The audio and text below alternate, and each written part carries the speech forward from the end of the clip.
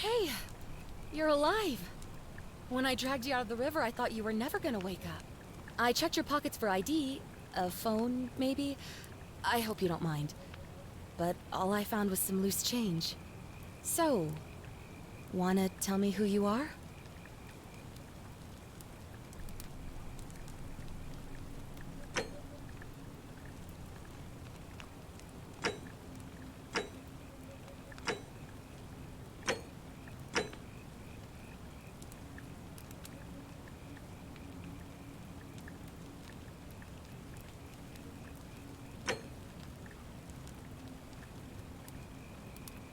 Well, it's nice to meet you. And I'm sorry to pry, but any idea why you were floating down the river? What's the last thing you remember?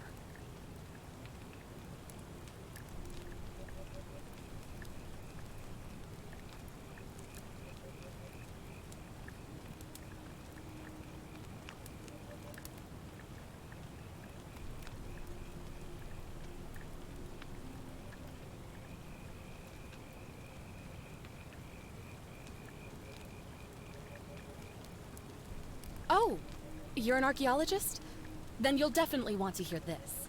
I don't know if it's exactly what you're looking for, but there are some ruins just behind you. Roman, I think. I need you to go in there and see if you can find a guy named Al for me. He went in there a few hours ago, and he hasn't come out. I've been freaking out, wondering if he's trapped or injured or worse. I would have gone in after him, but he made me promise to stay here, no matter what. There's no way I'm leaving without him, so I'm just kind of stuck here, waiting. What I mean is, I was hoping you wouldn't mind going in there to find him? If you can do that, I can get both of you back to civilization in my boat. Please? Oh, of course. Sorry, I don't mean to be pushy, I just... What do you want to know? Oh, there's not much to tell. Feels like I've spent my whole life in a dead-end job with an endless commute. Know what I mean? Oh, I'd rather not say if it's all the same to you.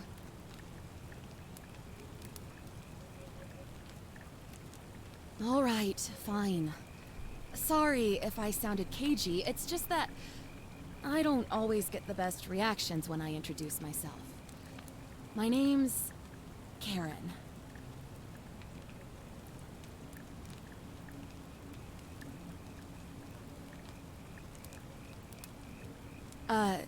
You're welcome. Always happy to help. Was there anything else you wanted to ask? He's the guy who washed up on the riverbank not long before you did. I thought maybe you two knew each other. I guess not. But maybe the two of you can piece together what you're doing here. In any case, you'll like him, I'm sure. Once you find him, that is. You really don't remember? We're in Italy. This river is the Tiber. Not much, really. But imagine what you might find in there. Priceless ancient artifacts. Al... What am I, an idiot? You could hike a long, long way in any direction and never find another soul. Trust me. Great. So you're ready to go look for Al?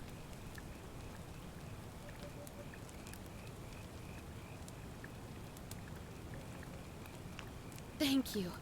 The entrance is just past those columns behind you. Please, hurry.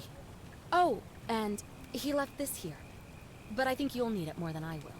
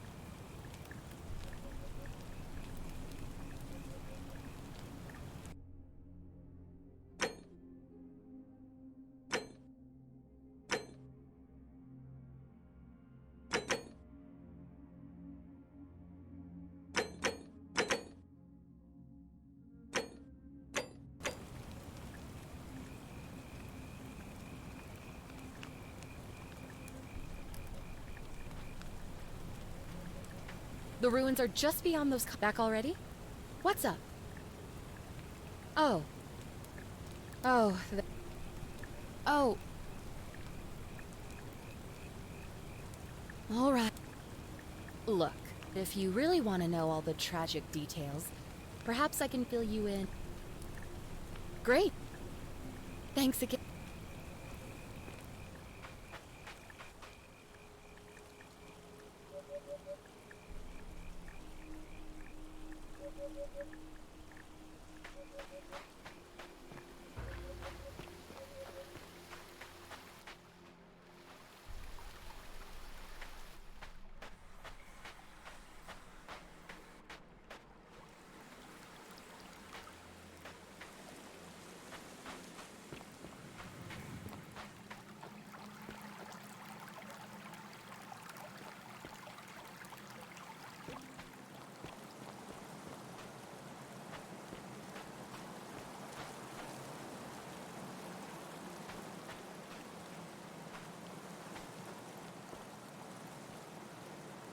If you're reading this, it means I've discovered the entrance to an ancient Roman city hidden deep underground. Its existence is long forgotten, all knowledge of it lost, except in the Latin inscription here. It reads, "You who wish to enter the city, step forth and be judged. The virtuous shall be rewarded with eternal life in paradise. The wicked shall find themselves showered in gold, but in vain, for this shall be their final resting place." Could an underground city have remained a secret for all this time? The people have survived down there, against the odds. It seems there's only one way to find out. If I'm not back in an hour, I'm somewhere on the other side. Consider this an invitation. Or a warning. Al Worth.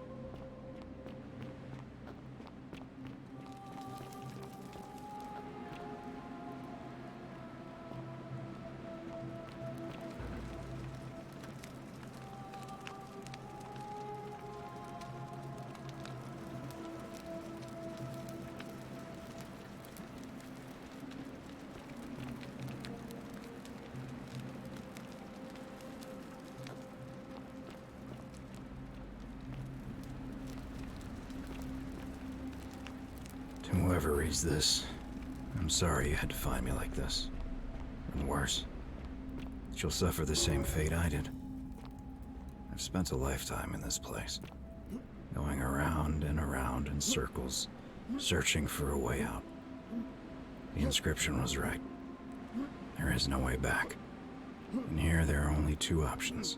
Death, or that godforsaken doorway into the past. I made the mistake of stepping through it. I wanted to set things right. And I tried. I really tried. Whatever I did, it took me right back to the beginning. Don't make the same mistake. Better to end it all now, and find out what awaits you beyond that portal.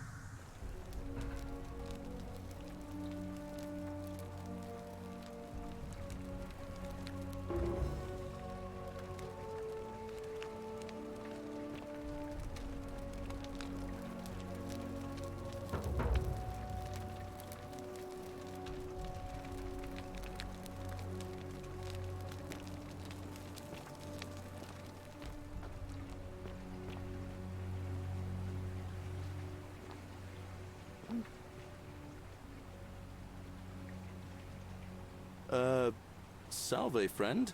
I'm Galerius. Mind telling me who you are and what you were doing in the Shrine of Proserpina?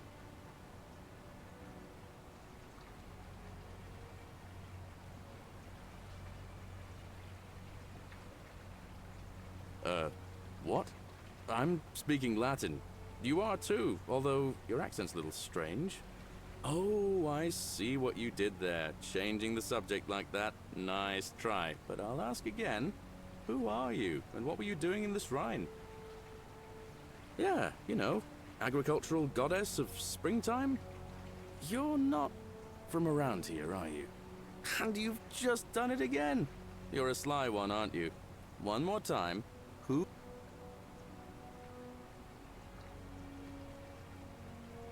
Oh, is that right? Well, just make sure you don't get lost in any other sacred places you're not supposed to be. Can't have you disrespecting the gods by accident, can we now?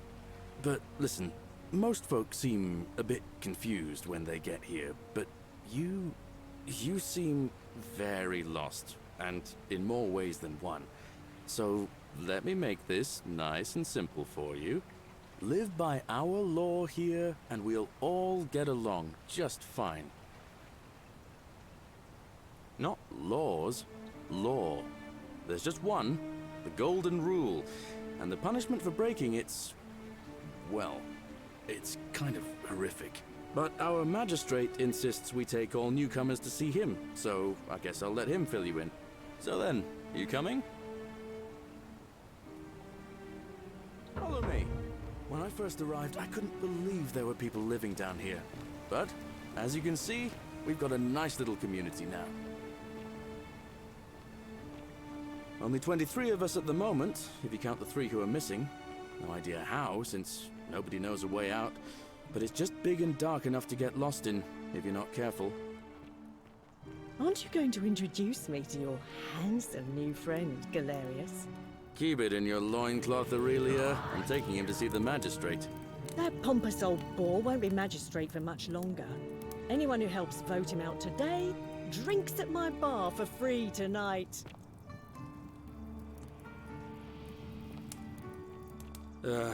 Politics.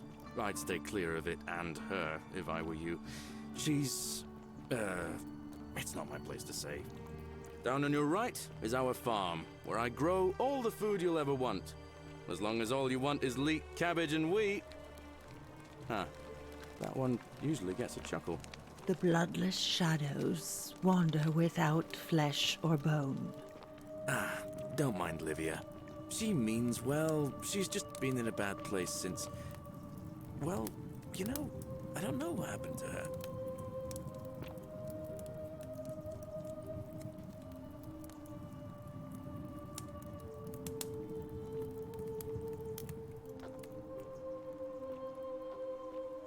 Up here on your right is the chasm. If you've got a weapon, it belongs way down at the bottom. Up on your left is the forum, where you can visit the market or get yourself patched up in Lucretia's clinic in the Shrine of Apollo. Most of us have almost nothing, just what we had on us when we arrived, and what we've been able to make and scrounge up since. And this central plateau is where the magistrate and the other patricians live, so don't expect a warm welcome. Hilarious. You're meant to be working the farm, not trudging dirt into the villas. Take it easy, Horatius. I was just taking our new friend here to see the magistrate. Well, he's asked me to escort the newcomer personally. The farm. Go. Now. You'd better go with him. But just remember, they're not like you and me. Don't let them use you. What was that? What did you just say? I said it'll take some getting used to. Yeah, I'm watching you, farm boy. Greetings, citizen. My name's Horatius. Magistrate Sentius asked me to escort you to him personally. Follow me, please. I expect the magistrate wants to brief you about the Golden Rule. It shouldn't take too long. He's busy preparing for the election later today. Follow me. The only thing you really need to understand right now is the Golden Rule. Let me see if I can explain it this way. When I was serving in the Legion, if there was a mutiny brewing in one cohort, the legate in charge wouldn't waste time finding the bad apples among hundreds. They just divided us into groups of 10, made us draw straws, and whoever drew the short straw had to be executed by the other 9. Didn't matter whether he'd done anything wrong. One of us in 10 would die for the crimes of the collective. We call it decimation. If that seems like rough justice to you, you're in for a rude shock. Because the Golden Rule is exactly 10 times worse. The magistrate can explain the rest. Who's up these stairs?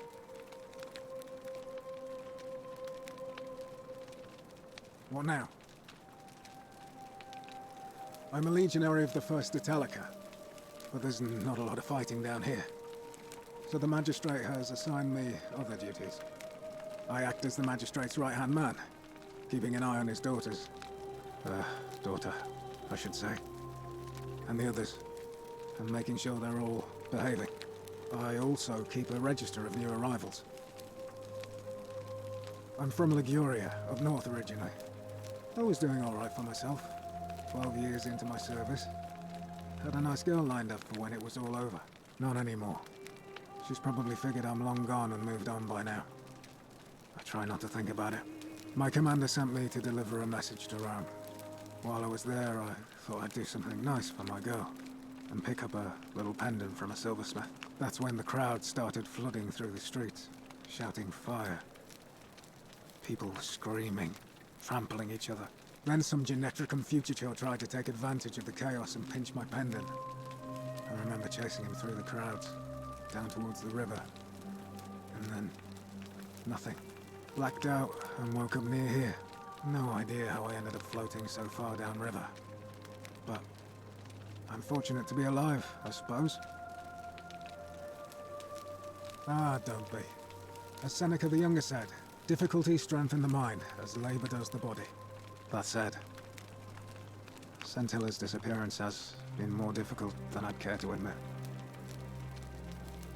He's one of the better commanders I've ever had, that's for sure. Good stoic. Lives by Seneca's words. Treat your inferior as you would wish your superior to treat you. Can't ask for much more than that. I went around asking the same questions when I first arrived. Never did find a way out. But I learned how to accept my situation. To bear trials with a calm mind robs misfortune of its strength and burden. That's from Seneca the Younger, if you're interested. I don't see why not. Just make sure I get it back by tomorrow.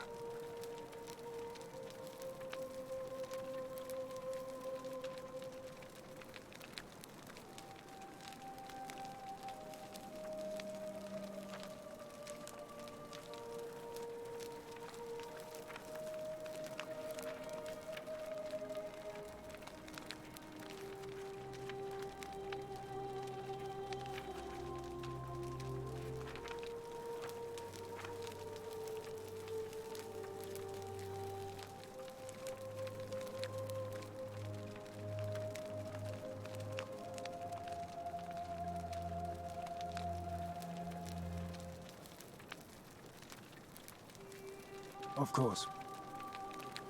Well, as I always say, it's kind of like a divine version of the practice of decimation in the Legion. By threatening to execute 1 in 10 men, the idea is to ensure order and discipline among everyone. And it works.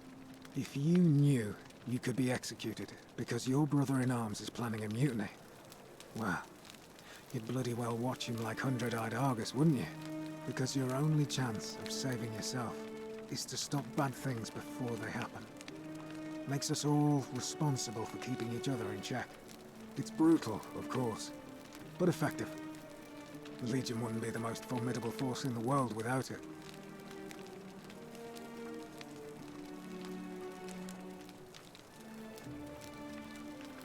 What's done is done. I was forced to execute my brothers-in-arms, and those memories will always visit me in my sleep. But life is harsh, and I've come to accept my lot. As with the Golden Rule, I don't have any control over it, so railing against it would be like trying to stop the seasons or the tides. As Seneca the Younger wrote, true happiness is to enjoy the present without anxious dependence upon the future, not to amuse ourselves with either hopes or fears, but to rest satisfied with what we have, which is sufficient. For he that is so wants nothing. A war crime? Isn't that a contradiction in terms? As Cicero said, in times of war the law falls silent.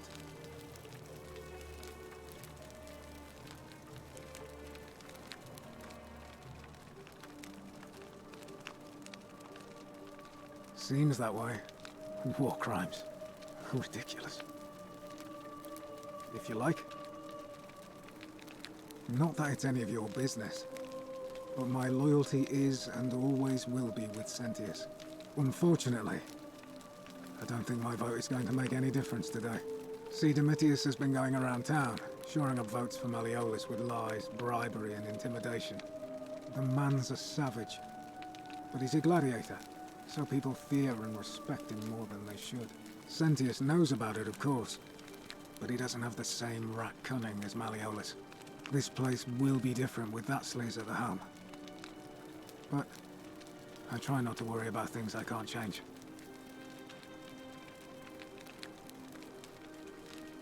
I appreciate the thought, but you're new here, and I just can't see how you could make an impact in the time between now and the election this afternoon. In any case, if you're interested in the election, go and have a chat with Equitia, the Vestal Priestess. She'll be overseeing proceedings.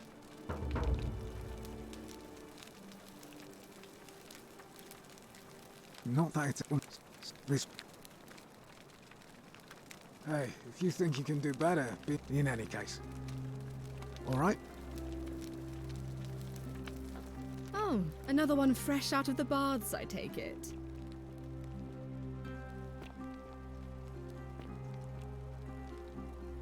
Ugh, I wish Horatius would stop letting barbarians in here. What do you want? I'm Sentia, eldest daughter of the magistrate. But you'd know that if you'd been invited in here and introduced properly. What are you doing in here? And why are you dressed like that? Really? I'd never have noticed, what with your flawless accent, appropriate attire, and impressive mastery of our customs. Now, remind me, why are we having this conversation? Ugh, what is it with you people? You heard the rumor that my little sister escaped and figure I must know a way out too. Is that it? Well, that's just a stupid rumor. We have no idea what happened to Scintilla. I wish you mouth breathers would just leave me alone. I don't know. Can you? Can you tell me how a person could have disappeared from a city with no exits and no crime? Was she snatched away by the harpies? It was 3 weeks ago. We ate our evening meal together, and I remember she seemed happy. In love. We went into our rooms, I went to sleep, and when I woke up, she was gone. That's it. I think so, yes. But she was very careful about keeping his identity a secret, even from me. Because our father had plans to marry her off, eventually, and even a rumor about her attachment to some mystery man might have ruined those plans. I don't know, but it's been 3 weeks since she disappeared, and he hasn't come forward. That might speak to a guilty conscience. All I know is, whoever he is, he's still here in the city. You really aren't from here, are you? All Roman women are named after their fathers. I think it's their way of branding us, like cattle to be sold at market.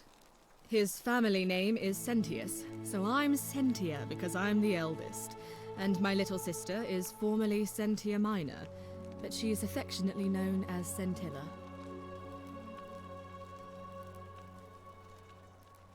Why? Because I'm on this couch and not pacing about the villa wasting energy? I hope you're not insinuating I'm somehow pleased with her disappearance. Ugh, you're awful. Get out of my villa and never speak to me again. Do I need to ask Horatius to escort you out of here?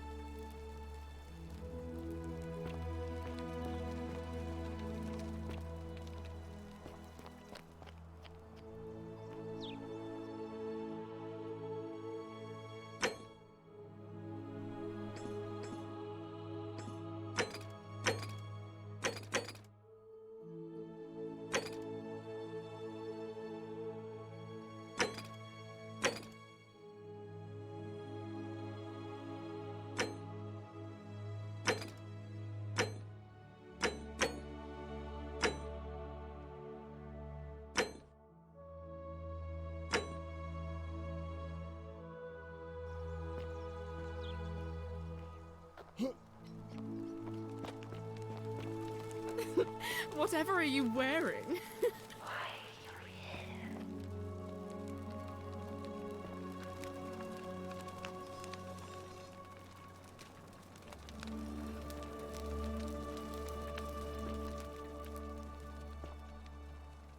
Do I need to ask Horatius?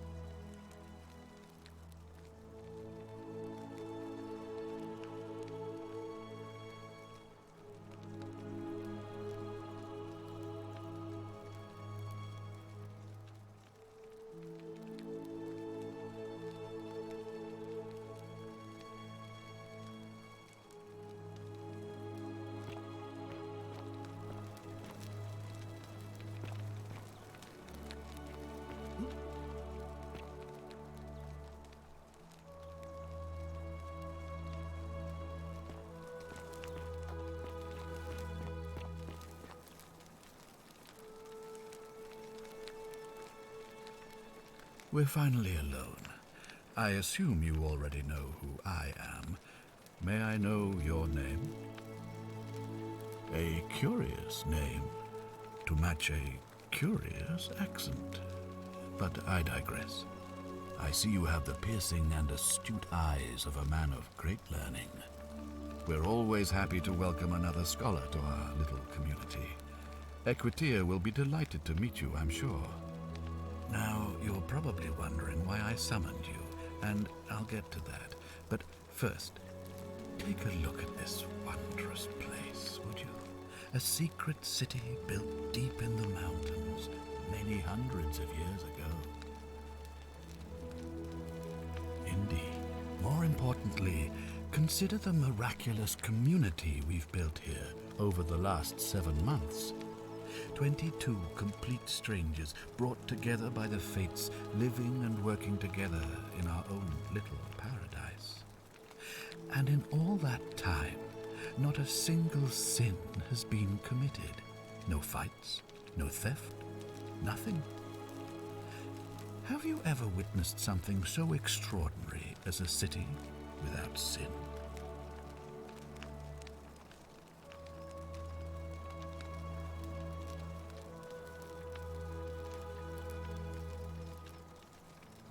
Nor could I until I came here. But the reason for this miracle is as simple as it is terrifying. If even one person commits a sin here, every last one of us will die. You see, the builders of this place, whoever they were, left inscriptions warning, "The many shall suffer for the sins of the one." From what we can gather, breaking the law here will anger the gods and provoke a terrible punishment. Like the curses of Medusa and Midas combined, turning us all to gold. We've come to call it the Golden Rule. It's extraordinary that we've survived as long as we have, and each day I grow more and more afraid that our time in the sun is almost up. And now it seems that day is finally here. All that matters is that somebody in this city is about to break the Golden Rule. Why else would Proserpina send you now? Unless you and I can stop them, our doom is assured. I know that's a lot to take in, and you look like you have questions. Please, ask away.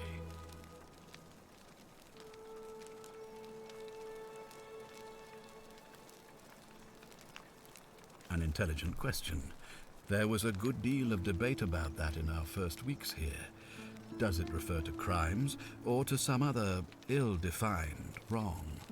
Of course, everyone agrees on the basics. No theft, no assault, and certainly no murder.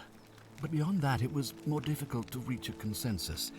What about lying, insulting someone, blasphemy, trespass, trying to escape, bribery, infidelity, suicide? As magistrate, I had to exercise leadership, and so I made a decision. We must uphold the laws of the Empire to a standard never before seen. And we must honor the peace of the gods, the sacred accord between the gods and the people of Rome. It is only by offering the gods the proper respect that we may prosper, as Rome has for centuries.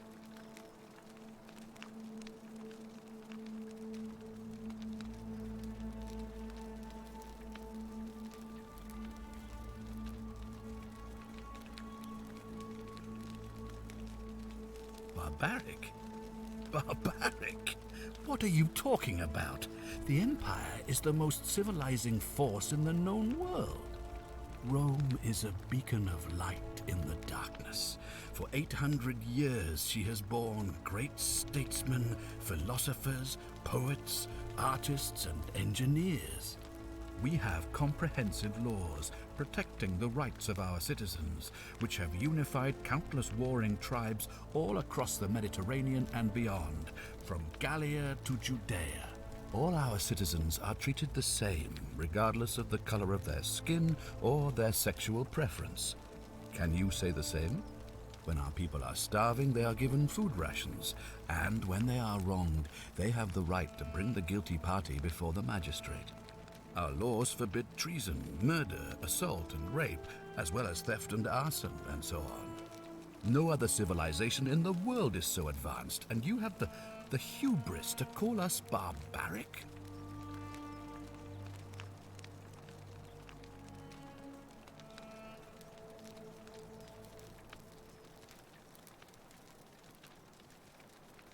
Of course.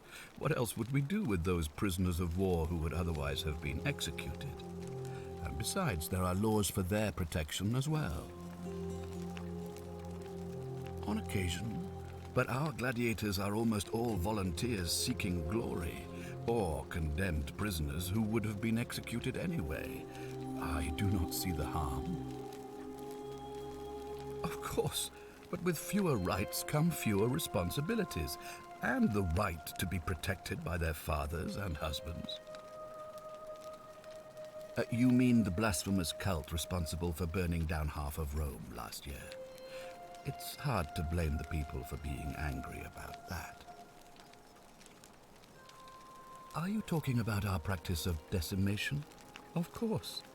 We could hardly unite all these warring tribes without a disciplined, formidable legion.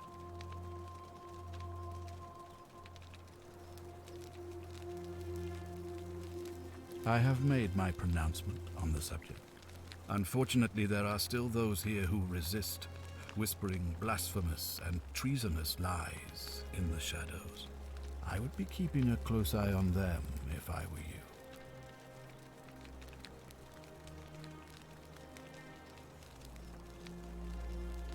You see, in my search for a way to save my people, I learned of an ancient ritual to Proserpina, the goddess of the cycle of life and renewal. It's said to open a doorway in time, so that if the unthinkable happens, one person can pass through it and travel back to the past. And when I saw you arrive in a flash of light from the goddess's shrine, I knew that person was you.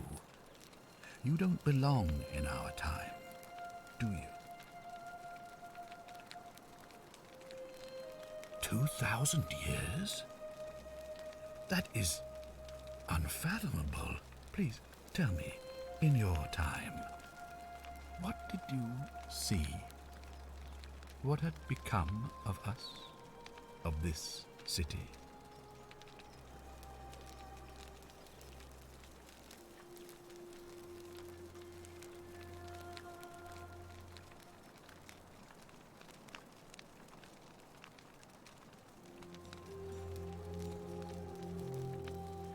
I have imagined it, our downfall, 1,000 times, but it still breaks my heart to hear the truth of it. All I can tell you is that it's a ritual sacrifice to Proserpina. I stumbled across instructions. I have to recite a prayer, and of course, as with all rituals, some sacrifice is involved. Usually that means wine or food, or in some cases a live animal. In this case, the sacrifice is rather more costly. The life of the person performing the ritual. I don't suppose you saw any sign of me in the future?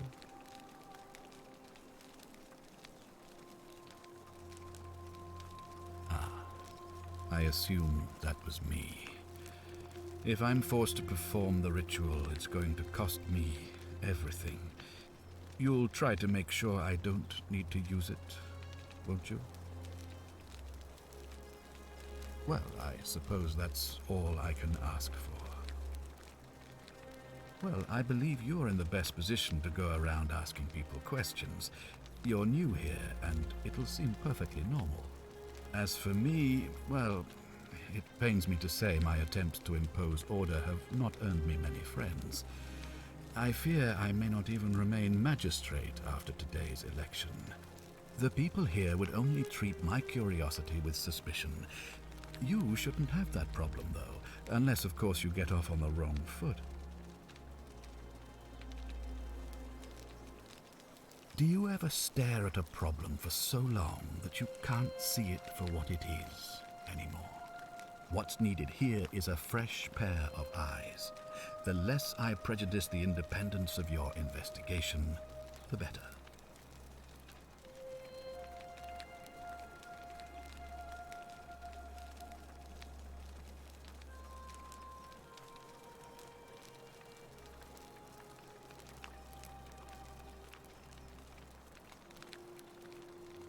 Ah, so you know about that already.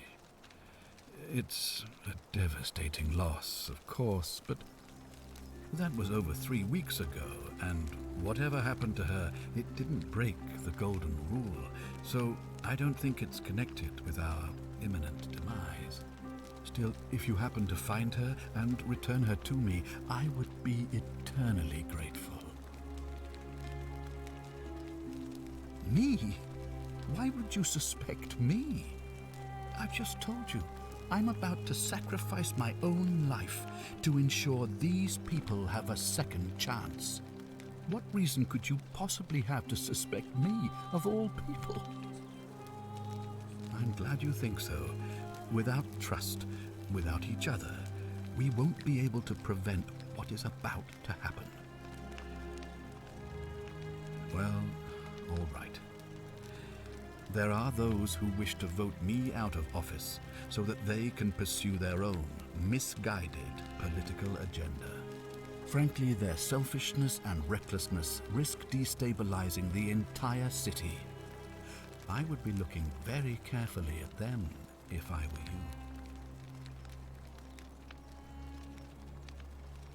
you. If I understand Prosperna's ritual correctly, that problem should take care of itself. Let me see if I can explain. If you manage to prevent the sin that breaks the Golden Rule, I won't need to bring you here. I won't create the portal, and you will never have been able to come here.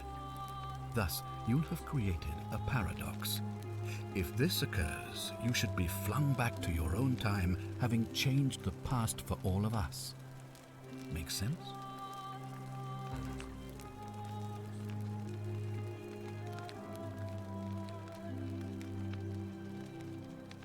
Ah, good.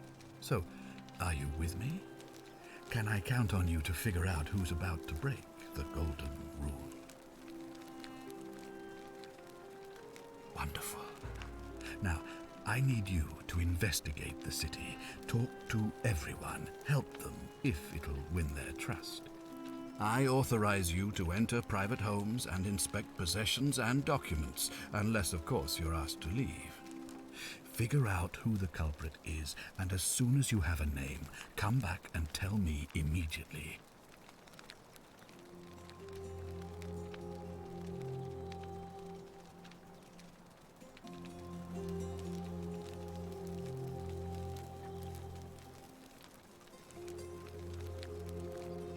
Oh, and one last thing.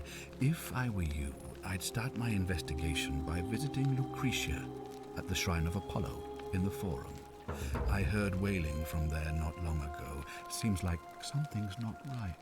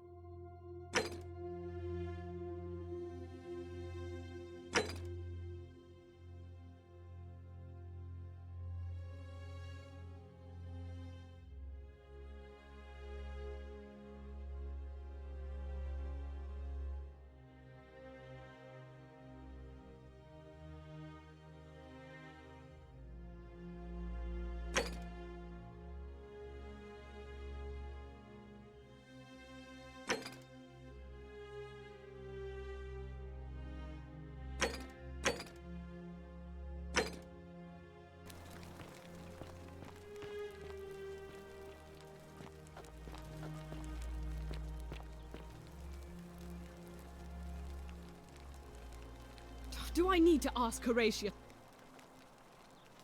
Fear is proof of a degenerate mind. What now? All right?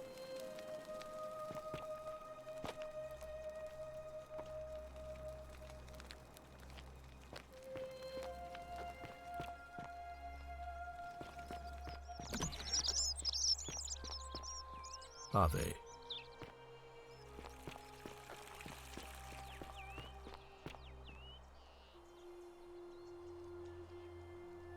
What were you two talking about? Don't play dumb. I saw you. Having a shady little chat with old man Sentius up on his balcony. What's he offering you? Money? Favours? What's your vote worth to him?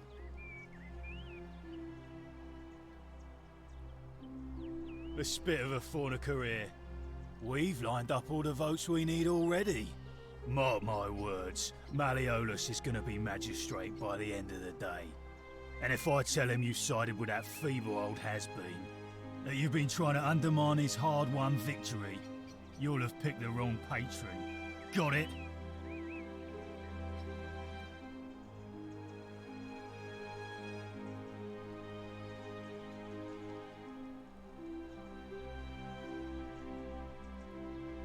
Good. Then stay out of it. Nobody likes Caput Murday foreigners interfering in an election. Can't hurt. The name's Domitius. You want to get to Malleolus, you go through me. Why? Because I am a gladiator. That's why. You want to see me fight? Keep running your mouth, fatuous cunners. When Malleolus wins the election, yeah? This place will change. You won't even want to leave. You'll see. I think it's gone on long enough, and Malleolus is going to put an end to it once he's elected.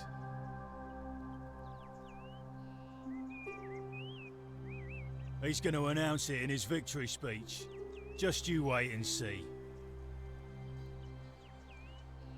'Cause if I tell you, and it gets out, it'll give old man Sentius a chance to interfere in our plans. And we can't have that. We've already lined up the votes he needs to win. Just stay out of our way, and we won't have a problem. Malleolus, of course. If old man Sentius can't even protect his own daughter, how can we trust him to protect us? Too bad. He's busy. Unless... No. You don't look like you could afford it. I'm glad you asked. See, he's a busy man, and this is an important day. He'll be inside practicing his victory speech for tonight. Left me strict instructions he doesn't want to be disturbed. So if you want to see him, I'll need something valuable in return.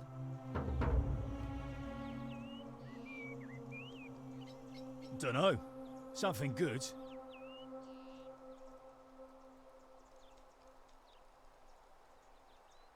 Bribe? That's such an ugly word. What I'm looking for is more of a tribute to me, your soon-to-be patron. Just make it good. Yeah? If you set one foot in that villa without permission, I'll skin you alive, you pusilla semitop. Or Sinculio mio.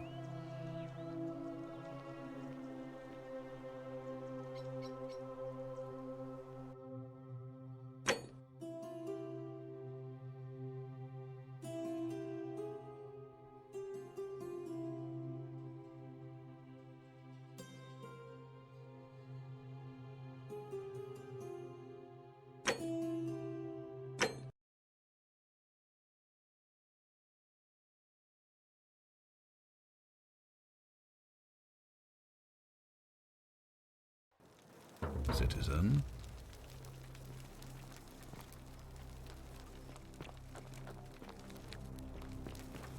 Keep an eye out for Scintilla, would you?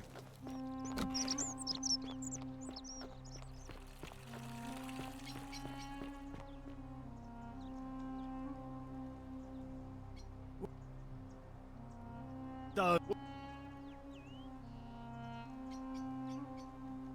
This. Good. And.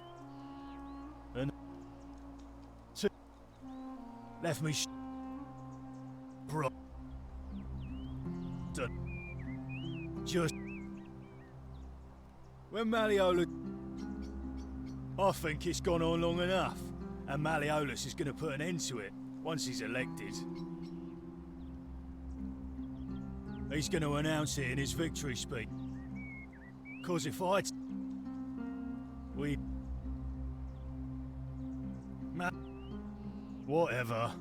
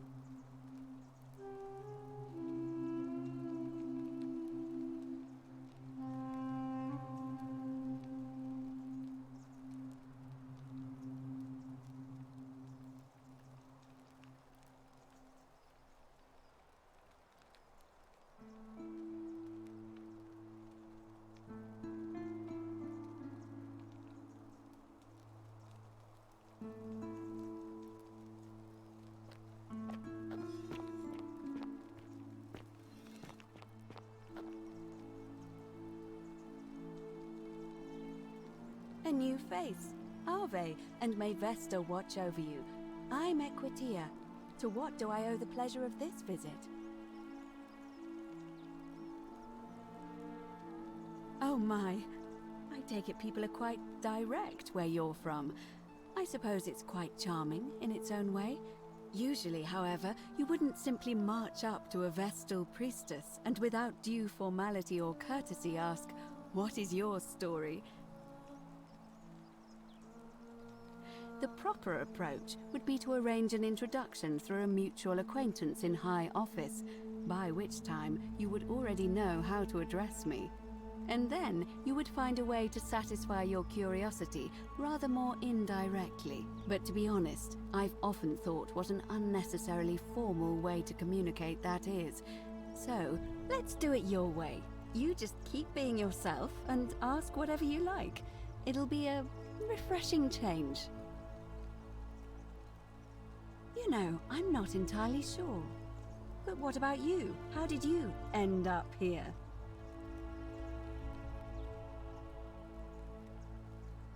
Karen, you say? And nothing about that name seemed odd to you?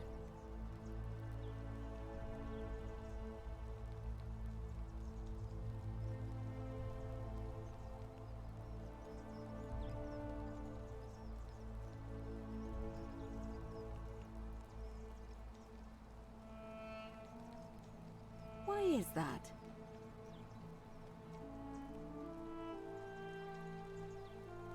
The memes? What are the memes?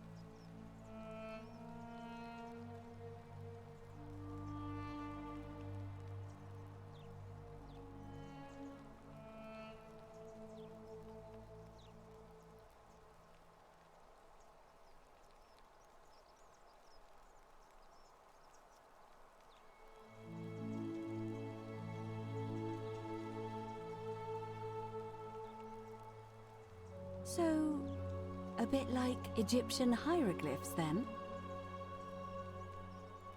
So your people make hieroglyphics depicting this accursed character, the one they call Karen. I wonder if... No. I apologize. I don't mean to be cryptic. It's just that you've got me thinking. Have you spoken with any of the others about how they arrived here too? I really think you should. Go around and ask them what they remember and see if you notice any patterns.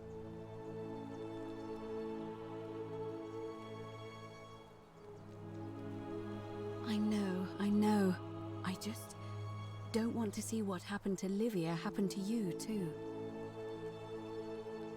Up until a few weeks ago, she was a perfectly productive member of our little community, darning clothes and cutting hair. She was always so chatty, always seeking out newcomers and asking them where they were from and how they wound up here. And then, about a month ago, she suddenly changed. She withdrew, stopped working and became despondent, started muttering to herself.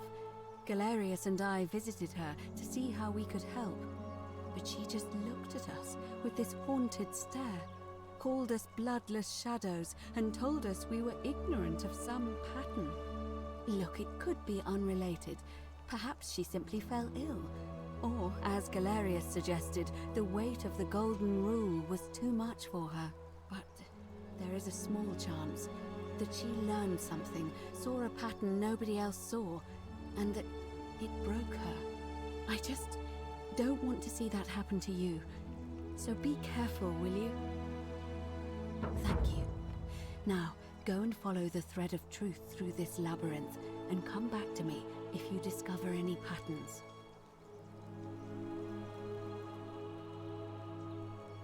I don't, I'm afraid. It seems to me we're exiled here until the gods judge us, one way or another. Let's do it your way. You just keep being yourself. You really don't know? You are from far away, aren't you? Well, I am one of the priestesses, charged with keeping the sacred flame in Rome's shrine of Vesta burning. I take it you know who Vesta is? Vesta is the mother goddess of hearth and home, and the guardian of the Roman people. Put simply, I tend to the temples, ensure their sanctity is preserved. Why? So that we continue to honor our gods, invite their blessings, and not bring their wrath down upon us, of course. It's vital that we keep them appeased and remain in their good graces. I'm quite sure it's the work of the gods, which is strange because they've never been particularly concerned with our misdeeds, as long as we've kept the peace of the gods. We asked for blessings, for good health, bountiful harvest, military victory, and in return, we offer praise, wine, incense, or animals. But here, it seems they require much more of us. I find myself reminded of an especially pertinent tale from our great poet Ovid in his epic Metamorphoses. Would you like to hear it? It is rather long. Wonderful. It goes like this. Baucis and Philemon were an old married couple living a humble life in a small town. One night, the town gets a visit from a couple of vagrants. They go from door to door, asking for a place to stay the night. Of course, being vagrants, they're turned away sharply from house after house, 1,000 in all, until finally they come to the little cottage where Baucis and Philemon lived. Now, the kind old couple had very little to offer, but nevertheless, they invite these strangers into their house and offer them food, wine, and a place to stay. Immediately, the guests make themselves at home. They begin gulping down the old couple's wine, so much so that Baucis, the old lady, begins to worry they're going to run out.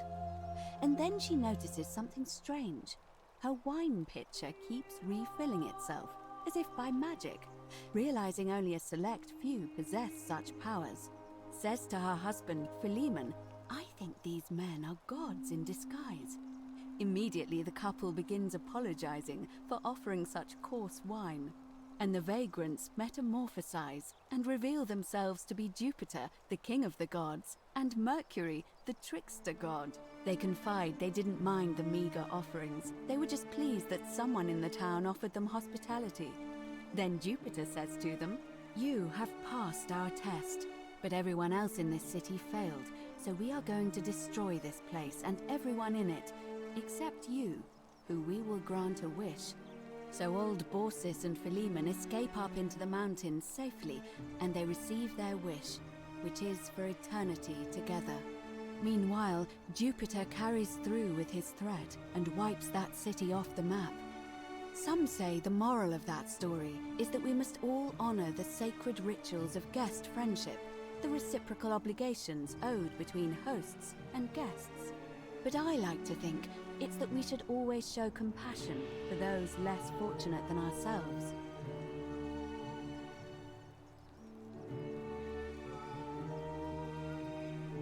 A cynic philosopher might take that view, but it's not entirely invalid, I suppose. It must be completed by dusk, just the same as any other official business. It'll be between Sentius, the incumbent, and Malleolus, the challenger. Why do you ask? All of the male citizens who are willing and able to attend, unless they're running, of course.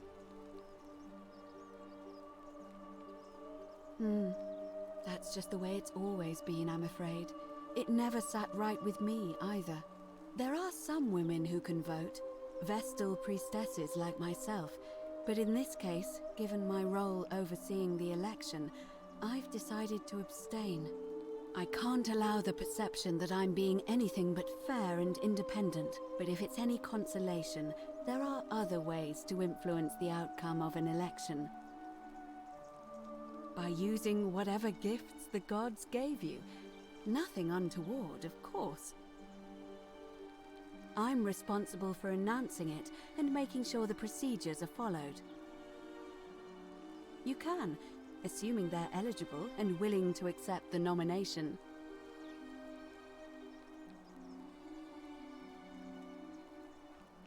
As I said, I'm planning to hold it before dusk, but I suppose I could hold it sooner, if there's a good reason.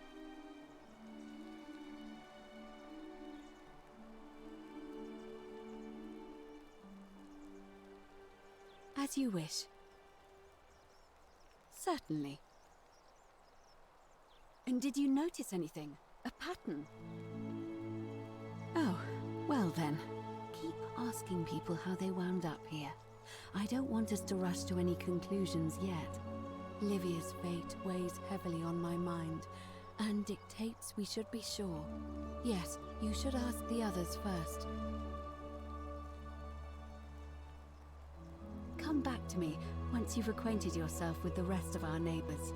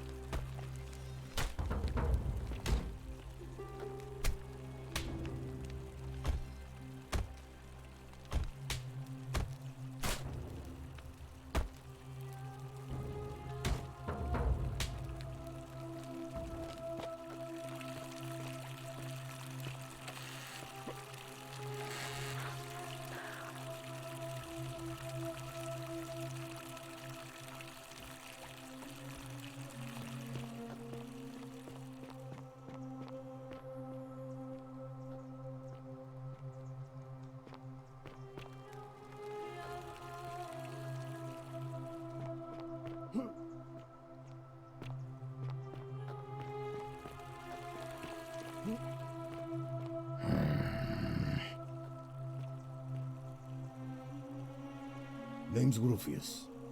Better watch your step. Can't talk long. Got to stay sharp, but... family's from Seleucia on Tigris. Babylon province. But I've been roaming a long time now. Even joined the legions. The 6th. The one they call Ironclads.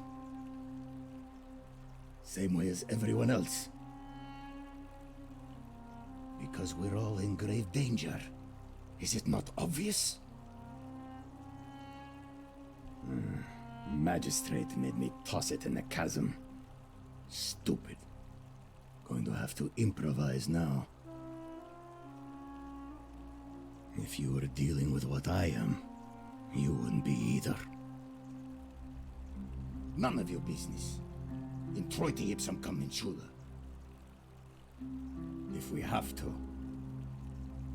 If I did, do you think we'd be having this conversation? I'll tell you this much. I hate the fact that my survival depends on the common sense of other people.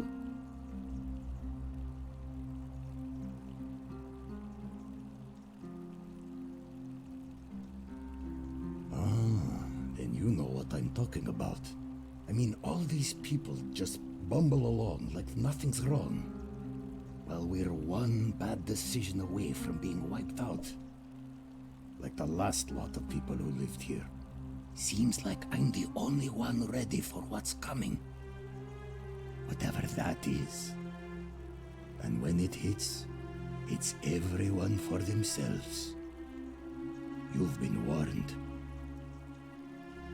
I don't know. But did you ever get the feeling some of these statues are watching us when we're not looking? Like they're waiting for something. I don't like it. Of course I am. Meliodas. Not sure I trust Sentius. Couldn't even protect his daughter in a city without sin. How's he going to protect us?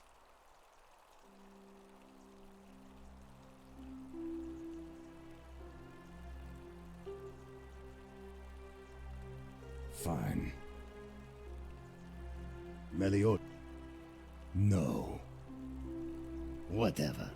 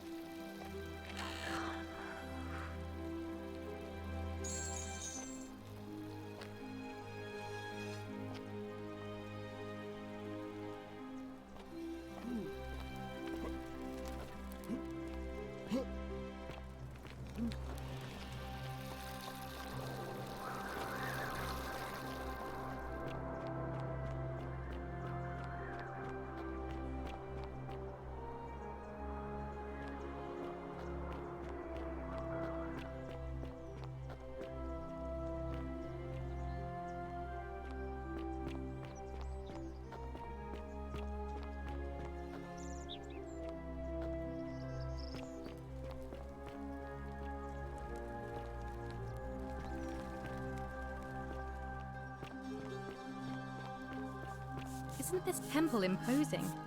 I'm glad somebody had the... Salve, friend. I'm Octavia.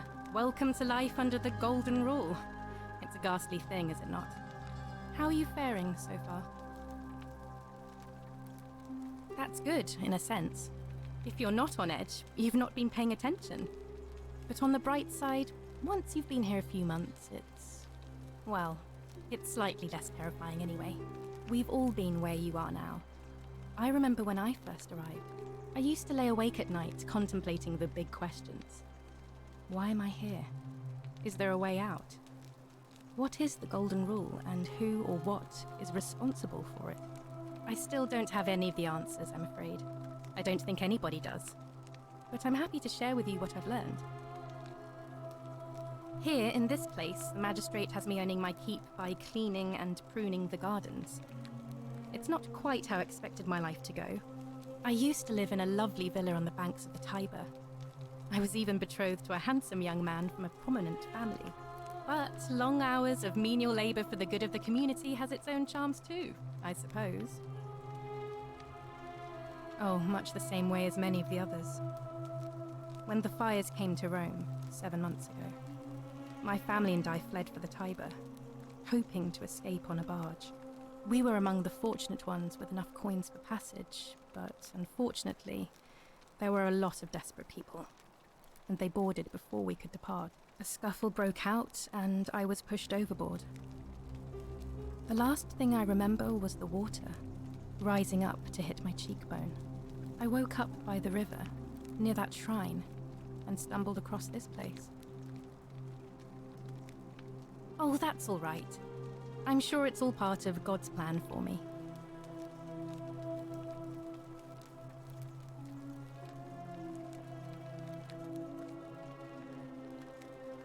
Oh yes, of course. A slip of the tongue.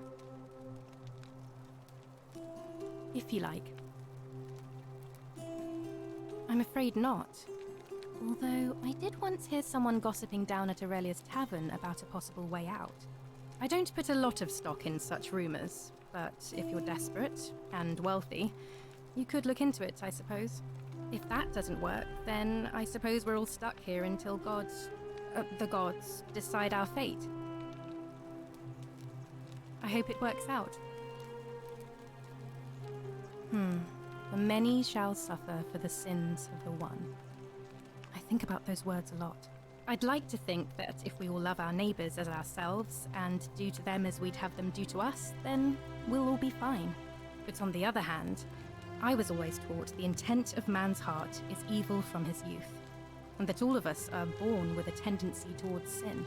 And that's where I get stuck. Is it true? Are we born with a tendency towards sin? You don't think that's a little naive?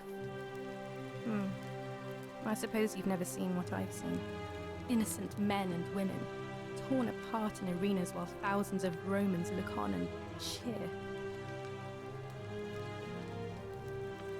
If that's true, then sooner or later, things are going to end badly for all of us down here.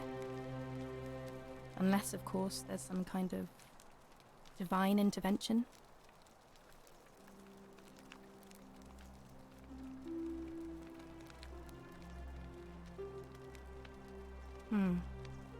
I wish I shared your faith.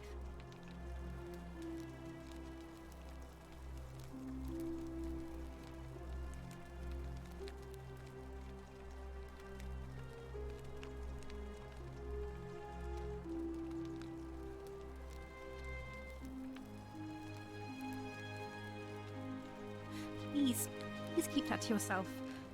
I know you're not from around here, but things are very difficult for us right now. There was a terrible fire in Rome last year, and our emperor decided to make us his scapegoats. There were executions. It was horrible. Oh, thank you. You have no idea how much I appreciate that. All right, well, it was lovely to meet you. I look forward to getting to know you better over the coming months. And if you ever... I can't believe this is how it ends.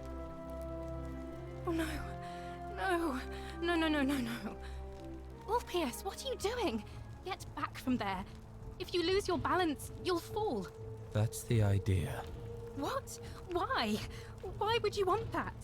Why do you think I'm stuck for the rest of my life working for a man who treats me like an animal?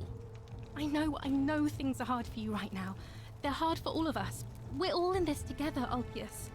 Please just think this through. If you do this, it could be the sin that seals all of our fates. Is that what you want? I'm sorry, but I just don't care anymore. Please, Ulpius. Help him. If he goes through with it, it could be the end for us all. I don't know what to do. I've never had to deal with this sort of thing. Please, you need to talk to him.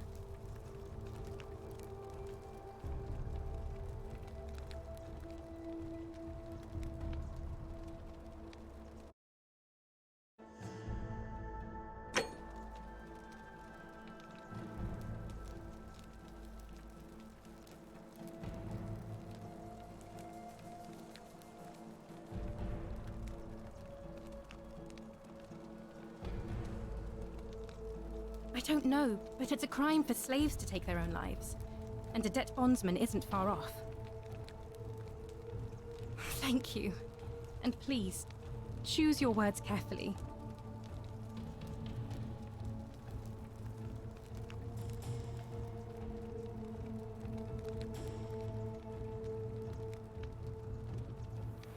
Let me guess. You're going to lecture me on how suicide is a crime against the Empire.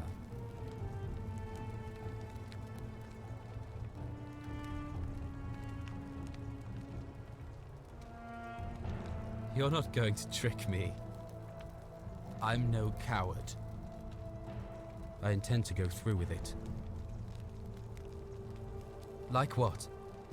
I'm stuck slaving away for that culus cumulatis for the rest of my life. What do I have to live for?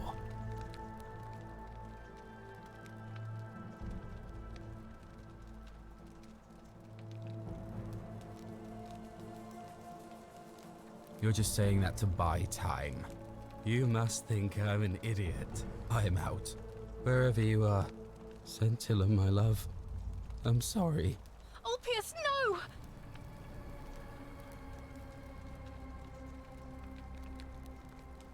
I can't believe he went through with it. Oh Lord. That poor lamb.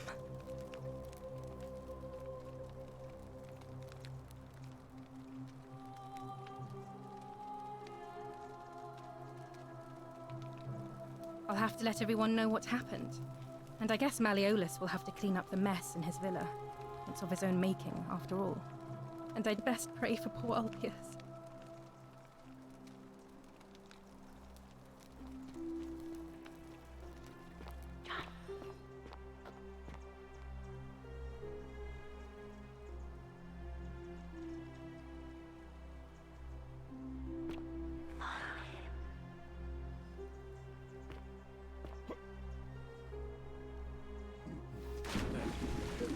Thank you. Thank you. I am delighted and deeply honored to have been elected your magistrate. Magistrate. Yes. Yes. Thank you. Thank you. I'm delighted and deeply honored. Elected your magistrate. And now, I make this solemn promise to you, good citizens. And now I make this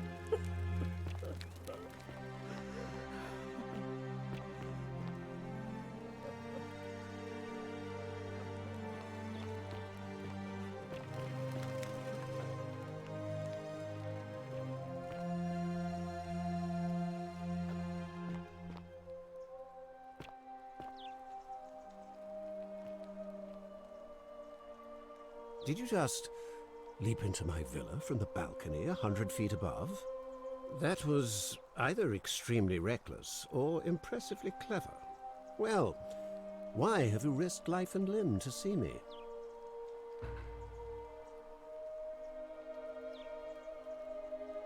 I'm afraid not. We're stuck down here together, for better or worse. We're all going to have to make the best of it. I'm Malleolus, and if it wasn't for this interruption, I'd be practicing my victory speech for the election later today. I'm glad you asked. I'll finally restore freedom to this city, just as I've been promising. These good people have suffered long enough under Sentius's tyranny. By declaring there's no such thing as the Golden Rule, it's a children's fable exploited by Sentius to frighten us into submission. Wait, don't tell me you've fallen victim to that monstrous lie?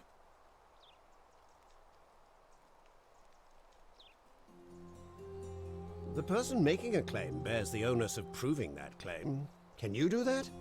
Can you prove the Golden Rule is real?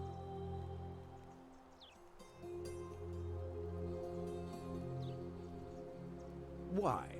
What credible evidence do you have for its existence?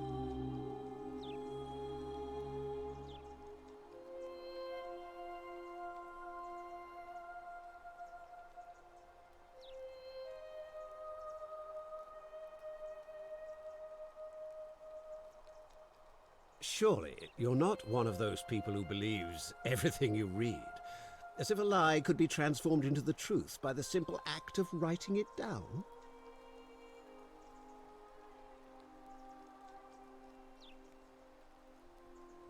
I disagree. I'll be guided by what is best for the city's people, and that means giving them the freedom to do as they wish. True, but that is simply because you are mistaken. You mean the children's fable exploited by Sentius to scare us all into doing what he wants? I trust you can see yourself out. Through the door this time? There's a key just beside it.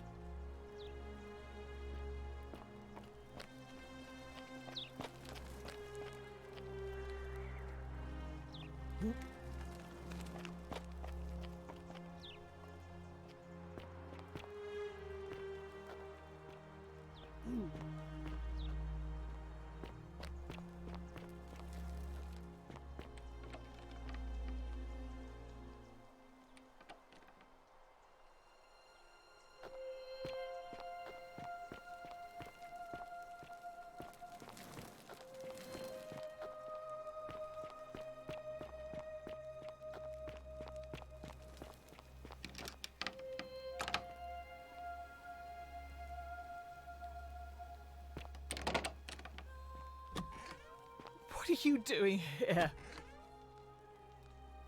You're not supposed to be in here.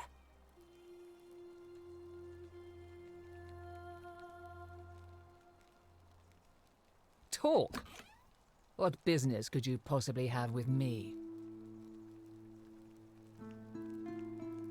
My marital affairs are no concern of yours. Thank you very much. I think a better question is, why am I being interrogated by a stranger who just barged into my villa? I have quite enough marriage trouble already, without having to explain to my husband why I am receiving strange men in private.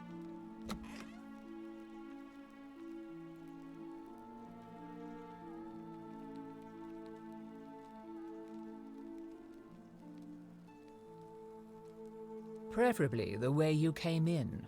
By which I mean, please leave. I think it's about to be broken if you don't hurry up and leave. Finally! Why are you still here? Finally!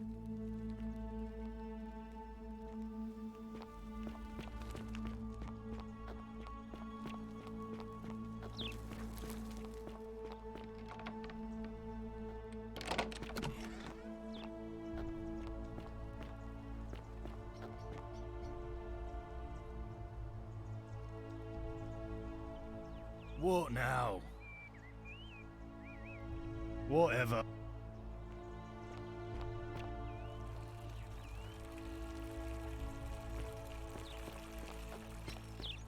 Ave.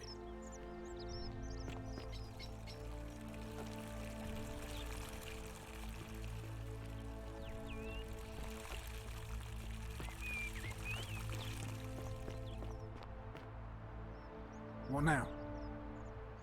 All right?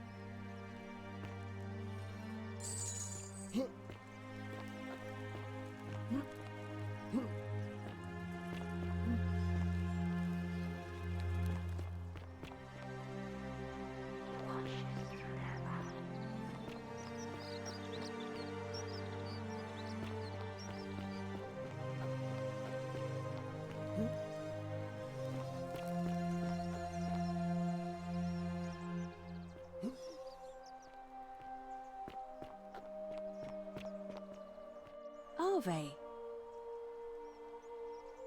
Ave again. Did you find what you need? Come back.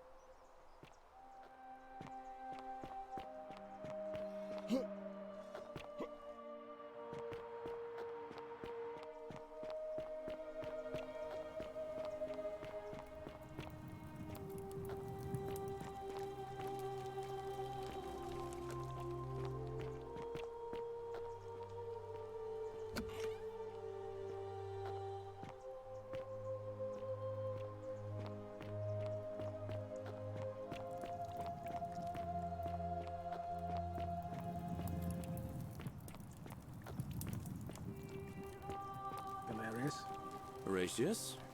Looking a bit troubled there. Still no sign of Scintilla. And I haven't slept right in 3 weeks. Don't be too hard on Ixion yourself. turns. From what I hear, nobody saw it coming. Anyway, I thought you Stoics weren't supposed to worry about things you can't control. Yeah, but I keep thinking, what if there is something I can do? What if she's out there somewhere suffering, waiting to be found? Sounds like you're torturing yourself. Leave that for the gods. Try to relax, get some rest. Tomorrow's a new day. I suppose you're right.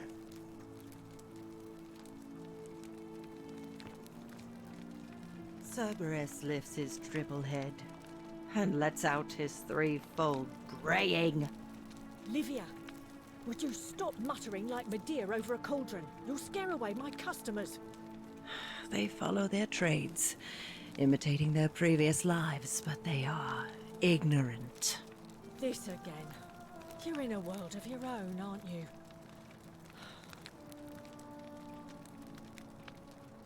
Just as the ocean accepts the rivers of all the world, so this place accepts all the souls. But it does not notice the crowds that come.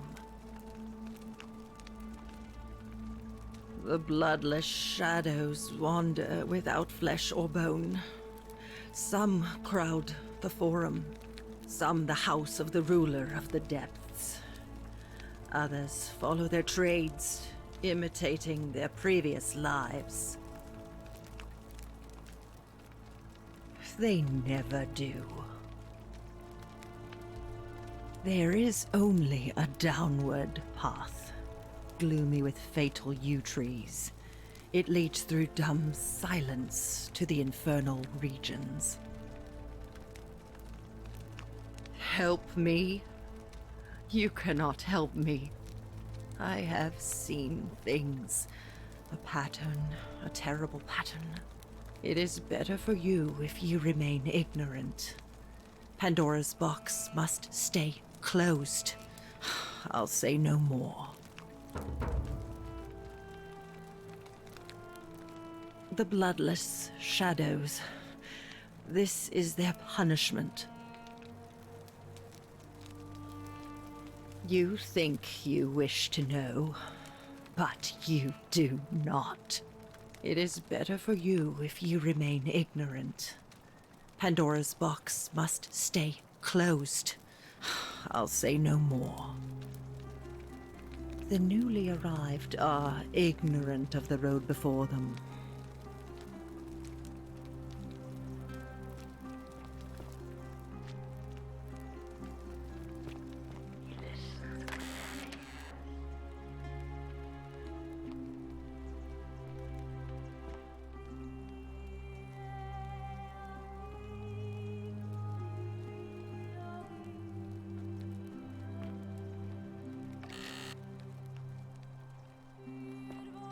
You, Tantalus, cannot catch the drops of water, and the tree you grasp at eludes you. Don't be too hard on yourself. From what I hear, nobody saw it coming. Anyway, I thought you Stoics weren't supposed to worry about things you can't control. Yeah, but I keep thinking, what if there is something I can do? What if she's out there somewhere suffering, waiting to be found? Sounds like you're torturing yourself. Leave that for the gods. Try to relax, get some rest. Tomorrow's a new day. I suppose you're right.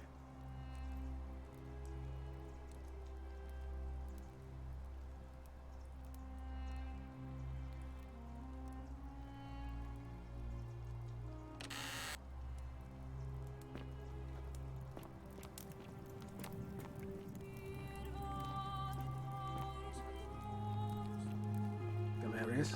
Horatius? Looking a bit troubled there. Still no sign of Scintilla. And I haven't slept right in 3 weeks. Don't be too hard on yourself. From what I hear, nobody saw it coming. Anyway, I thought you Stoics weren't supposed to worry about things you can't control. Yeah, but I keep thinking... Ixion What if there is turns. something I can do? What if she's out there somewhere, suffering, waiting to be found? Sounds like you're torturing yourself. Leave that for the gods. Try to relax. Get some rest. Tomorrow's a new day. I suppose you're right.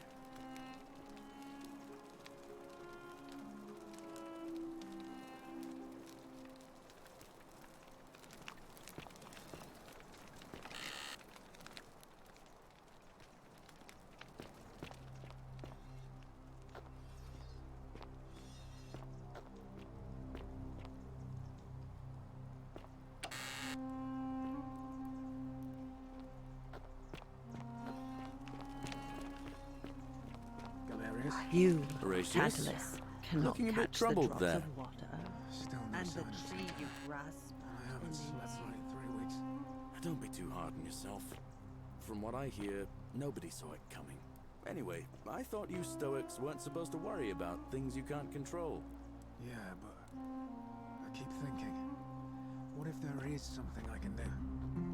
What if she's out there somewhere suffering, waiting to be found? Sounds like you're torturing yourself. Leave that for the gods. Try to relax. Get some rest. Tomorrow's a new day. I suppose you're right.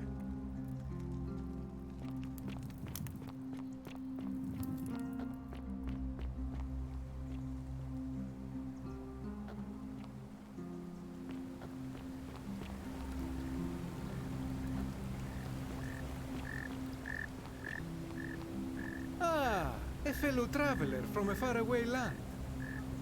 Greetings, I'm Georgius. It gladdens me to see another foreigner in our midst. We must stick together, you and I. And I must say, my sartorial friend, your clothing is most extraordinary. Leather boots in place of sandals, trousers with precise stitching, and such a curious design. I have traveled distant trade routes from the markets of Damascus to the farms of India, and never have I seen anyone dressed quite like you. Tell me, I must know, from which exotic part of the world do you hail?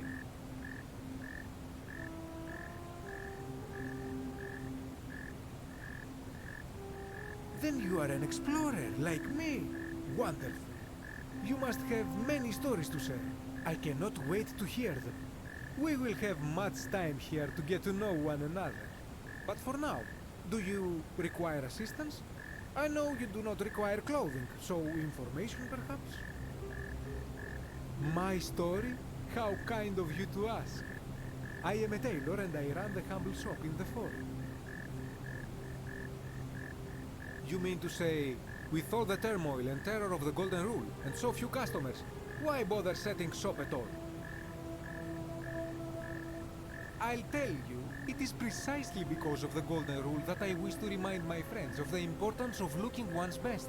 I say, the more of our customs we preserve down here, the more we can preserve a semblance of normality, the better our chances of keeping our heads. Don't you agree?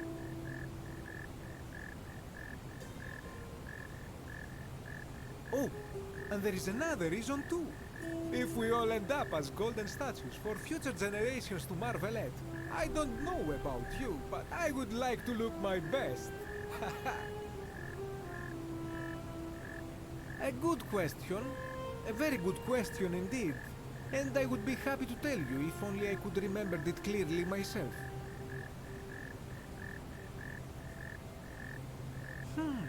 I remember I had just been to Rome to sell an extraordinary selection of wares, and droning in coin, I decided to celebrate my success. I rented a prestigious villa by the Tiber, invited over a few select friends, and we began making our way through some of the most exquisite wine money could buy. Quite a lot of it, in fact. Now, I have had visions and awoken in strange places before. I have even found myself naked in the desert sands more than once, but none of that compares to this. This time, I remember people screaming. then falling into a void as empty as time before creation, gasping for air, and then nothing. When I regained my faculties, I was lying naked by the banks of the Tiber, gods know how many miles from my villa. Indeed. I'm lucky I was carrying a little extra weight. I believe it kept me afloat. In any case, it seems I'd been rescued and resuscitated by a benevolent stranger. I went to find firewood for his campfire, stumbled across a cave, and discovered that trapdoor temple. And here I am.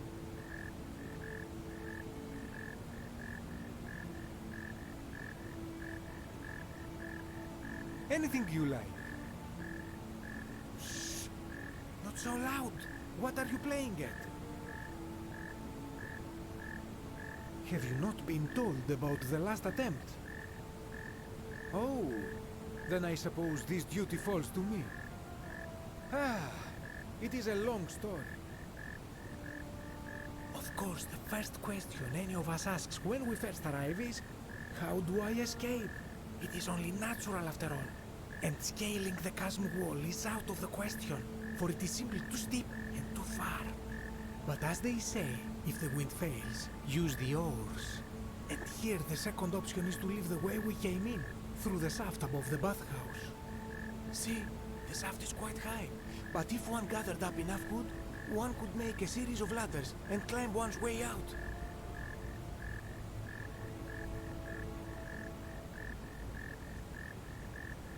They have. I am getting to that. There was an attempt, made by resourceful fellows who lived here some years ago. They even decided to keep records of their escape attempt for posterity. Unfortunately, as soon as they began to carry the first ladder down the hallway, they heard a godlike voice saying the entire city, and that, tragically, is where their tale ends. So it seems that to merely attempt escape is to invite the wrath of whichever god oversees this place, and so I say it is best to not even discuss it aloud. Ah, yes. The many shall suffer for the sins of the one.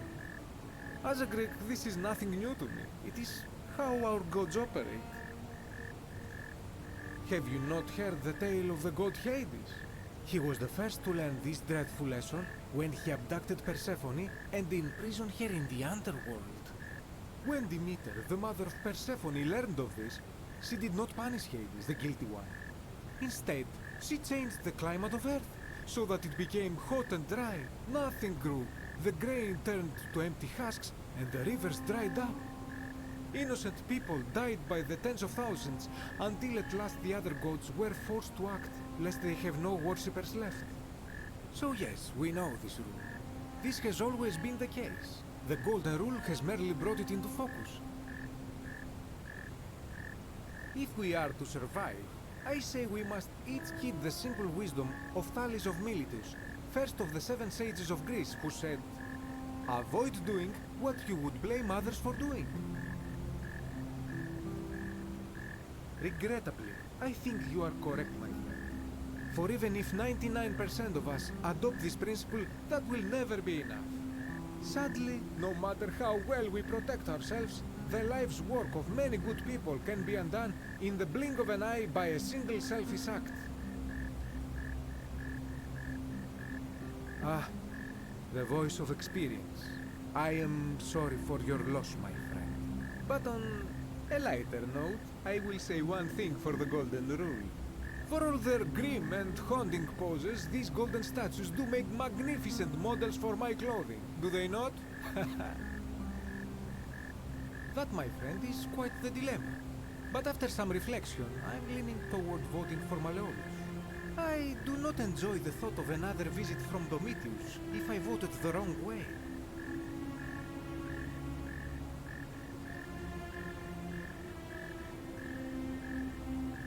Nothing comes to my mind, my friend.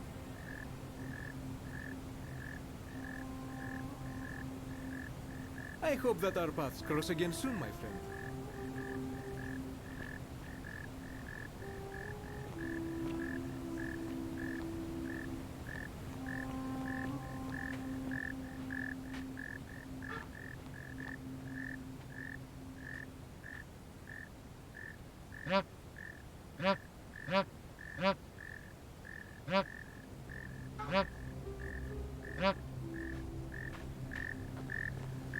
Make sure you stay away from that empty shrine. It's going to collapse at any moment.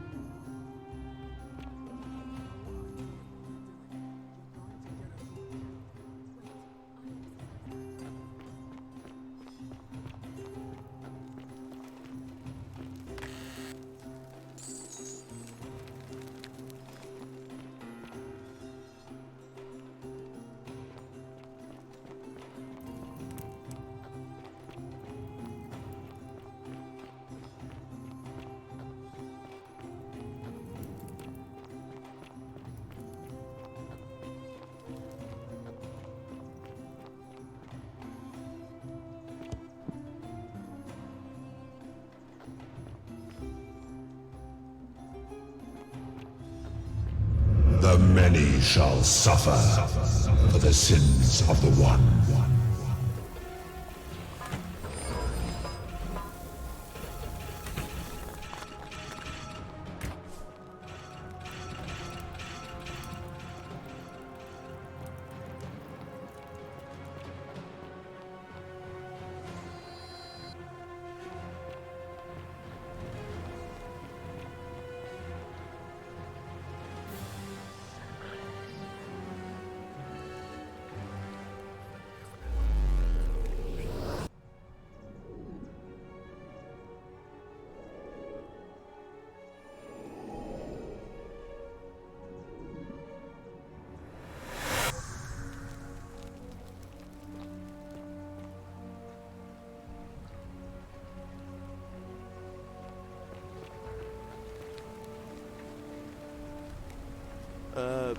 Salve fr- I don't think so. I've never seen you before in my life. Oh, Bacchus, how much did I drink last night? Sorry to have bothered you. Oh, and since you seem to be in a hurry, you should try out this device I made. Worked real hard on it.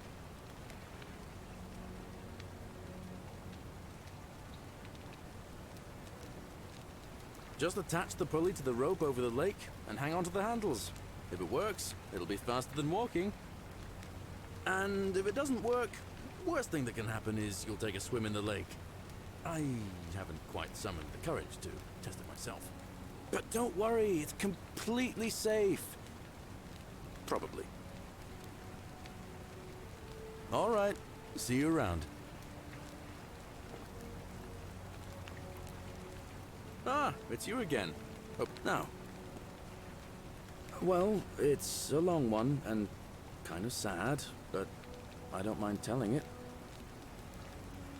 I'm a farmer. Always have been. I grew up in a small village in Britannia, Camulodunum, with my parents and 2 little sisters. Lovely part of the world. One day, when I was about 20, my father and I were in the top paddock, loading our cart, when some Roman legionaries came along, demanding produce for their men. My father told me to run into the house for his axe, and so I did. Sprinted so fast I almost threw up, but by the time I got back, he was bleeding out on the ground, and our cart was empty. That was my first encounter with the legions. My mother died of a broken heart soon after, and things went downhill from there. I took over the farmstead, but I was young. It was a struggle. More raiding started before too long. We'd come outside in the morning to find animals missing, our stores pillaged. These Legion thugs just took whatever they wanted.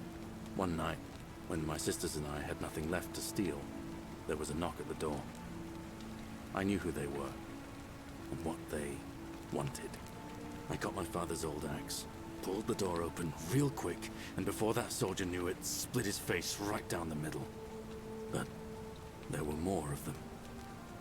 I never saw how many, because the next thing I knew, I was waking up with a mouth full of dirt and lungs full of smoke. My home was reduced to ash. My sisters, dead.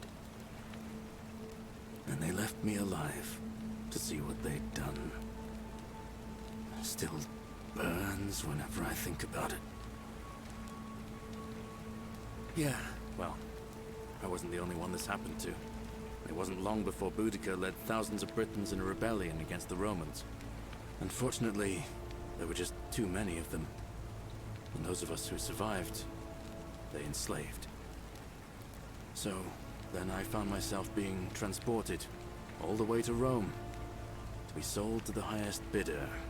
I spent a few years working for my new master, learning the Romans' ways, Romanized my name and everything. Tried to escape a couple of times, but they always found me, and I'd just end up right back where I was. I'd probably still be there too, if it wasn't for the stampedes breaking out. You see, about 7 months ago, an enormous fire broke out in Rome. Everybody was running down toward the river, screaming and shouting. I'd never seen anything like it. Human beings acting like cattle. I got swept up with them somehow, and the rest is a blur.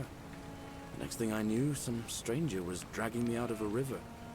Stumbled across this place and started my life over again. That's what I thought too, for a while. But it seems the gods aren't done tormenting me yet.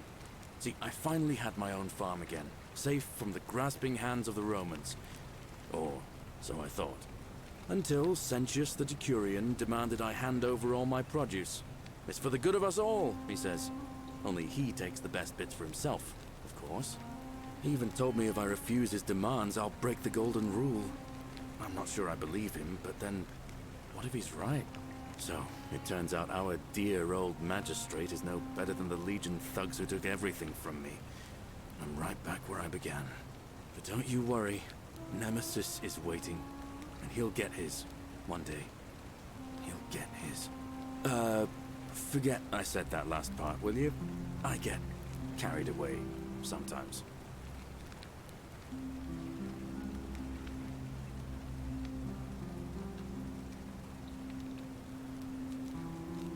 Thanks, friend. I knew I liked you. Anyway, that's enough of me rambling. Was there something else you wanted to talk about? Well, as much as I'd love to get out of here, the harvest's always more fruitful in another man's field, isn't it? But Scintilla, Sentius' daughter, went missing a few weeks back. Could be she found a way out. If anyone knows for sure, it'll be her sister, Sentia. But she'd never tell the likes of me.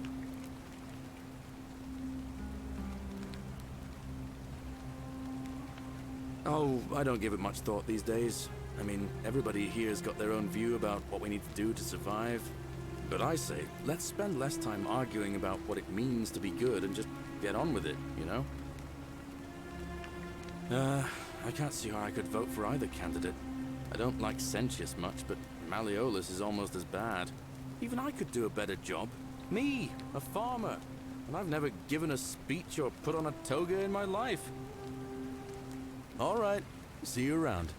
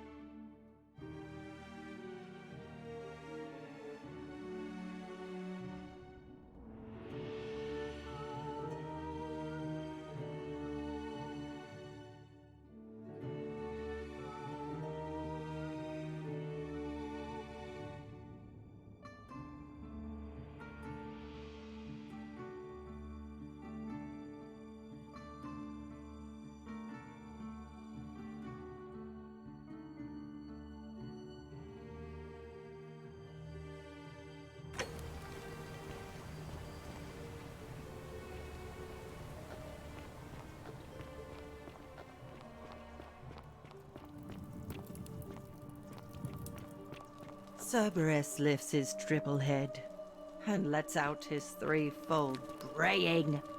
Livia, would you stop muttering like Medea over a cauldron? You'll scare away my customers.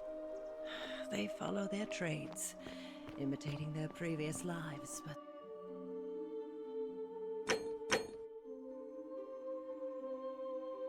they are ignorant. This again. You're in a world of your own, aren't you? You stay away from my money!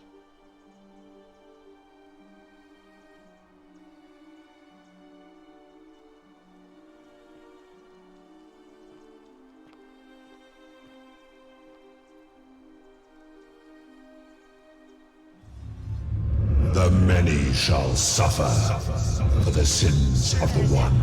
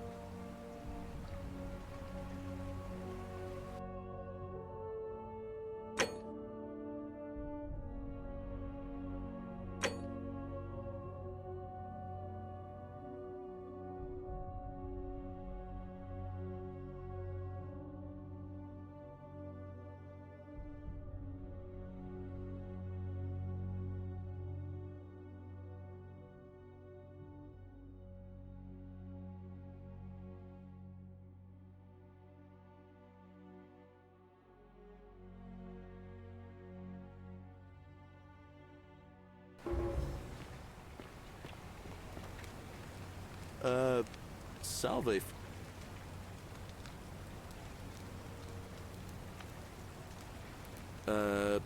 No idea what you're talking about. Oh, wait. Are you a bit, not right in the head? That's all right, friend.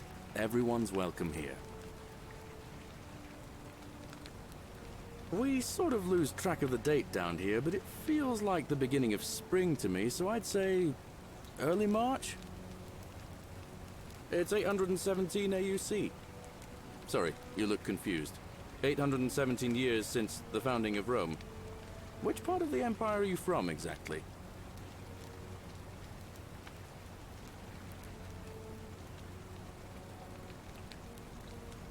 CE? No idea what you're talking about. But listen, most folks seem a bit confused when they get here, but you seem very lost, and in more ways than one. So let me make this nice and simple for you. Live by our law here, and we'll all get along just fine. All right, friend, suit yourself. Just don't do anything too reckless till you've spoken with Magistrate Sentius in his villa down there. See you around.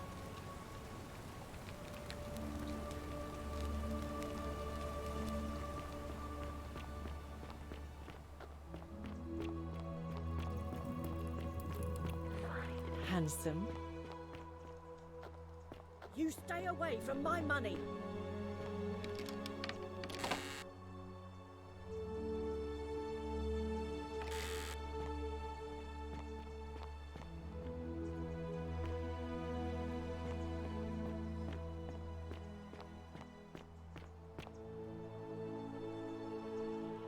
Oh, do us all a favour and drink hemlock, Caput Murder.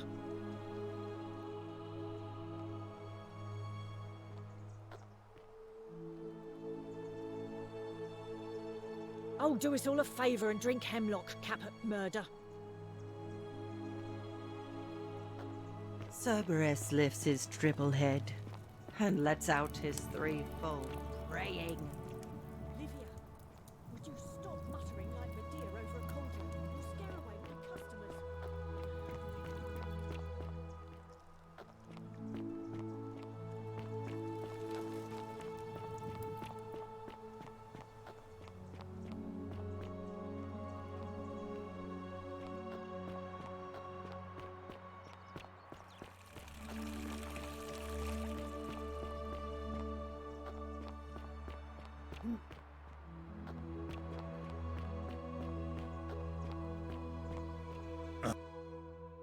The murder.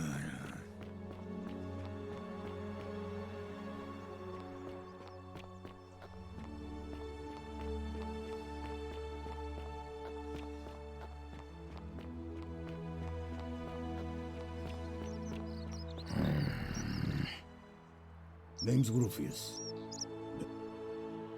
What the?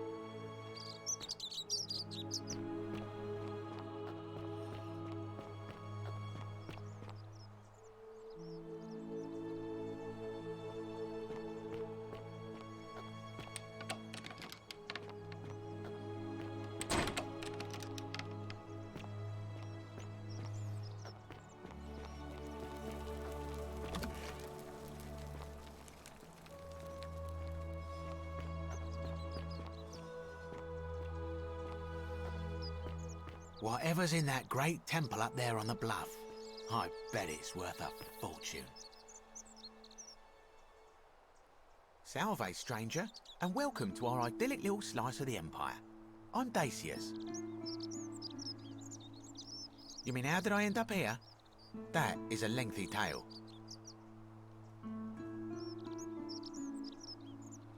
All right.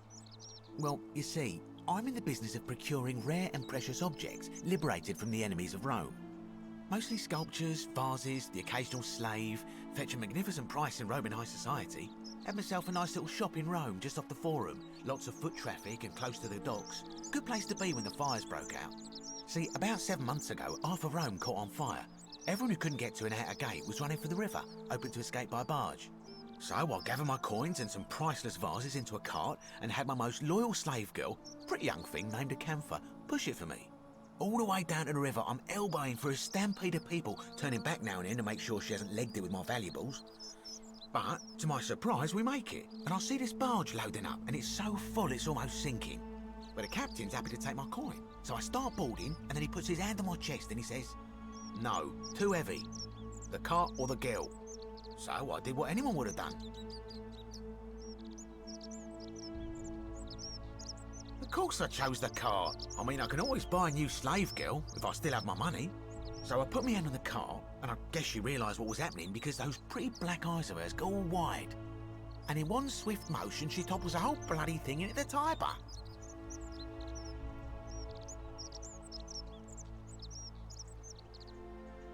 No, I dived in after it, of course. Aren't you paying attention? That was a bloody fortune. Only, I guess I must have hit my head or something, because everything went black. When I came to, I'd washed up on the riverbank, not far from here, with nothing in the world but a single silver coin.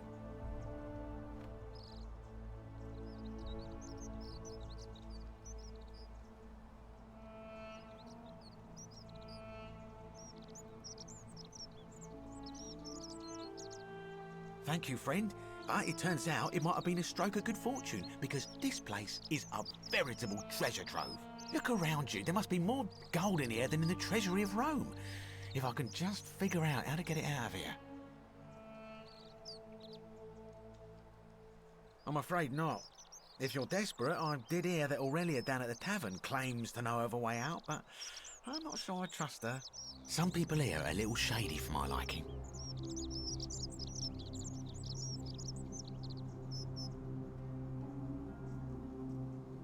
It's terrible for inflation is what it is. There's so much gold just lying around, it's practically worthless. At least down here. Of course, I have an idea for generating real wealth, but what I need is a bow. Just a simple composite bow. I've scoured this city from top to bottom with no luck. But if you happen to find one, bring it to me and we'll talk. Oh, well, technically yes, but that just means you'll need to be a little discreet. Thank you, friend. Malleolus. I mean, Sentius couldn't even keep his daughter safe. What hope does he have of protecting us?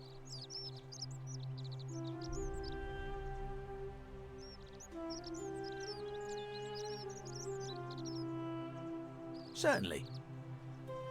Very well. Another time.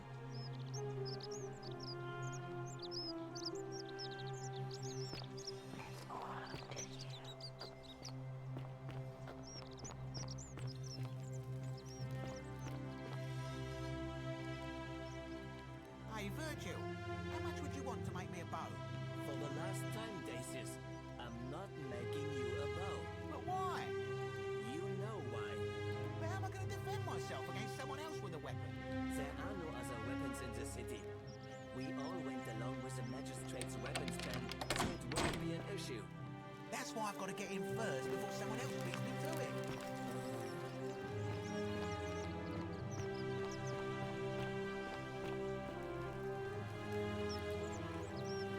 Ah, a new face. Salve, and welcome to a little community.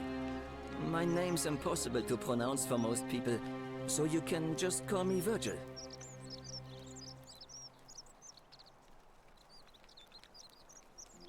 Well, I'm an architect. Or at least I was back in Rome. That's probably too grandiose a term to describe what I do here. Help out with repairs and try to stop old buildings from collapsing on people, that kind of thing. But you probably don't want to hear about the ingenious architecture or mysterious history of this place. Oh, I'm glad you asked. Some of these shrines were constructed hundreds of years ago, which means Romans have been arriving here for at least that long. But there's one thing that puzzles me. The oldest shrine in this avenue isn't Roman at all. It's Greek.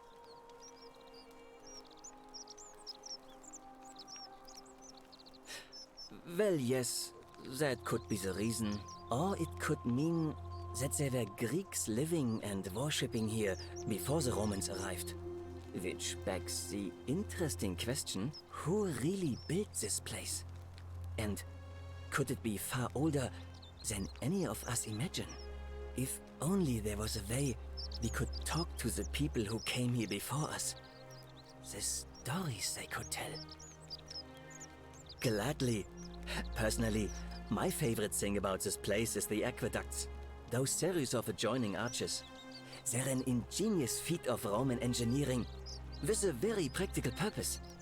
They take fresh water coming from outside the city and distribute it all across the chasm. It's funneled below the palace and into a cistern beneath the great temple.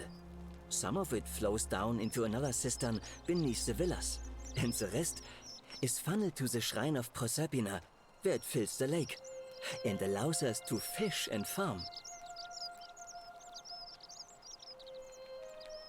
Hey, not so loud. Just talking about that could anger the gods for all we know. I'm not saying it's impossible, but you'd have to find a way inside somehow. Just, please, try to be a bit more discreet about it. You mean the Great Temple? This one's a bit of a mystery. Given the way it's positioned so prominently, looking down on us, it's clear that whoever built it felt it was the most important temple in the city. Unfortunately, someone else went out of their way to keep its purpose a mystery. You see, usually a temple is dedicated to a particular god, like Proserpina or Diana or Apollo. Usually, that god is obvious. But in this case, it's unknown. There's an obelisk out the front, which probably used to bear the name of this unknown god. But it appears some barbarian defaced it. And of course we can't get inside because it's locked up tighter than the Temple of Saturn in Rome. And that contains the treasury. So we're all left wondering, which god is that temple dedicated to? And could it be the one responsible for the Golden Rule? Unless somebody figures out a way inside, I suppose we'll never know. Of course. You wouldn't believe how often the new ones ask that question. But I tell you the same thing I tell everyone else. There are much worse places to live out your days. You might have a few sleepless nights thinking about the golden rule, but once you get used to the fear, knowing that a single slip-up could cost you everything, it's not too bad. Nothing new to me, anyway.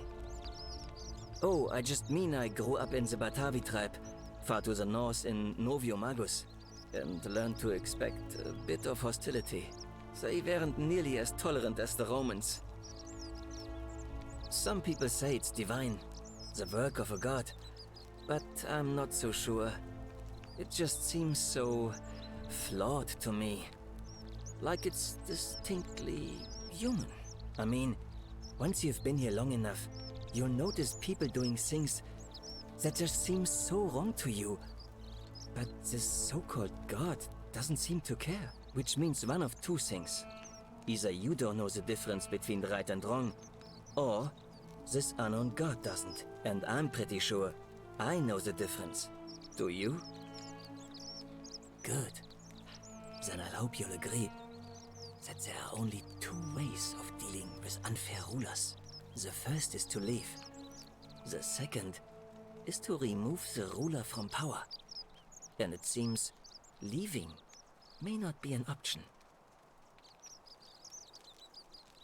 Good question. It's best if I say no more, but I hope you'll give it some thought. Look, I haven't done anything wrong, if that's what you're thinking. Somebody just has a problem with my preference for male company. Hey, nothing gets by you, huh? Sorry, that was mean. Yes, I like men. And when you grow up in the north, as I did, in the city of Novio Magus, you expect a bit of hostility. The Batavi are not known for their tolerance. I saw enough friends killed or driven away to know the cost of not keeping your personal affairs to yourself. So I hid who I was for, what was it, nearly 10 years? Watching what I said and where I looked. But that kind of fear eats away at you slowly, until living isn't any better than the thing you were afraid of. Needless to say, since I'm now living underground, halfway across the known world, with an assumed name, my openness didn't go down well among the enlightened folk of the Batavi. Nice of you to say, but not necessary. In any case, the Romans are far more accepting, and among them, I get to be who I am. Or at least I thought that was the case. It seems I was wrong. It's not just graffiti. I have quite a collection of handwritten notes too. The strange thing is, I keep my personal affairs to myself. I've never really been interested in any of the men here. Not my type. So I'm not sure what I could have done to upset this person. If I had to guess, I'd say it's probably one of those cultists. Strange bunch. They insist there's only one god, and that he considers my nature a sin. Can you believe that? If there are any of them here, they won't admit it. Not since they supposedly burnt down half of Rome last year and went into hiding. All I know is, if these threats keep escalating, eventually my secret admirer is going to cross a line and break the golden rule. What? Really? I didn't expect that. But thanks. It's always a pleasure to meet someone so selfless. I'm glad you arrived when you did. I'd start by figuring out who the cultists are. Or maybe ask around among the merchants here. Someone who lives or works in the forum must have seen something. But if you find them, please don't hurt or humiliate them. I suspect they're just confused. Well, Malleolus is talking about loosening some of the restrictions in this place. And while it's all a bit vague, at least he has a vision. My vote isn't for sale, if that's what you're asking. Nice to talk to you.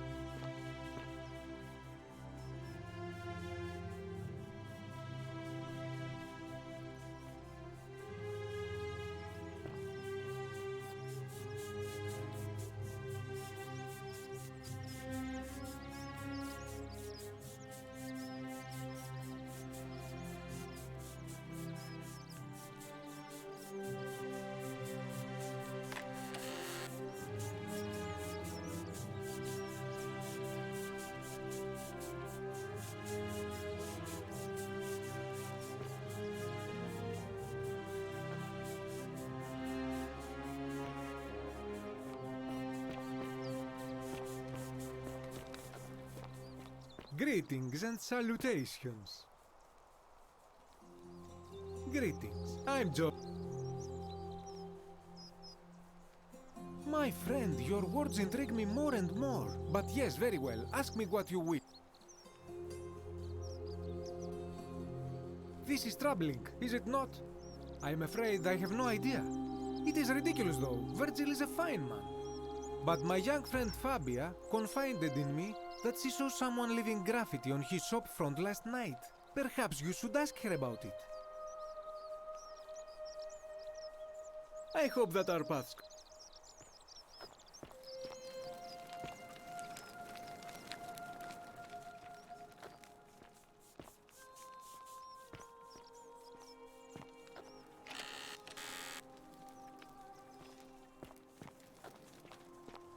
You look well, my sartorial friend.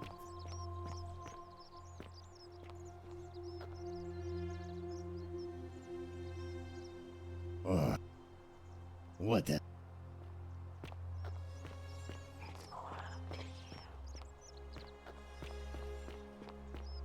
Salve. Help! You have to do something! A man arrived in the baths. A real nasty sort, with his face all covered up. And he's got a weapon. You have to do something, or he's gonna break the golden rule. Fabia, but now's not the time. Are you going to help or not?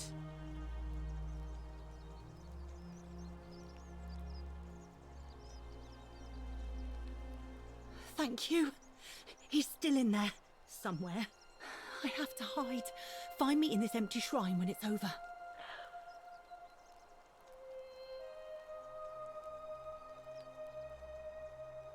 Hear what?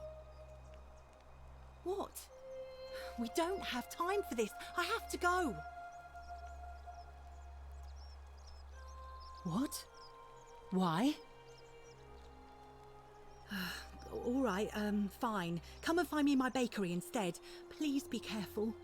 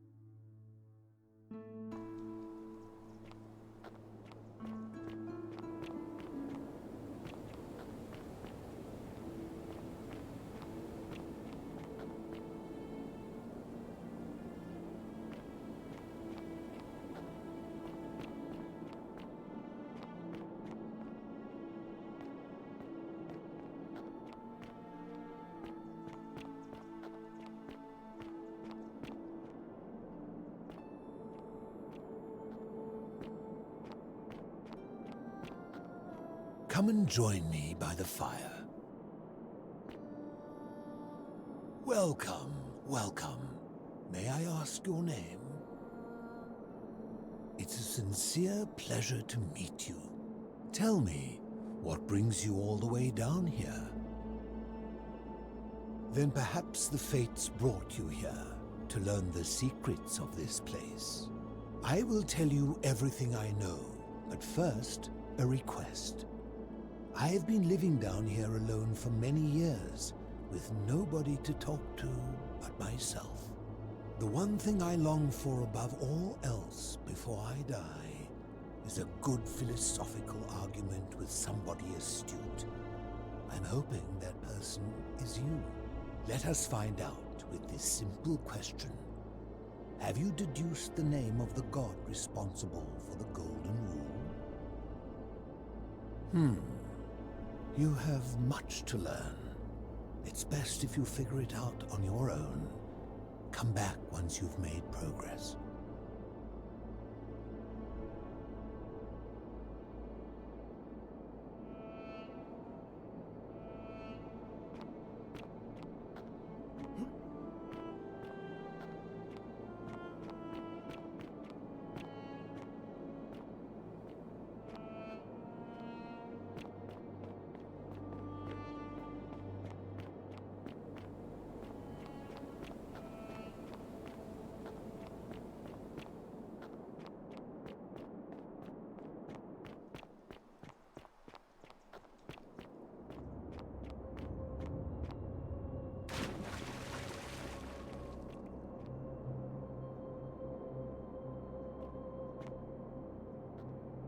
Ah, you've returned.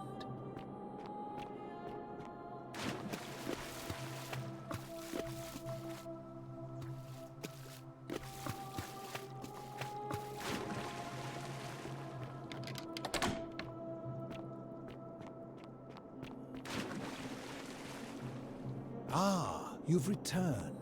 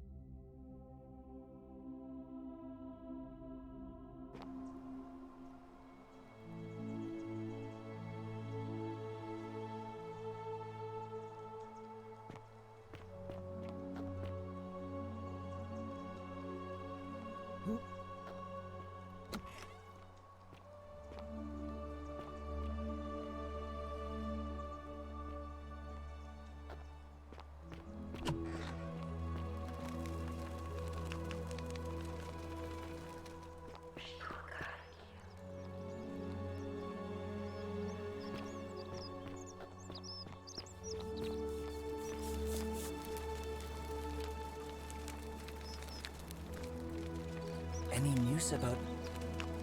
Oh, that's all right. I'm sure it'll... Nice to talk.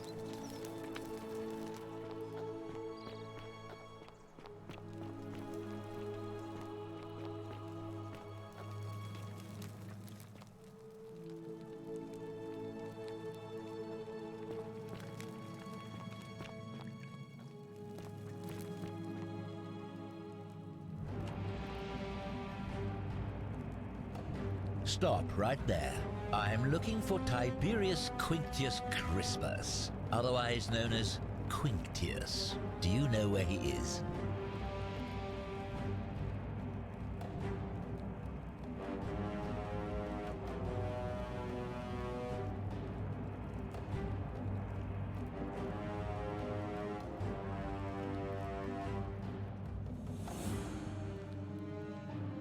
I'm not sure I believe that, so allow me to explain something to you.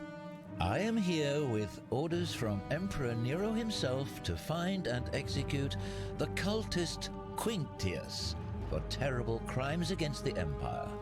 So, if you tell me the truth, I will allow you to live. But if you lie to me or otherwise obstruct the Emperor's business in any way, I will put this arrow through your chest. Is that understood? Thank you. Now tell me, who are you people, and what is this place?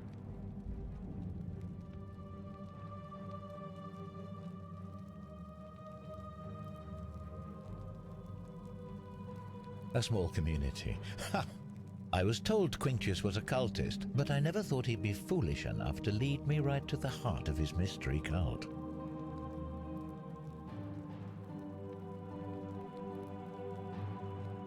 Oh, don't play coy with me. I don't care if you're worshipping Bacchus, Magna Mater, or Christ. You lot are all the same to me. Always sneaking off to your secret sanctuaries, indoctrinating each other with your little mantras.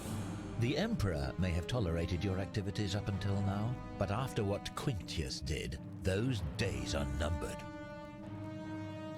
You say that, but if you're not a cult, then why go to such great lengths to keep this place a secret?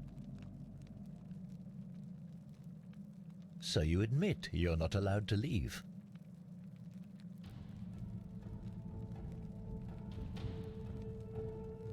Threatening me is not going to help you, but in any case, that sounds an awful lot like a cult to me.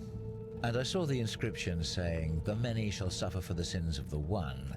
I take it this is some kind of mantra you all believe? A distinction without a difference. You've clearly been indoctrinated into this nonsense. Now tell me, where did you lot get enough gold to make all these statues?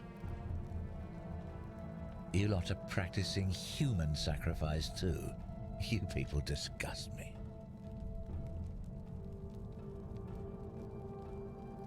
Of course you'd say that, but that's what your kind do, isn't it? Our God told us to do it. It's all clear to me now. The secret sanctuary, the indoctrination, the mantra, the human sacrifice. You're cultists. There's no doubt in my mind. What baffles me is how a person can believe in something with such zeal. They just can't see what they've become.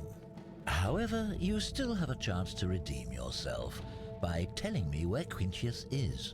Do not waste it.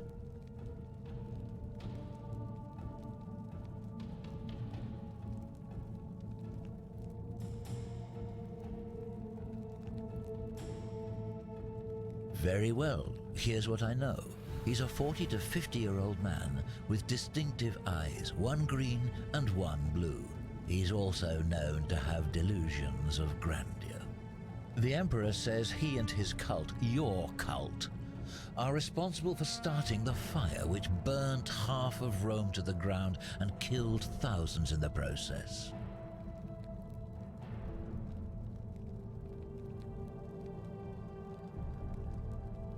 Who are you to challenge what the Emperor says? Were you there? Do you have spies and scouts all over Rome, like he does? No, you do not. This is your last chance. Are you going to tell me where he is or not?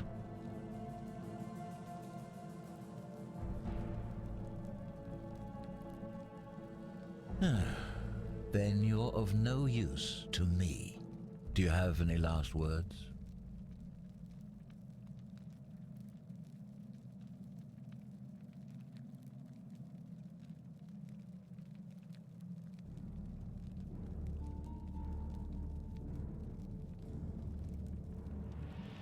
As a matter of fact, I do. Once I'm done with you and Quintius, I intend to kill every last one of you wretched degenerates. And I can think of nothing I'd enjoy more. The many shall suffer for the sins of the one.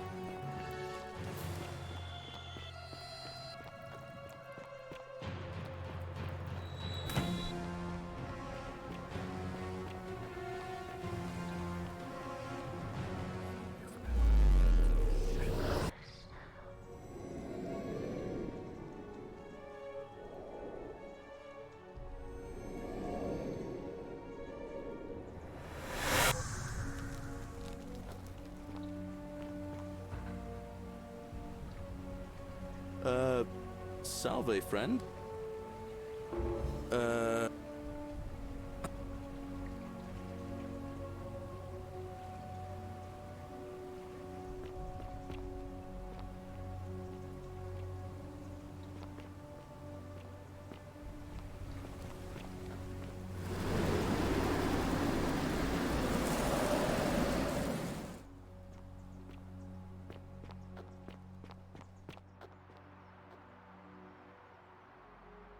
Name's Groove.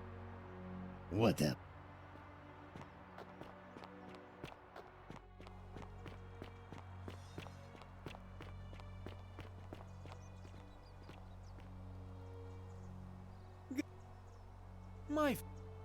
I...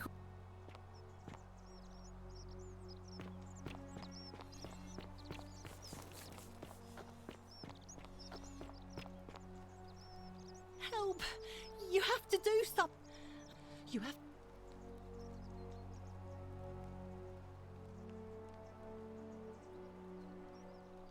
Thank you. I have. Hit. What? Ugh.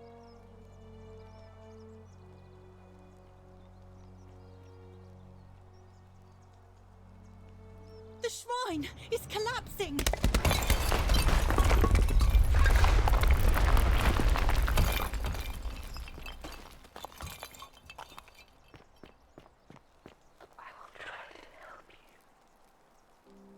Fabia, no! Did anyone see that? The whole shrine just collapsed on her. Oh, Fabia, why did you have to go in there? Poor sweet girl.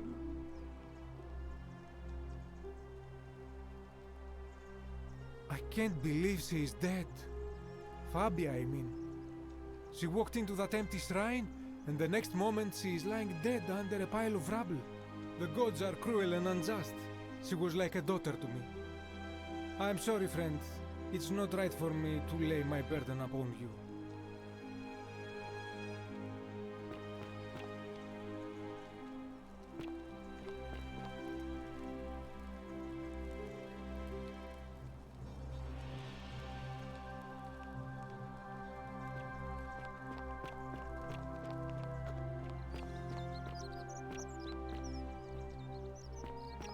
Wonder how much one of these statues is worth on the outside.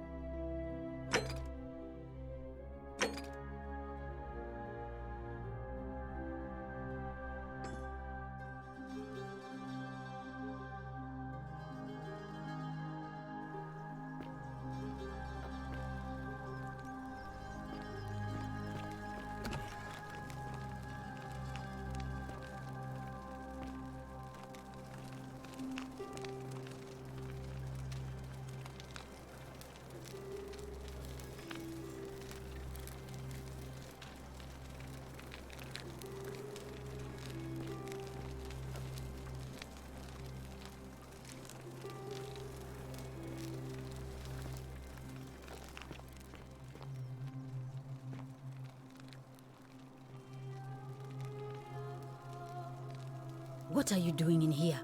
Can't you see this woman is dying? She's been poisoned. She needs the resin of a plant called Silphium, but that Culus cubulatus Decius won't give it to me.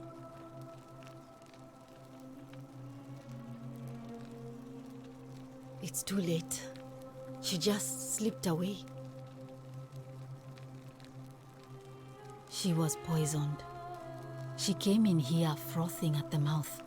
Normally, I'd treat her with resin of Silphium, a rare plant which is perfect for this sort of thing. And I knew Decius had some at his market stall, right around the corner. So I ran over there, but he just looks at me with this evil smile and says, "That'll be 1,000 denarii." There was no way I could afford that, and he knew it. Then that toad shrugs and says, "Supply and demand. I guess you don't value your friend's life that highly." Anywhere else, I'd just pay a thug to steal it from his stall. But there's no way I can do that down here. with the Golden Rule. So all I could do is come back here and just watch her die. I kept on apologizing. And now I'll never know who poisoned her, or how they managed to do it without breaking the Golden Rule, or why she cursed that snake's cruel black eyes with her dying breath. Well, unless you have the power to bring someone back from the dead, there's really just one thing you can do. Get me that Silphium resin. I'm going to have another patient in here soon. Could be in the next day, or in the next hour. And I will not allow this to happen again. I don't care how you get it, but you have to make it happen. Because if I lose another patient this way, I swear to the gods below, not even the Golden Rule will stop me from marching up to that Genetricum Fututo and scratching his eyes out.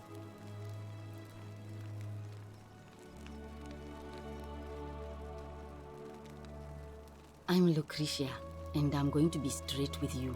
I'm not a physician. This is Nevia's clinic. I've just been filling in ever since she disappeared. I'm tired and out of my depth and miserable all the time. But I'd rather take this on myself than let one of you lot mess it up. My husband and I moved to Rome from Caesarea. He embraced the Roman way more than I would have liked, and turned into an awful philanderer. I would have divorced him and demanded the return of my dowry, but I knew he would sooner have me killed than give me my right. So I waited for the right time to take what was mine and disappear. And then the fires came. As he prepared to evacuate our villa, I gathered our most precious belongings, coins and gemstones, and the moment his back was turned, I ran. I could barely see for the smoke, and the streets were full of people trampling each other. I ran for the river, like everyone else, and leapt in.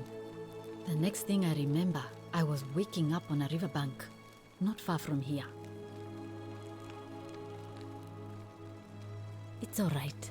Say what you will about this place. At least my fornicating husband will never find me. And while there's no shortage of snakes here, at least with the Golden Rule, they have to try to be discreet about it.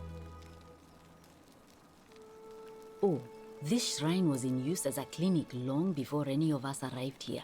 Kind of strange to set up a clinic in the temple of the god of disease. But the god who inflicts a curse is also the only god who can undo it. So I suppose praying to Apollo for healing kind of makes sense. Well, she used to run the clinic. She was a midwife, not a physician, but she was the closest thing we had down here. And she was good too, until she suddenly lost all interest in us. One day she told me she'd made some profound discovery about the golden statues. This changes everything, she kept saying, but I had no idea what she was talking about. The last time I saw her, the last time any of us saw her, she was muttering to the statues, like she could talk to them. And then she shut herself in the palace, barred the door from the inside, and nobody's seen her since. She's been gone so long now, we figure she's either dead or up to something so strange that she doesn't want anyone else to know about it. But I really wish I could reach her, because that's the only hope I have of solving a troubling problem, a real thorn in the paw situation. One of my patients is suffering from terrible rheumatism. His joints are inflamed, and he's in constant pain. I really shouldn't say. He wouldn't like it. And he's a little bit scary. He's become so irritable that the smallest things set him off, and I worry he'll end up losing his temper and lashing out, and you know what that means. I just know Nevia would know how to treat him, assuming she's still alive. But nobody seems to know how to get into the palace.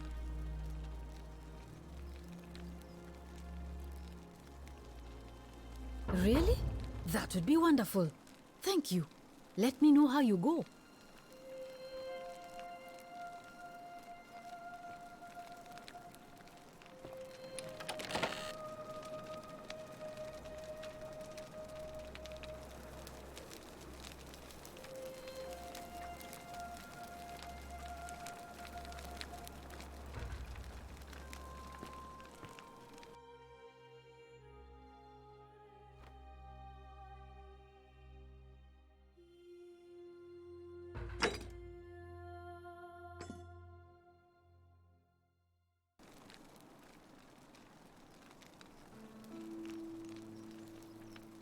feeling all right?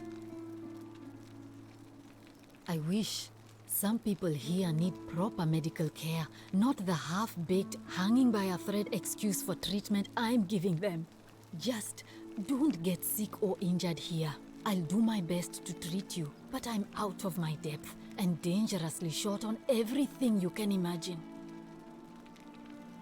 A city without sin might sound good on paper, but whoever dreamt it up didn't think it through.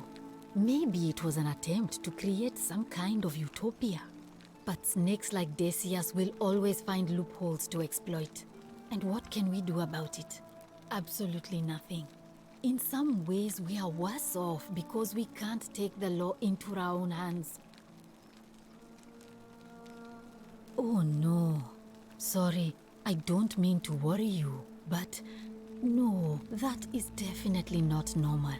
There was one other person who claimed she could hear the statues talking to her. But that was Nevia, and she went a little mad. Well, she used to run the clinic. She was a midwife, not a physician, but she was the closest thing we had down here. And she was good, too.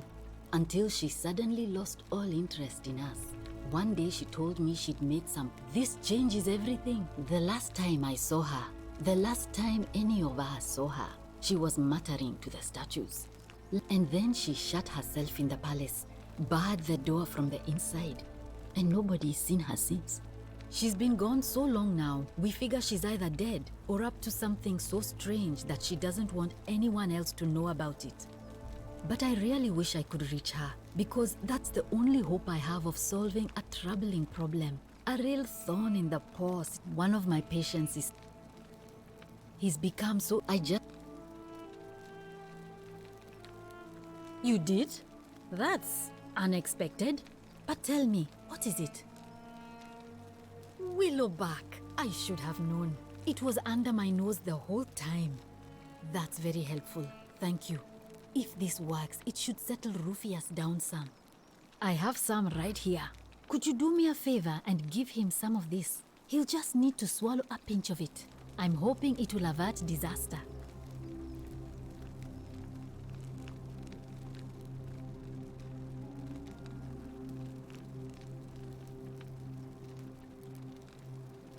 Thank you. I'm really glad you arrived when you did. Sure. What do you want to know? Do you really want to know? I mean, if somebody poisoned her, then surely they would have broken the golden rule, and so maybe it's best we don't discuss it. Hemlock, I believe. I haven't seen her in months. She's not allowed to leave Malleolas's villa, and they are quite secretive. Gladly. All right. Well, thanks again for helping remove the thorn from the lion's paw. The spirit of Androcles smiles upon you.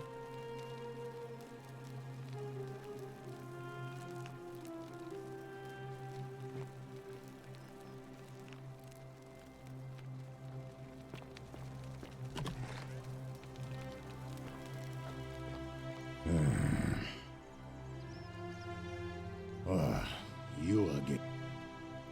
What business is that of yours? Willowbark. And this will work? Oh, thank God. Finally, some relief. This is what I've been praying for. Maybe God hasn't abandoned me after all.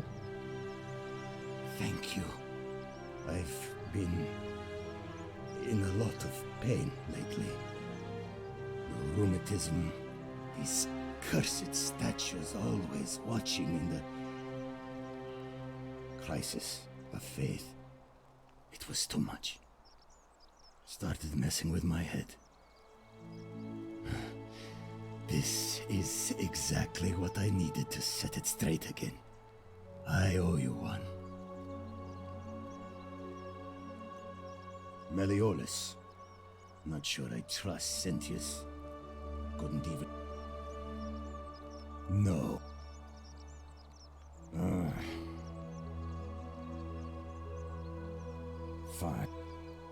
So you...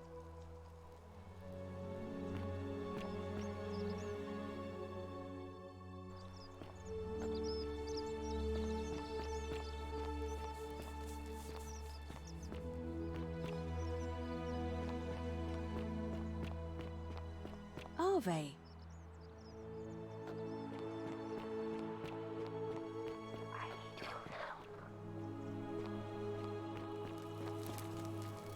Hey! You're not thinking about going into the cistern, are you?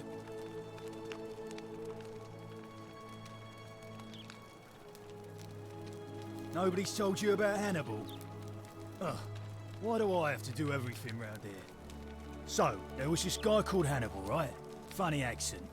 Used to go down into the cisterns looking for junk he could clean up and sell. One day, a few weeks back, he comes out and tells me the cisterns are haunted. Said he could hear spirits wailing.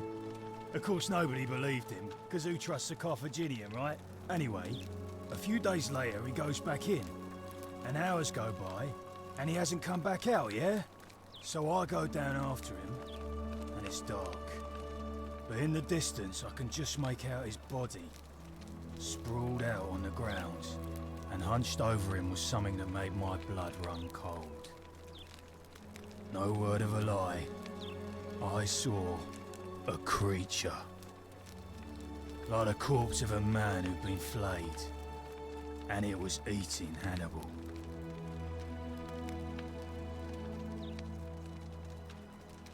If it was a man, maybe. But I swear on my life this was no man. More like a Strix, or some Versipelus that feeds on human flesh. I didn't stick around to see which. What any sane person would have done. I legged it out of there and put a sign at the door to warn the others.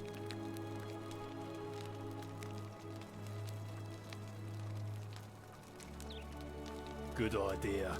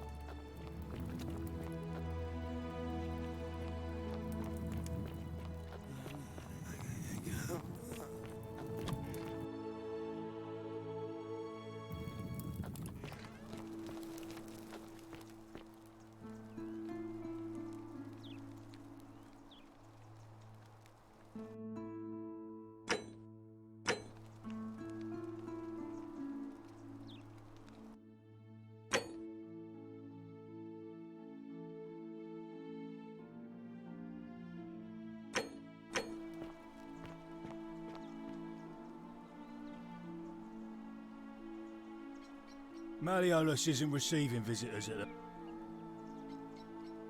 He's not here. Dunno. The little Caput murder escaped earlier this morning, while I was taking Yulia to the clinic. He can't have gone far, but if you find him, tell him the punishment he gets for coming back on his own won't be as bad as if I have to go looking for him.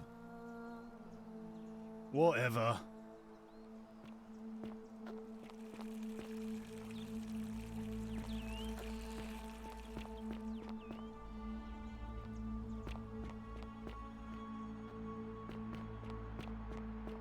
On your best behavior, I trust? Majestic. What is it, citizen?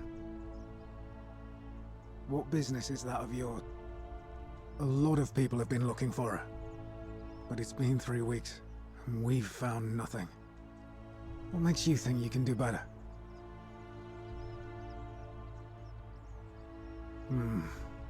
I suppose that's true.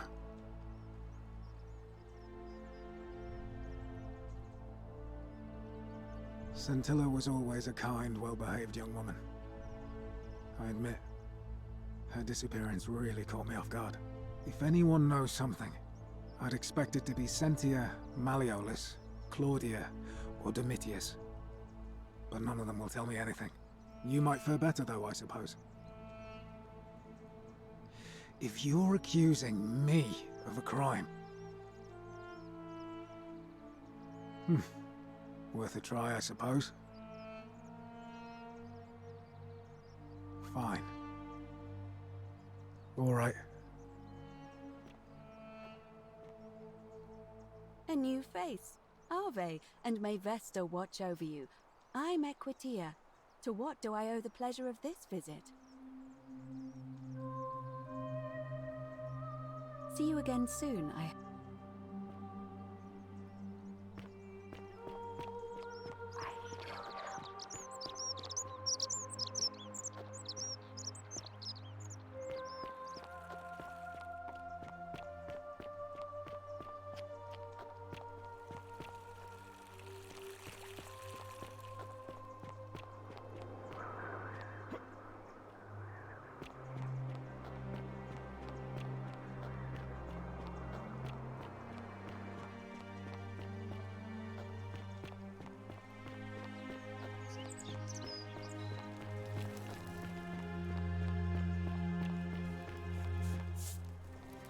Salve, friend. Welcome. All right, well, it was lovely to meet you. I look forward to getting to know you better over the coming months. And if you ever... I can't believe this is how it ends. Oh no. No. No, no, no, no, no. Ulpius, what are you doing? Get back from there. That's the... What? Why do you think I know. Please. I'm so... Please, help. Thank you. You know about that? How is that possible? I mean, I've never mentioned it to anyone. Well, if you say so. You don't understand. I don't want to hurt anyone. I just want it all to be over. It's too late for that. Yulia and I made a pact, and she's already swallowed hemlock this morning. If I backed out now, I'd be betraying her. I can't do that. No. No. Time's up. I am out. Wherever you are, Sentilla, my love, I'm sorry. Ulpius, no!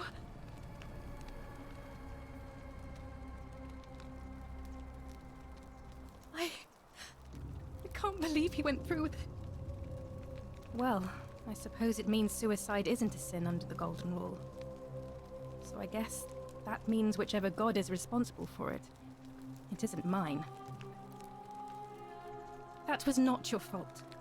There's no way you could have given him what he wanted, moments after you arrived. I'll have to let everyone...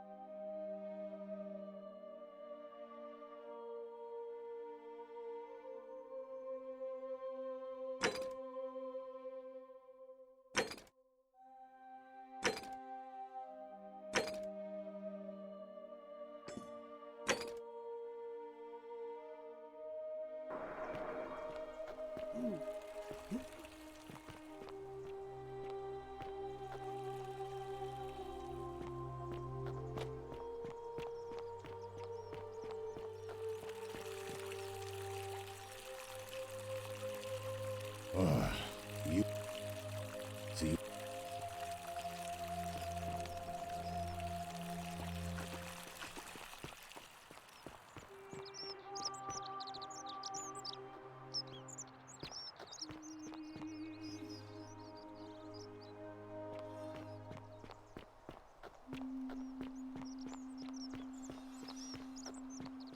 Whatever's in that great temple up there on the bluff, I bet it's worth a... Salve, stranger, and welcome to our idyllic little slice of the Empire. I'm Sentius. Terrible shame what happened to Yulia, but we just have to carry on, don't we? I don't, I'm afraid, but I did overhear Fabia telling Georgius she saw something. But alas, it seems she's taken it. Certainly. All I ask is a reasonable price of 1,000 denarii.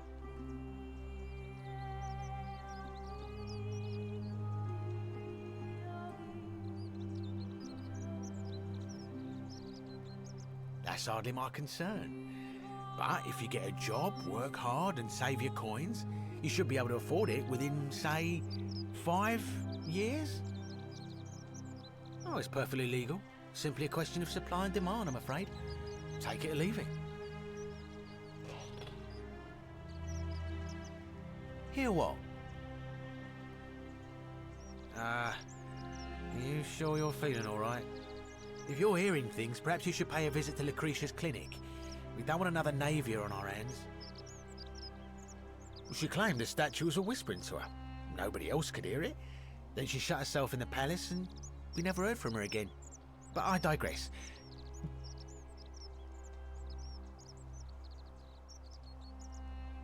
Well, if you did that, you'd break the golden rule, and we'd share the same fate as a...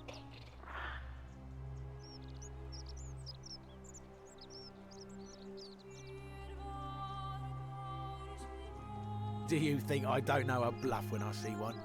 Nice try.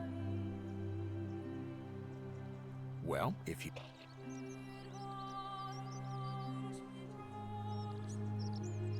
Don't you dare.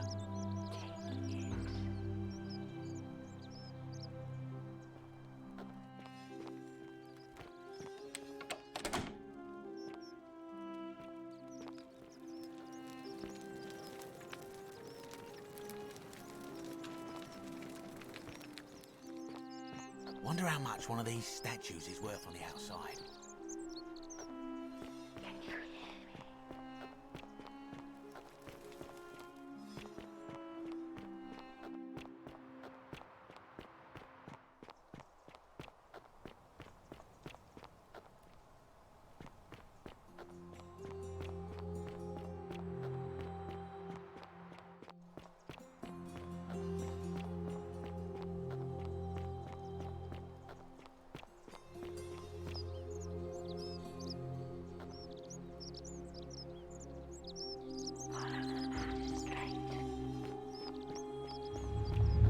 The many shall suffer for the sins of the one.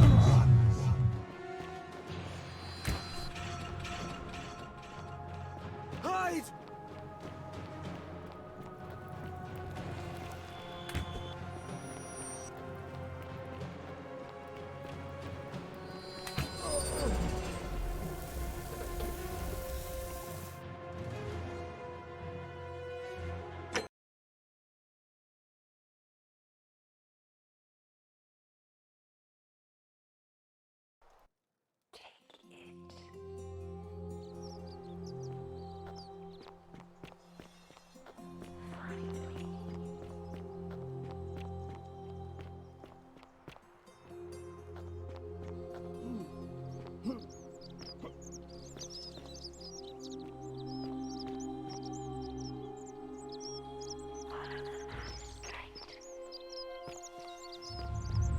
The many shall suffer for the sins of the one.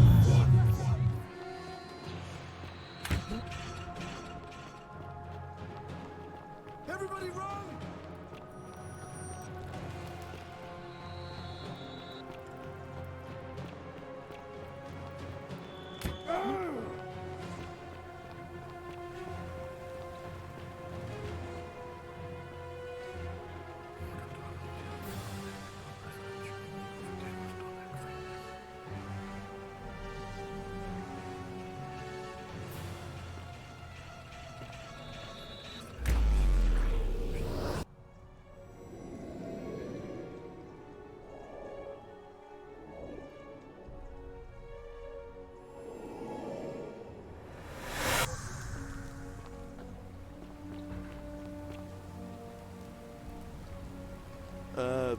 Salve, friend.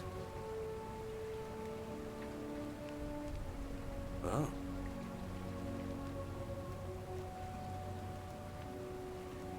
Poor guy.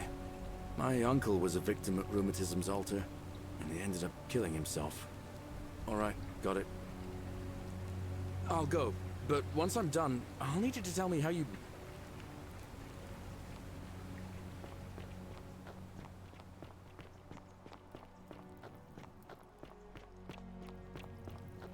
The 49 melodies fetch again with incessant labor.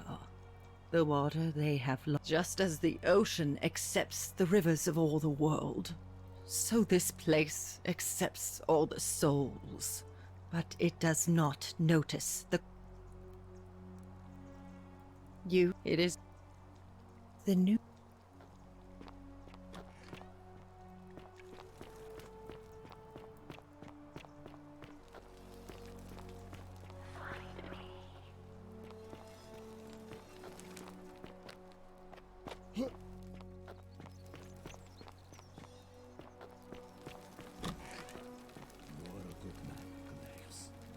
What are you doing in here? Can't she need... What? Yulia, you need to swallow this. Here, let me help you.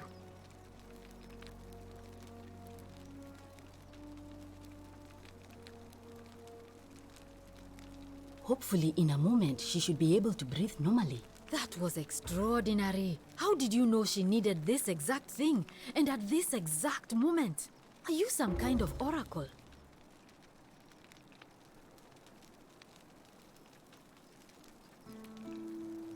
A what? I'm sorry, I must have misheard you. I think it's your accent, because it sounded like you said, time traveler. But whatever kind of traveler you are, that was like the gods hearing my prayers and intervening. You just saved a person's life, and you should be proud of yourself. She might even be able to thank you herself in a few moments. And maybe she can tell us who poisoned her, and who she meant when she was muttering about that snake's cruel black eyes. In the meantime, I'm happy to help you with whatever it is you need. That's a shame. Thanks again for saving Yulia's life. Apollo smiles upon you.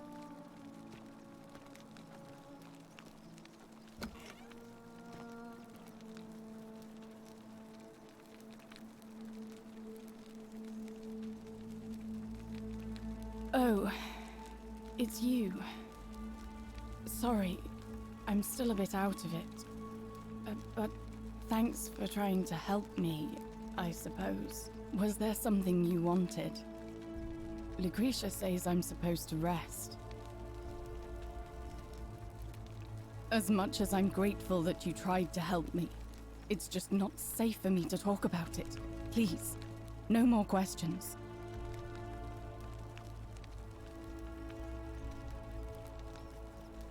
The golden rule. That's the least of my worries. The gods may be cruel, but Malleolus and Claudia are far crueler.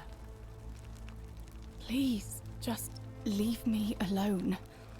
I don't want to talk about it. Persistent as Nemesis, aren't you? I can tell you, but it's a long saga. All right. I'd been here about a week when it dawned on me I'd be trapped here for the rest of my life. I could hardly breathe, and I knew I had to get out somehow.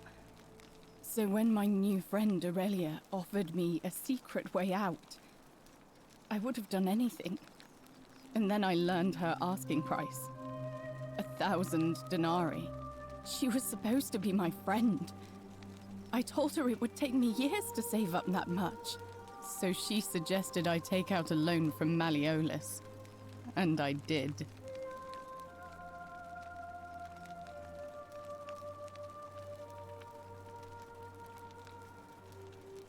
I had to sign an agreement saying I'd work off the debt over 30 years. but I figured I'd be out of here so soon it wouldn't matter. I paid Aurelia, and she gave me her so-called way out. Do you want to know what it was? You figured it out already. I wish I'd been so astute. Drink this, she said, and you'll be out of here in no time. Of course, I demanded my money back, but she refused. She pointed to a sign on her tavern saying, "Let the buyer beware." Then she just looked at me with those cruel black eyes and she laughed. She immediately told Malleolus I'd tried to escape without paying him back. Only, he didn't seem upset or surprised at all. In fact, he just thanked her. And that's when I realized the two of them had planned the whole thing from the beginning.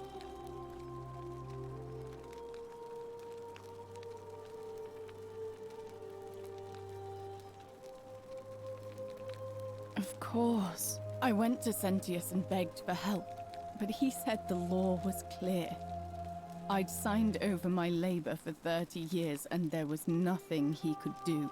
I thought about resisting too. But Malleolus said if I didn't submit, I'd break the golden rule. And I couldn't be responsible for all those deaths, so he locked me in his villa. Confiscated everything I owned as collateral, and made me wear immodest, humiliating outfits while I worked day in, day out. His wife Claudia was just as bad. She set me to work on an endless stream of futile, demeaning tasks. I'd be on my hands and knees, scrubbing the floor clean for hours, only for her to pour slop on it and hiss, "You missed a spot." Those two took everything from me. But they forgot to confiscate one thing: my hemlock. I just wanted it to be over, but it seems I messed that up too. Should have drunk all of it.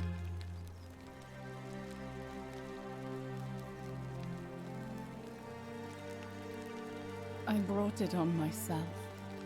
I trusted one of the most callous human beings I've ever met, and tried to swindle the other. I don't know how I could have been so stupid.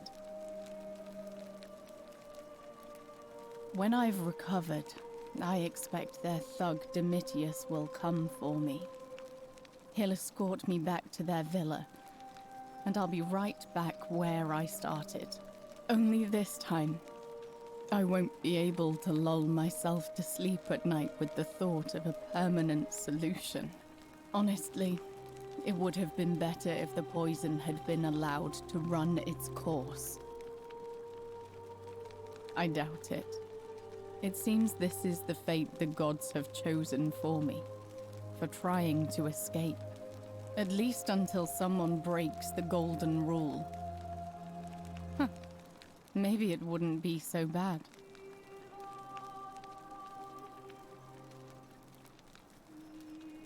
A lot. But it doesn't matter. I made a suicide pact with Ulpius last night. He's in exactly the same position as I am. Malleolus and Aurelius set the same trap for him a month after they did it to me. He and I are in this together. He's probably already thrown himself from the bluff into Malleolus's villa by now. If so, I'd never be able to live with myself, knowing I broke my promise to him. I doubt you could make it up to the bluff in time. I don't know who you are, or why you seem so determined to help me, but thank you. All right, but please don't take too long. You mean my life story? Oh, well, I grew up as part of a big family in Rome. Me and 3 older sisters. Our father found good husbands for my sisters, but I wasn't, cut out for that kind of life.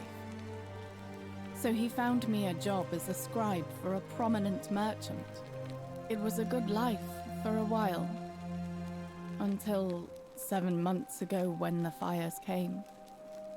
My colleagues and I worked desperately to try to protect our warehouse. We must have had 100 workers passing buckets of water, chanting prayers to Vulcan, but they fell on deaf ears. The fire was relentless and it claimed everything and everyone. Well, almost everyone. My employer told me to grab what valuables I could and flee for the Tiber with the crowds. I remember diving into the river and then the next thing I knew, I was waking up on the riverbank not far from here. Thank you, but to be honest, sometimes I think dying in that fire might have been a blessing, given what's happened since. If that's your idea of a joke, it's not funny. Go away.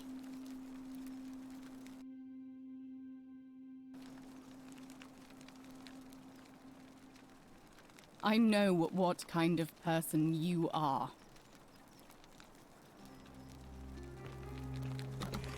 May Apollo Citizen. keep you safe. Feeling all right? That's a...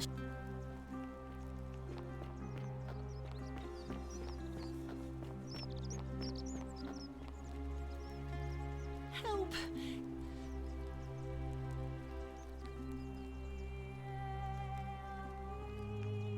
Thank you. I have to. What? All right,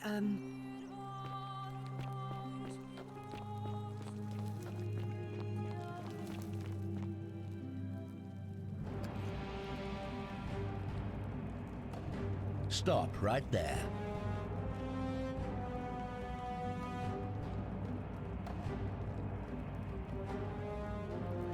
Thank you. For your service to the Empire, I'll let you live for now, but you'd best make sure our paths don't cross again.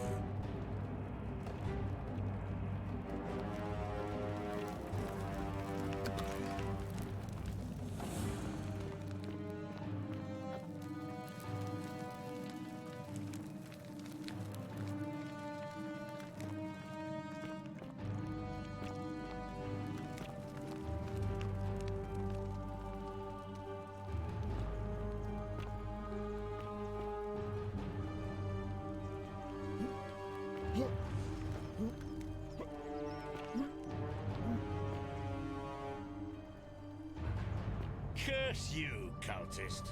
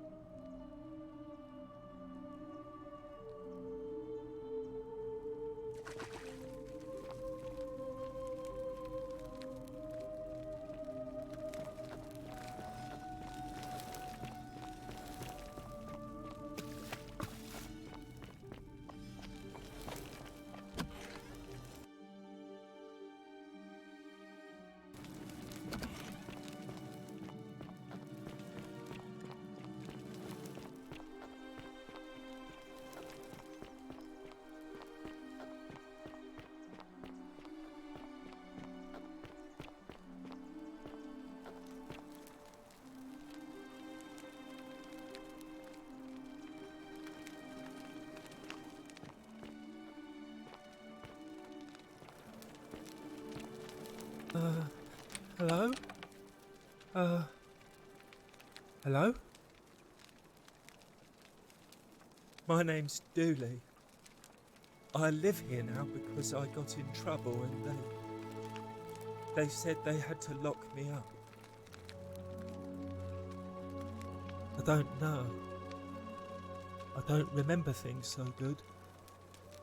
I think it's just because I was looking for treasure.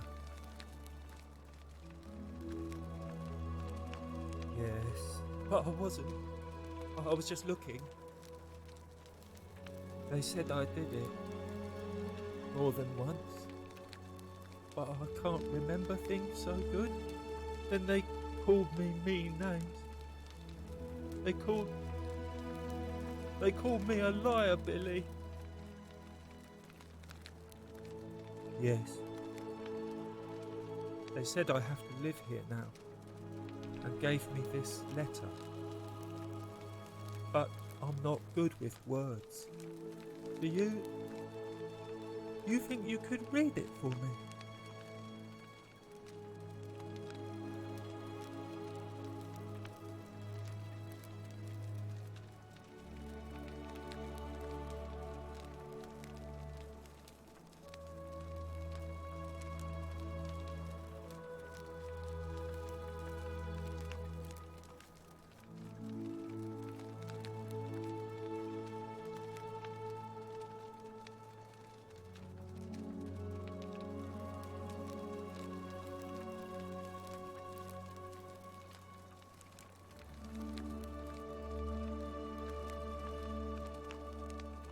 What does it say?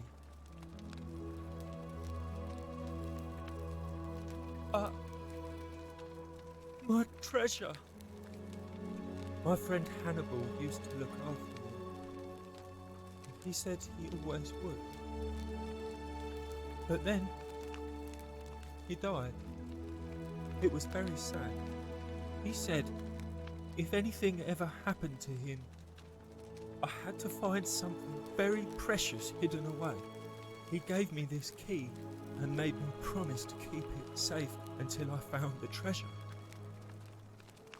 But I couldn't find it. All I remember is he said something about the cisterns, but when I went up to the high one, they put me in here. Now nobody looks after me, except my friend Galerius. And Ek, the priestess lady. She's a nice lady. Hannibal said I shouldn't give it to anyone I didn't trust. But maybe you could help me get out of here. Then I would trust you a lot.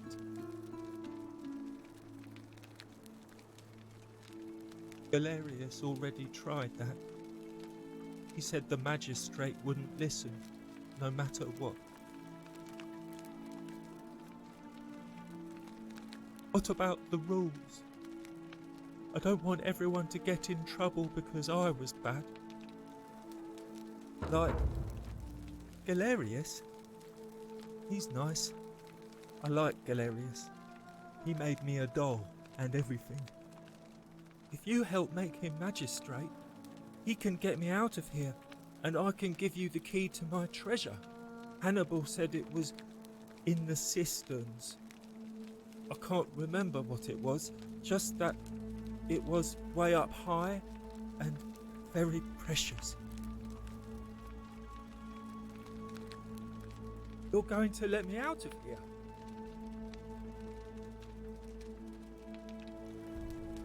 Oh. Please. Gold? My friend Hannibal used to look. He said, if anything, he gave me this key and made all I now nobody look. Bye bye. Hello. Bye bye.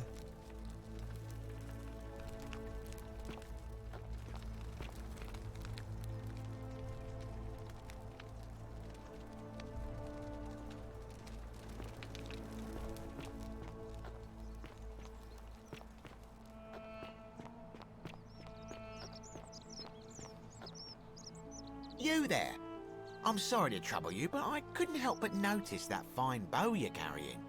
No idea how you managed to get your hands on it, especially in the light of our dear old magistrate's ban, but I'm impressed. And before you ask, no, I wouldn't dream of trying to buy it from you. I have no use for a wooden bow myself.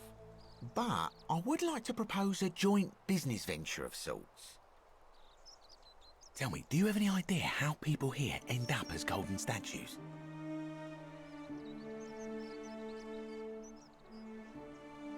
And here I was thinking I was the only one to figure it out. In any case, supposedly one or two of those arrows is enough to turn a full-grown man into gold. Now, of course, that is a travesty, a terrible, horrible waste of human life which has to be stopped. And yet, on the other hand, I can't help but think of a tale told by that Greek fella Aesop, the goose that laid the golden egg. With the ability to transmute organic matter into gold, one could create infinite wealth. Use your imagination. Golden animals, insects, trees and plants. The Midas touch without the drawbacks. We are talking riches beyond imagining. And even if we were to split all those riches between the two of us, half of infinite wealth is still infinite. Interested?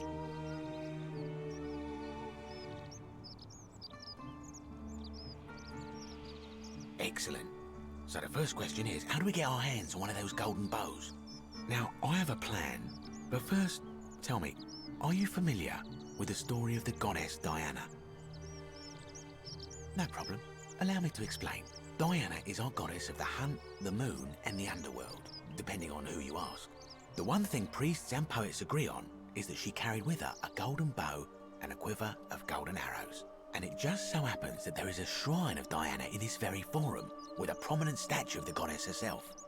And would you like to guess what she's holding in her hand? Precisely. I can't tell you how many hours I've spent in that temple staring at it, trying to figure out how to retrieve it without breaking you know what. Oh, gods no! If you tried that, we'd all be dead within moments, I'm sure. No, here's what I propose. You give your bow to me, I cover it in a thin layer of gold leaf, and we create a replica of a golden bow. Then you enter the shrine, extinguish the braziers, and under cover of darkness, swap out the fake for the original. It's not theft exactly, it's more of a trade. But make no mistake, this is a dangerous path, and there's no way of knowing where it will lead. But in my experience, all the best adventures begin with a risky first step. Now, you must have questions. Ask away. Because the gods would see you, of course. Hence my proposal. I'm more of an ideas man, whereas you're obviously the more resourceful and heroic type. I have complete confidence in you.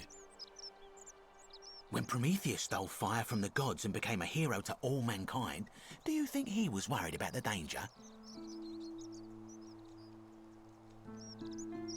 Only because he was silly enough to get caught. So, are you in, partner?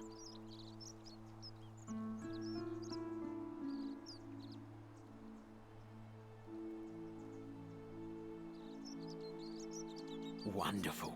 Now, if you'll hand over your bow, I can get started applying a layer of gold leaf. This is a quality weapon. Now, bear with me for a moment. And here we are, a gold leaf bow.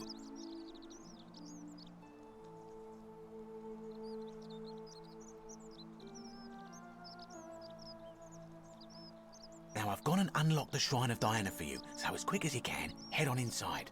It's just at the end of the street on the left. May the gods not watch over you.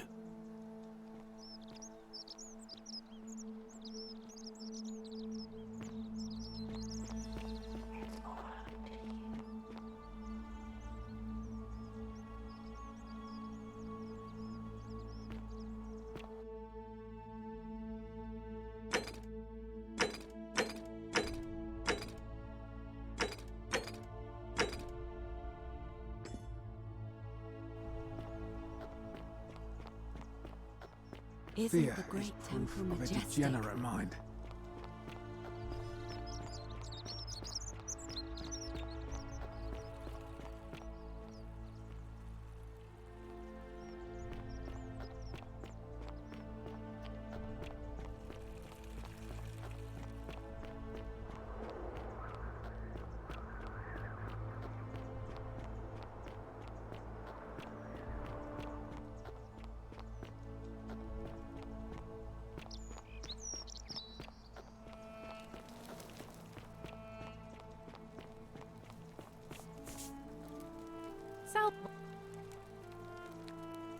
right? I can't believe this is how it ends.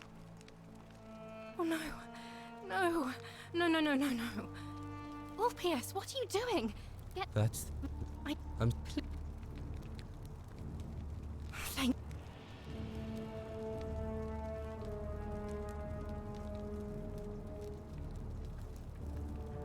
You... Well... It...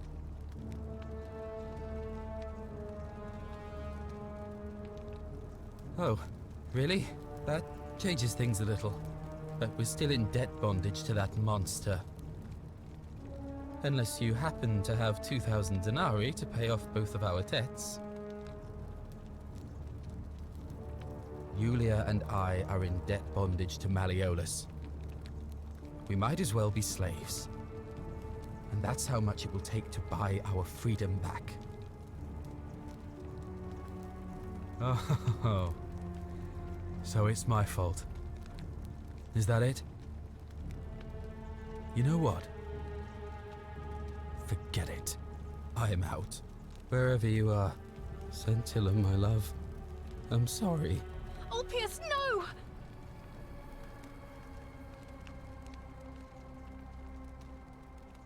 I can't believe... I'll have to...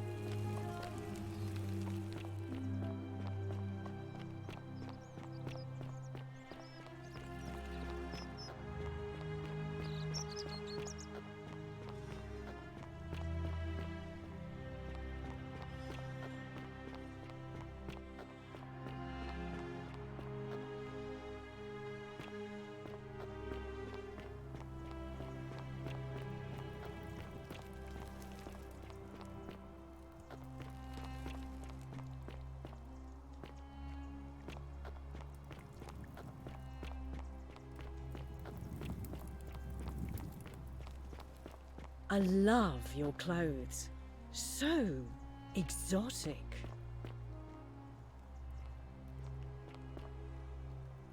Oh, you're here. I'm so glad you decided to visit.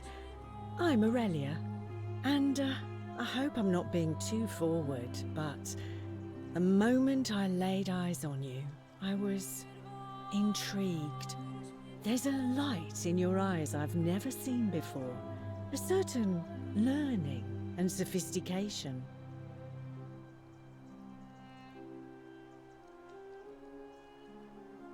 Ugh, coming on a bit strong, don't you think?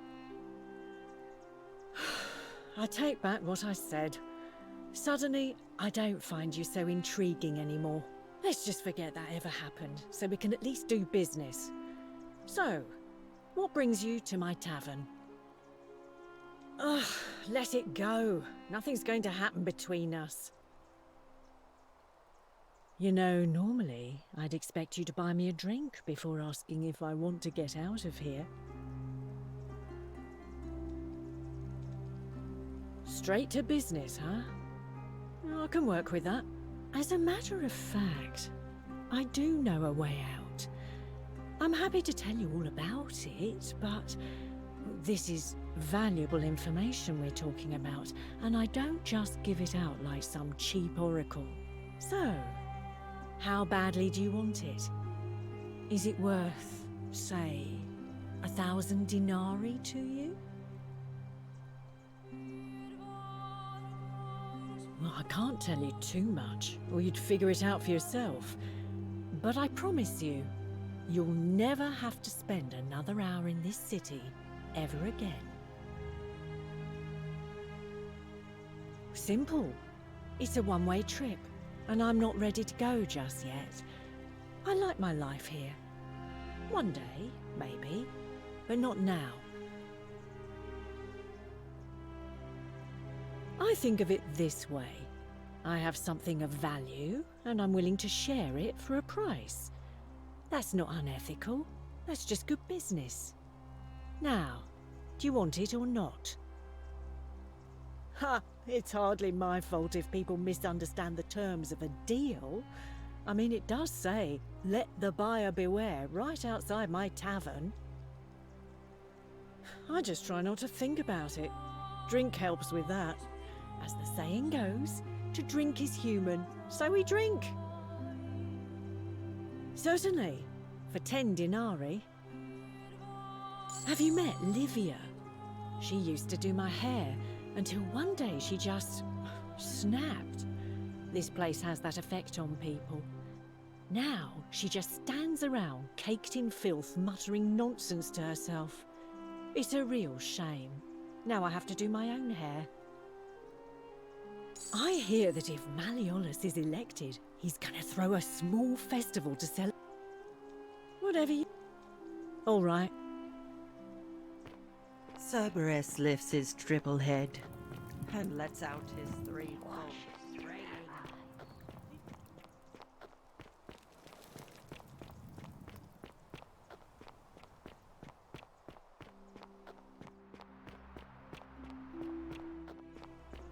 Citizen.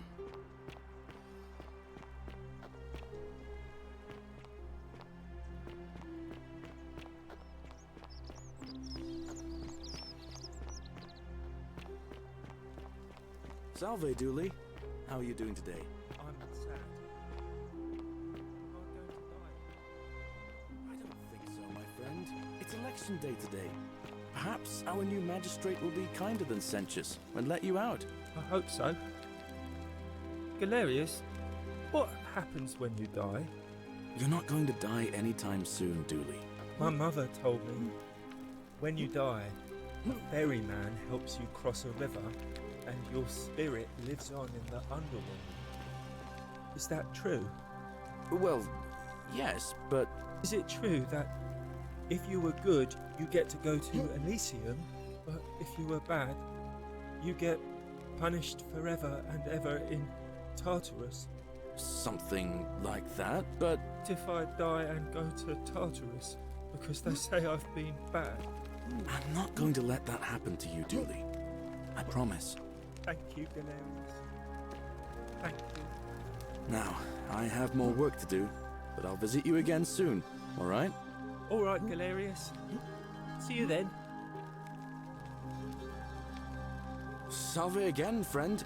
I went and did as you asked, and it worked. How is it possible that you've just arrived here and you already know everyone and exactly what's about to happen to them?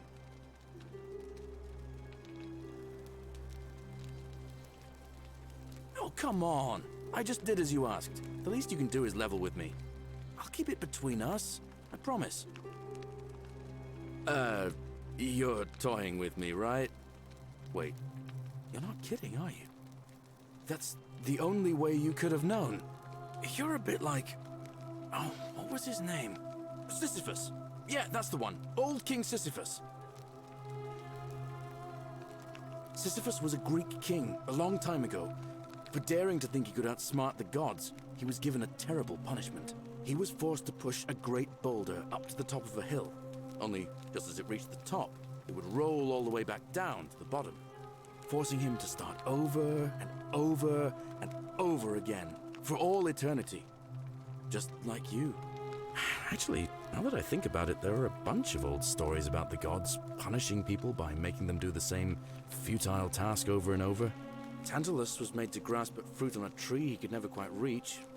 The Pleiades had to keep fetching water in a sieve. Oh, and Ixion was strapped to a wheel going round and round forever. But, on the bright side, at least you're not stuck in the underworld like they all were. Anyway, I don't know which god you managed to upset to get yourself into this position, friend, but you seem all right to me. So, I'll tell you what. I'll keep doing whatever I can to help you. You just focus on finding a way to break the cycle you're in. Oh, that's kind of you to say. Now, I'm going to keep your secret. Although, it's not as if I'll remember this next time we talk anyway, right? Oh, and if our conversations ever start to annoy you, just tell me you're busy. I know when I'm not wanted. May fortune smile on you, friend. Salve again, Now, I've bounced the idea around once or twice, mainly as a way of getting Dooley set free. God knows Sentius is never going to do it. But from what I hear, Malleolus has the election stitched up. Nobody's going to take him on and win. And maybe that's not such a bad thing. I mean, he talks a lot about freedom, so I'm hoping if he's elected, he'll release Dooley from his cell. And that's good enough for me.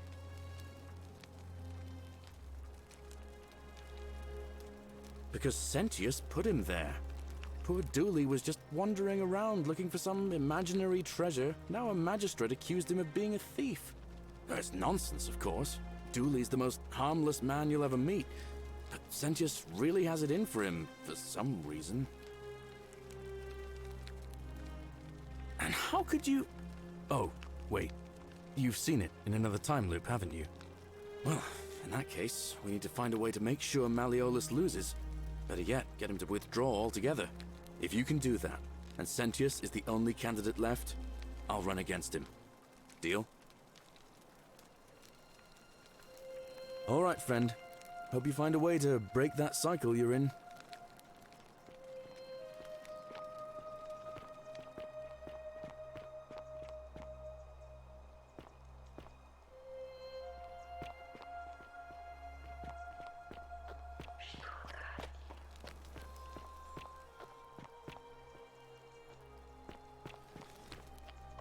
Don't you just love springtime?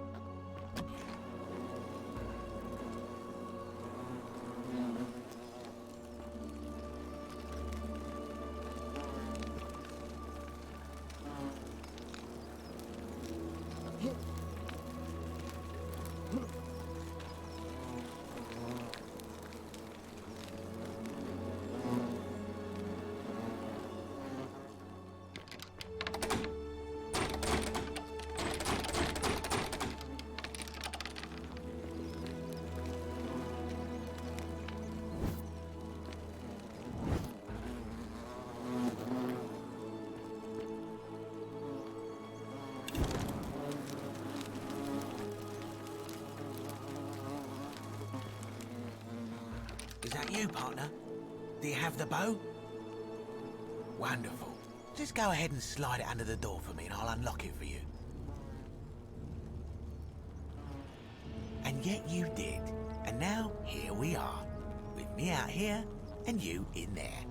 Until you give me my bow.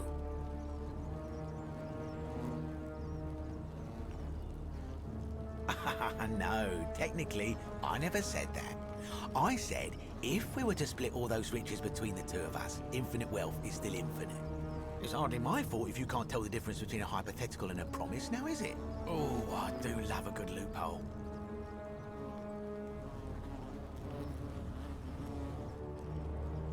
You're just gonna have to take your chances, I'm afraid. The bow, now. And don't even think about giving me the fake one. I'll recognise my own handiwork.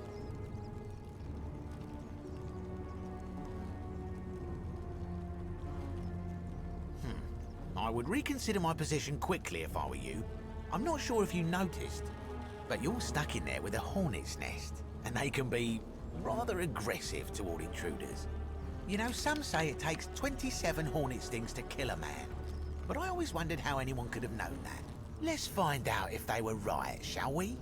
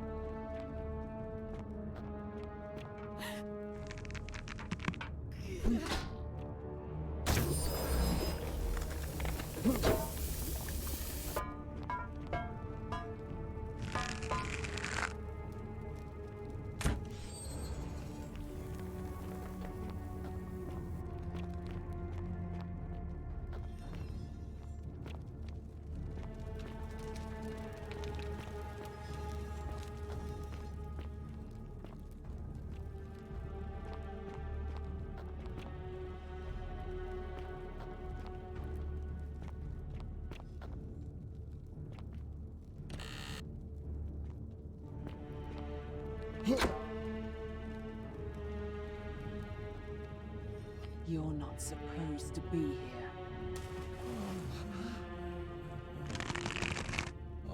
Help us.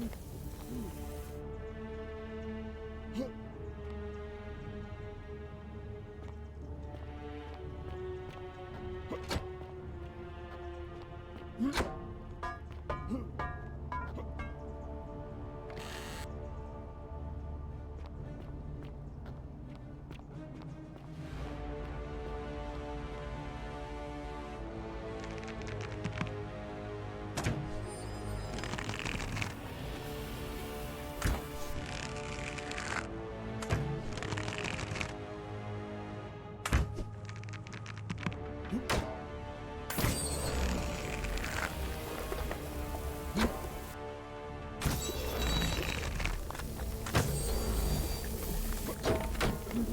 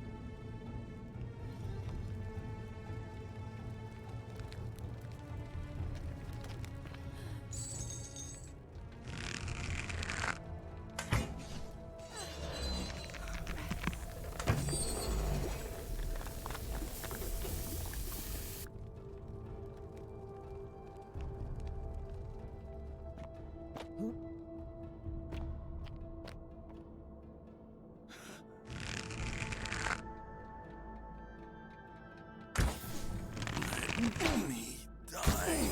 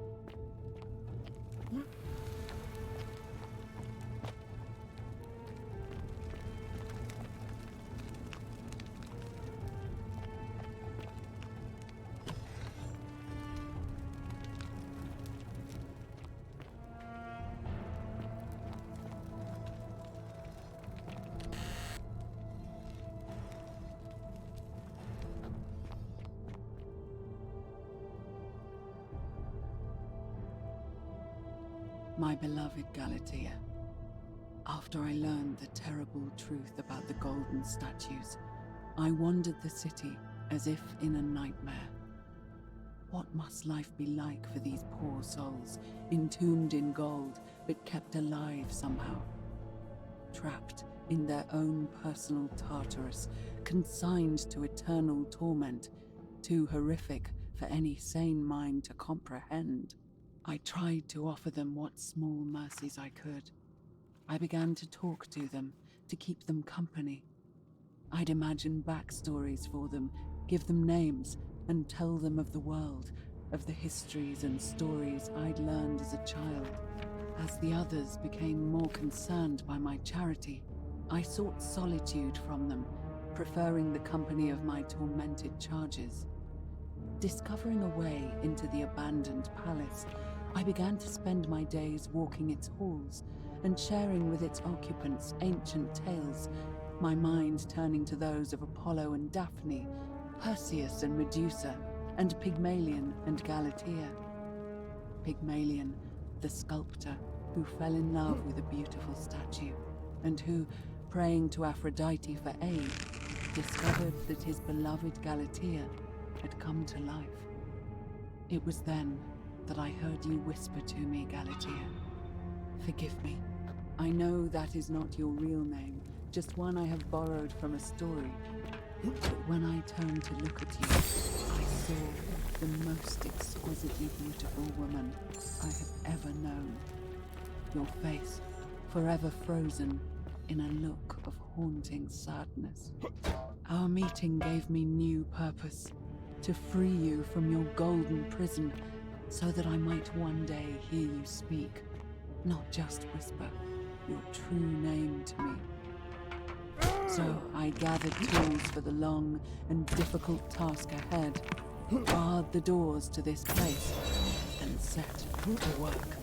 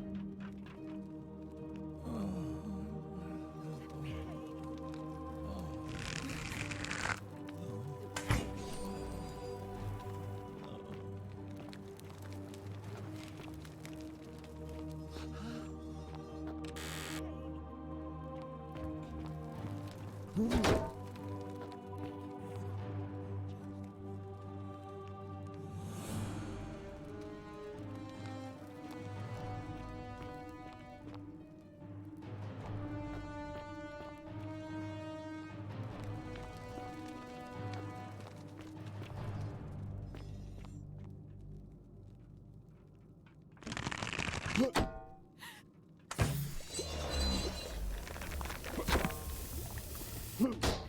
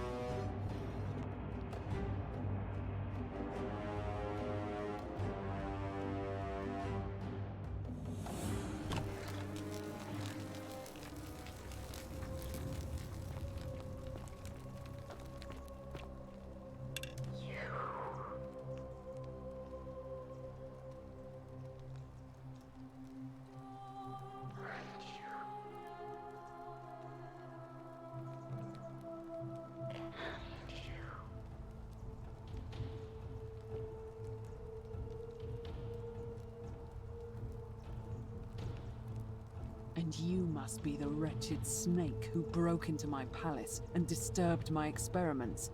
And worst of all, look at what you made me do to her. This never would have happened if you just stayed away. You're going to pay for that.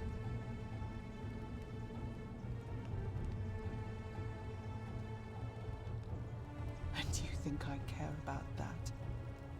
I don't care what happens to me, as long as you get what you deserve. Liar! I locked and barred the gate. I left a message warning you all to leave me alone. I just wanted to do my experiments in peace, for her. And now look at her. You made me turn the most beautiful woman I've ever seen into this. Look at her. She's in agony.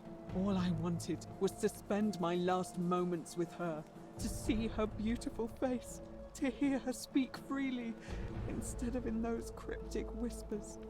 But as soon as I began my work, she stopped whispering to me. And now I discover she started whispering to you instead. What's so special about you?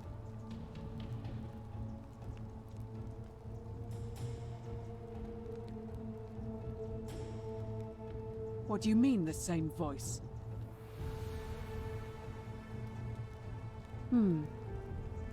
Yes. I remember when they used to whisper to me. They did sound similar. I just thought it was because all voices sound the same when they whisper. But now that I think about it, they were all benevolent and seemed to share a common knowledge. But if these bodies are mere conduits for that one voice, then this body is nobody, and everything I've done here was... Wait, I see what you're doing. You're trying to steal her away from me. Were you planning to wait until I'd done all the hard work, then swoop in? Is that it?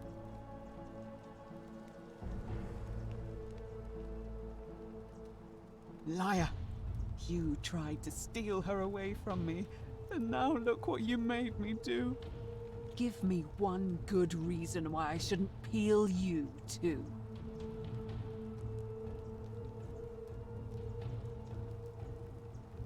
What? What are you talking about? Wait. So you're saying you weren't coming for us? So I did all this. I ruined her. For nothing. What have I done? Oh God, I feel sick. I can't bear the thought of her being like this. And in so much pain. It's the air coming into contact with her flesh. It's agonizing for them. But the only way to fix it will be to break the golden rule and let it run its course. At least that way she'd be golden again, and we'd be together. All it would take is one little cut.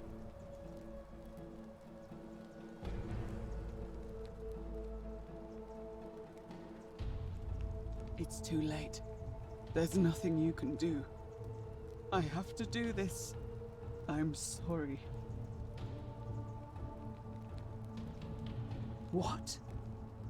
How? Really? I'm not sure I believe you.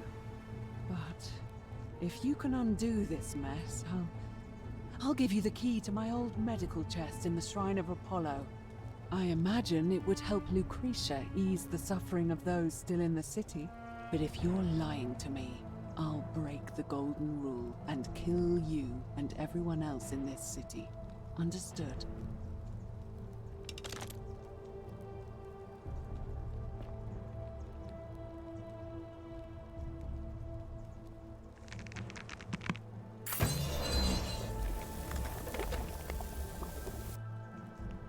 You did it.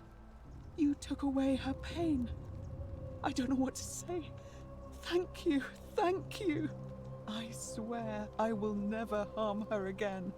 I swear it. I'll stay here to keep her company. But these poor souls, what can be done for them?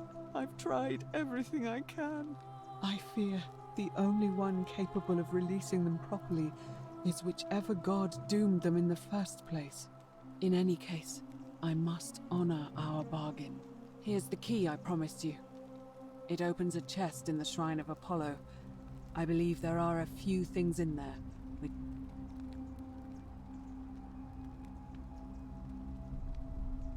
Now, please leave. The door here leads out onto the palace balcony. You should be able to make your way down from there. Go, and never return.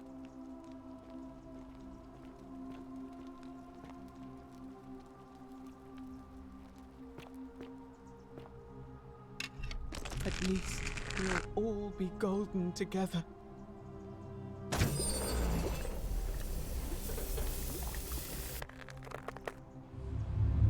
The many shall suffer.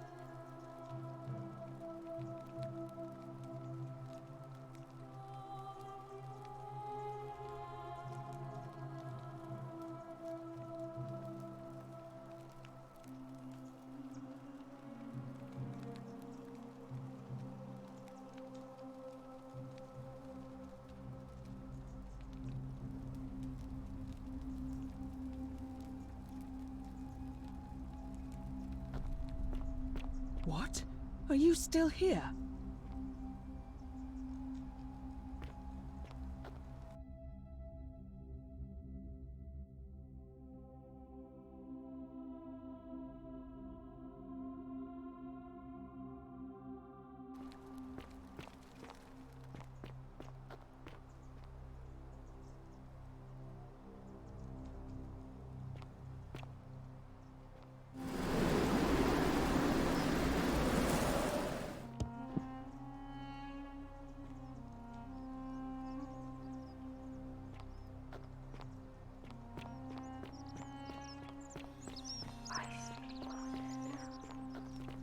Don't you just love springtime?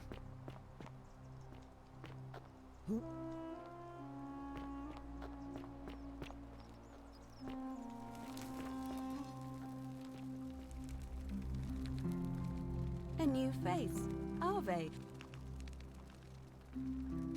Interesting. I'm not sure why you're telling me, but you've come to the right person. Did you find a pattern then? What have you noticed? Yes, I suppose that could be something. But then most of us do tend to carry coins on our person, don't we? What else? Yes, I understand many of our friends were carried here by a river current. What else?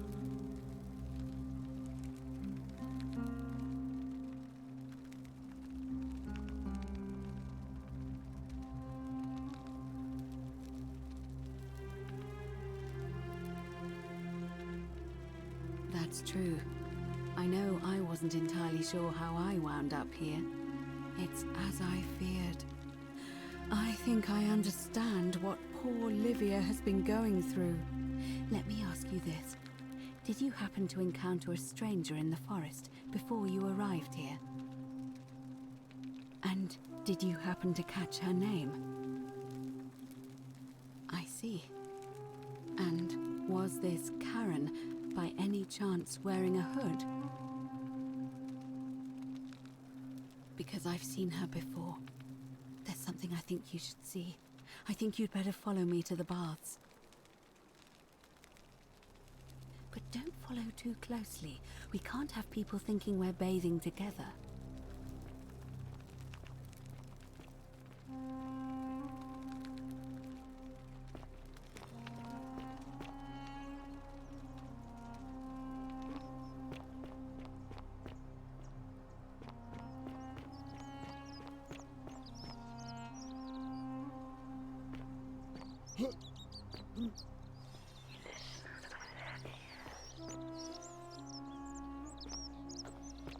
Greetings and salutations. A golden bow, just like Apollo and Diana's.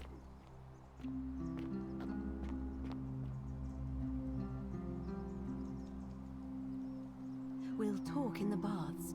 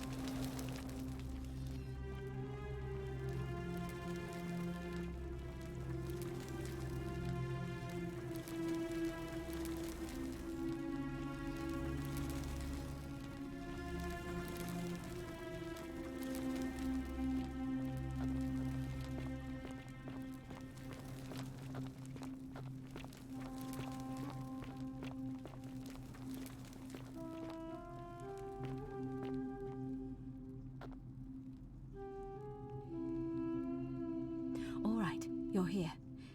You were asking how I knew the young woman you met by the river was wearing a hood. Here, look down at the bottom of the baths. It's a little hard to make out in this light. If only we could see. Oh, what a marvelous lamp. But do you see it? Somebody waking up by a river in a forest to find a hooded figure with a coin. It's just as you described it, only your pronunciation is a little off. The name you heard wasn't Karen. It was C-H-A-R-O-N, as in Charon, the ferryman of the dead. Charon, who, in exchange for the right coin, helps the souls of the newly deceased cross the Styx, the river that separates the land of the living from the land of the dead. When I dragged you out of the river, I thought you were never gonna wake up. I checked your pockets for ID, but all I found was some loose change. Feels like I've spent my whole life in a dead-end job with an endless commute. Sorry if I sounded cagey, it's just that I don't always get the best reactions when I introduce myself. My name's Karen. There are a bunch of old stories about the gods punishing people by making them do the same futile task over and over. But on the bright side, at least you're not stuck in the underworld like they all were. I'm so sorry, my friend. I'm so sorry. I take it you know what this means. I'm afraid so. It's all starting to make sense. All these people whose last memory was running from the fires toward the river.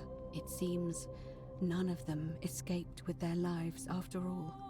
Perhaps we should be grateful they don't remember their final moments. It also tells us that the Golden Rule is the work of Pluto, the god of the underworld, and why his epithet has always been Father of Riches. I know it's a lot to take in, and you look as if you have questions, so I'll try to answer them if I can. That was my first thought too. In the old stories, the underworld was where the souls of the deceased were taken. But it was also possible for the living to reach it without dying, if they were particularly fearless. So I'm afraid I don't know. Oh, I'm sorry. I keep forgetting you're not from here. If you were Roman, or even Greek, you would know these stories. Each of them is slightly different, whether the storyteller was Plato, Homer, Virgil, or Ovid. But they always involved the souls of the dead meeting a grim ferryman named Charon on the bank of a river. It was said that he'd help the new arrival cross, only if they could pay him with a coin, an obol. That's why it was once our custom to bury our loved ones with a coin in their mouths. Charon's obol, we called it. Of course, an obol was a kind of Greek coin, because we inherited this knowledge from the Greeks. To be fair, the ferryman isn't exactly as the poets described, and he, she, they seem to appear to different people in different guises. You say you saw a young woman named Karen with a hood, and I once heard Kabash mention a stranger in a ram headdress named Kerti, and Rufius described meeting a stranger named Kumut Tabal wearing an eagle headdress. But whatever form this stranger took, they were always wearing a hood of some sort, and their name always began with a K sound. I suspect the only way you'll solve this riddle is if your paths cross again. Good question. Let's see. In the stories, Charon would always require a coin as payment for passage across the river, but that never made any sense to me.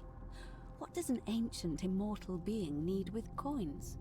In our case, it seems Charon didn't take the coins we had. He or she merely checked we had one in our possession.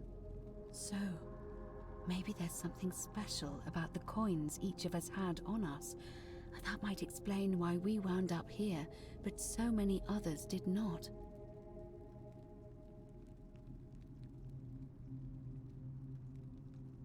No. I mean, I had my suspicions, especially after Livia's ramblings, but I would never have figured it out without your help, I promise you. Now that we know where we are, we have to figure out what to do about it, if we don't want to be cast into gold for eternity. We don't have much to go on, except the old stories. I remember 4 in particular about heroes in the underworld. Hercules, the demigod and son of Jupiter, Orpheus, a Thracian poet, Sisyphus, a king of Ephyra, and Aeneas, a Trojan hero. Hercules was able to leave the underworld because he cowed its god with his strength. Sisyphus and Orpheus both relied on their wits instead. They persuaded the goddess of the underworld, Proserpina, to help them escape. And finally, Aeneas was able to escape with the help of a spirit guide, who led him through a secret gate. So it seems you have 2 options: to confront the god of the underworld head-on, or find a way to escape with the help of Proserpina or some other guide. It's a reasonable question, but the problem is, this place is fairly well designed to keep us here. There's no way to climb up the shaft, and even if you could build a ladder big enough, just trying it would break the Golden Rule. We know that, thanks to the writings left behind by those who've tried.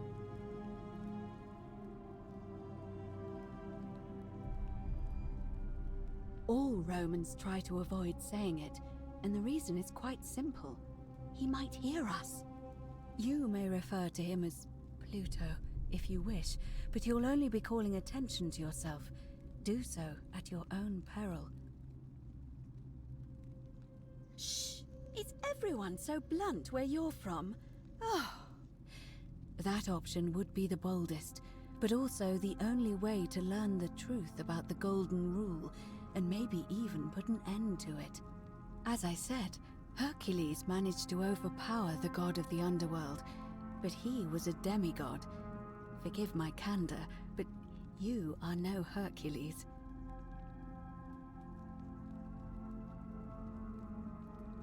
Are you telling me that you can? I won't pretend to understand exactly what that means, but if that's true, then perhaps you stand a chance. So, if you want to confront him, I'll help you as much as I can. Who knows? Perhaps your name will be uttered in the same sentence as Hercules one day. But first, you'd need an audience with you-know-who, and for that, you'll need to enter the great temple overlooking the city.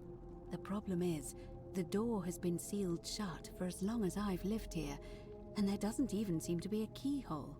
I suspect the answer lies in the desecrated obelisk in front of it. I'm not sure if you noticed, but there are 4 plaques missing from its base. It looks as though somebody, or a series of somebodies, forcibly removed them, and in doing so, dishonored and angered our divine keeper. If you could recover and replace all 4 of those missing plaques, I imagine he might be willing to receive an audience again. It's the towering stone monument with 4 sides and a pyramid-shaped head that stands before the great temple, a dedication to the god of this place. You'll find them all over Rome, but of course they were looted from Egypt many years ago. It seems one of them made its way here too, although how is a mystery. However, this one is unusual in that each of the 4 sides is decorated in a different style: Roman, Greek, Egyptian, and another I don't recognize. That means you'll need to recover 4 different plaques: Roman, Greek, Egyptian, and a 4th, a mystery plaque. Good question. To answer that, we first need to ask who would have defaced the obelisk in the first place. It would have had the god's name engraved into it, so it may be that whoever desecrated it wanted that name to be forgotten. And there's only one group of people I know of who might want to do that. There's a cult in Rome that often argued there is only one true god. Theirs, of course. They've been known to start fires, as well as deface religious monuments whose existence challenged their beliefs. If I were you, I'd go looking for them. Of course, they've all been in hiding since the fire last year, so finding them won't be easy. But I did hear a rumor they have a secret shrine somewhere in the city. Perhaps, if you could find that, you might be able to recover the Roman plaque.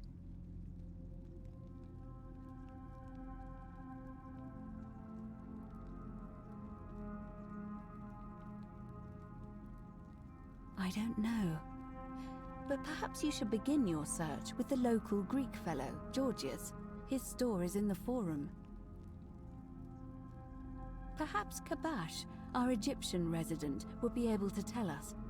Unfortunately, he disappeared weeks ago. But I did hear Aurelia is peddling rumors about him at the tavern, so perhaps you could talk to her, or just take a look in his room. I'm afraid you're on your own with that one, but perhaps finding the other 3 will illuminate the way. As I mentioned, both Orpheus and Sisyphus were said to have persuaded Proserpina to help them escape, and Aeneas was guided to the exit. The problem is, those are the stories of a poet, a self-aggrandizing king, and a brawler about their own heroic deeds, so they should be taken with a grain of salt. First, Proserpina. What we do know about her is, well, it's a grim tale. It's said the god of the underworld abducted and dragged her here against her will, forcing her into marriage.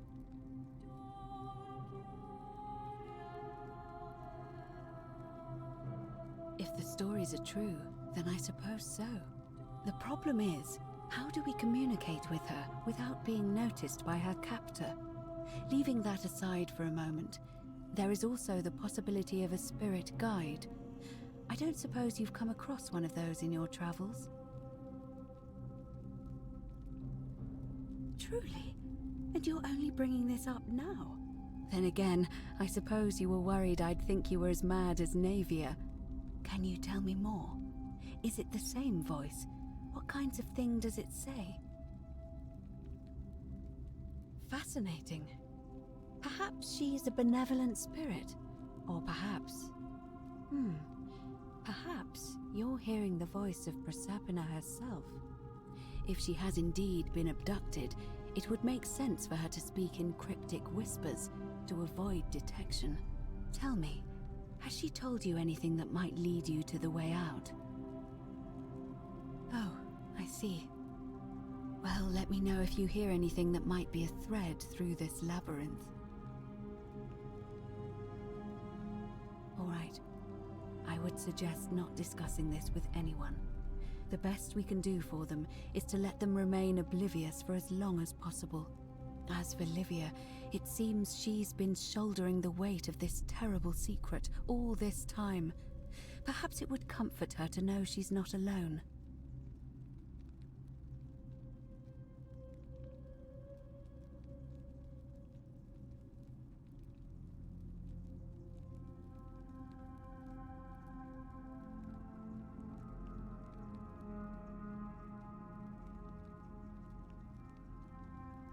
In any case, time is of the essence, so you'd best begin. May Fortuna guide you. Although you may not need her with Proserpina on your side.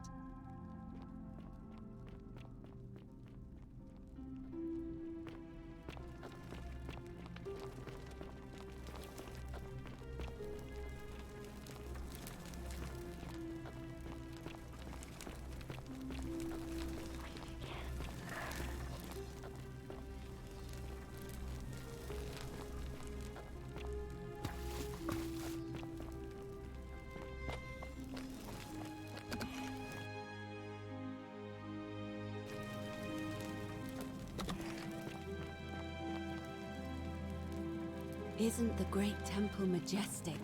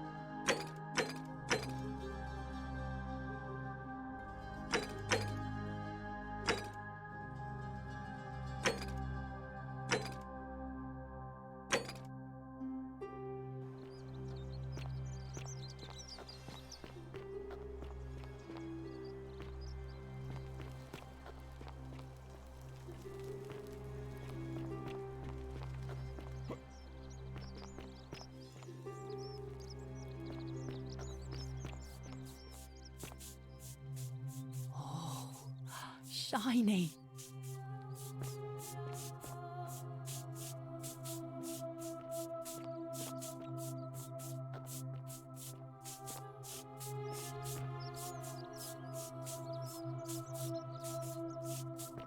Oh, shiny. You took care of him? An accident? So, it's over? Oh God, it's such a relief. I really thought we were all going to die. I do have a question though. That shrine, the one I was going to hide in, did you know it was going to collapse? So you kind of murdered him then? The many shall suffer for the sins of the one. Run!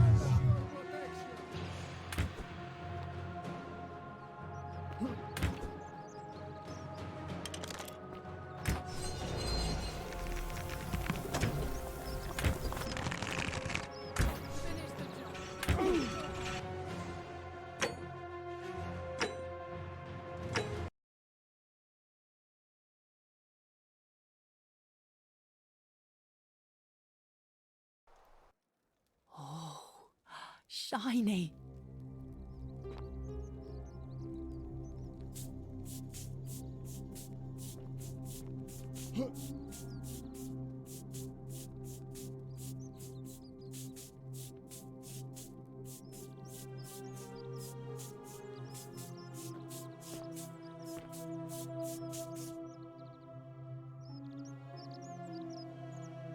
You... and... Really? Oh, I see. I should probably keep my big mouth shut then. Sorry.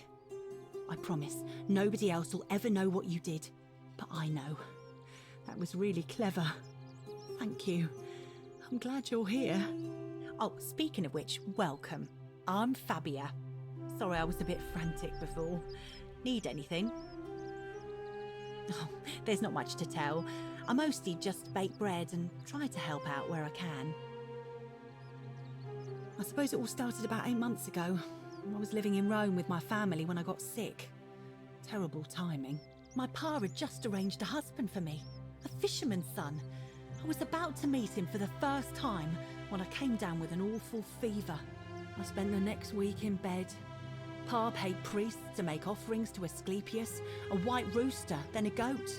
But nothing worked. In the end, they decided I'd do better outside the city. Clean air in the countryside would do me good, they said. But after about a day in a carriage on the Appian Way, I was getting worse, not better. I remember closing my eyes for a bit, and I guess I must have fell asleep, because when I opened them again, I was in a forest by a river. I suppose the driver took off with his fee and left me for dead. Can't say I blame him. I wouldn't have wanted to catch what I had either. Anyway, I went searching for help, stumbled across the trapdoor temple, and here I am. It's nice of you to say, but you should save your sympathy. Lots of people here need it more than I do. What? You've been here a few moments and you're desperate to get out already? Why not give the place a chance before you try to leave? Good people here. Galerius works hard on the farm so I can put food on our tables, and Lucretia tries to keep us healthy. My friend Georgius is always mending our clothes, and Virgil makes sure these old walls don't fall down around us. Well, he does his best. I'm just saying, there are worse places you could live out your days. Well, I can tell from your funny accent you're not from around here, but that doesn't mean you don't belong, does it?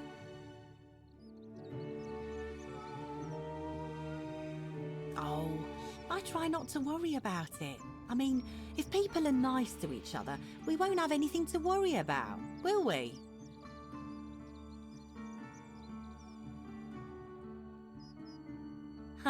You're funny. I bet my friend Georgius will like you.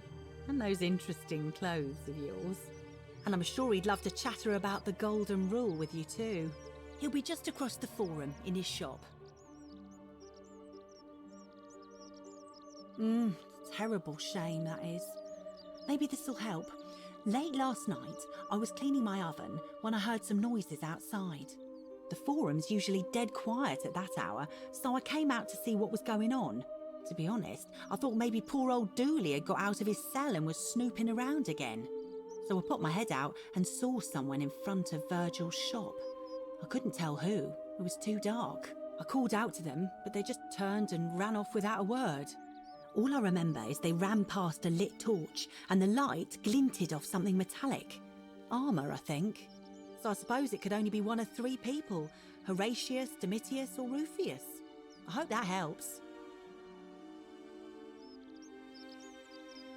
All right, thanks again for taking care of our problem. I won't forget it.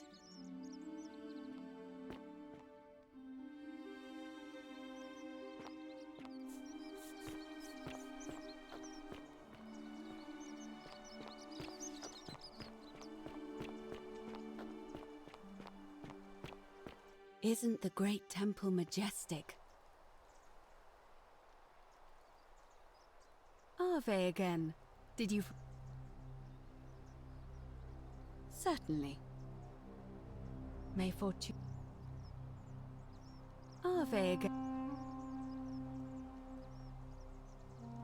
It must be completed by dusk, just as it'll be... Why do you up? As I said, I'm planning to hold it before dusk, but I suppose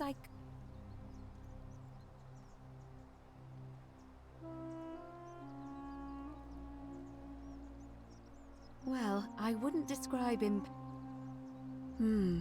Yes, I have overheard some rather unpleasant arguments. The last thing we need here is additional conflict. Very well. I'll get things started right away. Citizens, it is time. Let us meet to elect our magistrate.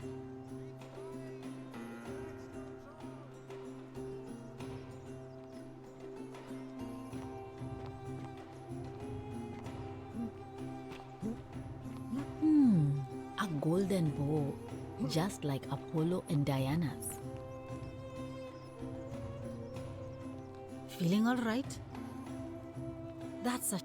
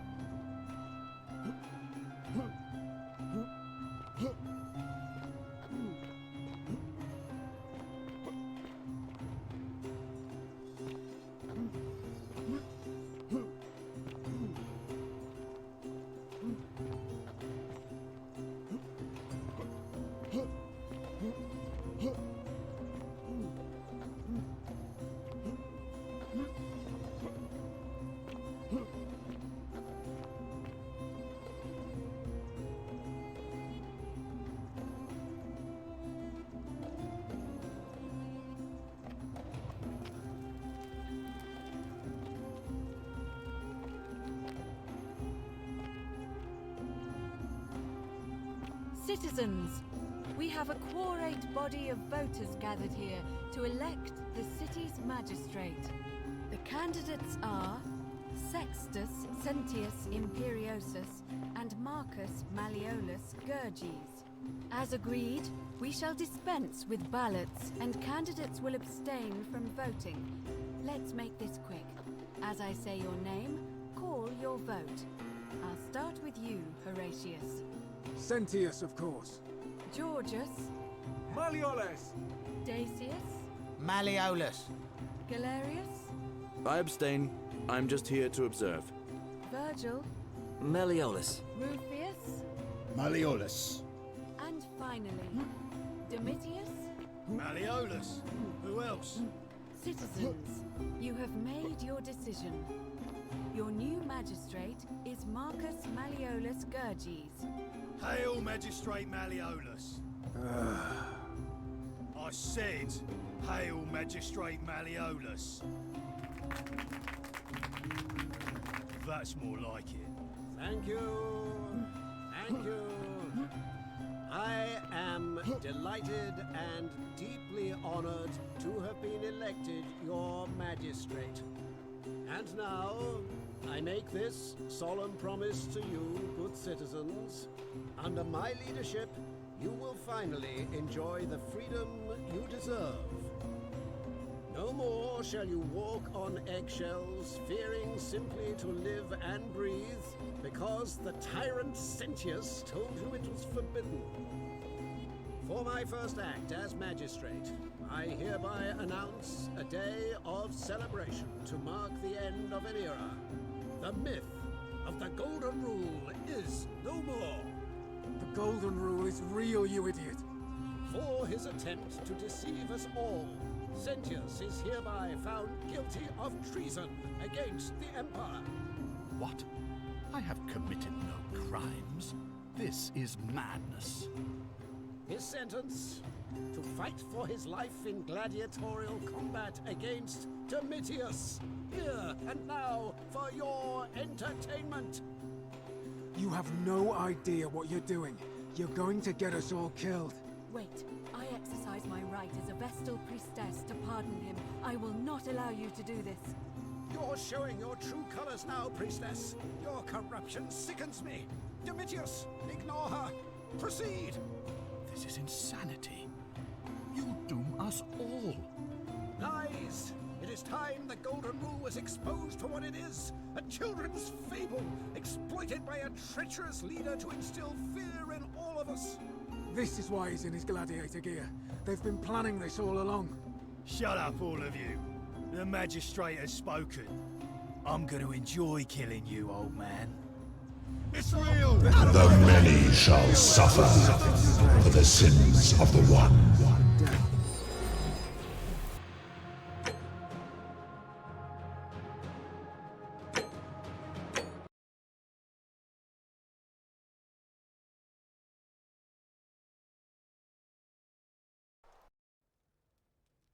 Oh, shiny.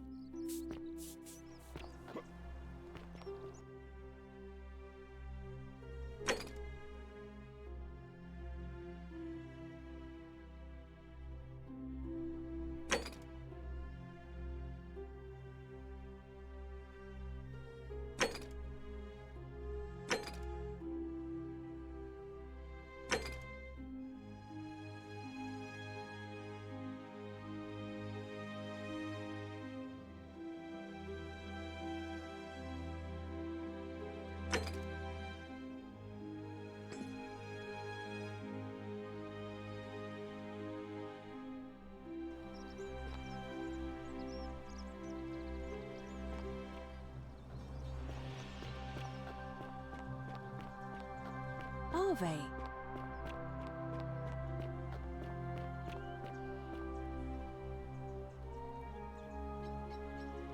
Malleolus isn't receiving visitors at the moment.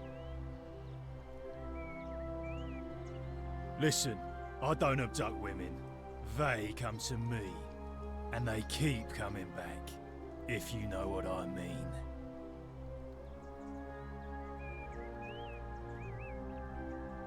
You don't know Stirkus. Do I seem like anonymous threats are my style? You don't know Stirkus. Whatever. Just remember, I'll be watching.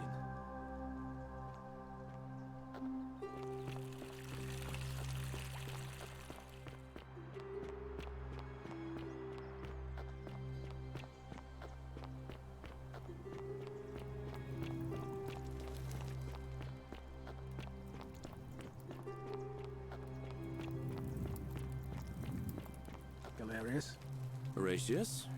Looking a You, bit troubled there. Sisyphus, attack or pursue the stone that always returns. Don't be too hard on yourself. From what I hear, nobody saw it coming. Anyway, I thought you Stoics weren't supposed to worry about things you can't control. Yeah, but I keep thinking, what if there is something I can do? Whatever's in that great temple up there on the bluff, waiting to be I found. bet it's worth a fortune. Sounds like you're torturing yourself. Leave that Hello for there, the partner. gods. I Try to relax. I'm Get glad some you're here. rest. I think there might have Tomorrow's been a new some day. confusion about my little practical joke. You suppose see, you're right. my plan was to give you a little fright. You know, like two friends joking around at the Saturnalia, and then, surprise, I'd open the door. But when I opened it, you were gone. Partner, there's no need for threats. Yeah, well, I don't have to listen to this.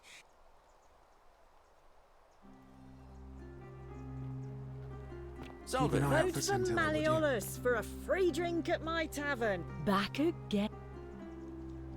Not for a few weeks now. Last time I saw him, he was sitting at a table with Georgius, whispering about some job. I remember because they kept looking over their shoulders as if they didn't want anyone else to know. So, naturally, I hovered. The one word I kept hearing was vanishing, and then The next day, Kabash just disappeared. Coincidence? I think not. All right, see. What is it, citizen? What? Absolutely not. I know someone's been threatening him, and I'm not happy about it. But I can assure you, it isn't me. All right? Name's Rufius. Better watch your... No idea what you're talking about. What? That was Galerius, not... Oh. He got that from you? I guess you did help me then. Huh. I think I have seen that plaque. Sorry I lied. Can't be too careful these days. Head into the caves behind the theater. Turn right again. Oh, and here. You'll need this key. You didn't get that from me. No idea what you're talking about? Yeah? Prove it. See you around.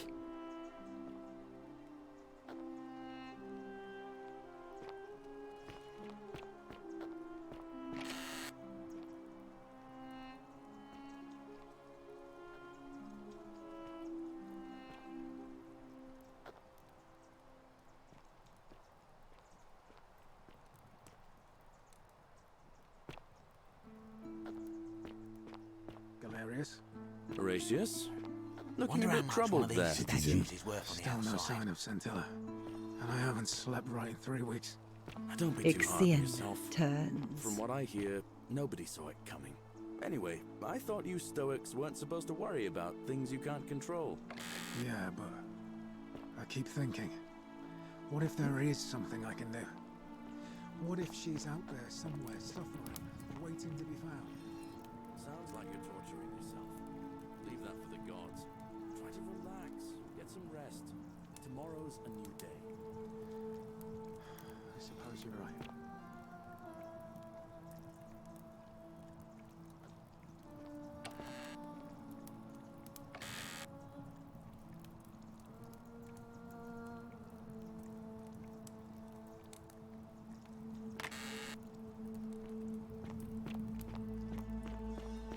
Galerius? Horatius? Looking a bit troubled there. Handsome. Still no sign of Scintilla. And I haven't slept right in 3 weeks. Don't be too hard on yourself. No idea. From what I hear, nobody saw it coming. Anyway, I thought you Look, Stoics weren't supposed to worry about I haven't things you been can't at control. my best Yeah, lately. but I keep thinking, I know that. what if there It's is the something I can rheumatism. do? What if she's out there Starts with somewhere constant suffering, pain in waiting all to be your found? joints. Then the Sounds pain like you're starts to torturing yourself. mess with your head. Leave that for the gods. Try to Makes you relax, get some rest. angry. Tomorrow's a new Mean. day. I know that's I suppose you're an right. excuse for how I acted. But it's the truth. But with the willow bark, I'm already starting to feel like myself again. I'll leave him alone from now on. It's not as if I was ever going to hurt him anyway. I was just lashing out. I'm going to go and clean up the graffiti. Just forget this ever happened. Will you?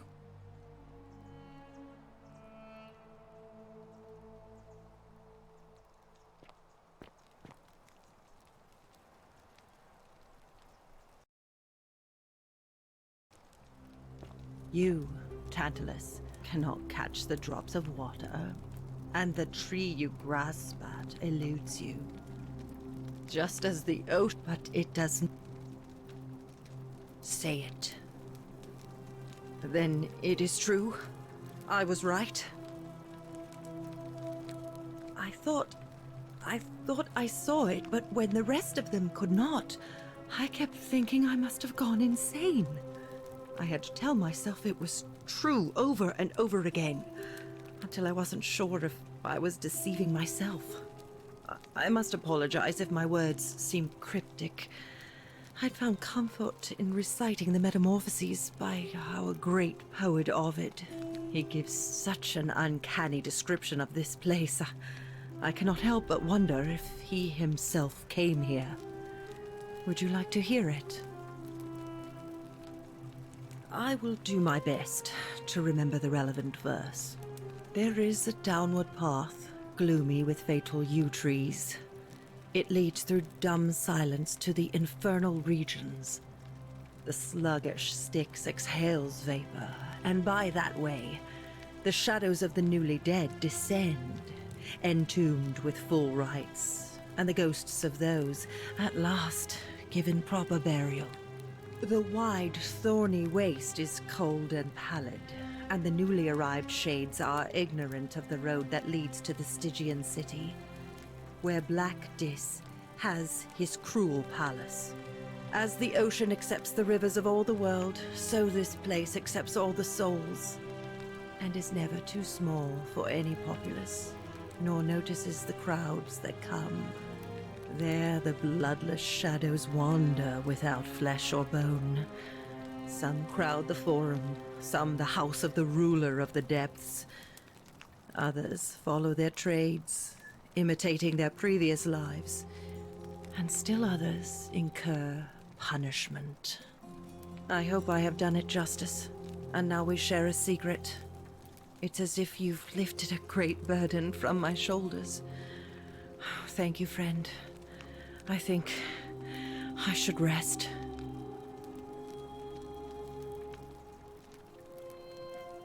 Friend, you have given me hope.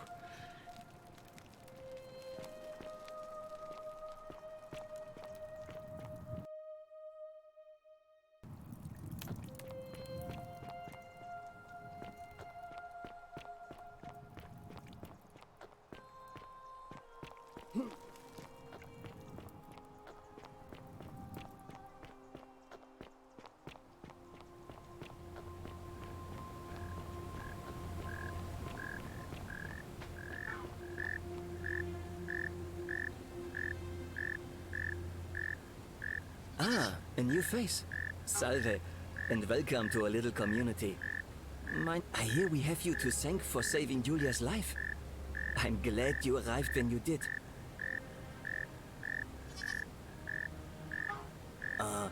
What demon or spirit told you about that? You went snooping in his place? That was risky. We're lucky you didn't cross any lines. Have you spoken to him about it? Really? How did you manage that? Poor fellow. I've heard that can really mess with a person's head. Well done for figuring that out. Really? That's promising. I'll keep an eye out for him. Nice to talk to you.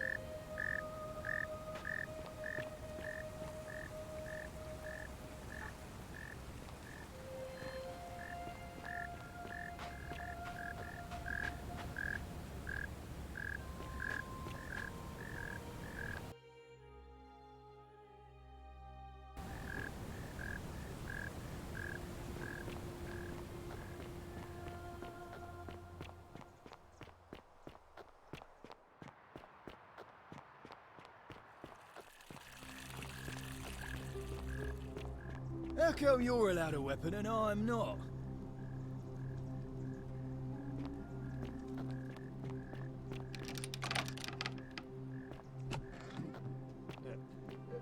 Thank you. Thank you. I am delighted and... Domitius doesn't usually let anyone in here without a hefty tribute, so you must have been desperate to see me. Well, what do you want? Of course not. But as I always say, if Sentius can't protect his daughter... Look, if you're trying to find her, you may wish to check the cisterns beneath this villa. Domitius says he saw a body there some weeks back. Of course, just to be clear, I take no responsibility for what happens to you down there. Look, if I had a Roman plaque in my possession, I'd be happy to sell it to you, but I don't, so I can't. Time for Malleolus to become magistrate.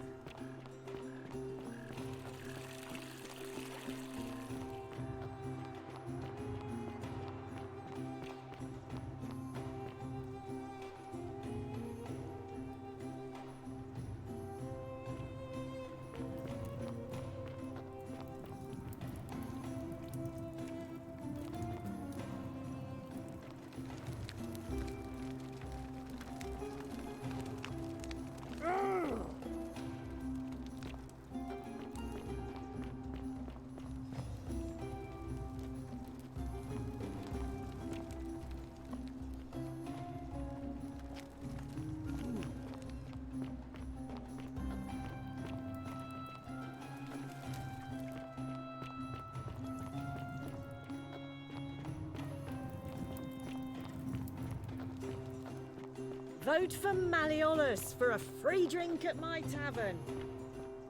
You stay away from my money. The many shall suffer for the sins of the one.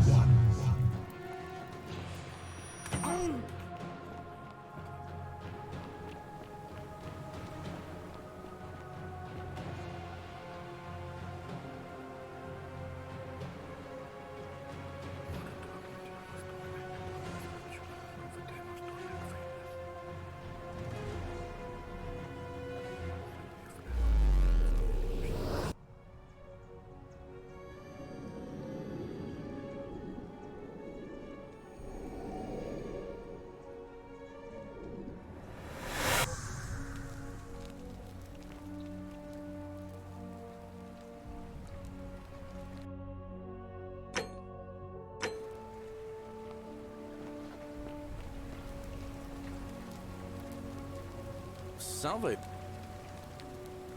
All right then. I'll get out of your way.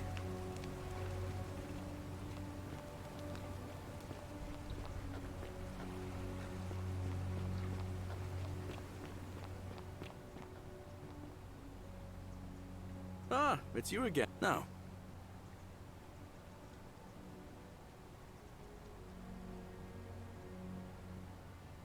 All right.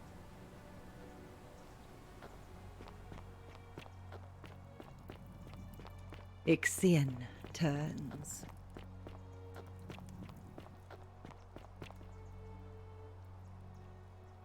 But it So you just love springtime. Then I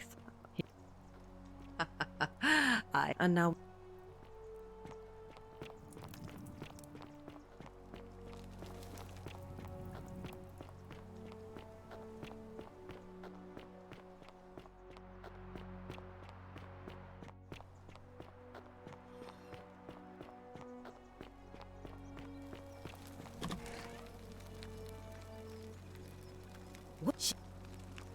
What you hope?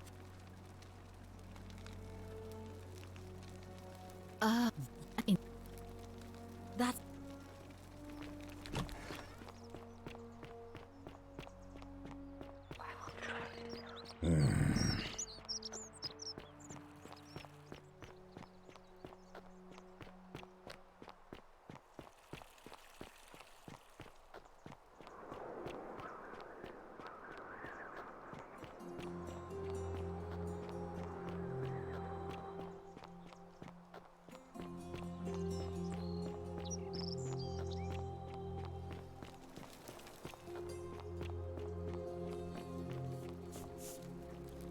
Salve. All right. I can't believe this is how it ends. Oh no. No. No, no, no, no, no. Orpheus, what are you doing? Get back from there. What? Thank... Let me guess.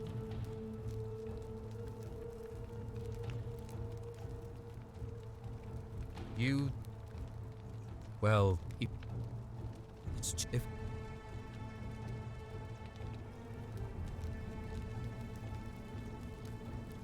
Oh.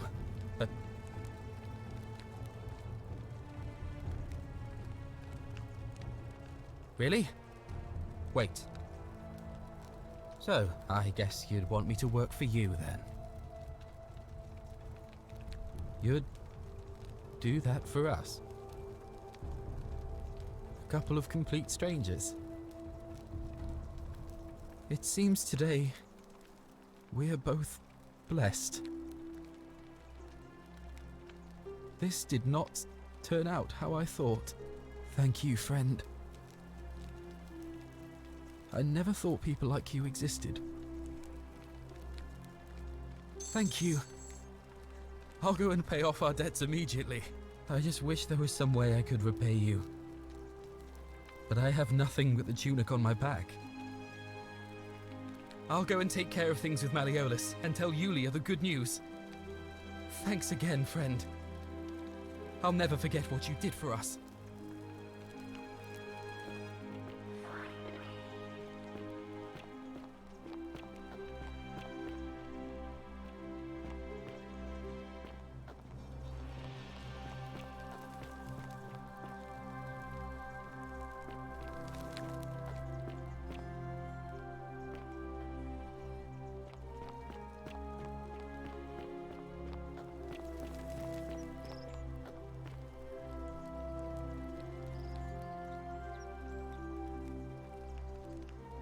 What you did was extraordinary, and I'll never forget it.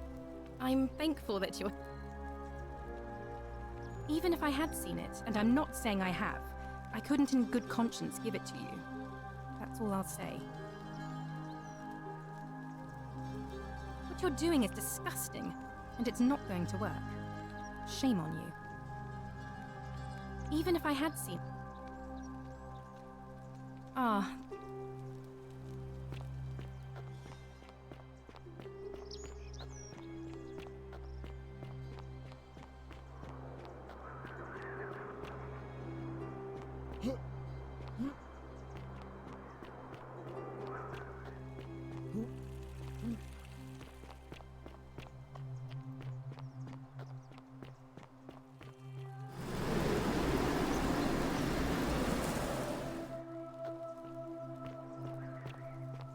Isn't the great temple majestic?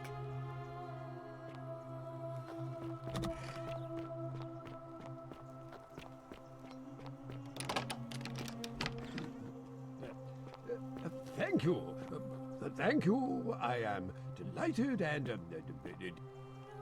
Domitius doesn't usually let anyone in.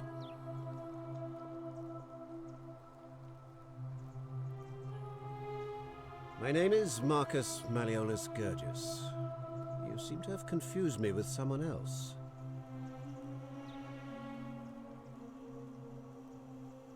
You mean my heterochromia? I am guilty of nothing more than having different colored eyes. And I'm hardly the only person with the condition. Alexander the Great had it too, as it happens. I like to think it is simply the way the gods have chosen to mark a natural-born ruler. Nothing more.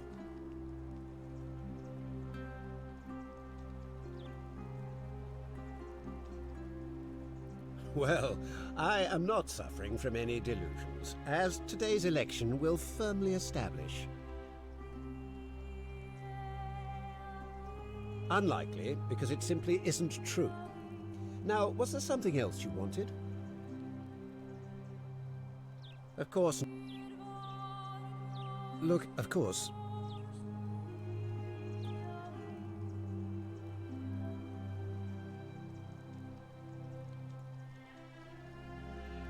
I trust you can... You are you insane? You barge into my villa uninvited and then make outrageous demands? Why would I withdraw from an election I'm bound to win?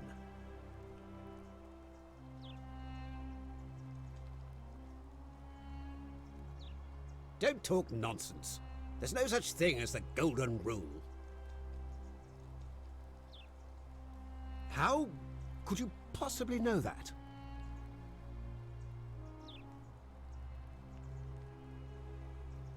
Nonsense! This is nonsense! I don't know how you know about my plans, but I'm absolutely sure Sentius is involved somehow. And now, I'm going to enjoy watching Demetrius kill him even more. Now, get out of here! You outstayed your very limited welcome.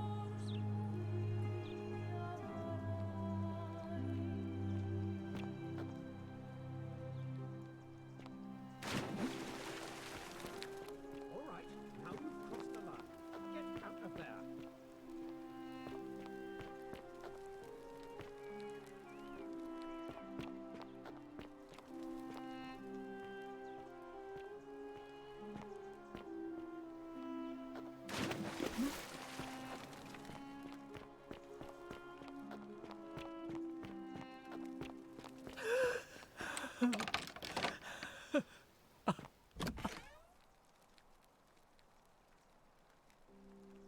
You're not. Demetrius! This is outrageous.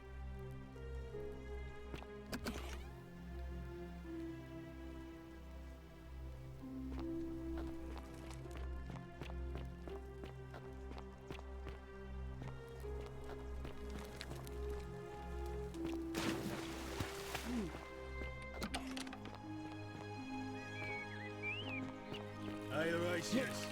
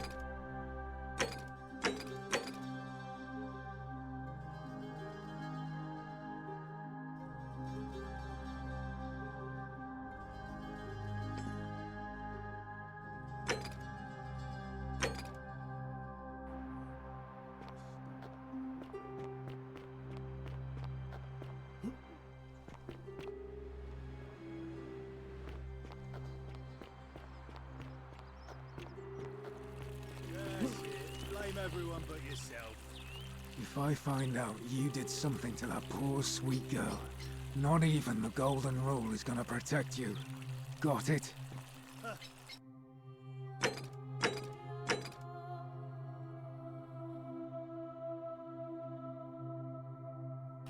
As if I'll be afraid of you, little man.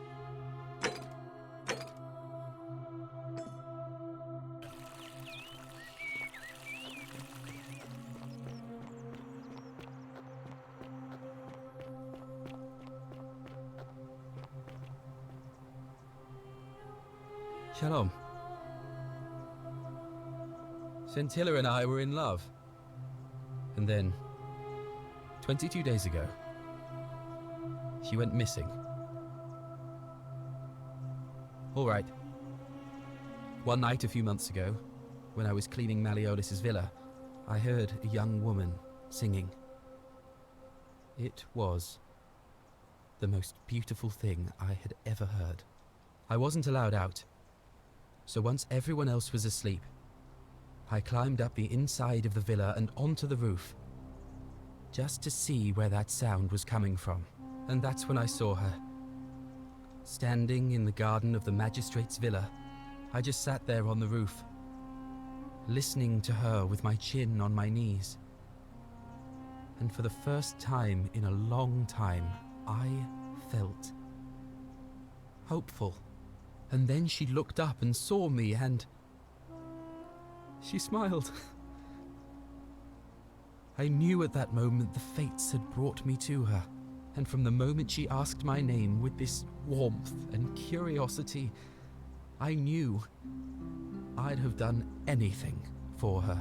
And so for weeks on end, each night I'd climb out of the villa and into her father's garden. We'd hold hands and talk about all the things we'd do once we got out of here. Like having our own vineyard. And then one morning I woke up and everyone was out searching for her. They said she'd vanished in the night. All I could do was keep my head down and try to hide how beside myself I was.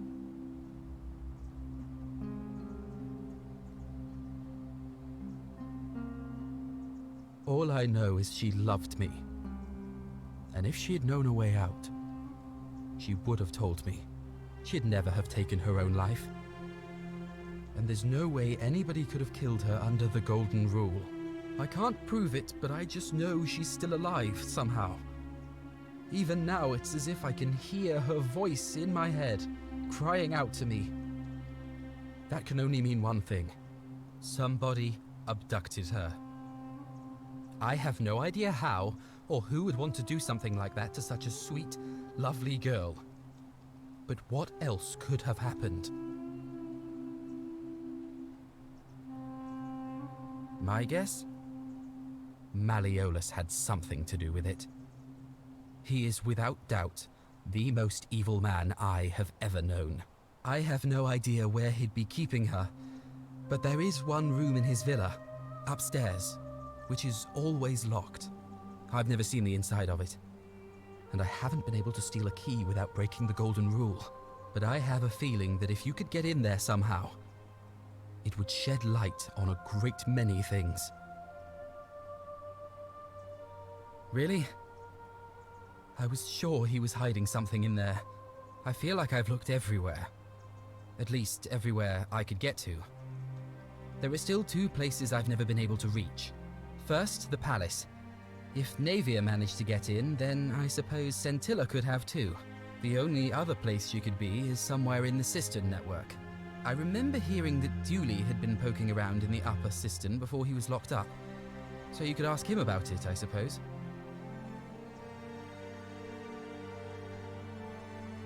I feel like I've looked everywhere. At least I remember... You mean where am I from and all that? But when I was a child, I moved to Rome with my family. Romanized my name and spent most of my life in the Jewish district of Trans-Tiberim, across the Tiber from the main city. That's where I was when the fires broke out. Everyone was running toward the river and I, listening to my inner contrarian, ran the other way. Every road leading out of Rome was in chaos, full of people with all their belongings in carts and brigands preying on them. Several hours down the Appian Way, I saw another Jewish family being attacked by 3 opportunists. So I picked up a branch from the side of the road and went to defend them.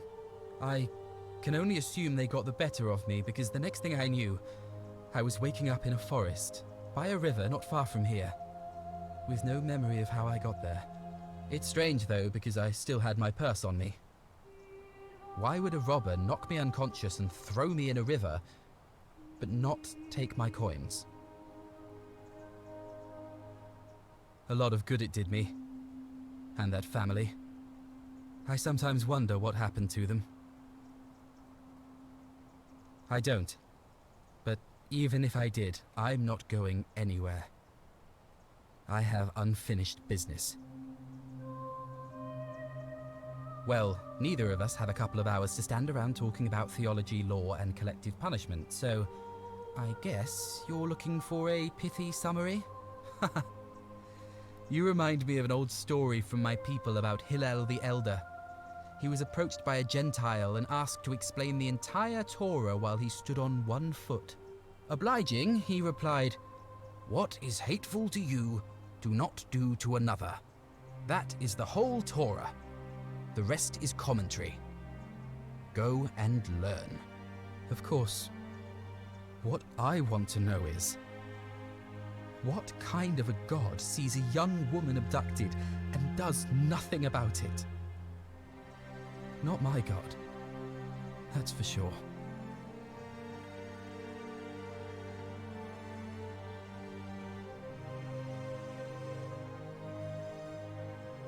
Maybe you don't. I feel it in my bones. Sentius, I suppose. I'd have to be insane to vote for Malleolus after what he did to me. All right, friend.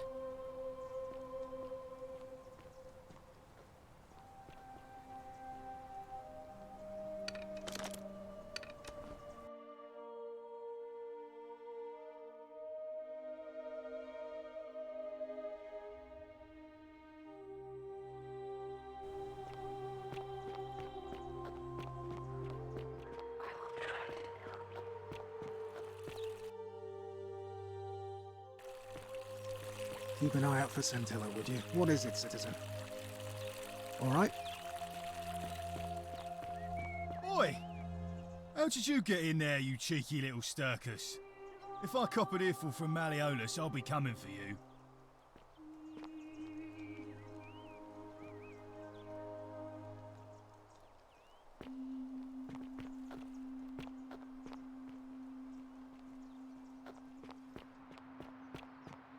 Isn't the great temple majestic? A new face. See you again. Oh. Oh my. That is quite a lot to take in. You'll have to give me a moment. Let's see. If that is indeed the case, we don't have much to go on. Hercules, Sisyphus and Orpheus both relied on their wits and so it may fall.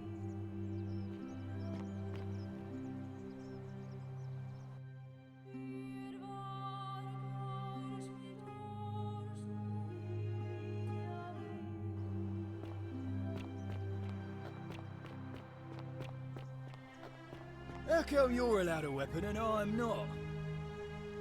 What now? Listen. Whatever.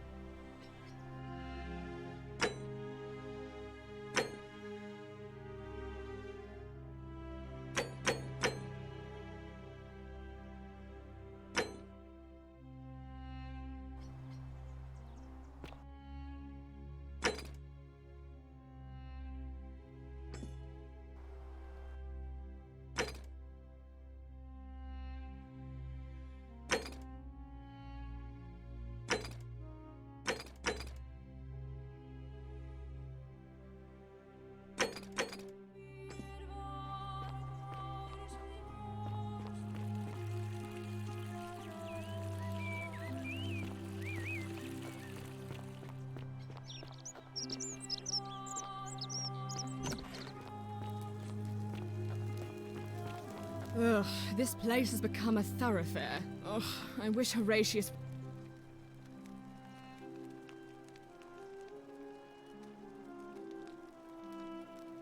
I'm Sentia. What are you... You know, some people say it's the creation of an all-seeing god who's watching every... But what kind of an awful, incompetent god would let my sister go missing on his or her watch?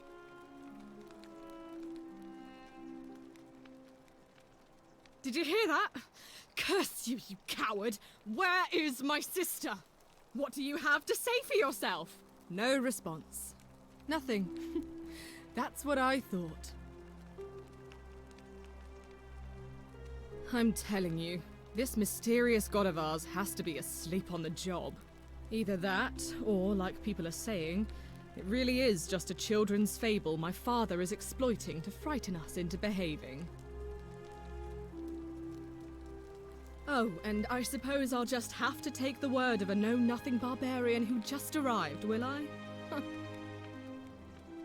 I trust you can see yourself out.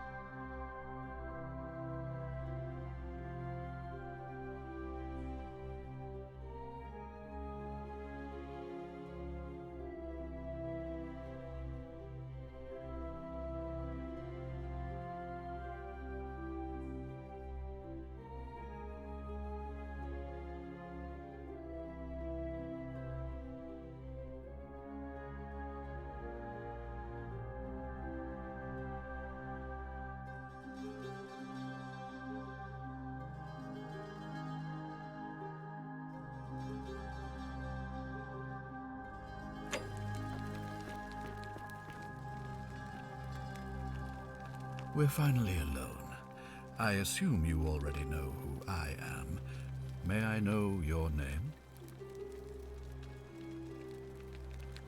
We have? Wait, If I understand correctly, someone is about to break the Golden Rule, forcing me to create a portal in time to bring you here? I must have entrusted you with figuring out who the culprit is, only I assume we failed, and you had to start over. Is that about right? If so, what happened?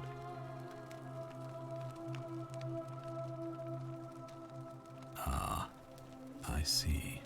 Look, it's unfortunate, but all that matters now is that you make use of what you've learned and gathered and do better next time. Now, I assume you sought me out again for a reason?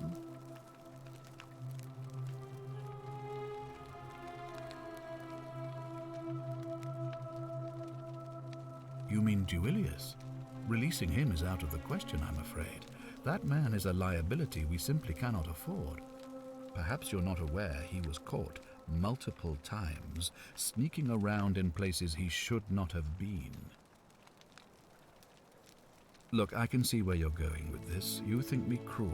I assure you that is not the case. You may not be aware of this, but it was not so long ago, during the Republic, the law of the 12 Tables would have required that he be killed as soon as he was born, owing to his deformities. Here we see to it that he has food, water, and shelter, and most importantly, he is able to continue living. A privilege that would be taken away from all of us were he to be released and commit the crime of trespass. The man has no self-discipline, poor comprehension of what is going on around him, and is an incorrigible rule breaker. I will not jeopardize the lives of my people so that one man can go free. Now, was there something else? I've had plenty of time to think about it. Let me see if I can sum up my thoughts. I've always considered my guiding star to be the well-being of the Roman people. Our survival and prosperity have always hinged upon honoring the peace of the gods, the sacred accord between the gods and the people of Rome. Give the gods what they want and we all prosper. Dishonor them and we all die. It's as simple as that. The real enemy in this place is not the Golden Rule, but human failings. The temptation to slide into degeneracy, greed, and hubris. I trust that answers your question. Sextus Sentius Imperiosus is my name, though magistrate is the proper way to address me. Before I wound up here, I was a decurion in the cavalry of Imperial Rome, helping protect civilization from the barbarians. It's a cavalry officer. I had 30 men under my command. This was my uniform. As magistrate, I usually wear a toga, but today I may need to survive long enough to create the portal for you, so it seemed prudent. My men and I were at the Emporium in Rome as honor guard for a visiting dignitary arriving upriver by barge. Now the port is usually bustling, but just as our guests arrived, waves of people began running toward the river from streets and alleyways in every direction. They were trying to escape a terrible fire. Unfortunately, the crowd sent my horse into a panic, and I remember it losing its footing by the water's edge. The next thing I knew, I was waking up on a riverbank not far from here in the company of some stranger. I went looking for my horse and discovered that lonely temple. You can probably figure out the rest. I was elected 7 months ago, uncontested because of my command experience. Since then, there's been growing agitation for another election. They're supposed to be annual, but I agreed to hold it sooner, hoping it would placate my constituents. Unfortunately, it just seems to have emboldened certain elements instead. Very well.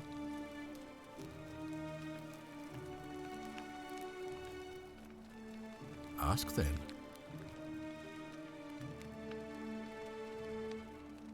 Good. Now, if I did Of course. What is it?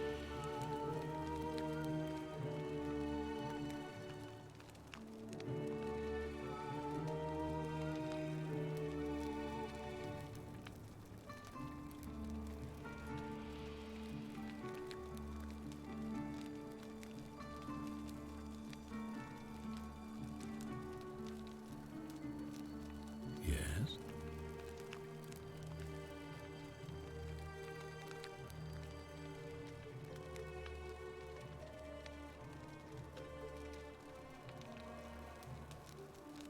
Why then did you say...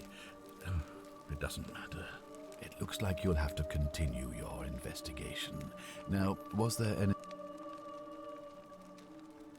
Of course. Well, if you stopped one person from breaking it and you're still here, then there must be someone else about to break it still. Allow me to explain. When I discovered the ritual to Proserpina, the instructions came with a warning about paradoxes. The crux of it is this. If you do anything to change the course of history in such a way that your very being here is impossible, you will have created a paradox. To illustrate, when the golden rule is broken, I will open the doorway that will bring you here to prevent it from being broken. If you manage to succeed in saving our lives, then I will have no reason to open the doorway, and you will never have come here. A paradox. You see? The same thing would happen if you, say, inadvertently, allowed me to die. If I can't summon you, then you can't be here, obviously. If either of those things were to happen, I am given to understand you would be flung back to your original time, having changed the course of history for us, and yourself. So the fact that you are still here means someone is going to break the golden rule, and there is yet work to do. Understand? Excellent. So it looks like you'll have to continue. Of course. Yeah. Why do you say that?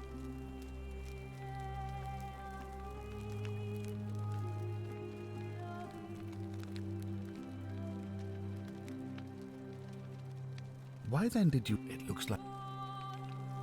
Of course. Yeah. Why do you say...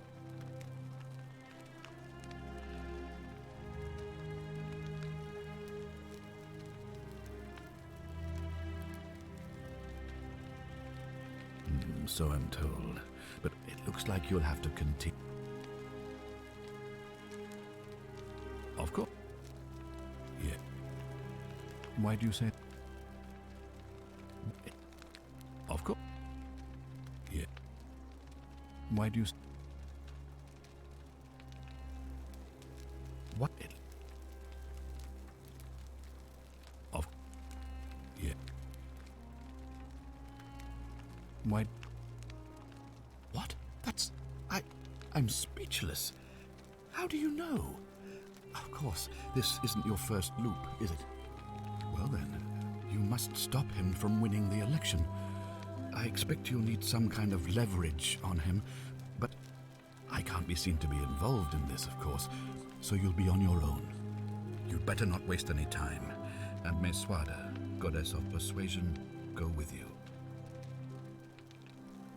You mean to say you've tried every non-lethal measure you can? Well then, perhaps... Good.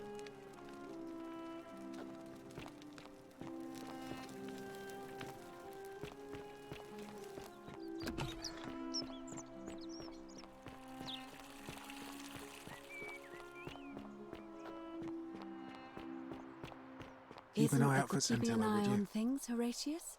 As always, priestess. Any news about Scintilla, Navia, or Kabash?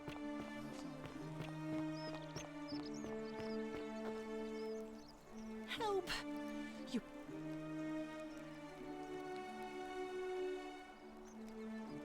Thank...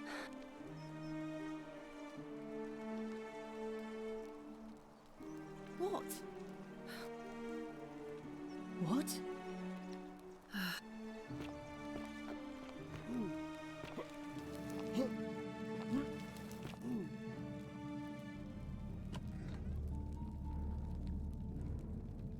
stop right there.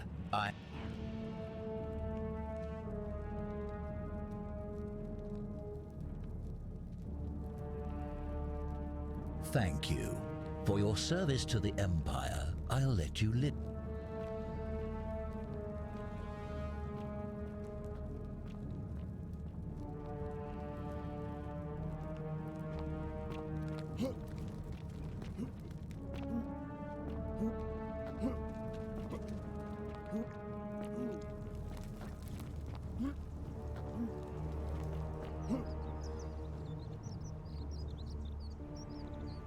Whatever's in that grate... Hello there, friend.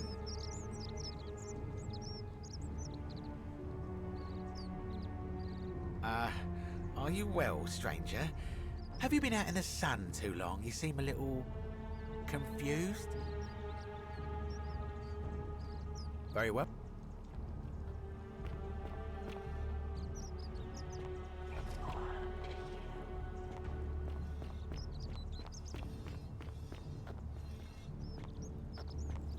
Greetings and salute. Greetings. I'm Joe. My friend. And in a city full of Romans, you are asking me? Because I am Greek.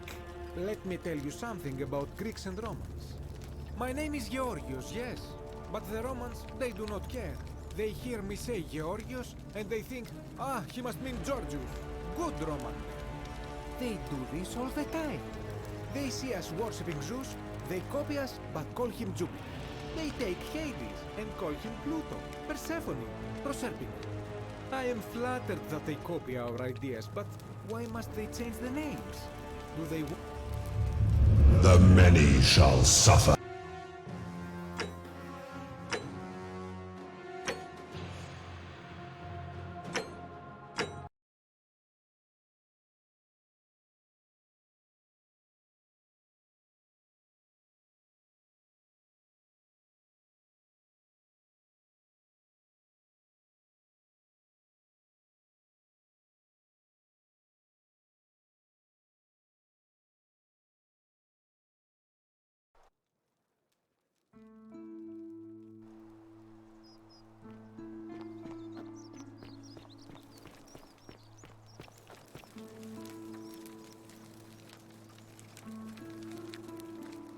Welcome to my greetings. My friend. Ah, I knew this day would come. I do not wish to lie to you, my friend, but even discussing this matter is dangerous. Please, let us leave the live coals safely beneath the ash. Very well, but the magistrate would not look kindly upon this, so please keep it to yourself. For several months now, I have been sneaking out at night to worship the gods of my ancestors in the temple of Demeter. Each day, I leave offerings of food in the hope that we may have a bountiful harvest, and yet the next day when I return, the food is missing. The offering, it is symbolic, you see. It is never eaten, so I ask, who or what is devouring the food in this temple? Stranger still. Once I sat in front of my shop like the 100-eyed Argus until dawn to see if I could spot a thief going in. But do you know what I saw?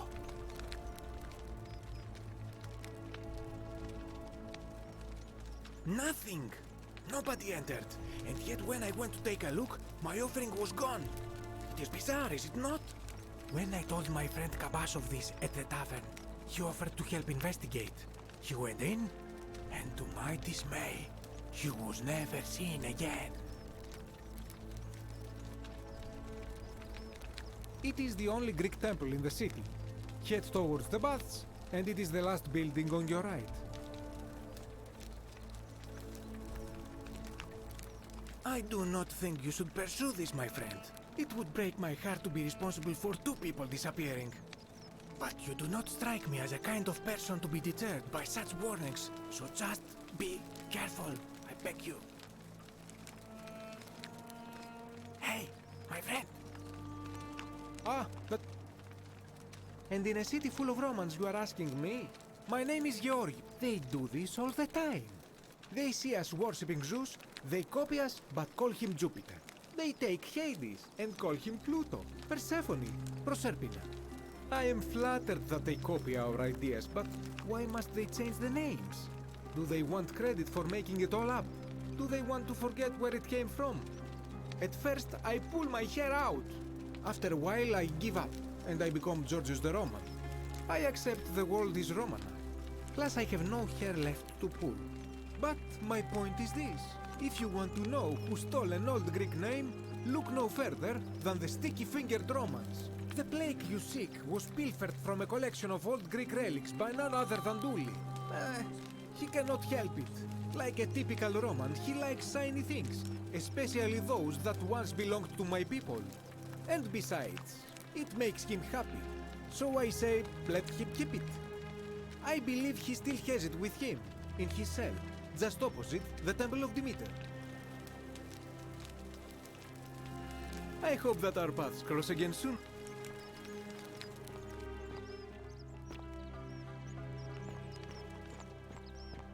This part of my shop is off limits, even for you, my sartorial friend. Help! You... Thank... What?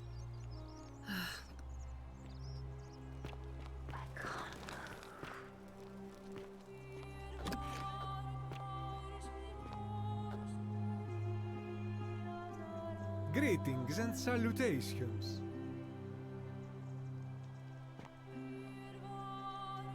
Hey, my friend.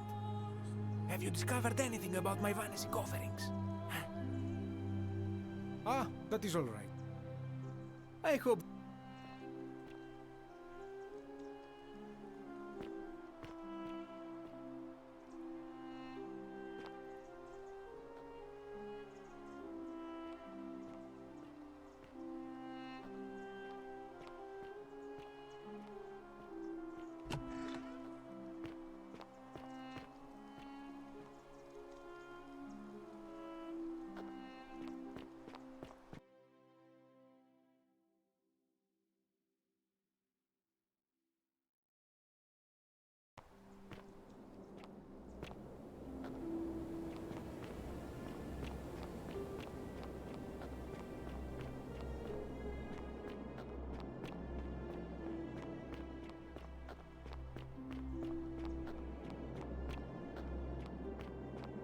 Come and join me. Welcome, welcome.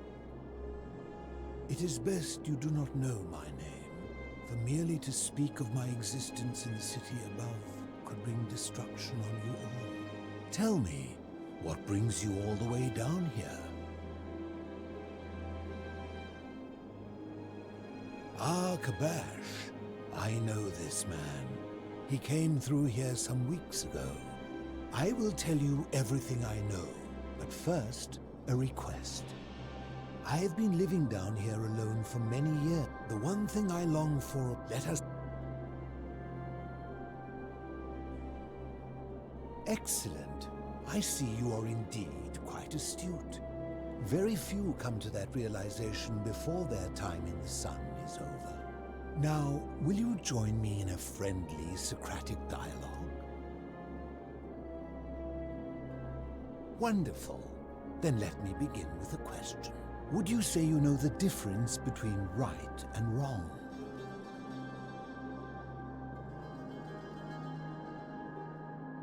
You are an overthinker too.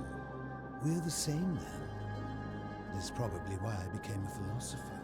But if you struggle with right and wrong normally, then down here with the golden rule, surely your struggle can only have become more difficult. Well, that's reassuring. And the truth is, you're not alone. You see, out there in the world, being uncertain about right and wrong was acceptable, because our mistakes rarely had consequences. So we would tell lies and bend rules and turn a blind eye and rationalize, and yet still find a way to think of ourselves as good people. But under the golden rule, morality matters. The slightest wrongdoing could result in a mass execution. So to navigate this maze, we would have to be certain about the difference between right and wrong, Wouldn't you agree? That is an excellent question, and it leads directly to my next line of inquiry. So let me ask you this. Is there one system of morality which is always perfectly correct, which you could follow in every situation and always do the right thing? Are you sure? Or is it possible that humans simply haven't figured out the right system yet?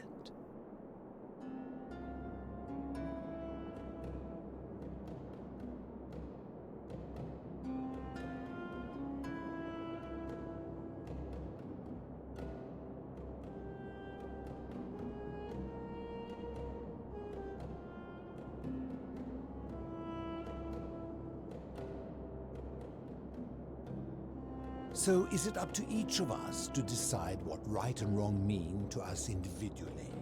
Or must we simply follow the laws and customs of whichever community we're in?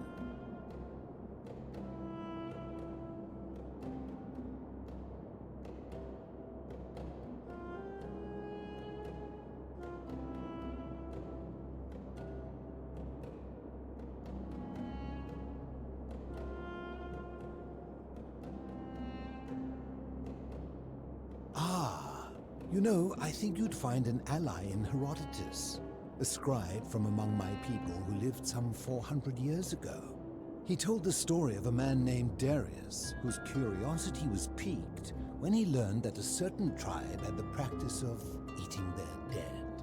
He asked some Greeks who burnt their dead, "What would it take for you to eat your dead?" Aghast, they replied, "Nothing." Then he asked the tribe who ate their dead, "What would it take for you to burn your dead?" "Nothing," they replied, equally aghast. From this, Herodotus concluded that custom is king, that right and wrong are merely local ideas which do not survive the journey from one tribe to another. I take it you're in agreement? Then let me ask you this. If you visited a tribe where they ate each other, copulated with the dead and drank wine from cups made out of human skulls, would you still maintain that within such a tribe there is nothing wrong with such conduct?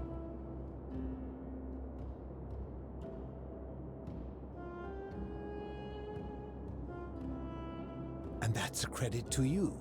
It is the mark of a civilized person to change their position when presented with a superior argument. My point is this. I don't think anyone alive truly knows any hard and fast rules about right and wrong.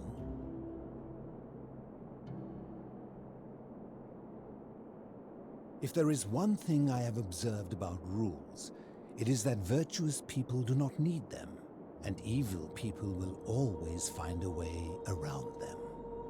And so we must accept our limitations, and the sad truth that no human society will ever achieve the utopia for which it strives.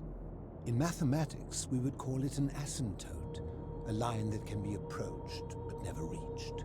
Because the only way to create a utopia is with the ever-present threat of force, such as the Golden Rule. This and no other is the root from which a tyrant springs when he first appears as a protector. And life under tyranny is no utopia at all.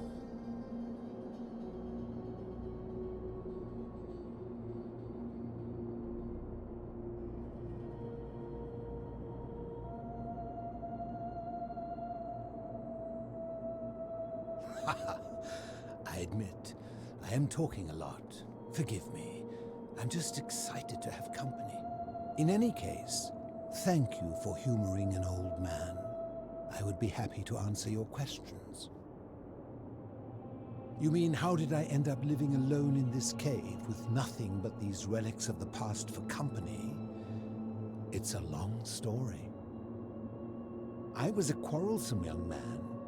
At 19, I left Corinth for Rome to study rhetoric at one of her finest academies, so I could argue more forcefully.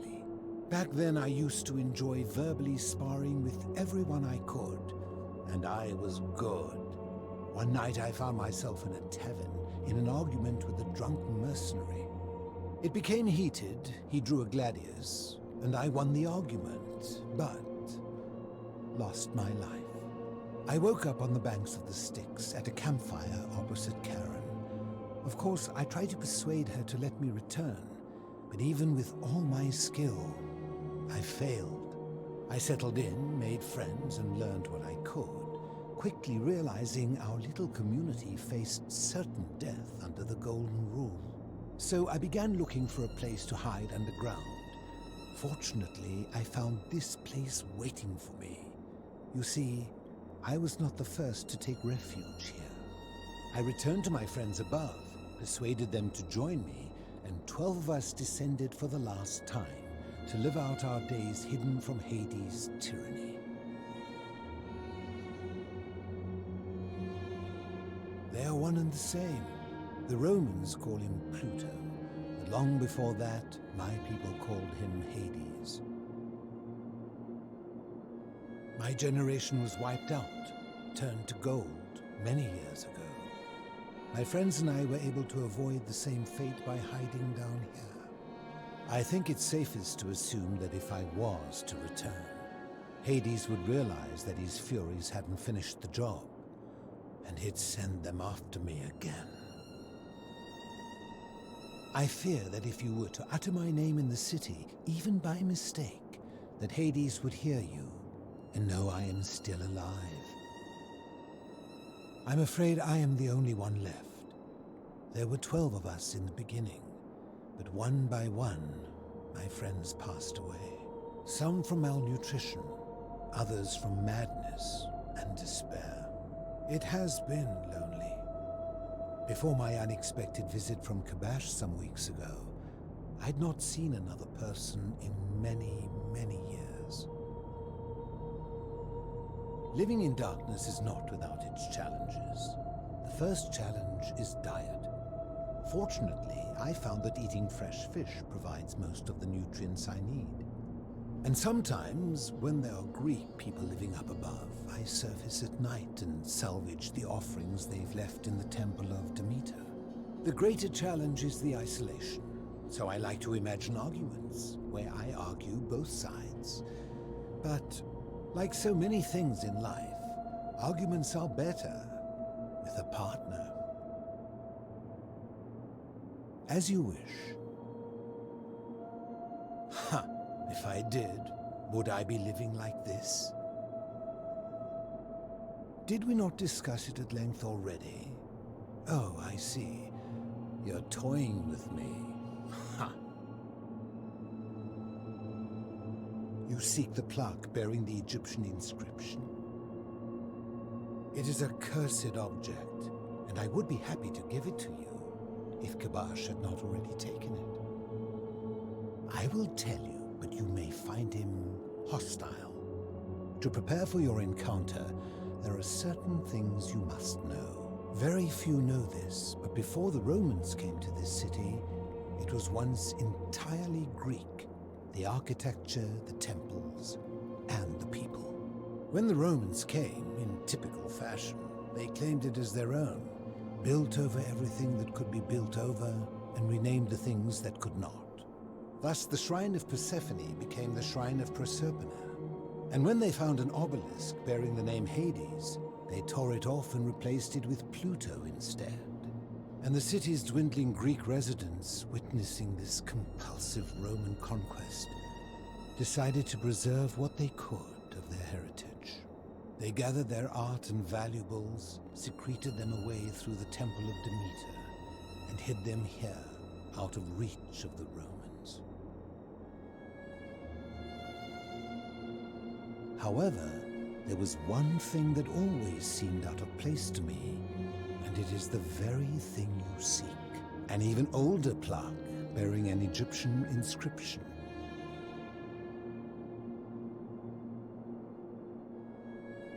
We had no idea until years later, when the first of my friends began to die. As a result of their deaths, we began to dig catacombs branching off from this cavern to lay them to rest. We extended the tunnel so far that we accidentally discovered another, an even older tunnel, which somebody had gone to great lengths to keep hidden. Suddenly it made sense why there was an out-of-place Egyptian plaque among our people's possessions. You see, we proud Greeks had thought the Romans beasts for stealing and corrupting our heritage. But it turns out this game has been going on much longer than any of us imagined. I think it is best you head through the catacombs and follow Kabash's trail. There are certain things you must see for yourself. Take this key. You'll need it to open the gate.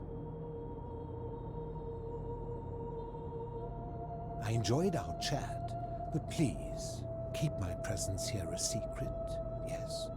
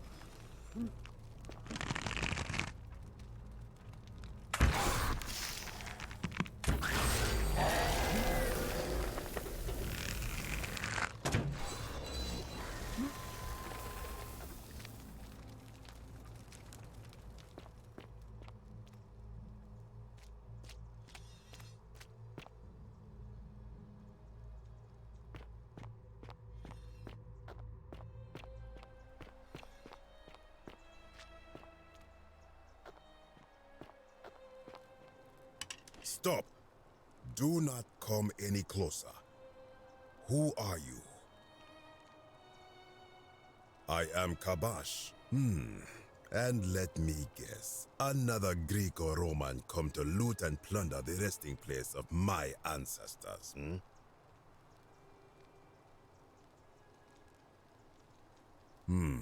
Trousers, boots, curious here. No, I suppose you do not. Then what do you want? To what end? That is welcome news. You really are not Greek or Roman, are you? I was planning to return it myself, but for now, I must remain. Here, take it, and restore the honor of Osiris.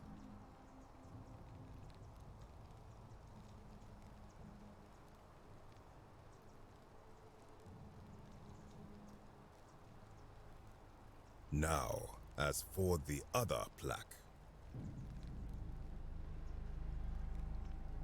Indeed, I have it right here. I stumbled across a collection of dusty curiosities while searching for a place to hide from the hungry children of Amit, and there it was. You may not. In fact, I am about to destroy it. Because it speaks a treacherous, blasphemous lie. I will tell you, but first, do you know what this place is? Indeed, and I see you know our history. This is the Duat. See what has become of it. I have been down here for weeks, piecing together its story, and here is what I have learned. As Egypt declined and the Greeks had their turn to flourish, their souls came here in great numbers. But instead of adopting our ways, they copied and corrupted them. When they found the obelisk bearing the name Osiris, the true god of the underworld, they desecrated it, removing his name and replacing it with Hades.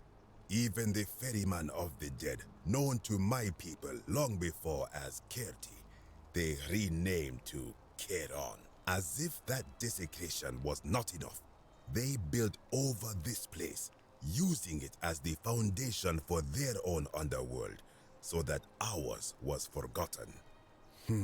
My only solace is that the Greeks then suffered the same fate when the Romans rose to power, renaming Hades to Pluto, and the cycle began anew.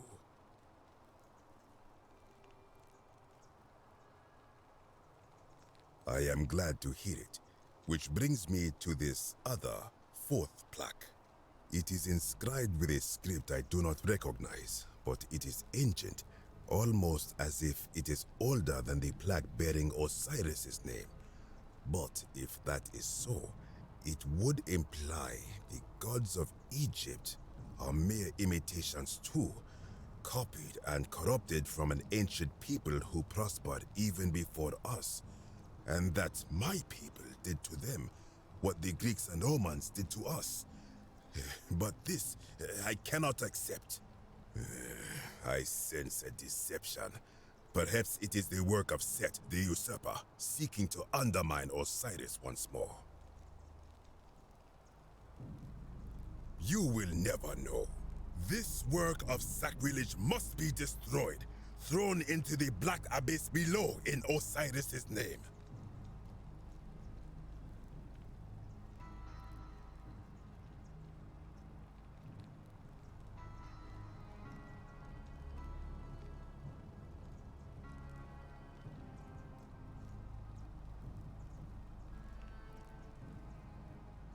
You are too late.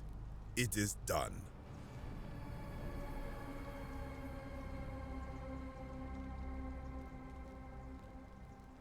You would plunge into the depths of the Duat with no way back up. Madness.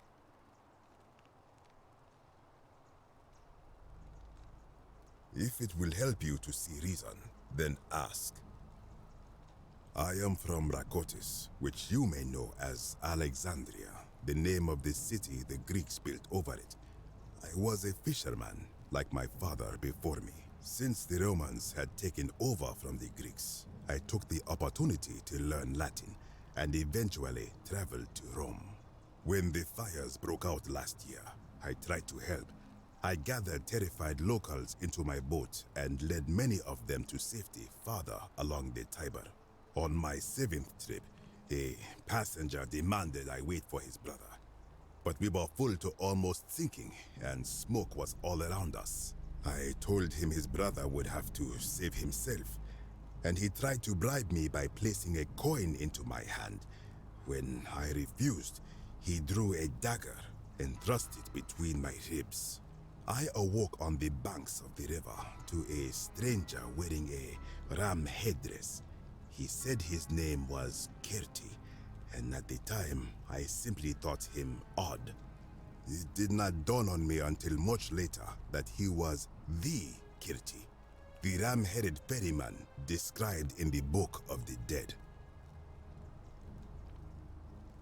This is where I belong, as caretaker of the memories of my people.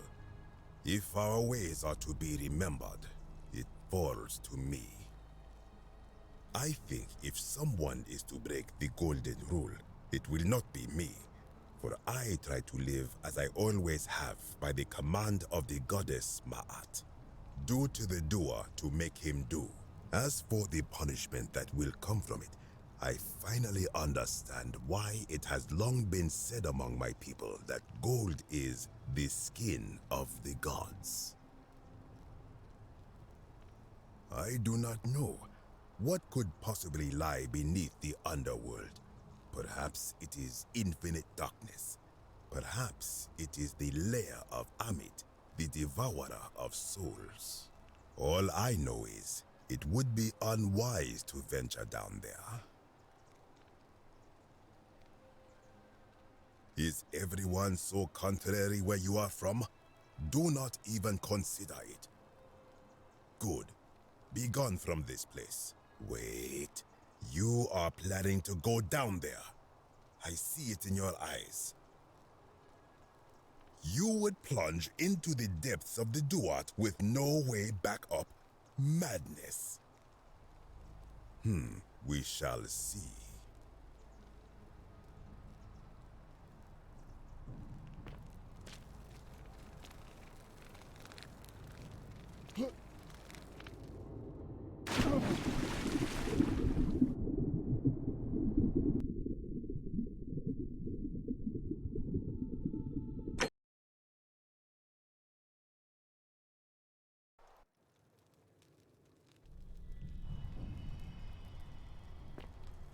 You are still here.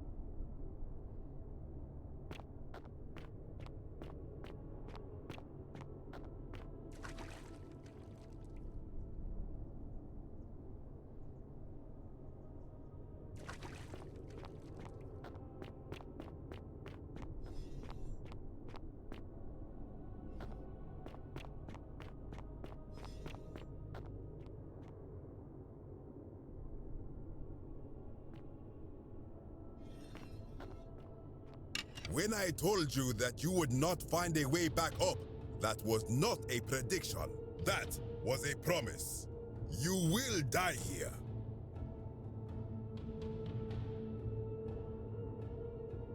I disagree.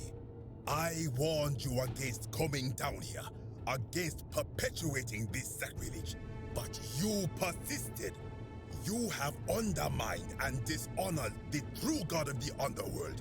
How did you think this would end, if not with bloodshed? Very well, I will listen. But if I sense deception, or if you further insult my gods, I will carry out my threat. So tell me, why should I let you live after you salvaged this instrument of blasphemy?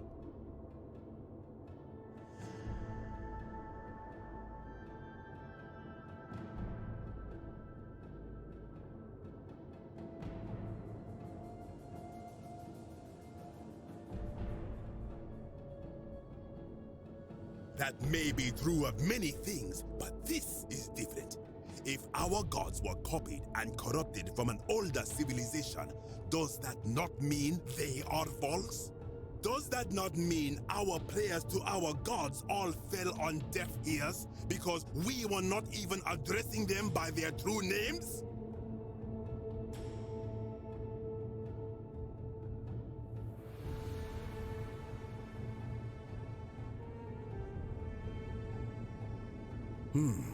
Now that I think about it, my people would sometimes call Osiris the god of many names. Perhaps it is so.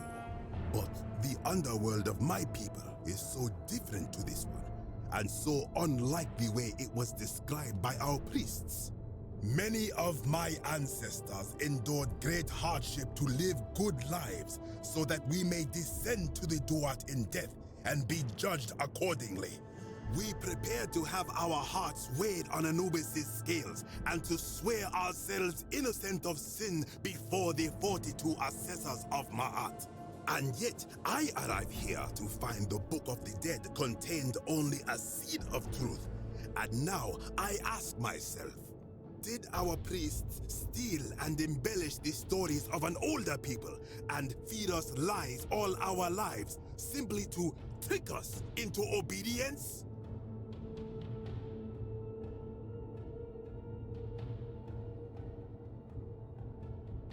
I am not sure I follow. Speak plainly.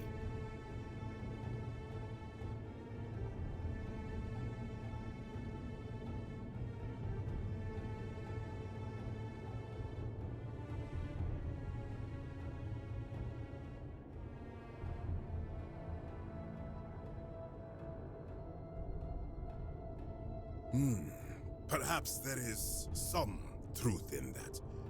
What is your point?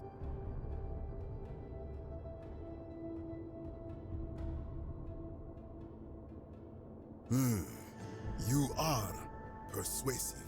Very well. I will let you live, and you may do what you will with that plaque. I will remain here for a while, and attempt to learn what I can about the foundations of my people's beliefs. Go.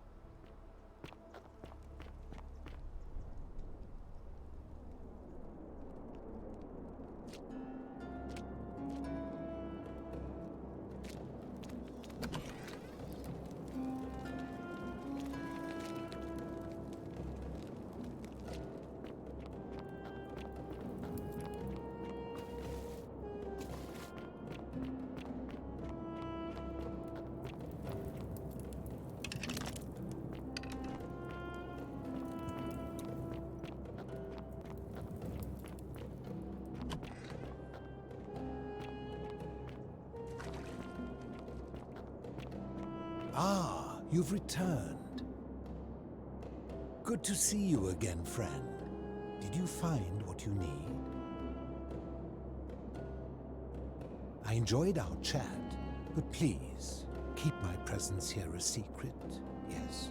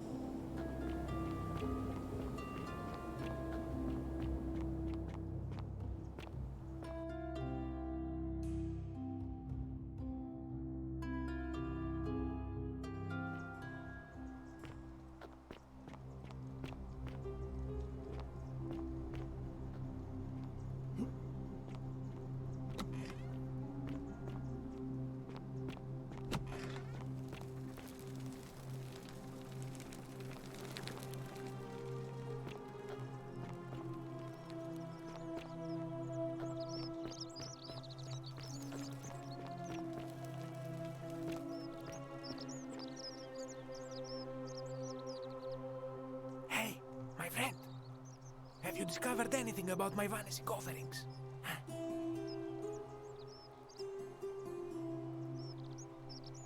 Truly, my imagination runs wild. But if what you say is true, I will have to satisfy myself with being dissatisfied. Should I stop my offerings, though? Is there any danger? Very well. I will trust your judgment, my friend. Now, was there something you wanted? I hope that our paths cross again soon, my friend.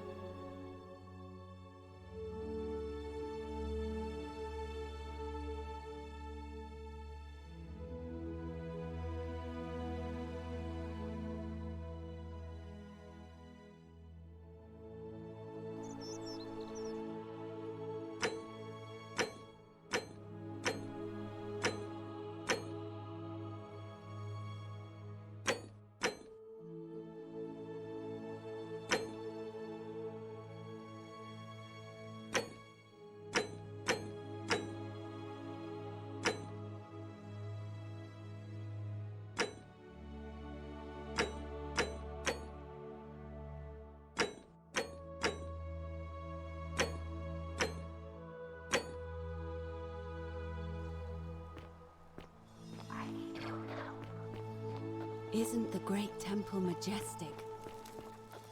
Hello? Hello? Do you like it? It's shiny, innit? It makes me happy just looking at it.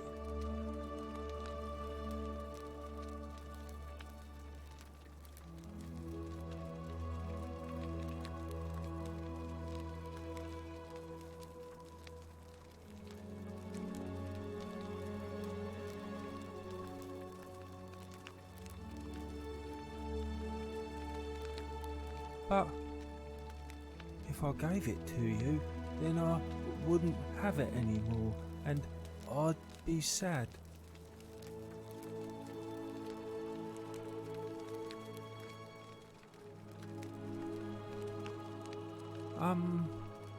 Well, if you get me out of here, then I wouldn't need it anymore because I'd already be happy.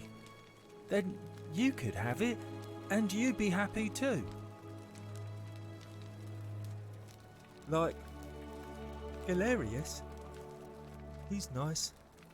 I like Galerius. He made me a...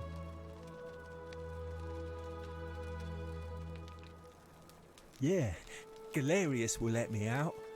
Then you can have my plaque and everyone will be happy. Bye-bye.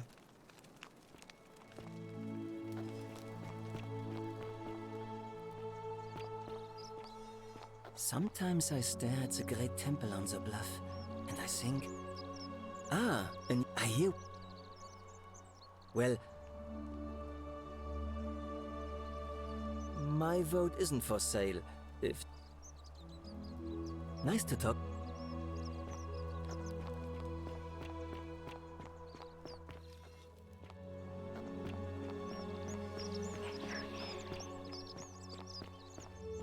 Shh, I'm hiding. Did you...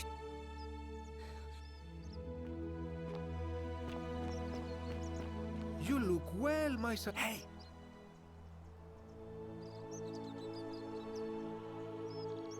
Truly?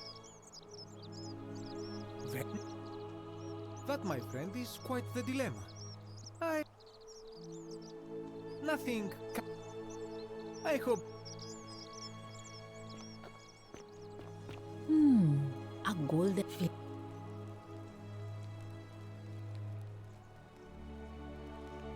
That's a...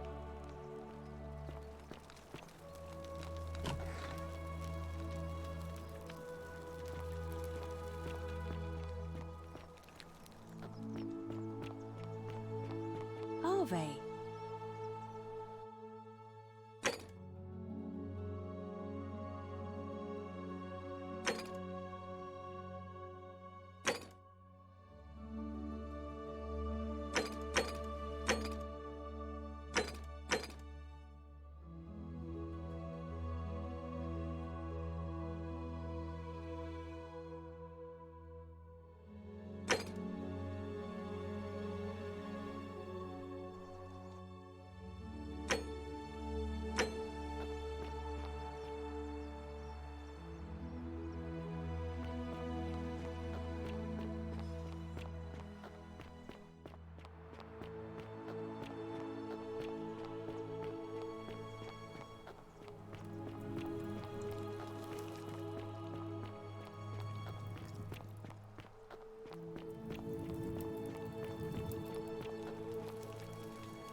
Friend.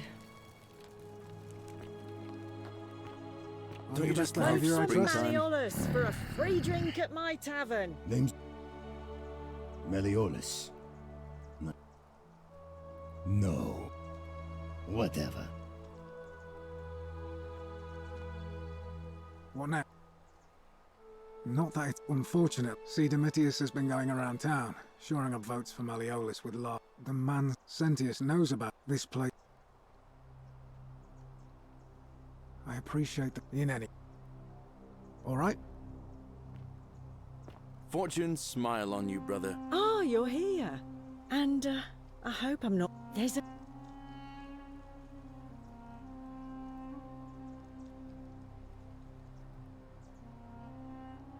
What was that? Some kind of joke? Let's just... All right. Don't you just Hello love there, friend. springtime?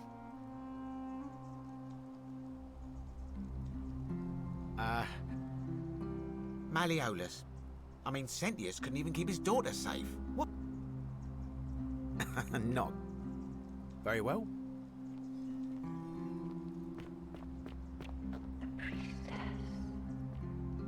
Galerius? Horatius? Looking a bit troubled there.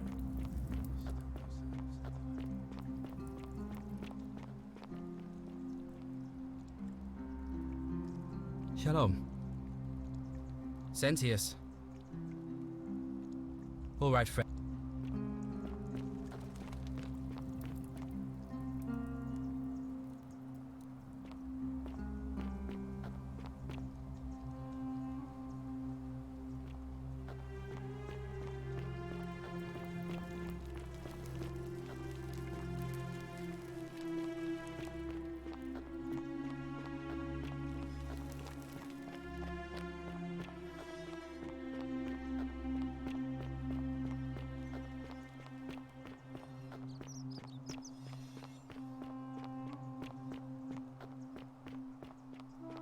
Isn't the great temple majestic? Ave. See you again.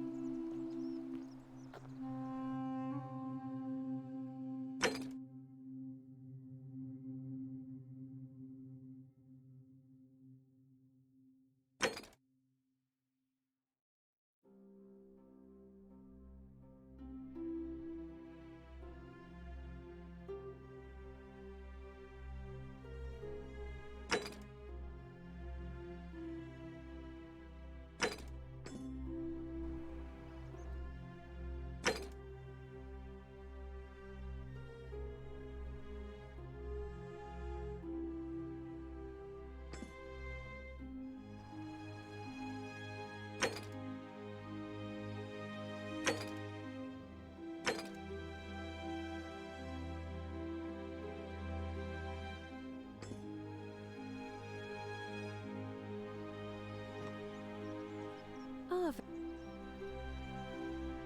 So, as I met the it is if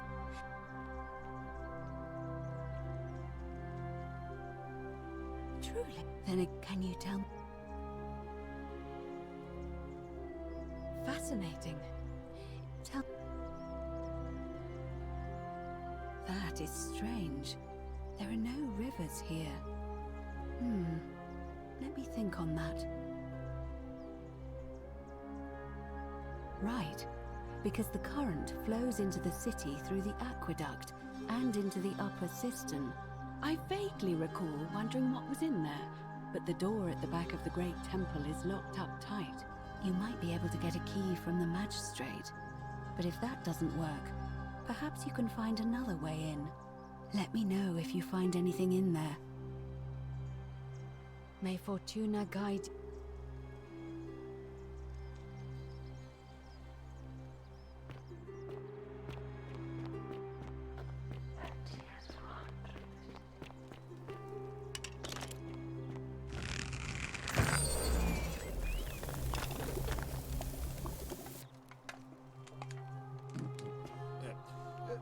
Thank you. Thank you. I am delighted and deeply honored to have been elected your magistrate. Yes, thank you. I'm delighted and deeply honored to be elected your magistrate. And now, I make this solemn promise to you, good citizens. And now, I make this solemn promise to you, good citizens. Under my leadership, you will finally enjoy the freedom you deserve. And yes, no more shall you walk on eggshells. Yes.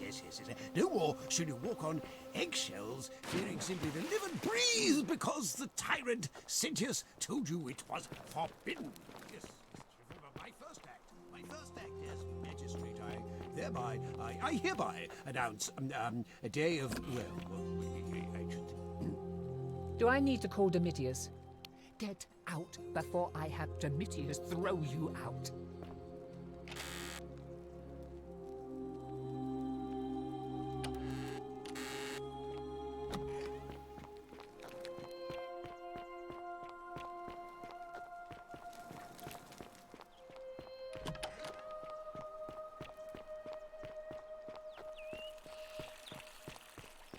I hope you have a good reason for flouting my... you've returned. Do you have any news about... I think it's best if I hang on to it. You mean to ask, why am I unwilling to trust a newly arrived non-citizen with access to our water supply, the lifeblood of this city? I'm sorry, but that is simply out of the question. Yes, our water supply. From you. I wasn't born yesterday. Poisoning a city's water supply is the oldest trick in the Codex. Quite literally. Aeneas the Tactician wrote a siegecraft manual for military commanders some 300 years ago, recommending the poisoning or pollution of cisterns. And I'm beginning to wonder if the culprit we're looking for might, after all this, be you. Perhaps it was a mistake on my part to place so much trust in you.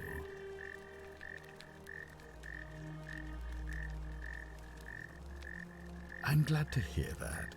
Now, was there something else? Thank you. I'll be...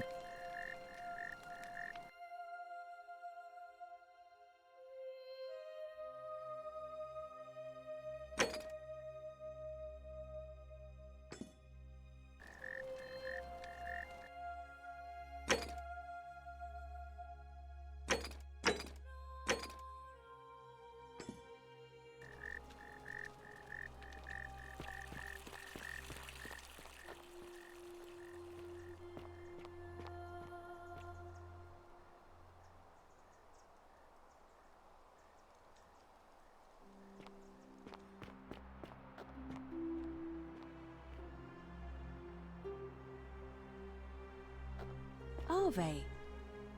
Ave. See you again.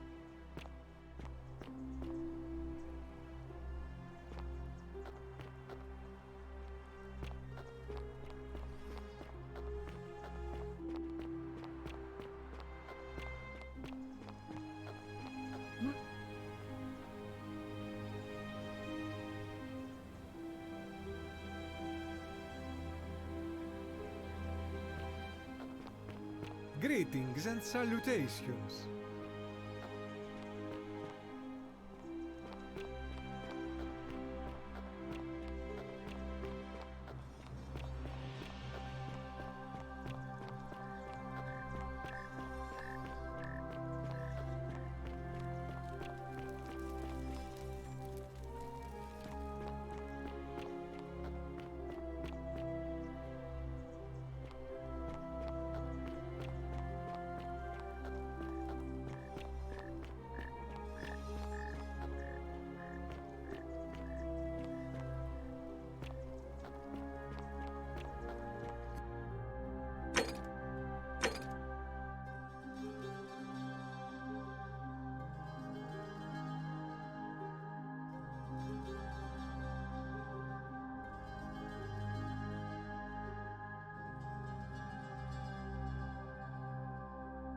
That's quite an impressive bow you have there.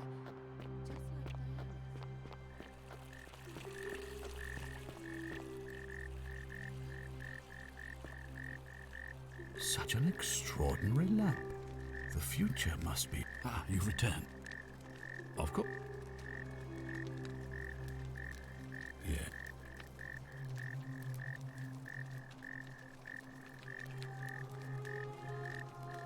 Why do you say that?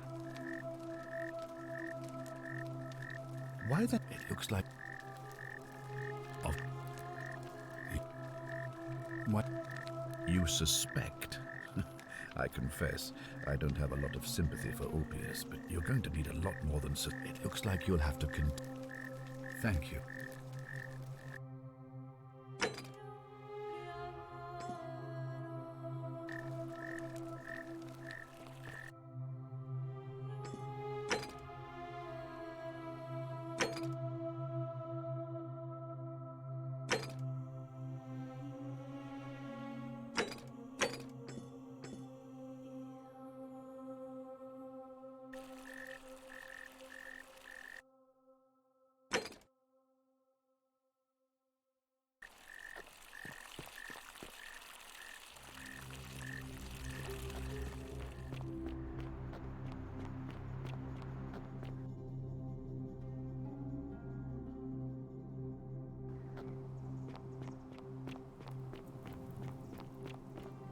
Greetings and salutations.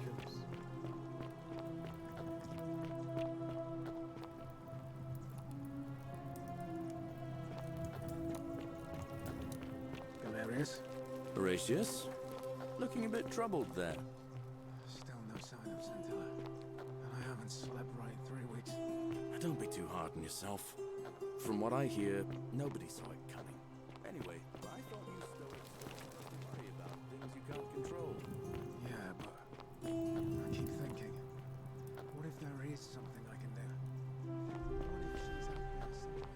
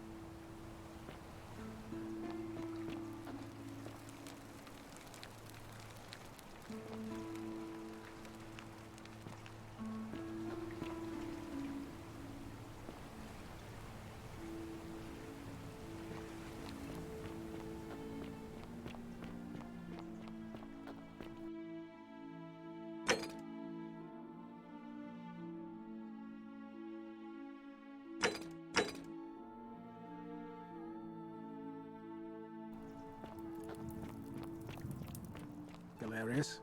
Horatius? Looking a bit troubled there. Still You no stay sign of away from Sentilla. my money. And I have... The many shall suffer for the sins of the one. Does not know how to do it well.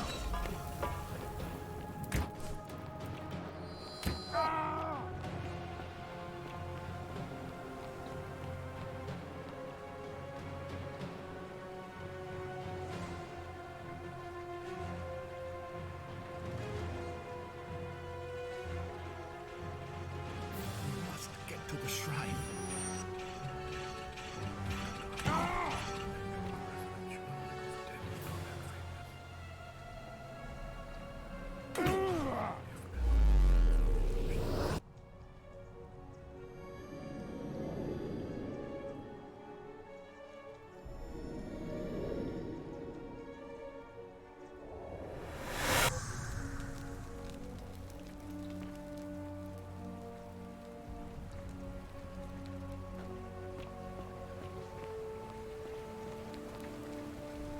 Salve, friend.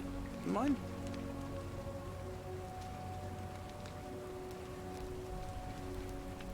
Oh. Yulia? Oh no. Poor Virgil. Poor Rufius.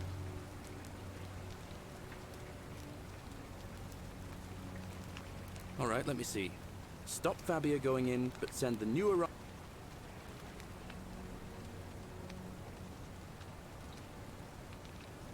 But how did you... Alright, of course. I'll make sure this gets to him. I'll go, but once I'm done, I'll need you to tell me how...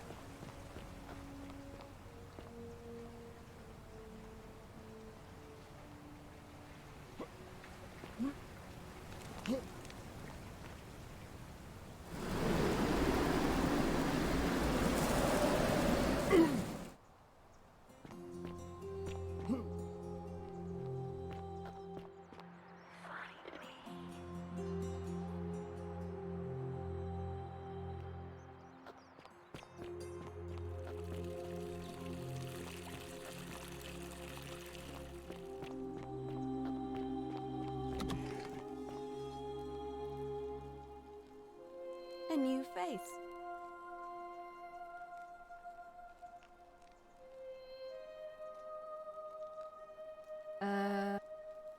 Oh my.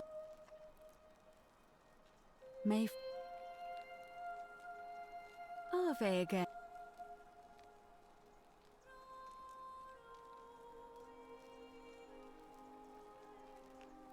Oh my.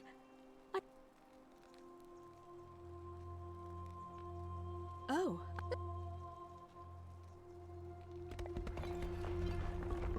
See you again.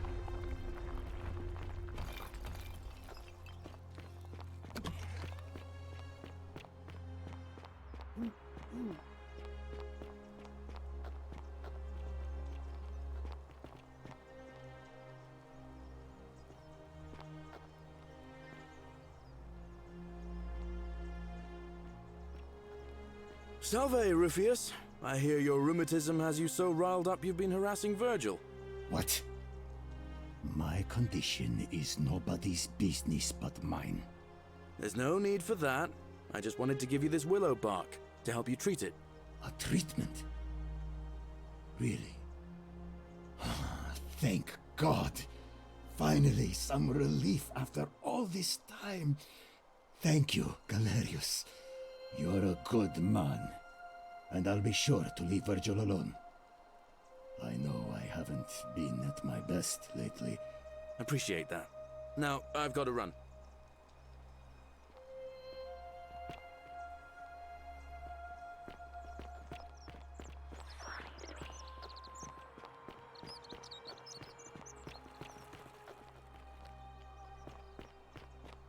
Good news, Ulpius.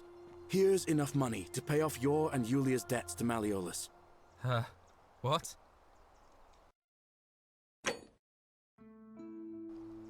Are you messing with me? I wouldn't do that. Here, take it. We're going to be free. Galerius, thank you. It seems fortune smiles on us after all. I'd better go and sort this out immediately.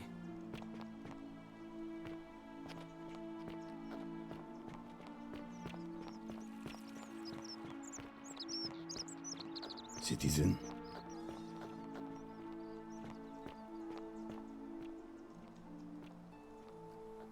Julia! I'm so glad you didn't go through with it. It wasn't for lack of a trying. golden bow, And now just like Malleolus Apollo is going and to. Diana's. Wait. Why do you look so happy? We're free. Malleolus just released us and we never have to set foot in that villa again. What? How? Galerius arranged it somehow. Really? That's incredible. Oh, what a relief. I don't know what to say. You don't need to say anything.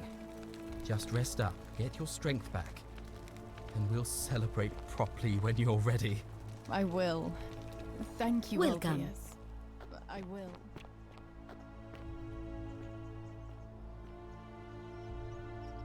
Salve again, friend. I went and did as you asked, and it worked. How is it possible that you've just arrived here and you already know Don't everyone believe a and word they exactly tell what's you. about to happen to them?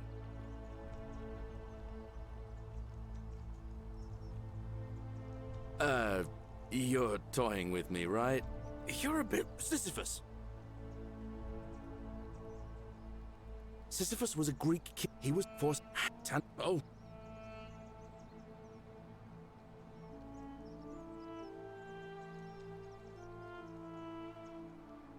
Anyway, I don't know which god you managed to upset to get yourself into this position, friend, but you seem more. So, I'll tell you what. I'll keep doing whatever I can to help you. Anytime, friend. Now, I'm going to keep your secret. Oh, and if our conversations ever start to... I saw you slide down that rope and strange, too, since that device you used is exactly the same as one I've been working on for weeks. Oh, of course! It's because I already gave it to you in a previous... Anyway, Well, I've been trying to get this rare flower from the rock spire in the middle of the lake. It's too steep to climb, so I hung a rope over the lake and made this pulley device, only I, couldn't couldn't quite summon the nerve to use it. Do you think you could use the device again and try to get that flower for me? I don't really feel comfortable talking about it. Look, I'll tell you everything if you get it for me, all right? Oh, thank you. It would help me a lot. There's no rush, just whenever you get a chance. All right, see you around.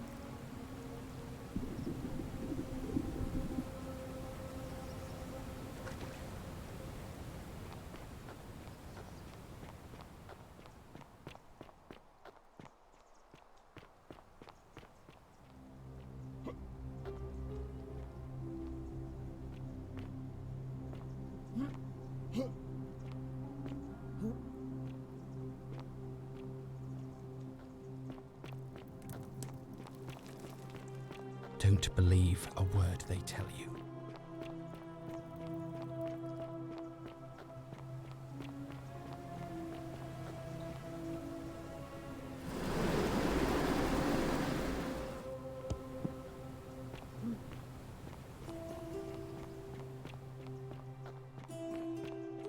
Don't believe a word they tell you.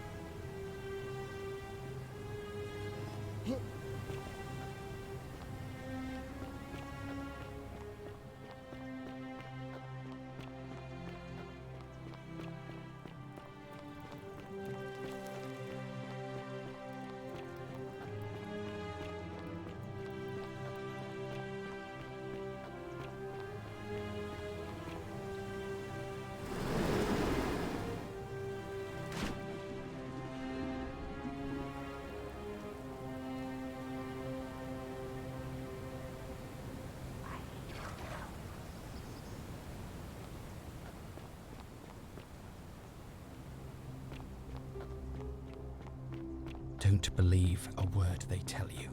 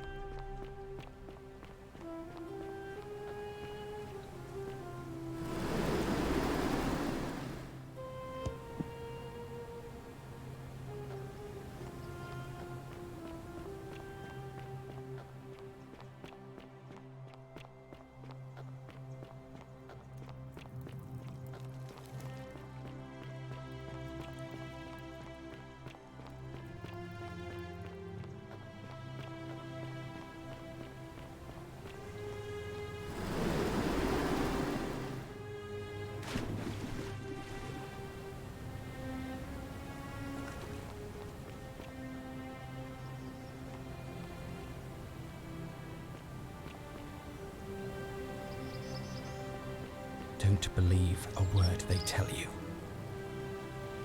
Shalom, friend.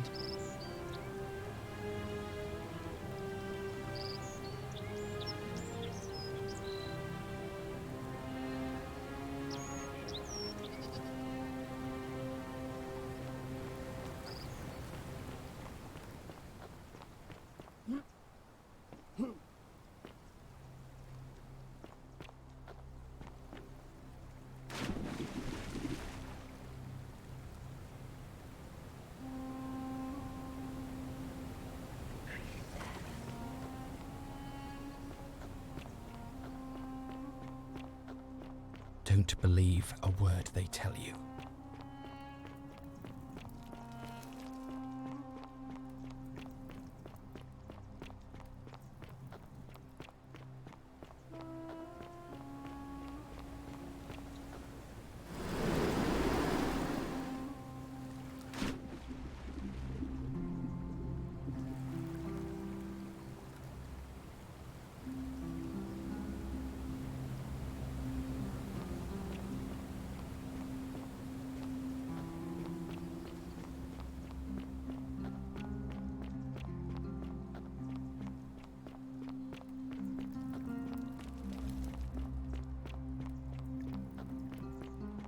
Don't believe a word they tell you.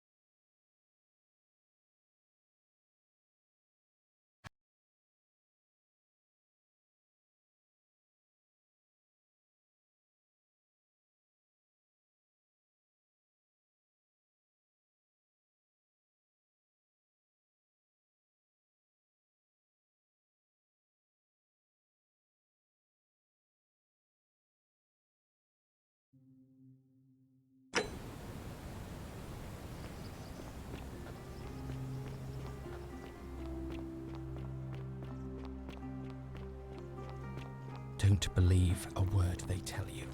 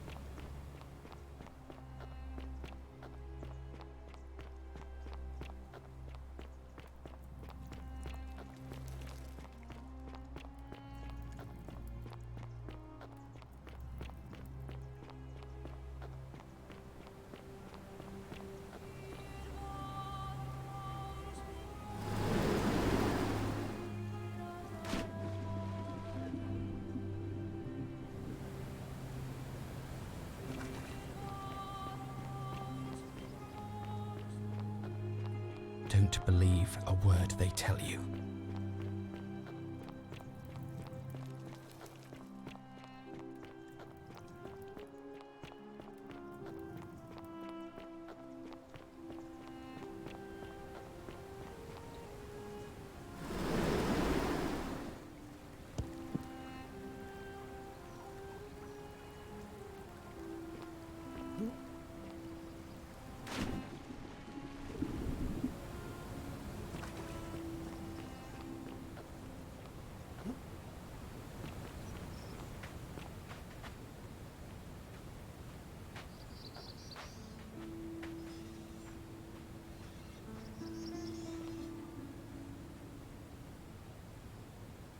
Salve again, my Sisyphean friend. Now, what's on your mind? Brilliant! You did it! Well done! This is going to make her so happy. Equitia, I mean. Now I just have to figure out how to give it to her. What I really want to do is walk up to her, give her the flower, and confess I've been madly in love with her since the moment we met.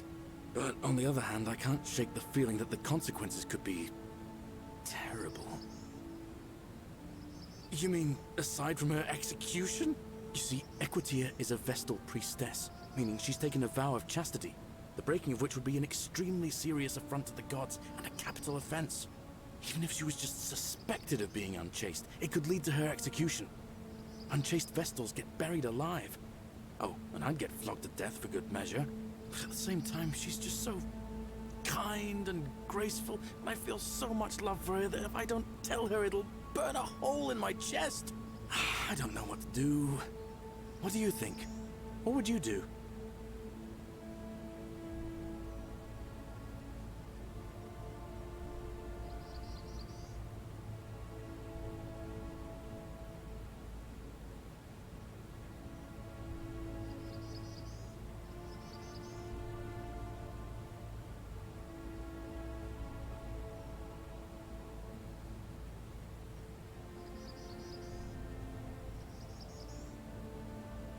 Told myself that 100 times, but I just can't stop thinking about her.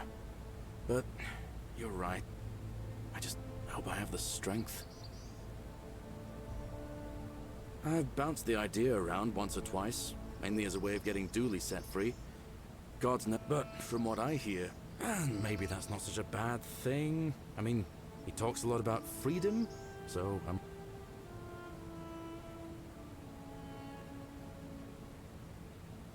And how could you— Oh, wait. Well, in that case, we need to find a way to make sure Malleolus loses.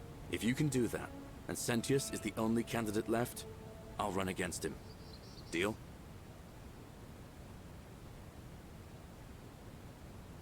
All right, friend.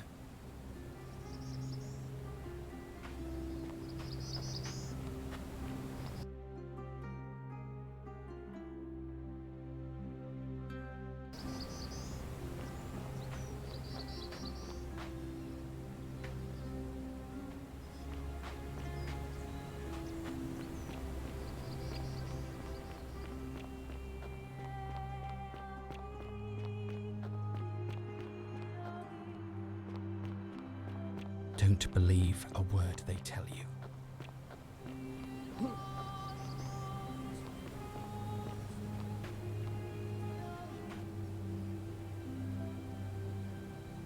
Salve again. All right, friend.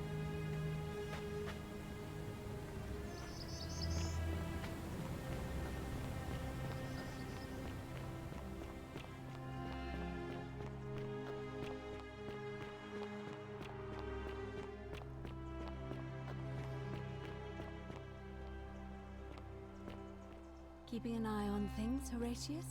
As always, priestess. Any news about Sentilla, Navia, or Kabash? No sign of any of them, I'm afraid. But we do have a newcomer. Strangely dressed fella. Funny accent, too. A traveler from a faraway land, then? Seems that way. Then let's make sure he feels welcome, shall we? Of course, priestess. Ave again.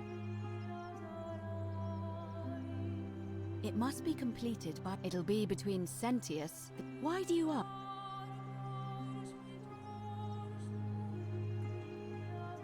I like the idea, but I know Galerius well, and his position has always been that he won't run unless Malleolus withdraws. It was only yesterday that he said to me he'd only ever run if it was absolutely necessary to make sure Sentius wasn't re-elected. So, I suppose if you'd like to see Galerius elected magistrate, you'd need to persuade Malleolus to withdraw somehow. Sir, see you. What is it, sir? What business?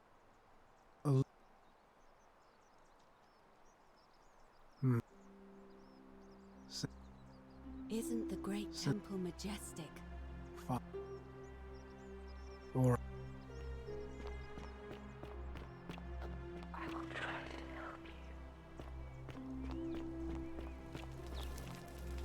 Hey! You're not thinking about going into the cistern, are you?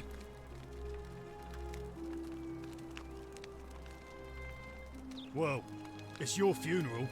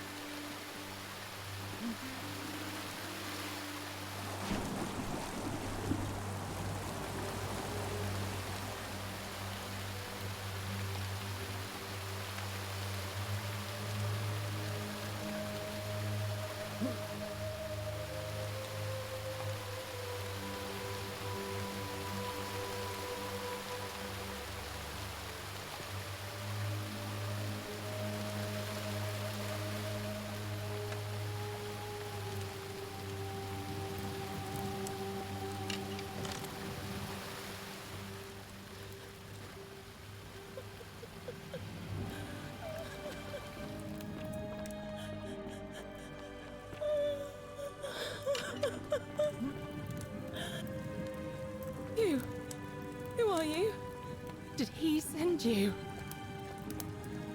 Do you know you're here? You have to help me escape before that monster comes back. I'm Sentilla. I found a way out through the Gate of Horn, but it's locked. So I told him about it, and instead of helping me escape, he locked me up. He wants to keep us all here forever, or until we're turned to gold. He's a monster.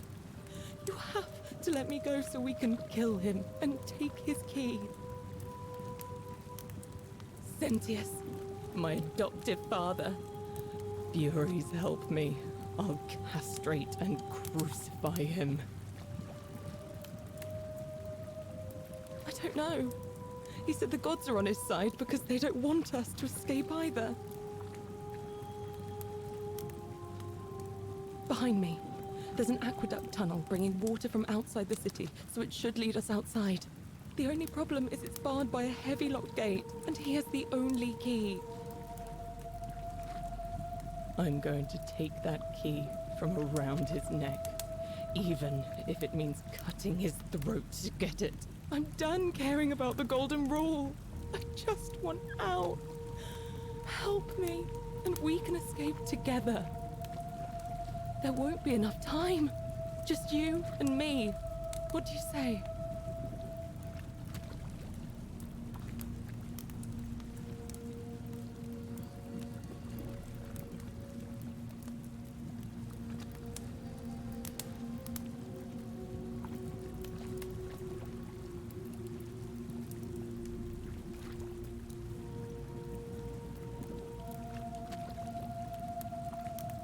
There's no time.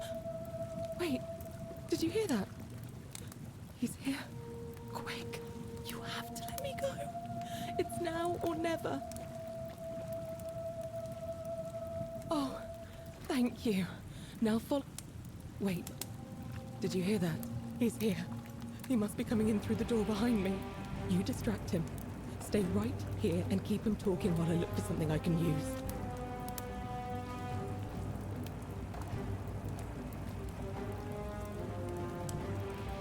What did you do with Sentilla?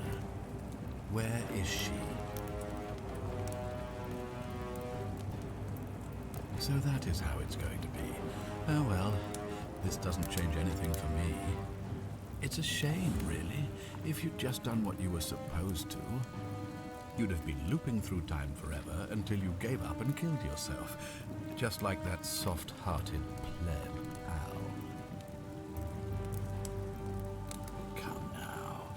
Surely you didn't think you were the only one here who remembered everything. You see, my connection to the portal somehow preserves my memories from one loop to the next. Whether that was Proserpina's intention or a happy accident, I'll never know. But I'm surprised you hadn't noticed. Here I was thinking you were a little bit sharper than Al was. Or perhaps you're just more willing to break the rules. He was a moralistic fellow, never once compromised on his principles. And because of that fatal flaw, he relived this day many thousands of times before we finally had this conversation. I watched him come through the portal each time, always a little older, a little more disheveled, a little more haunted. And when he finally saw the futility of it all, as you're about to, it broke him.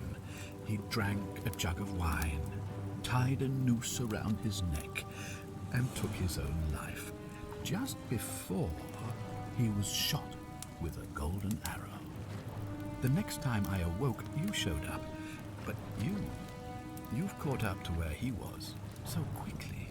I'd have preferred if you'd given me more time to enjoy the trappings of my success. How many extra days did you give me? Just the 6? Not a lot compared with Al, but I've seized every day, nonetheless. In any case, there's no escape for you except the path that Al took, the path he wrote about on his tablet. What was it? Ah, yes. Better to end it all now than find out what awaits you beyond that portal. So, you discovered my secret. So what? What are you going to do about it?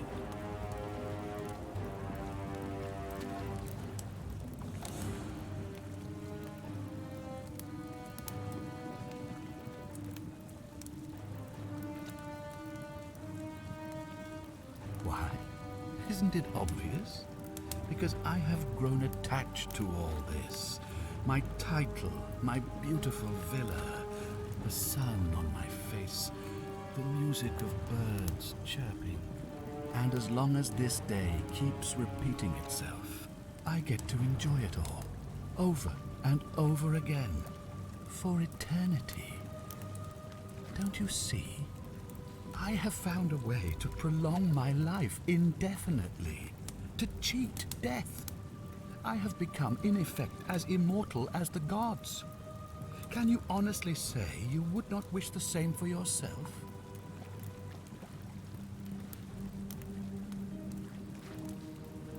Of course. There's no way you could have succeeded. Every soul who has ever found themselves here has broken the golden rule eventually. It is inevitable. Man will always sin sooner or later. Any idiot could tell you this. But where others might see tragedy, I saw opportunity. As I told you the first time we met, I found a way to cheat death. By reliving the same day over and over again forever. And I will continue living long after your dust. Do you really think you can take on a Decurion with that flimsy little bow? Who? Sentilla? Where is she? I'm right here, Father.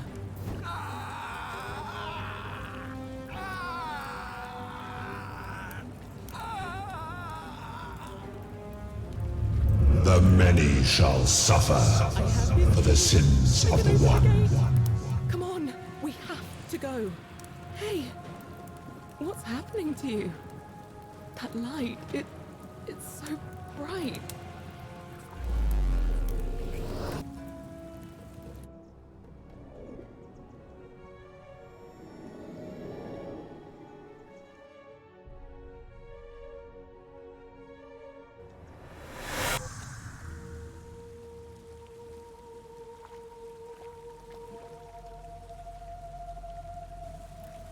Hi there.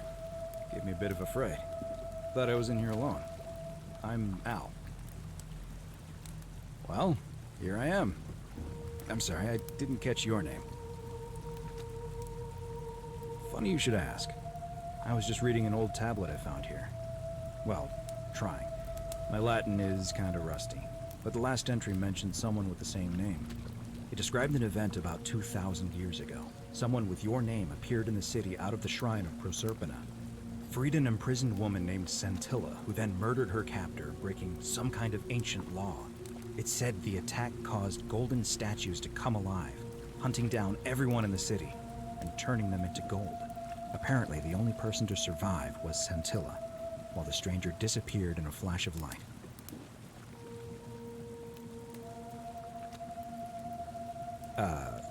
What? You're saying you were here 2,000 years ago?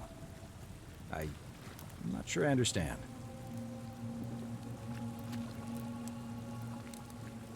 I'm sorry, come again? Let me see that. God, why does this writing look so familiar? I've spent a lifetime in this place going around and around in circles. This is disturbing, but I don't understand how I could have written it. I'm not following.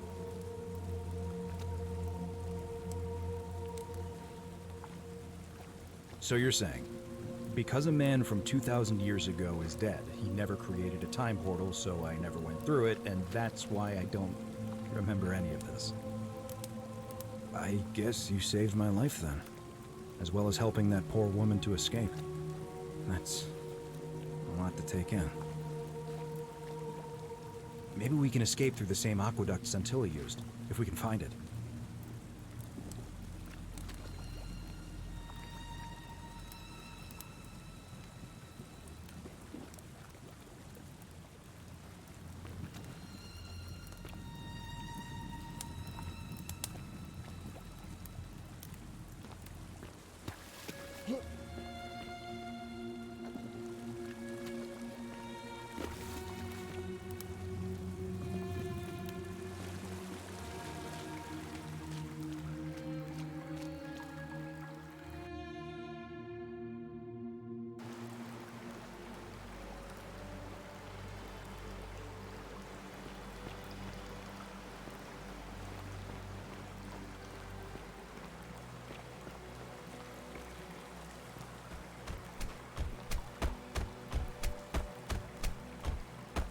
I'm gonna pause here for a moment and make sure nobody else has ever lured into this temple.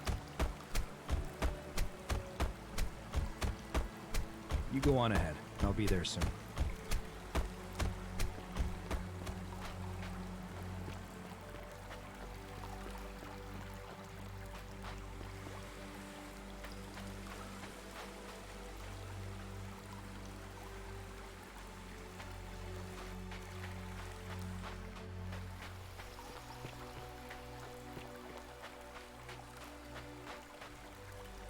You're back! But you're alone. Does that mean you didn't find Al? Ah, what a relief. Thank you so much. I was beginning to think you'd both become trapped in there. Why don't you tell me what you discovered while we wait?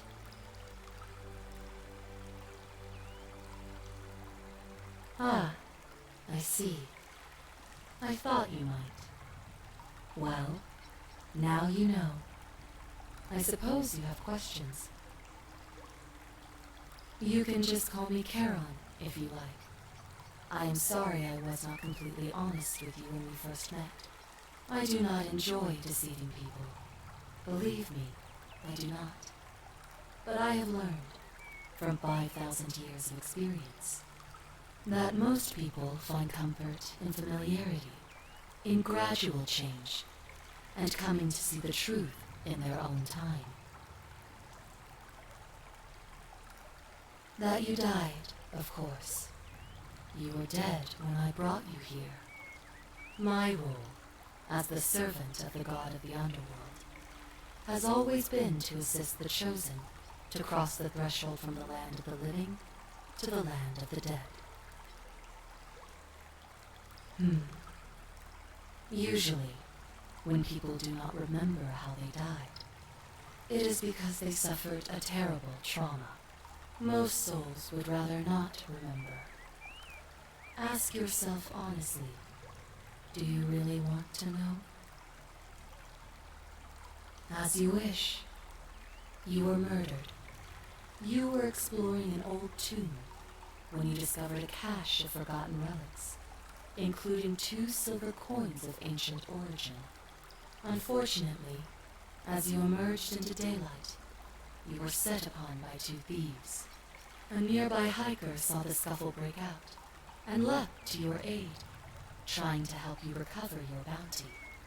You both fought bravely, but your assailants were armed, and you were not. There was nothing you or your ally could have done. He died instantly at the scene, and you followed a few hours later. That man's name was Al Worth. You were each in possession of a sacred coin, called Charon's Opal by some, and so it was my duty to bring you here.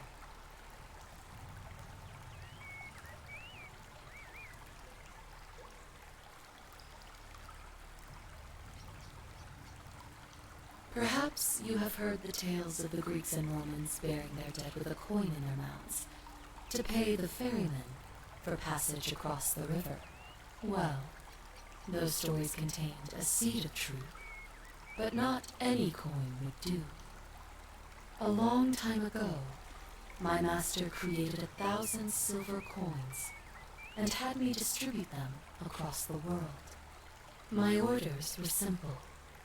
Whenever a person died in possession of a coin, I was to locate them and ferry them here. That is a question you would have to ask him, if that were still possible, in light of the path you have chosen. I am just his servant, doing his bidding. Only now, I find myself bereft of purpose. You see, the coins on you and Al were the last of the 1,000 in existence. There is nobody else to ferry here, nobody to keep you company. After 5,000 years, the underworld has finally run its course. I see no point in keeping you here, but I have to ask one thing, that you keep this to yourself. Look! Here comes Al now. Al! It's so good to see you. You were gone so long I thought I'd never see you again. Kinda lost track of time in there. You wouldn't believe what we found. The ruins of a long-forgotten city. And there was a tablet describing an event 2,000 years ago. Supposedly, the city was destroyed when a woman murdered a tyrant with the help of, well, my new friend here. I know how crazy that sounds. Maybe not that crazy. That woman. I don't suppose her name was Scintilla? How could you... What? She left a tablet of her own. I stumbled across it while I was waiting here. I think she meant for you to read it. Here, take a look. I don't know what became of you, or if you'll ever read this, but I want you to know that I will never forget you, or what you did for me. It pains me that so many dear friends were not so fortunate. Ulpius, Sentia, Lucretia, Horatius, Galerius, poor Dooley, and the others. But please understand, their blood is on my hands, not yours. I will live with the consequences of my actions, and all I can do is move forward, trying to show others the same compassion you showed me. I promise you that saving my life will not be for nothing. Scintilla.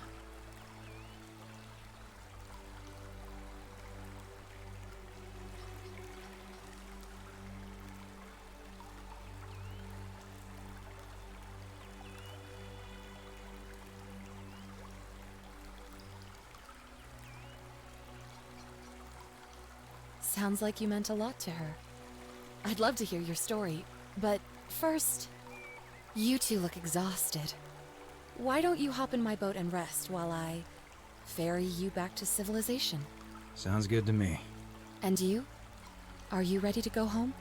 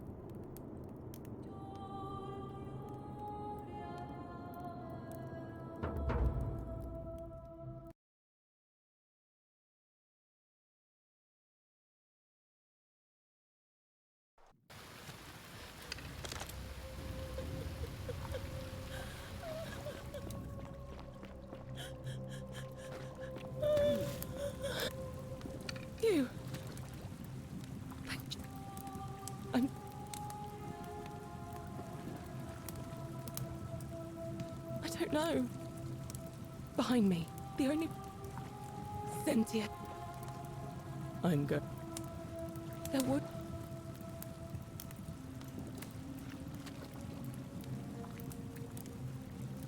There's no... What?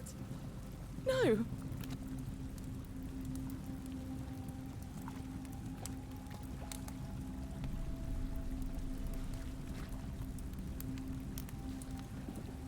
It's no use. You'll never persuade him of anything. I'm telling you, he's a monster. Please.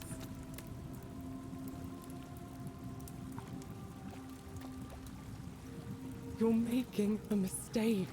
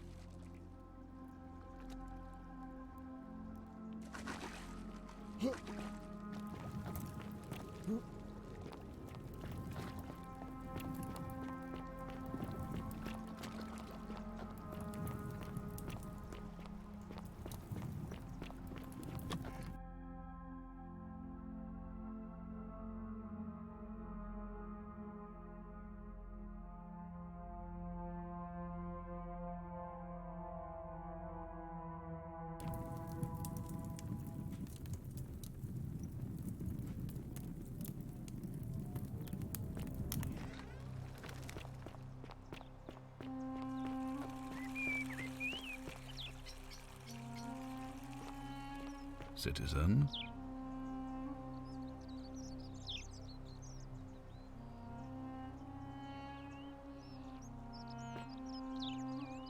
We're finally alone. I assume you already know who I am. We have? Wait, if I understand correctly, someone is about to break the... I must have... Is that a...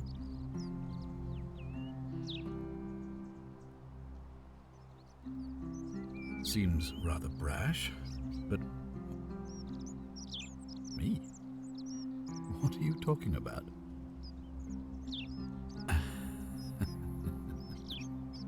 You know, you remind me of him.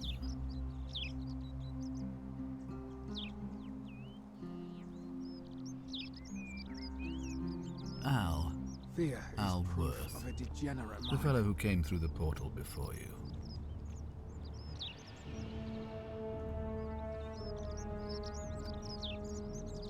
Come now. Surely you didn't think you were the only one here who remembered everything. You see, my connection to the portal somehow preserves my memories from one loop to the next.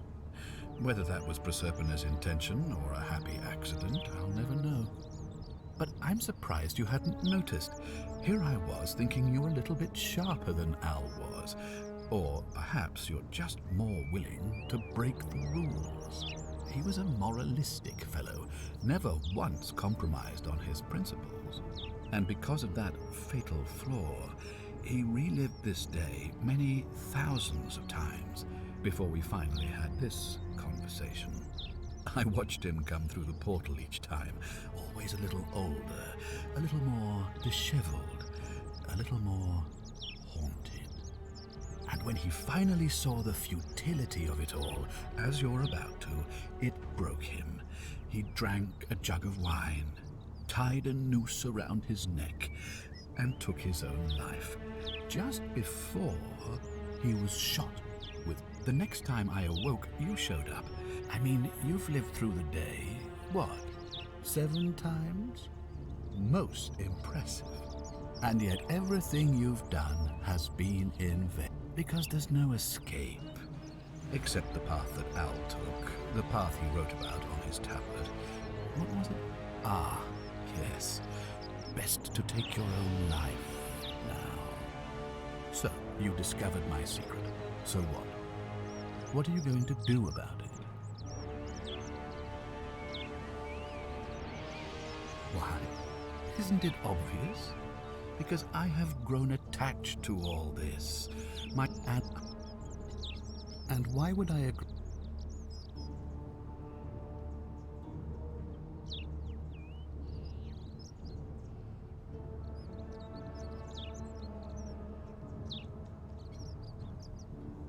You might want to think that through. If anyone so much as touches me, everyone dies. You and your pathetic morality. Nobody cares about your opinions, least of all, me. Understand that to me, you've never been anything more than a useful idiot, and you're no longer useful. The only way you're getting this key is over my dead body. And if I die, I won't be able to open the portal for you again, meaning you'll have created a paradox. You see, it was my actions that brought you to this point in time. So if you kill me, you'll stop me from doing so, and you being here will be an impossibility. That means if I die, you'll be flung back to your original time, having caused the deaths of everyone here, and you'll never be able to undo it. Is that what you want? I certainly hope not. In fact, I want it to go on and on forever, until you wither and die like Al did, and the gods send yet another useful idiot to extend my life for me.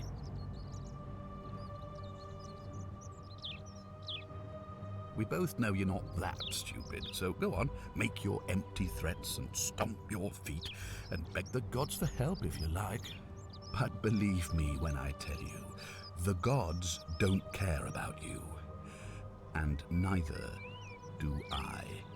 Now, get out of my villa, I'm bored with you.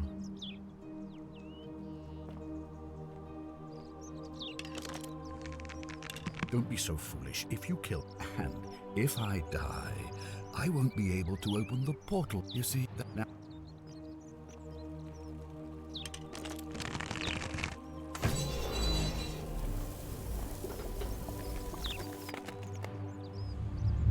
The many shall suffer for the sins of the one. It would be a thing to dread if it could remain with you. But death must either...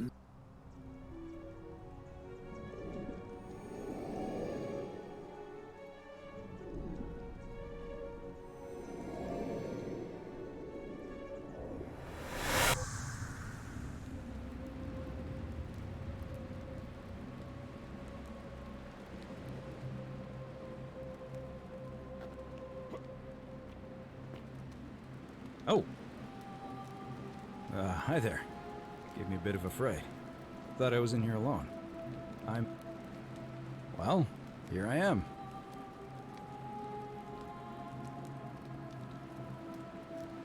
Funny you should ask. I was just reading an old tablet I found here. Well, trying. My Latin is kinda rusty. It described an event about 2,000 years ago. Someone with your name and murdered a local magistrate, breaking some kind of ancient law. It said that the voice of a furious god rang out, and the ground trembled and statues sprang to life, firing arrows at the city's inhabitants. Apparently, as the citizens screamed and died in pain, the stranger just vanished in a flash of light.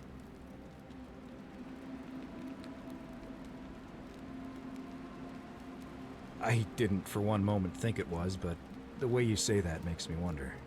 I mean, how many people with that name could there be in this place? I don't understand how you could have been here 2,000 years ago.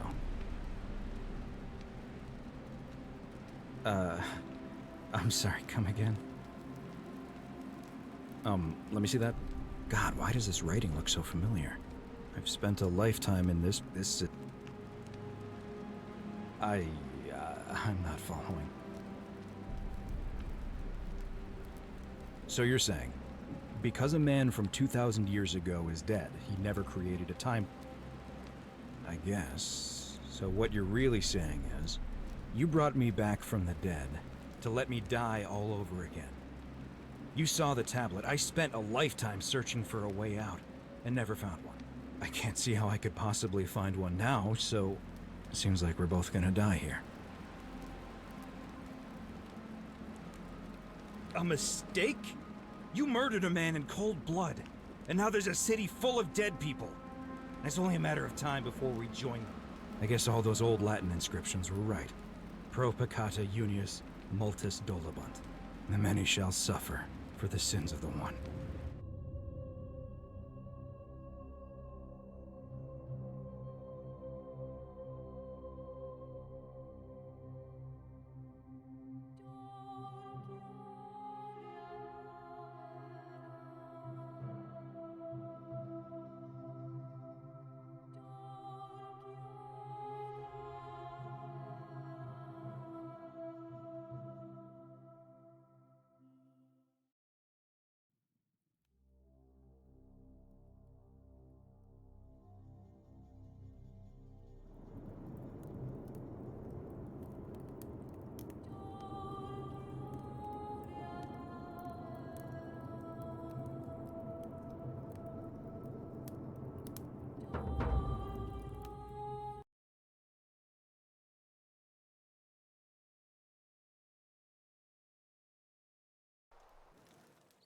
Citizen?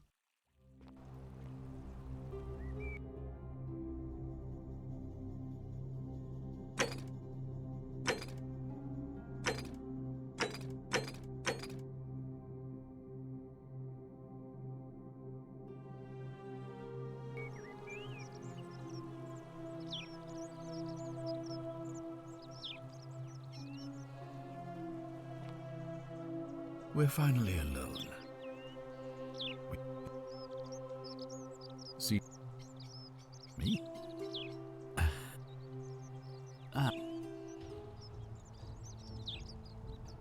Come.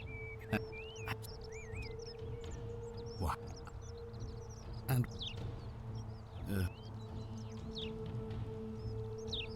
I. What are you going to do? Beg the gods for help? They don't care about you, and neither do I. Now, get out of my villa.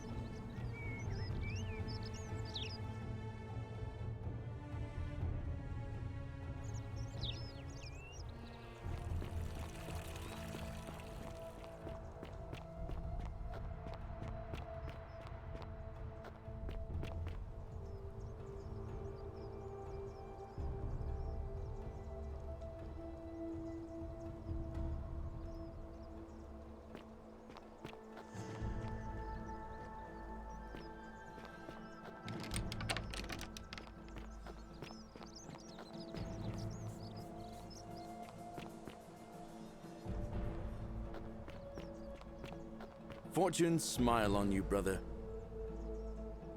Salve again, my... Now.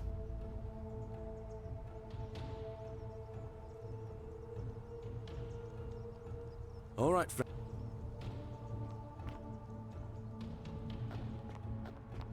Citizen.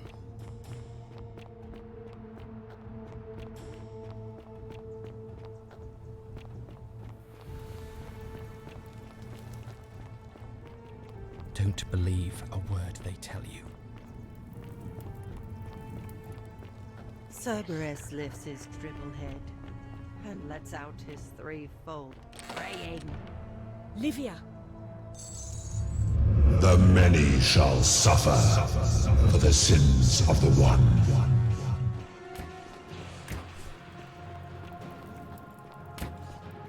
The statues.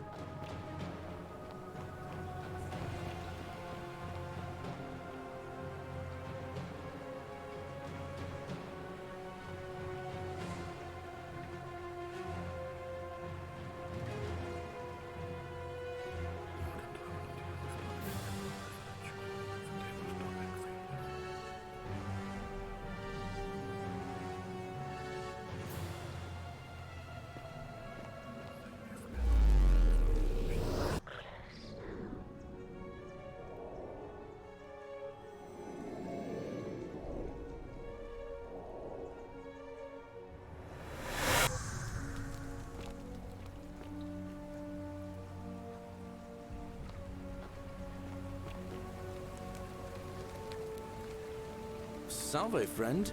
Mind telling...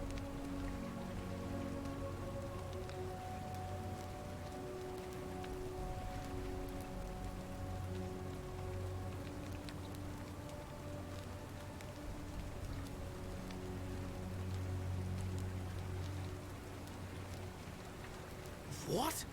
That's a big ask. But something tells me you're not kidding.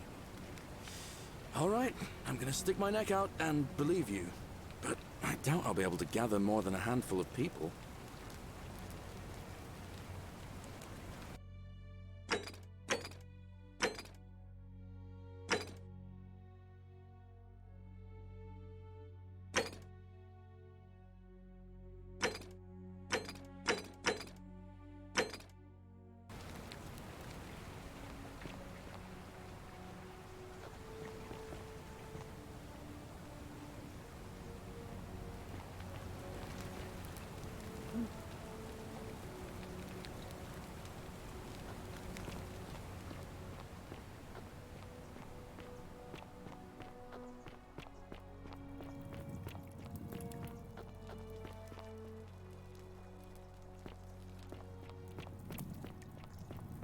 You, Sisyphus, attack or pursue the stone that always returns, just as the ocean, but it... the new...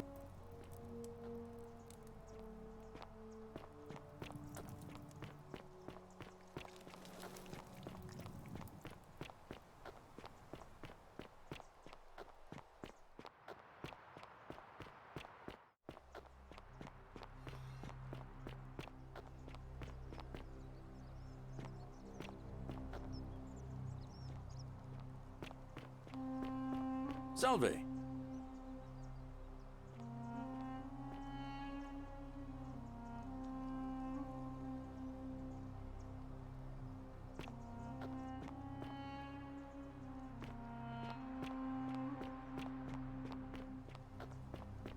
How come you're allowed a weapon and I'm... Hey! You're not thinking about going into the cistern, are you? Whoa.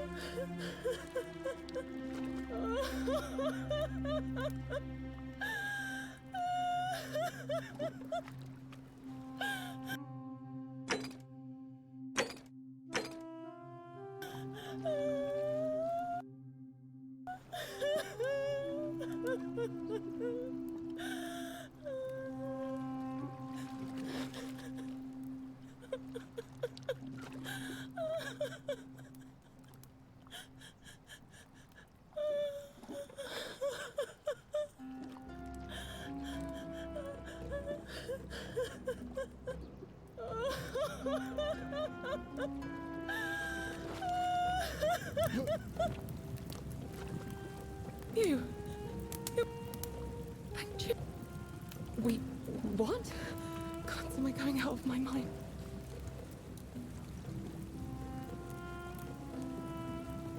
How did you know? Wait, did you hear that? He's here. He must be coming in through the door behind me. You distract him. Stay right here and keep him talking while I look for something I can use.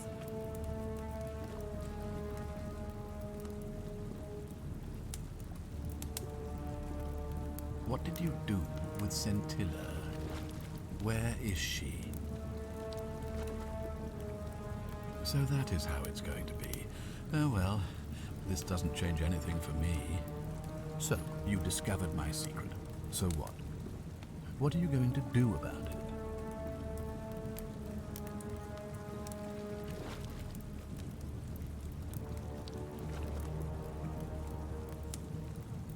Of course. Man, by reliving the same day over and over again forever. And I will continue living long after your dust. Why, I have found a way to prolong my life indefinitely, to cheat death. I have become, in effect, as immortal as the gods. Can you honestly say you would not wish the same for yourself?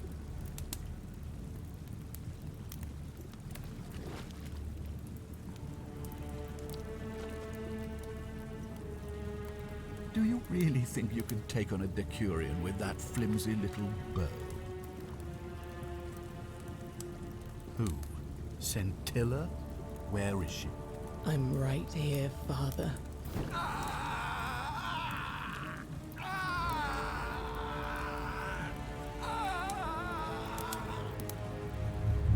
The many shall suffer for the sins of the one.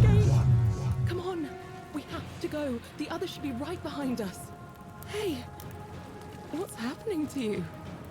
That light, it's so bright.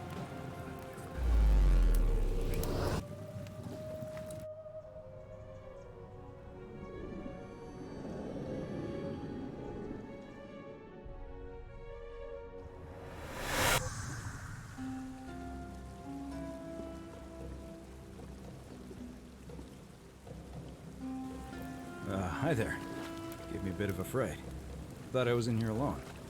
I'm Al. Well? It said the attack caused golden statues to come alive, hunting down everyone in the city and turning them into gold. Apparently, Sentilla and a handful of other citizens managed to escape, while the stranger disappeared in a flash of light. What? You're saying you were here 2000... God, wow. I've spent a life this... So you're saying, because a man from 2,000 years ago is dead, he never created... I guess... Maybe we can escape through the same aqueduct Sentilla used.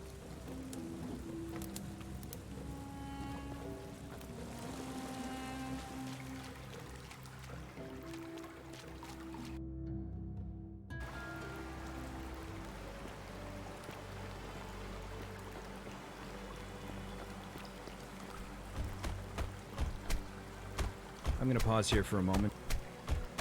You go on.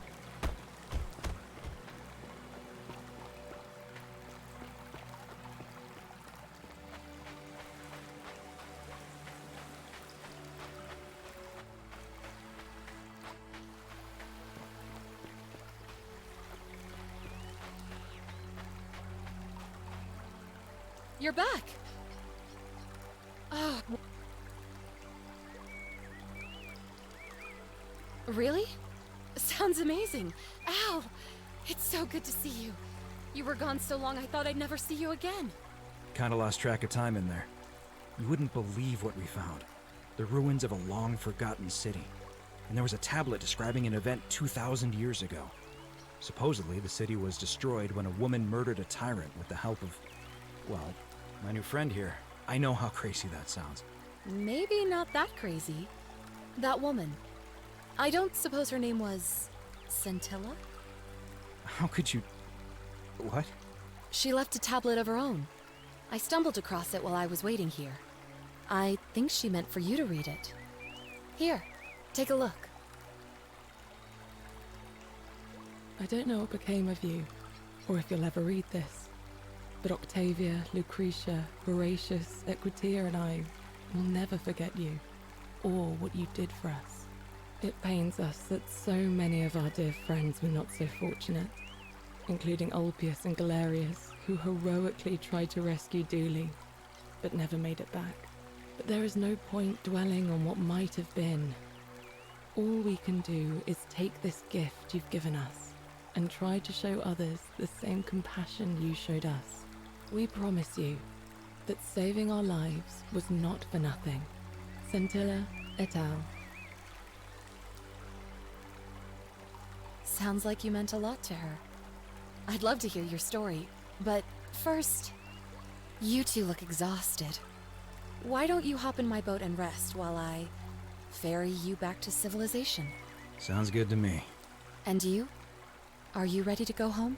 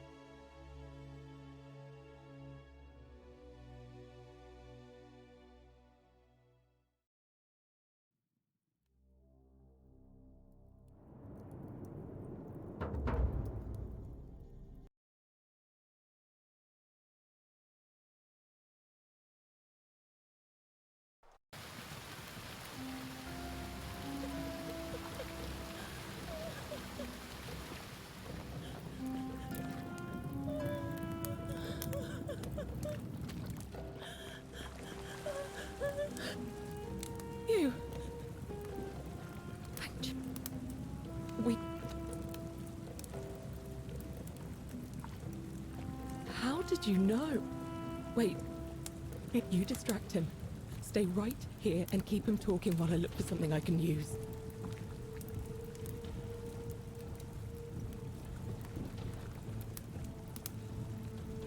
What with Sentilla?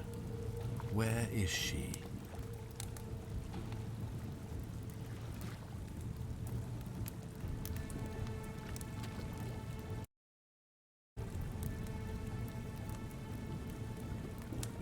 So you discovered my secret. So what? What are you going to do about it?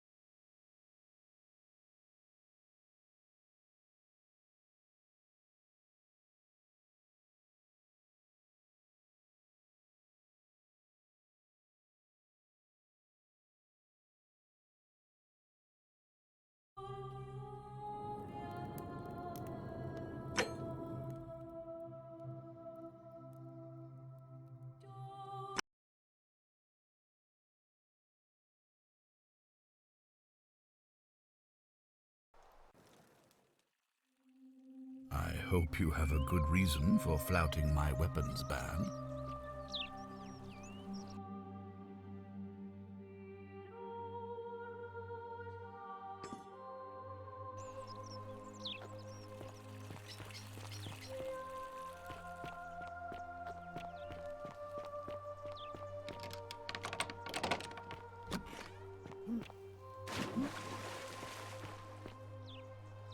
Domitius doesn't usually let...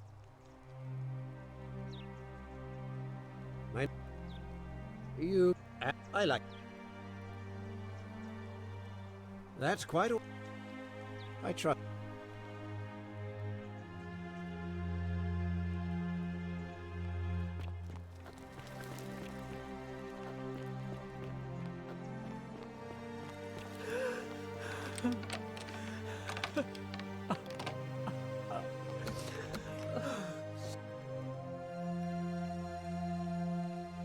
I'm not supposed to be... Talk.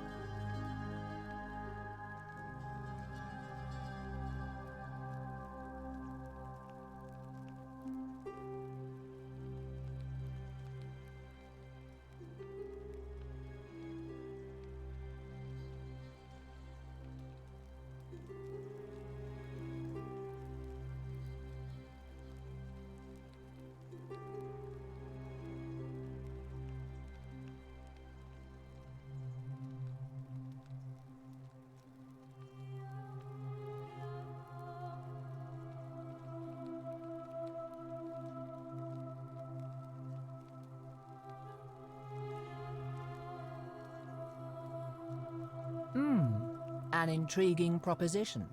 Go on. Perhaps you're not as silly as those clothes make you look. What makes you say that?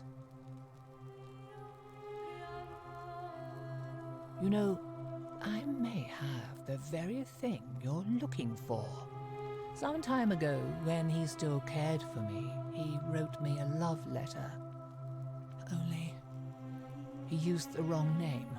Now, addressing one's wife by the wrong name is not unheard of among philandering Romans.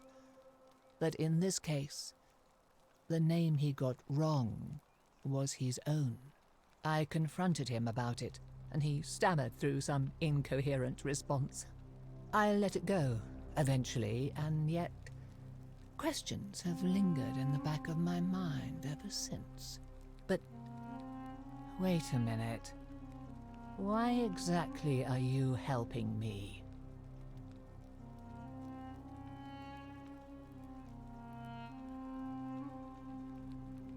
To withdraw.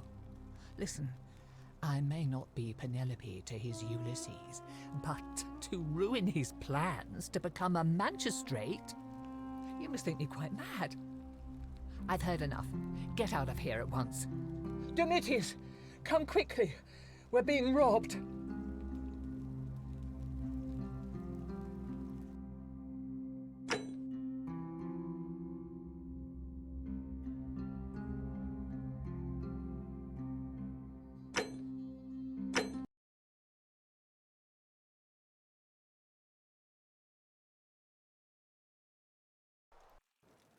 I hope you have a good reason for flouting my weapons ban.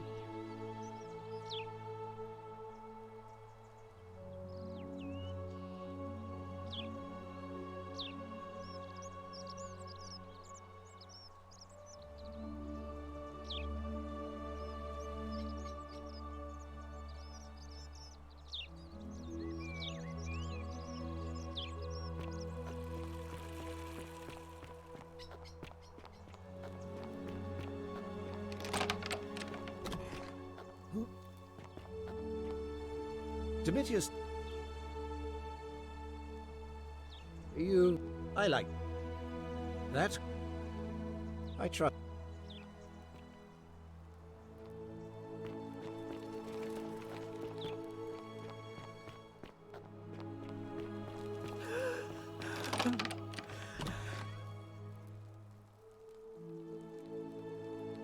I'm not talk.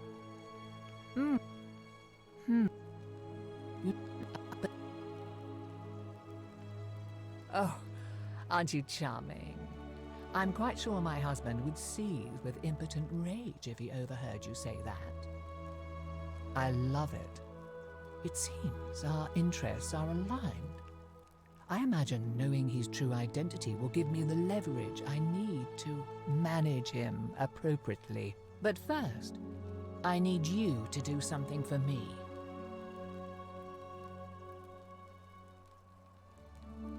I want you to bring me some wine.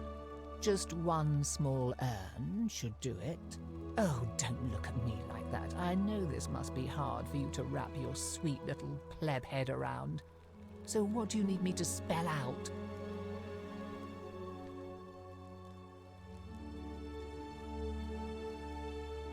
Let me tell you something about Malleolus.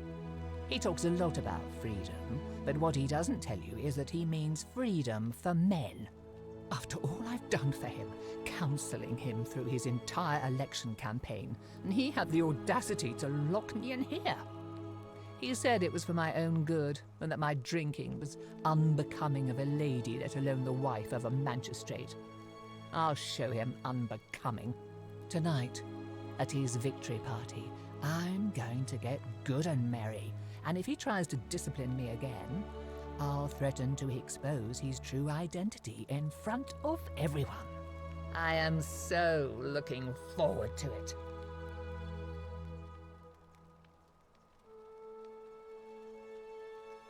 So you'll help me? Thank you. Here's the letter.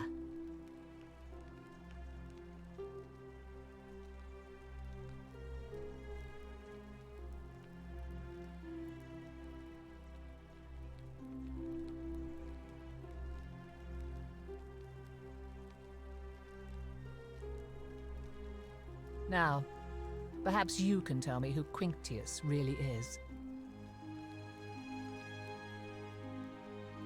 What? He's... Oh no. That's... quite a lot more serious than I imagined. I only wanted some leverage over him, not to destroy him. Give me that immediately. Nobody else must know.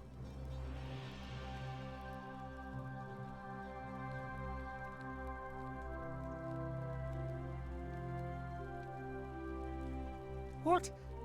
No. You tricked me, you mendacious little stirkers. It was a lie of a mission. You were planning this all along and you deliberately concealed it. May Jupiter cut you down. I curse you. I curse your life and mind and memory. May you be unable to walk or eat or drink. May this drag you to the depths. This is outrageous.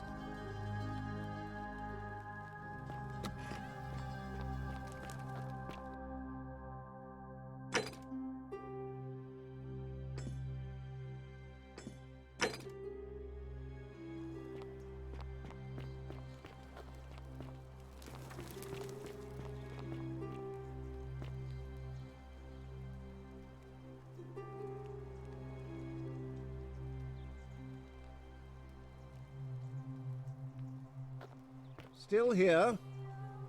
You again. Are you insane? Why would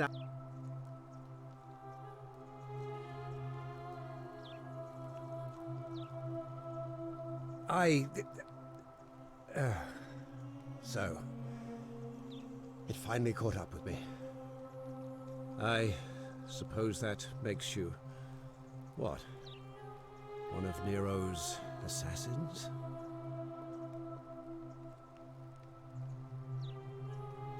So, you're not going to kill me?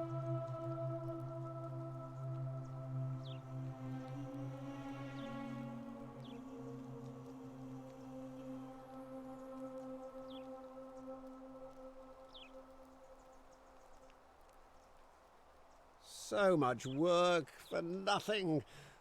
Ugh. If I do it, you'll let me live?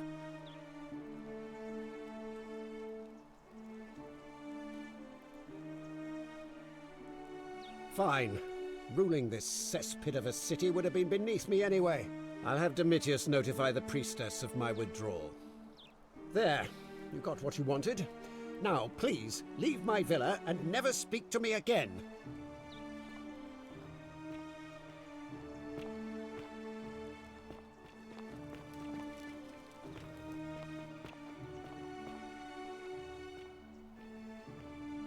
Domitius, are you listening? Yes, sir. I've made a decision to withdraw from the election. I want you to go and inform Equitia. Sir? Are you under duress, sir? I've just had a change of heart. But you were on track to be magistrate, sir. All that work, all that money, wasted. Those are my orders. Carry them out. As you wish, sir.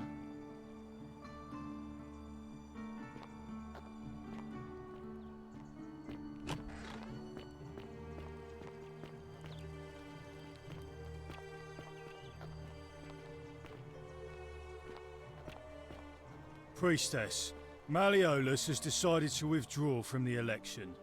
Oh, well, that's surprising, but thank you for telling me. I'll let everyone know.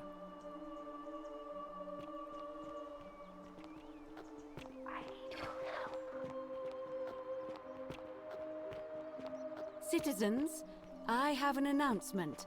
Malleolus has withdrawn his candidacy from today's election.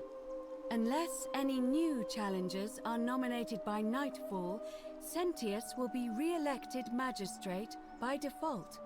That is all.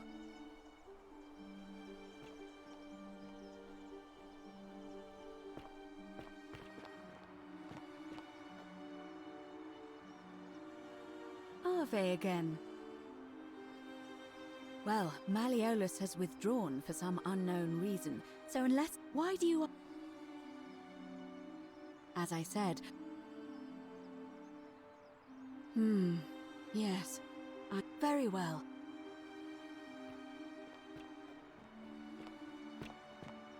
Citizens, I have an announcement. Time to go to the theater.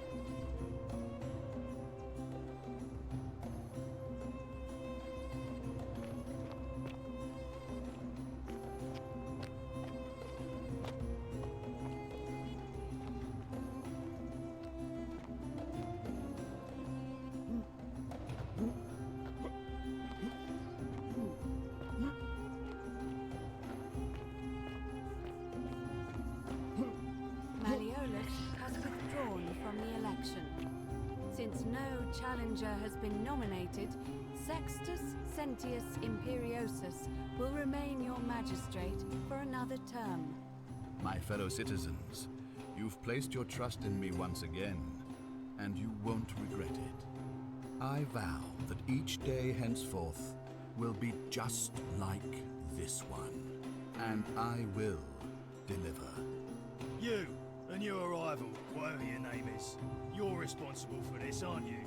Nobody likes Cap and Murday foreigners interfering in an election. Shut up and let the magistrate speak. Malleolus is going to be magistrate by the end of the day. You have no idea what you're doing. You're going to get us all killed. Just stay out of our way, and we won't have a problem. Wait, I will not allow you to do this. You're showing your true colors now, priestess. Your corruption sickens me. Domitius, ignore her. Proceed. This is insanity. You'll doom us all. Lies.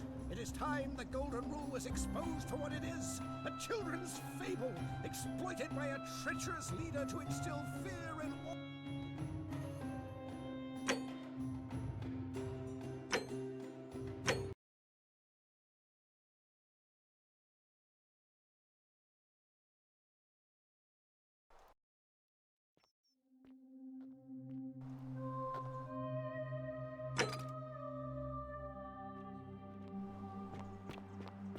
Citizen.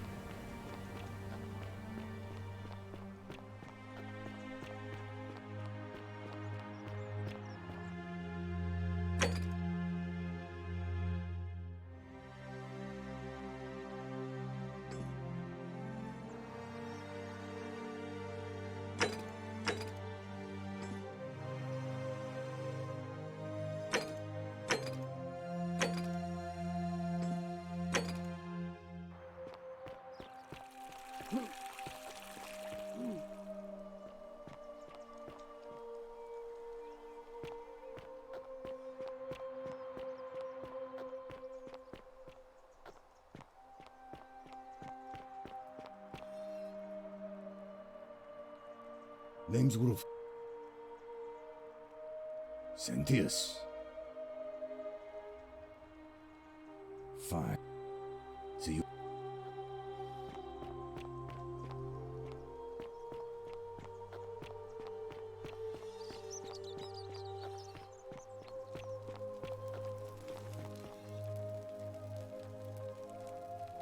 Salve again, my Sisyphean. No. He did? Oh, that was unexpected. I wonder what could have possessed him to do that. Well, I guess it's time for me to step up then. I'll let Equitia know I'll be running. All right, friend.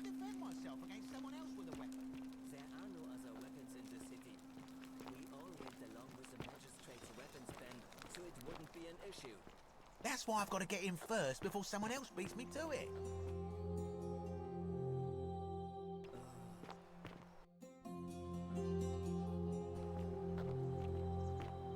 Fortune smile on you, brother.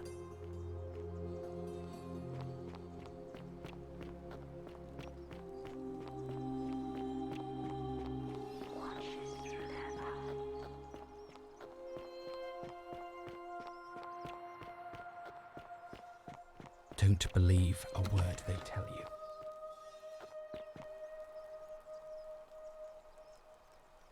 Ave again.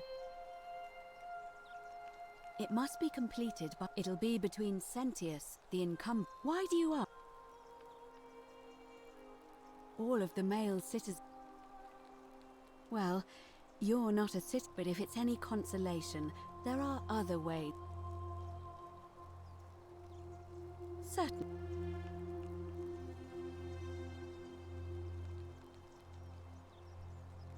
See you again soon.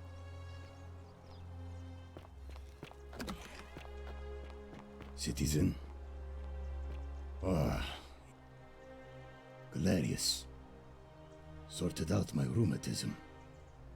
For the first time in a long time. Fine. See.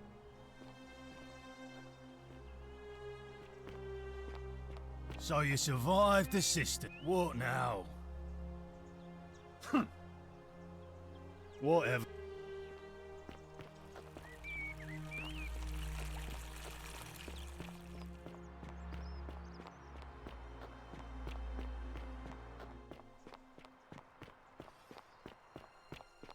Salve. Sorry, I'm still a bit out of it. Was there something you want? All right.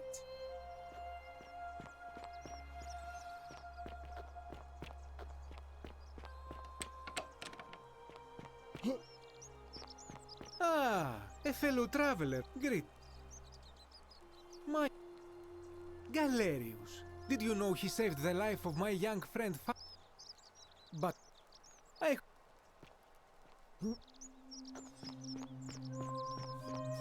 How'd you do? Hello there, friend.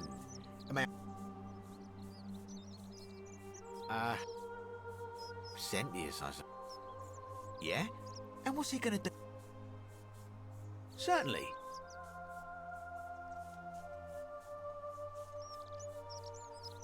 Pleasure doing business.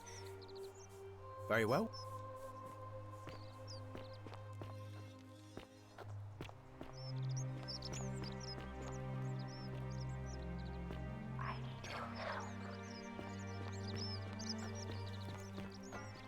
Salve. Ah, a new face. I hear... Galerius, definitely. All right. Nice to...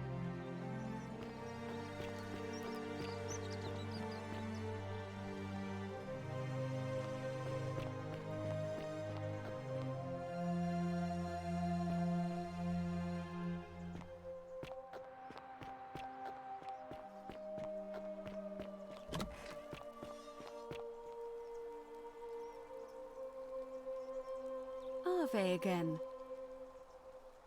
It'll be... Why do you... As I said... Yes.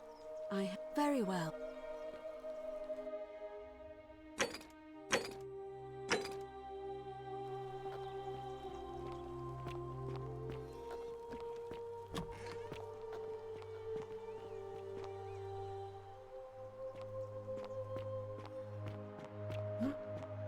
Citizens, it is time. Let us meet to elect our magistrate.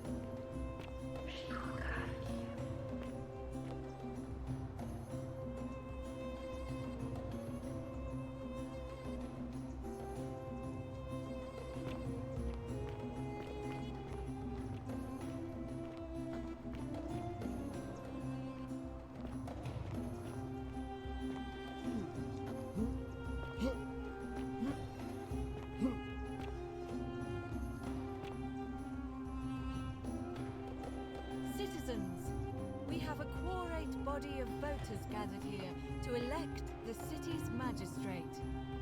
The candidates are Sextus Sentius Imperiosus and late nominee Gallus Galerius Helver. Marcus Malleolus Gurges withdrew his candidacy earlier today. As agreed, we shall dispense with ballots and candidates will abstain from voting. Let's make this quick. As I say your name, call your vote. I'll start with you, Horatius. Sentius, of course. Georgius.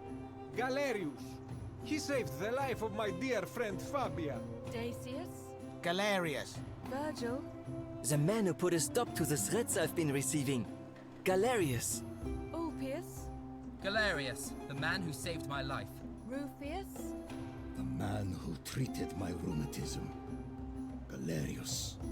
Citizens, you have made your decision. Your new magistrate is Gallus Galerius Helver. What? It has been decided. Magistrate Galerius, would you like to make a brief address?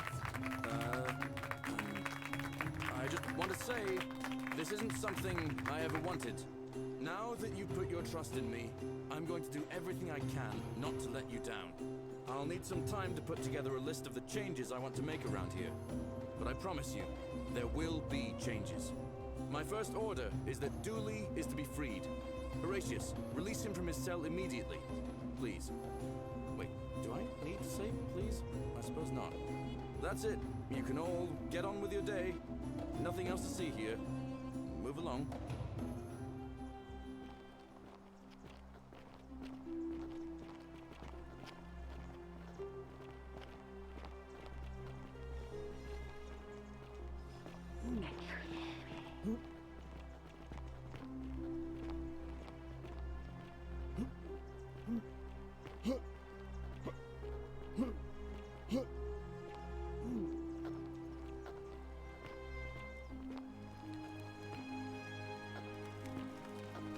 Fortune smiles on you today, Julius.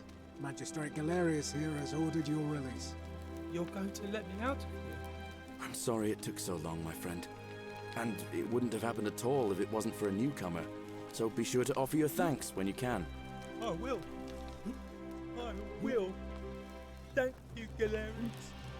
I'm so happy. I'd love to stay and chat, but I've got a lot of work ahead of me. Why don't you go to the baths? Then tell Georgius I said you could have some new clothes. Then I want you to go home and rest. I'll speak with you soon, Dooley.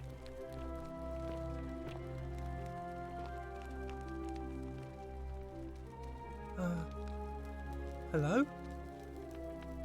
I'm Dooley. Oh, Thank you. Salve. You're a big helper. I was locked up, but they let me out. You can have, and maybe you can help me find my treasure. My friend Hannibal used to look after me, and he said he always would. But then he died. But before that, he told me if anything ever happened to him, He gave me a key to the cisterns and told me to keep it safe. He said there's something very precious way up high. Please help me find it. Please. I had to keep it a secret until I found it. Oh, thank you. Here's the key.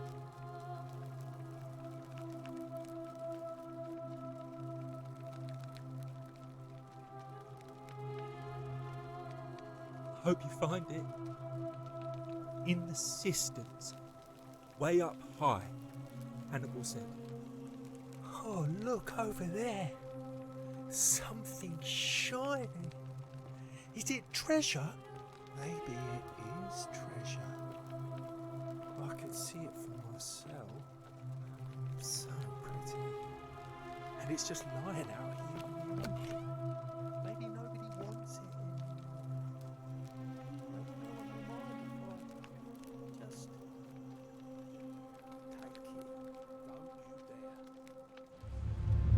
The many shall suffer for the sins of the one.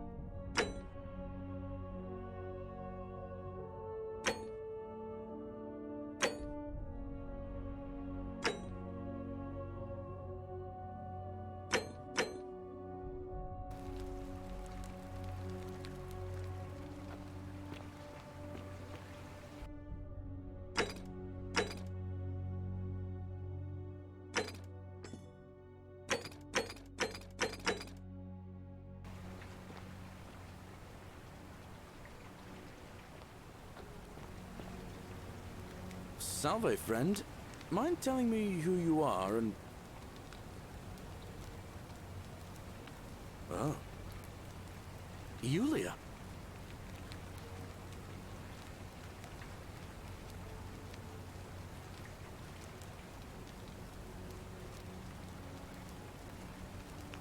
What? Are you... You're serious, aren't you? I doubt Domitius will let me talk to him, but I'll make sure he passes on the message. Poor Virgil.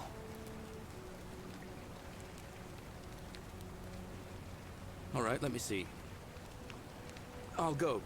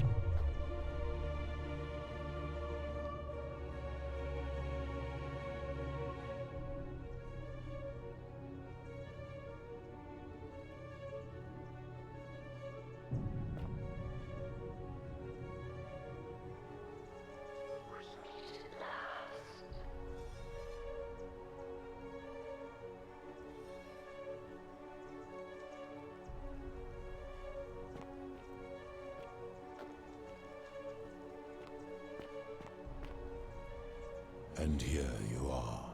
Allow me to introduce myself. As you have already gathered, I've been known by many names. Nergal to the Sumerians, Osiris to the Egyptians, Hades to the Greeks, and Pluto to the Romans. But the one constant through it all has been my title, God of the Underworld. And I've been watching you with curiosity, mortal, ever since your arrival. You're unlike the others, aren't you? And what is more, you carry a weapon that was never intended for mortals to wield, and you do it so brazenly. But there will be time for your reckoning later. First, as a reward for undoing the desecration of my obelisk, I will allow you to satisfy your curiosity. Ask what you will.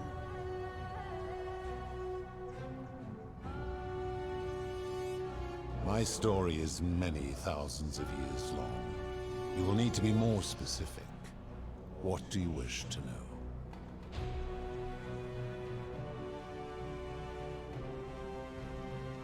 It is a matter of perspective. God is a label I was given by you mortals, not one I gave myself.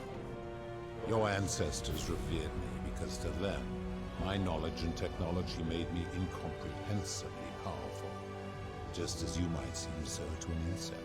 But despite all that, there are rules even I must obey. My kin and I all adopted this form long ago, so that we might better understand and communicate with your kind.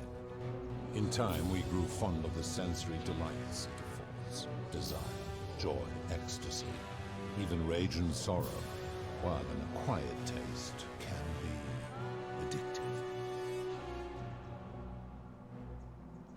No. Long ago, I swore to Persephone that I would remain in this form for as long as we remained among your kind. I must honor that. This is my beloved. Like me, she has been known by many names. Ereshkigal to the Sumerians, Isis to the Egyptians, Persephone to the Greeks, and Proserpina to the Romans. Or perhaps you might know her as the goddess of springtime, the cycle of life and renewal.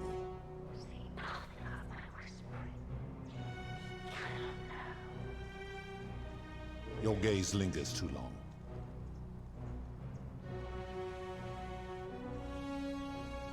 That is my servant. You would have met by the river, though she wears many faces and goes by many names.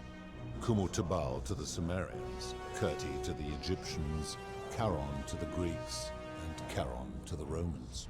Her role is to ferry souls between the mortal world and this one, and to make their transition as seamless as possible. For that, she earned herself the infamous, if erroneous, moniker, the Ferryman. You will talk more later. For now, ask your questions. As you wish. It has come to be known simply as the Underworld, and it exists because of a wager I made long ago. That is a long story, one that began over 3,000 years ago and continues to this day. You see, long ago my kin and I set out from our home on Elysium to search for other forms of life among the stars. We discovered your planet and witnessed your kind evolving from primates into something lawless and barbaric. You all but destroyed yourselves, your 2 short lives being extinguished by violence and ignorance and disease. Yet Proserpina saw raw potential in you, and persuaded the rest of us it would be squandered without our intervention and stewardship. So we revealed ourselves to your people in a place called Sumer. We offered guidance in agriculture, toolcraft, and law, and you called us gods. For a time you flourished, but soon you were too many for us to oversee.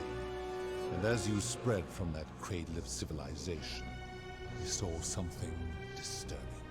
We had sown the seeds of dependency and confusion, and soon you returned to your old ways of violence and ignorance, this time in our name. My kin had seen enough, and gave up on your kind. condemning you as barbaric and chaotic, scarcely more than animals. We began preparations to return to Elysium, our home world, a utopia unspoilt by conflict and unimaginable in its beauty. But my Proserpina could not bear to abandon your kind without guidance, and knowing it would force the rest of us to leave her behind, she made an extraordinary sacrifice. She gave up her immortality to descend permanently to the ranks of humankind. And so she began her inescapable trajectory toward death. Horrified, I acted swiftly.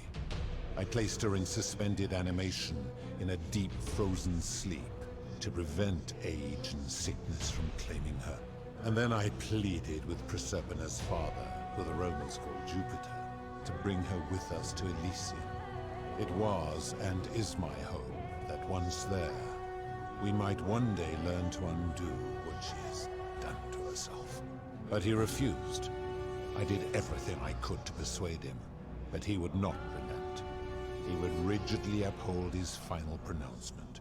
Humans were unworthy of ascension to Elysium, and no exceptions would be made.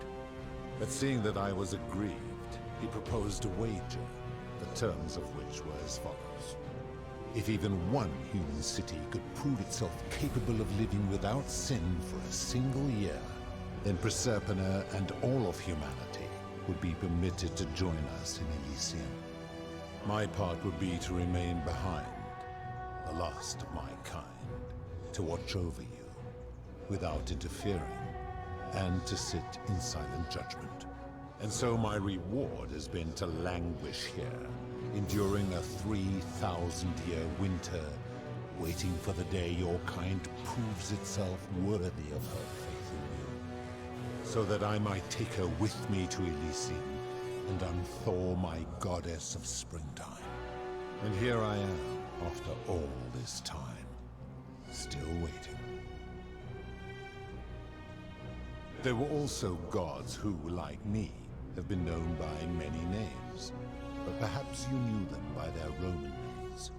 Our leader, Jupiter, as well as Neptune, Saturn, Juno, Minerva, Mars, Venus, Apollo, Diana, Vulcan, Vesta, Ceres, and of course, my beloved Proserpina. As the first wave of your kind arrived from Sumer, I had them build a city in their own fashion, so that they might be comfortable and recreate their lives here. I had them build the entrance as a vertical shaft leading to baths to cleanse them of the sins of their former lives and to prevent escape.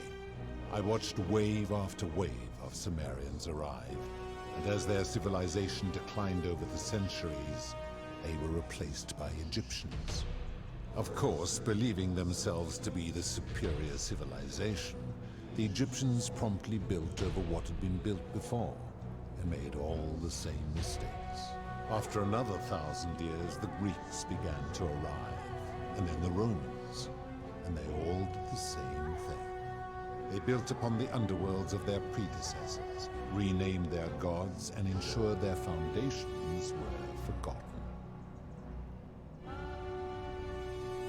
To ensure the wager was fair, it was important that my subjects were chosen at random.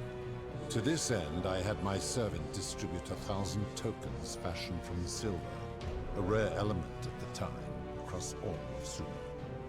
Whoever died while in possession of one of them would be located by my servant and ferried to this place, with no memory of how they arrived. As the tokens were discovered, they were traded, smelted, and fashioned into trinkets, and eventually coins, spreading to Egypt like seeds on the wind. Later, when they spread to Greece, they would come to be known as Charon's obol, or as coins for the ferryman. Some placed coins in the mouths of their dead, hoping they would awaken here, though they had no way of knowing which coins were fashioned from the original tokens. In fact, almost all of the tokens are accounted for, only 2 remain. And so after this wave destroys itself, as it is destined to do, your kind would have squandered the last of its potential to ascend beyond this rock and Proserpines along with it. It is a regrettable story. One of the first men who came to this place was a king of Sumer and a troublemaker. To be rid of him, I returned him to his people, on the condition that my servant erased his memories of this place. But the erasure did not take completely, and he told stories of this place as if describing memories of a dream. His tales were committed to writing, which came to be known as the Epic of Gilgamesh, and his words were twisted and distorted over generations. Later, the Egyptians would adapt Sumer's stories of the underworld, making them wildly intricate and labyrinthine. Their Book of the Dead and Book of Gates bore less and less resemblance to this place in their priests' pursuit of profit. Then, when the Greeks began to arrive, they proved far more cunning, and in a series of incidents that will not be repeated, 5 of them escaped. A warrior named Heracles, 2 kings named Sisyphus and Theseus, a poet named Orpheus, and a Trojan named Aeneas. They each told embellished tales of this place, how to get here, and how to escape. And so from Sumer to Egypt, Greece to Rome, your kind has always told each other stories about this place, though each story contained only a seed of truth.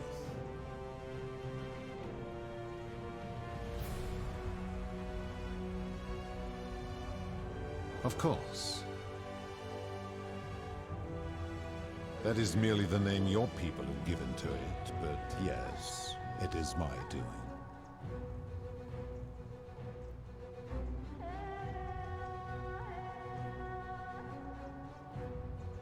That is a story dating back to the very first wave. After the Sumerians finished building their city, the self-declared ruler threw a banquet to celebrate. Now this man was unmarried, and many women were vying to become his wife, a prestigious position of power and influence in a new world. Of all the women, 2 were particularly ambitious. Both were beautiful, and both arrived at the banquet wearing eye-catching dresses and painted faces, their hair woven in elaborate fashion. The first woman, recognizing that she would require an advantage to win the ruler's affection, draped herself in jewelry, ornate necklaces, bracelets, and rings fashioned from gold.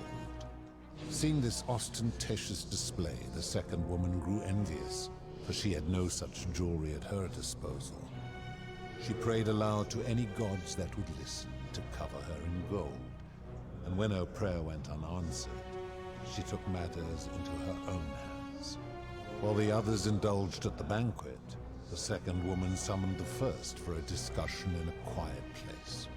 She checked that nobody was watching, and pushed her rival from the top of the ziggurat, where she broke her neck on the rocks below.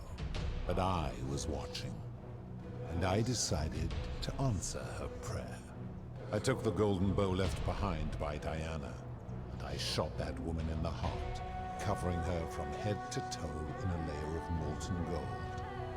And I left her to stand there, that she might serve as a grim reminder of what befalls those who sin in my domain. But that was not enough, for the entire city was tainted by her sin, and the wager could no longer be won. So I had no choice but to wipe the slate clean. I gilded them all, to make way for a new wave, and began the wager again. And to this day, each of them, and all who came after, line the halls of this city, inanimate but conscious, suspended in time with only their sight and hearing preserved, so they may bear witness to and lament the folly of your kind for eternity, as silent golden sentinels.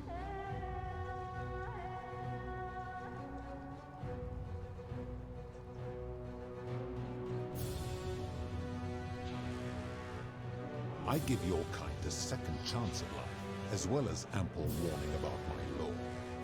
And when you disobey, and you always disobey, you force my hand, bringing terrible suffering upon yourselves. And so you ask if I am the one destroying your lives. And I say, no. You destroy yourselves. I am merely the means by which you do it. When my kin departed, they left behind many relics which I inherited. A consolation prize of sorts. The golden bow originally belonged to one of my kin, who the Romans called Diana. As my collection of golden statues grew, I chose the most ferocious among them, and equipped them each with a duplicate of her bow, and tasked them with hunting down the Forsaken at my behest. They became known simply as Furies.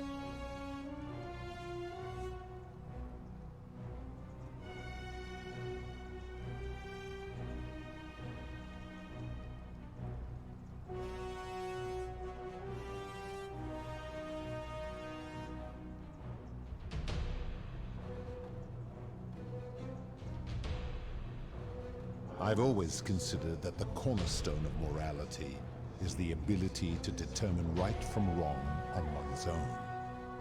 No attempt to lay out rules like your Code of Hammurabi or your 12 Tables of the Roman Republic can ever cover all possible scenarios. This should come as no surprise to you, since the core principle has been expressed in many forms by many of your civilizations. The Egyptians made a rudimentary attempt with do to the doer to make him do. The Greeks refined it with avoid doing what you would blame others for doing. The Roman Stoics added treat your inferior as you would wish your superior to treat you. Even the so-called cultists hiding among you often say do unto others as you would have them do unto you. It is the simplest of concepts, and each one of you is born with the faculties required to apply it to any situation. Yet none of the peoples who expressed this rule were able to uphold it. Curious, is it not?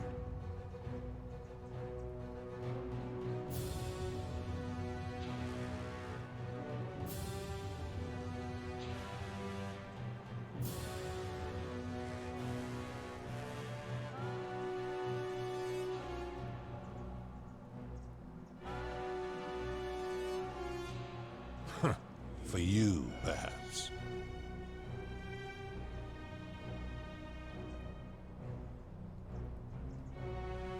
I've always agreed the Roman, even it is yet.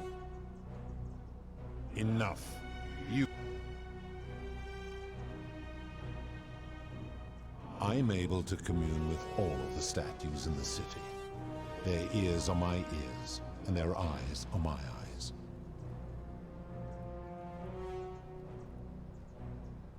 If she was still conscious, I suppose she could, but she's not. Why do you ask?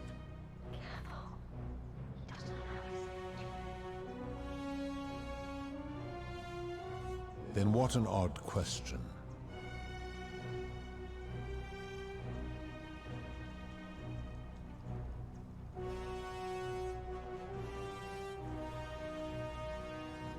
Do you plan to speak in sweeping generalizations?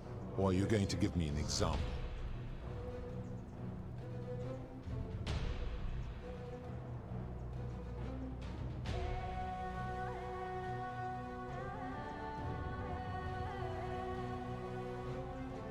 The merchant. How is that inconsistent with the rule I've outlined? I disagree. Having watched this merchant, that is precisely what he would expect from others, and he would be quite capable of paying the price anyway.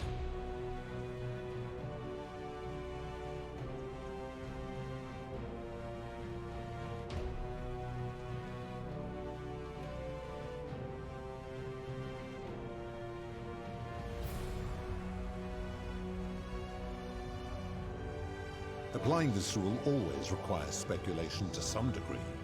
It requires us to ask what another person would want if they found themselves in another situation.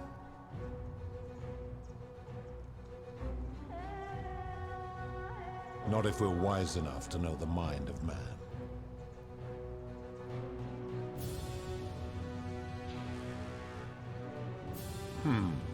Supposing you're right, then my law has been broken, and I I should turn you all to gold immediately. Is that what you want?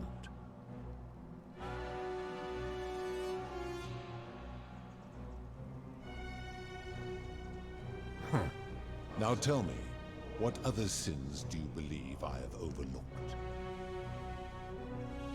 Ah, the tavern keeper, yes? How is that inconsistent with the rule? I disagree. Having watched that tavern keeper, that is precisely what she would expect from others. She would view it as a game, one she intends to win.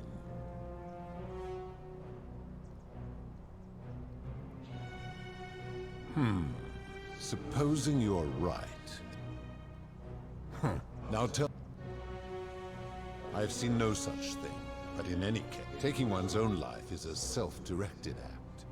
It is not one that is done to others, however they may be affected by it. Therefore, it cannot be said that one who commits suicide has done anything unto others.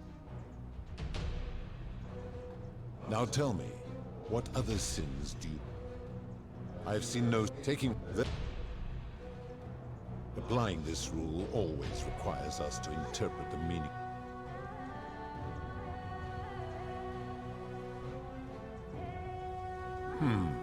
Supposing you're right, and my law has been broken. Now tell me. I've...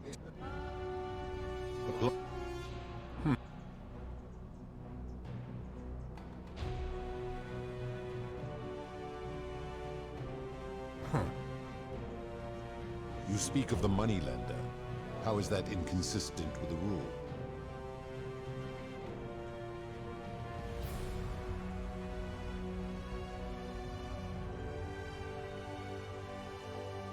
And he would never have signed a contract pledging his labor for 30 years. All he did was enforce the terms of a contract signed voluntarily by others. Ignoring your irritating sense of moral superiority. This is interesting. I'm curious, how do people escape poverty where you're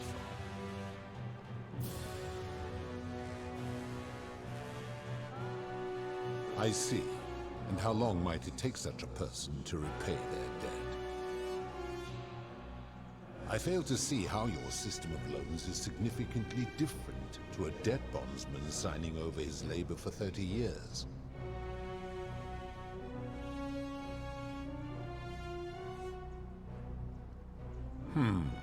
Suppose... Now tell me. The midwife in the palace, yes.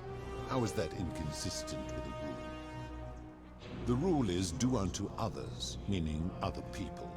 Those statues are something else now. Bloodless shadows, mere shapes of their former selves. They are forsaken. What happens to them is no concern of mine.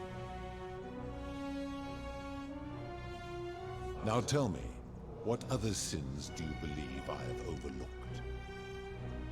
Abduction? You mean the magistrate imprisoning his daughter in the cistern, I take it. He did so because she sought to escape. A sin I take particularly seriously.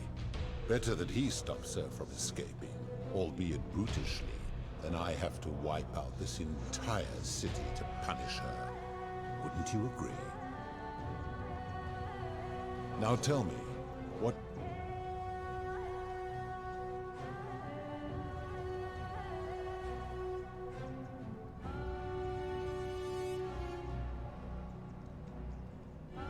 Do you honestly think you could do better?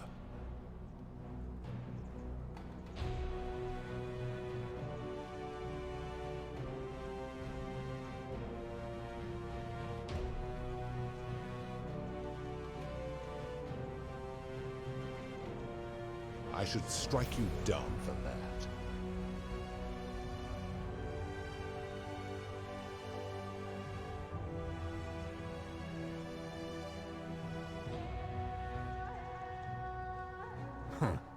Now, did you have any other questions before your reckoning?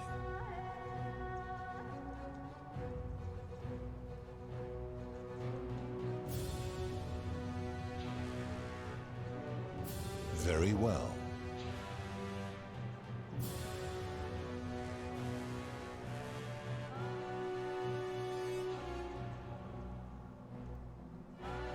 Good. Then now it is time for your reckoning. Only, it seems, something is wrong. It has long been within my power to see into the hearts of mortals and weigh their deeds in life. But when I peer into you, I see only a blank slate, as if you did not exist until you appeared in this city. How is this possible? Charon, where did you find this one? I do not remember ferrying you. How did you come here?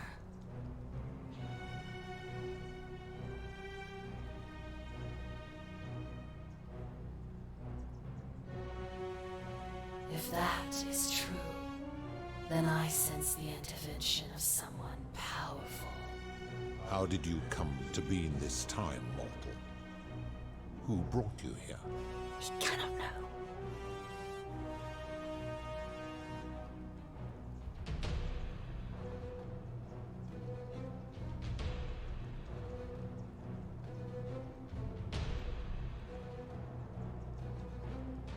I do not know. My kin departed long ago, and Proserpine has slumbered for 3,000 years.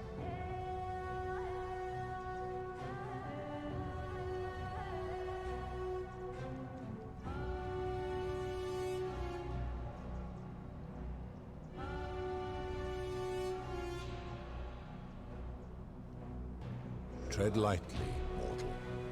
Enough of this.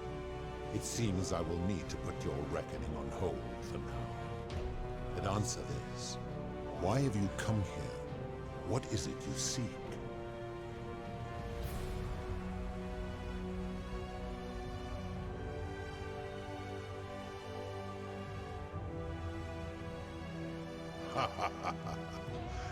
Your hubris is amusing, so I will allow you to make your case.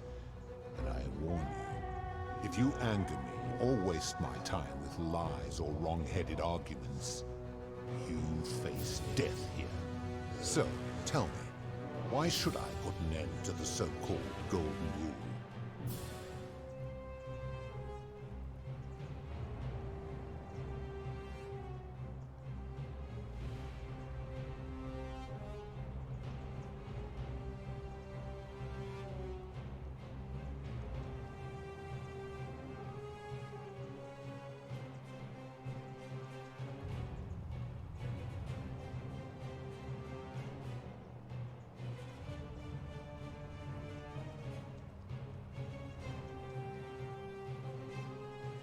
That is a very serious accusation, mortal.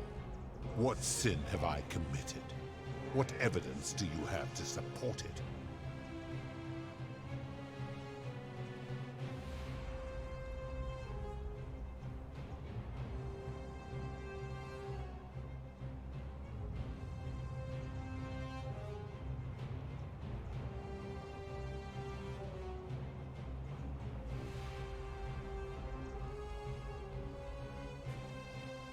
Every one of those people was guilty of failing to ensure their peers lived virtuously. They failed collectively, and so they were punished collectively. The Romans understand this, as did the Greeks before them.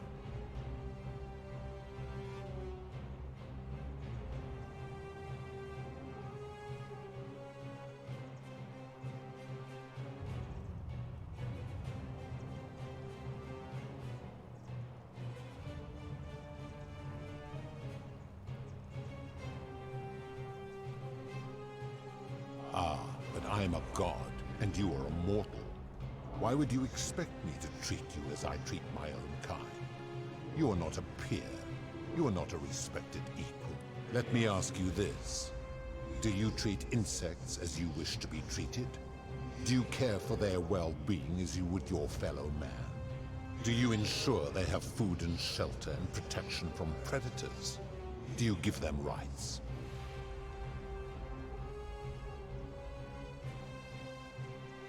Of course not, because that would be absurd, just as it would be absurd for me to treat your kind as equals.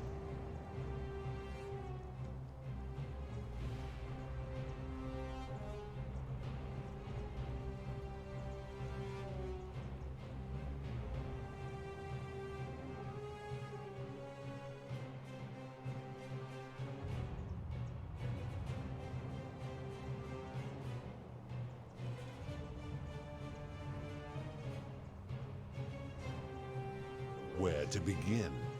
Our lifespans exceed yours by thousands of years, in which time we accumulate vast wisdom and a mastery of technology you cannot begin to imagine.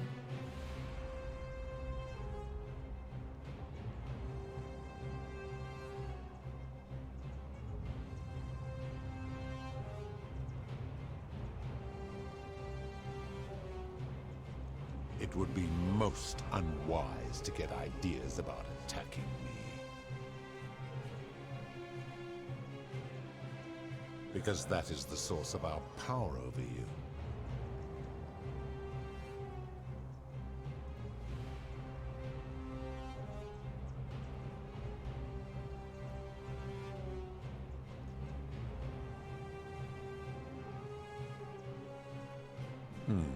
You could say that.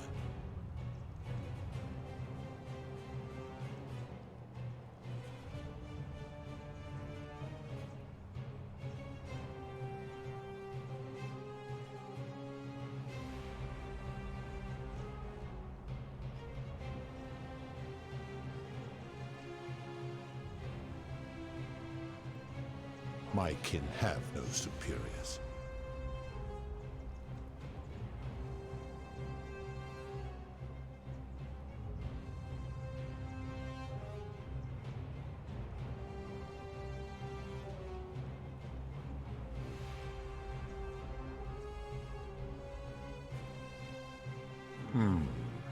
That is true. Go on.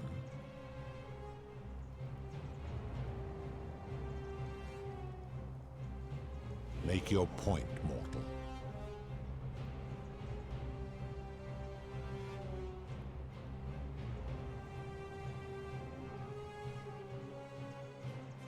Let me ponder that for a moment.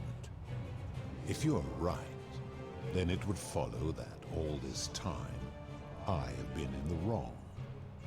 But no, the very thought of it grieves me. How can I accept your argument when doing so would make me a tyrant and a monster?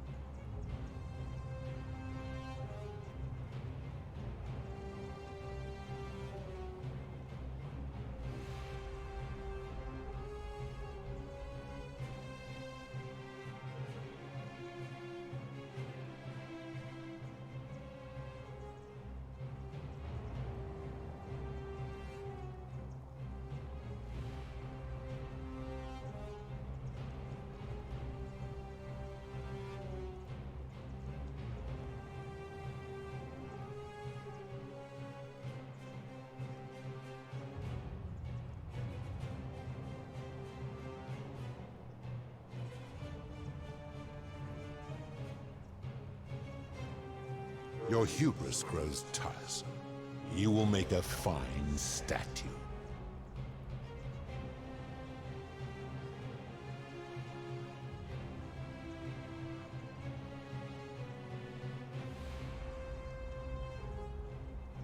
Do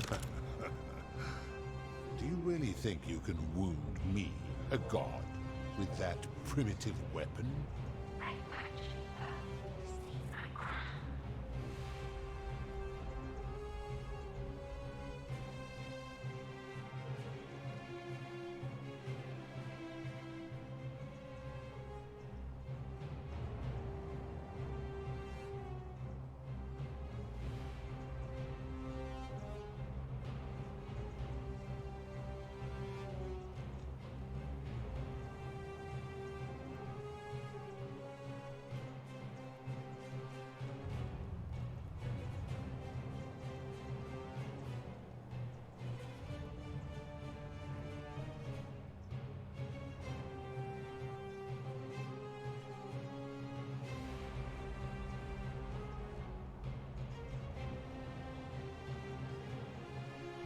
How dare you threaten her? This ends now. The many shall suffer for the sins of the one.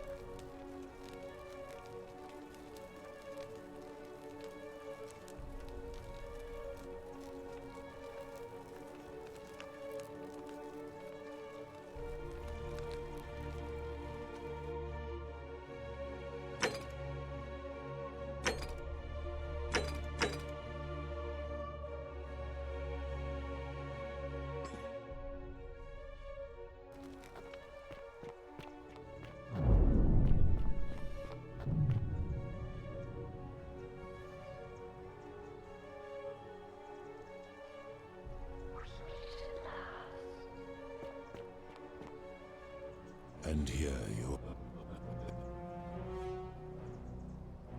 That is me. I've always considered that the cornerstone of morality... This...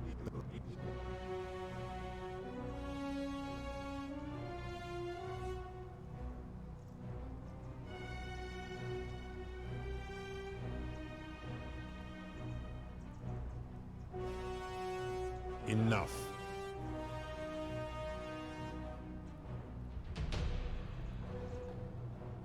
Do you plan to speak in... I... Hmm.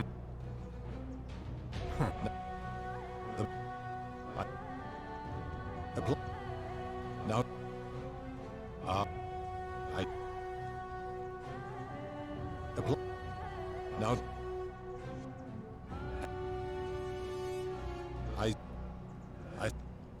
Now tell...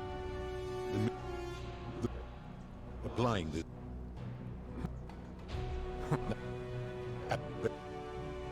Now tell... Do you... I...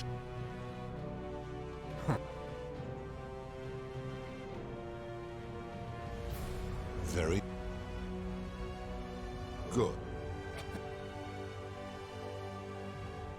If that... Tread lightly. What?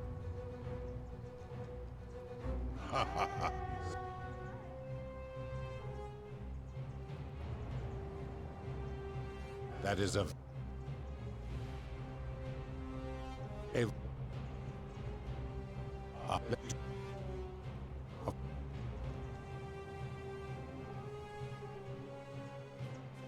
Wait. Because... Mike.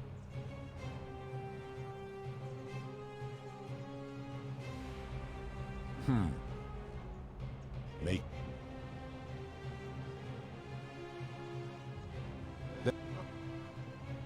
Your...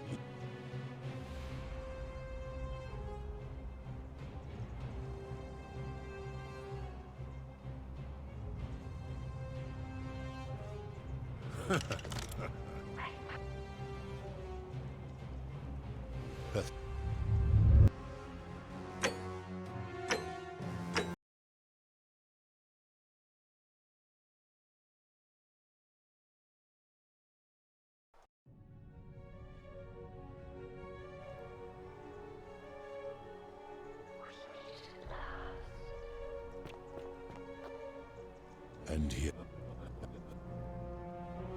That is... I...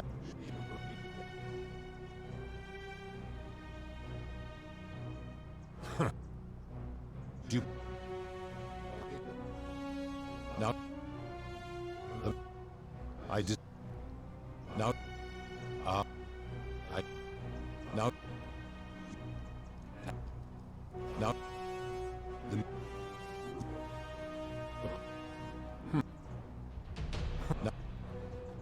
The... Now, do you...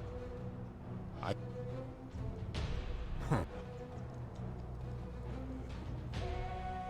Good.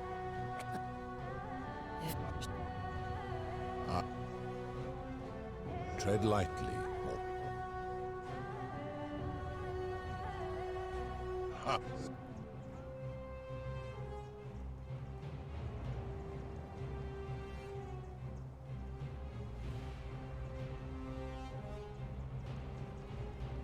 That is a...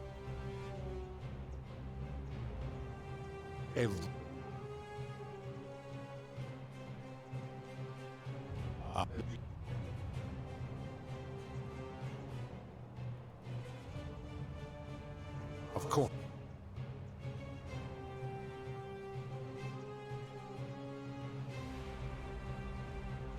Where to be, in which... Because that...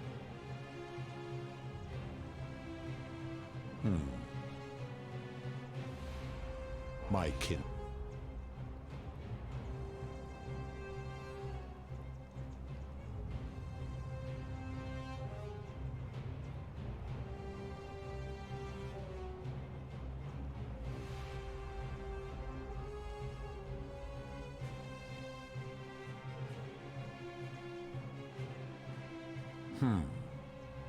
I suppose there is a hierarchy.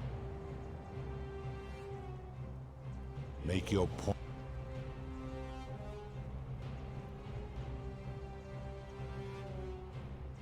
Let me ponder that for a moment. If you are right, then it would follow that all... How can I accept...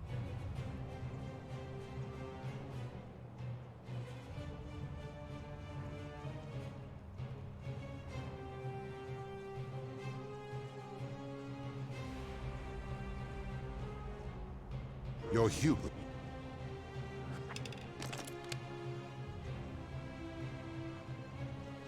How...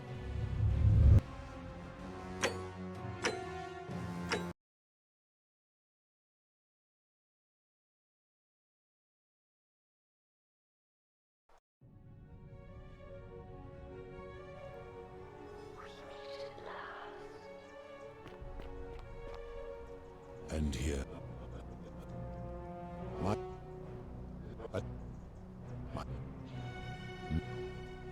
No. Like... That...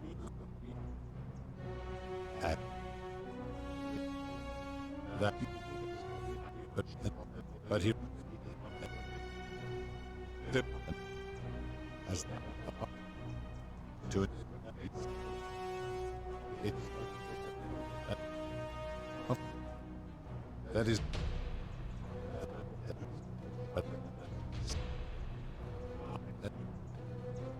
When my...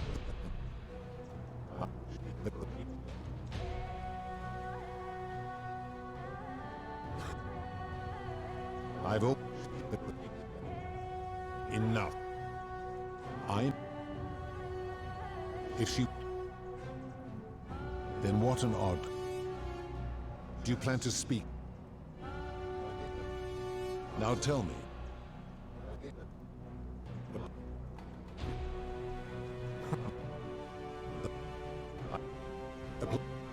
Now... Now...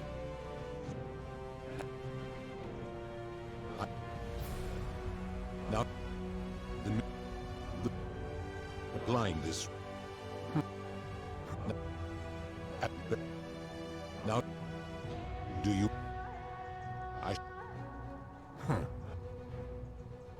Very... Good. If that... I... Tread... What? Ha!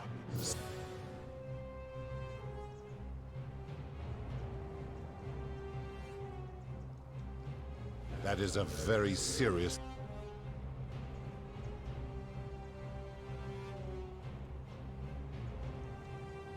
Every one of them. They...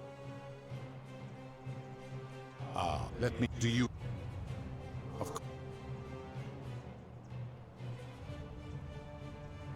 Where... In which... It... Because... You could say that. Mike.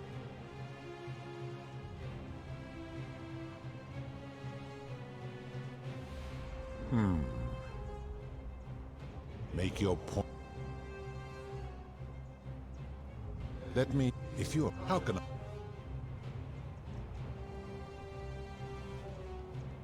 Wait. What? What are you saying?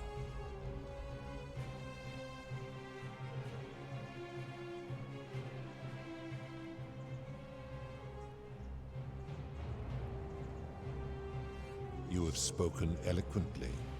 And yet, if what you say is true, it follows that my wager was fatally flawed from the beginning. But that would mean Jupiter, Proserpina's father, who knew more about you than anyone, proposed a wager I could never win. Why would he do that?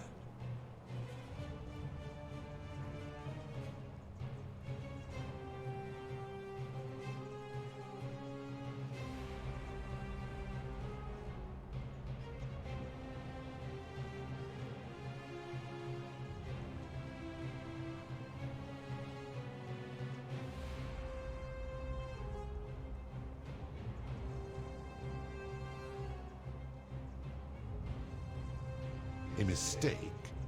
But he is the best and greatest of us.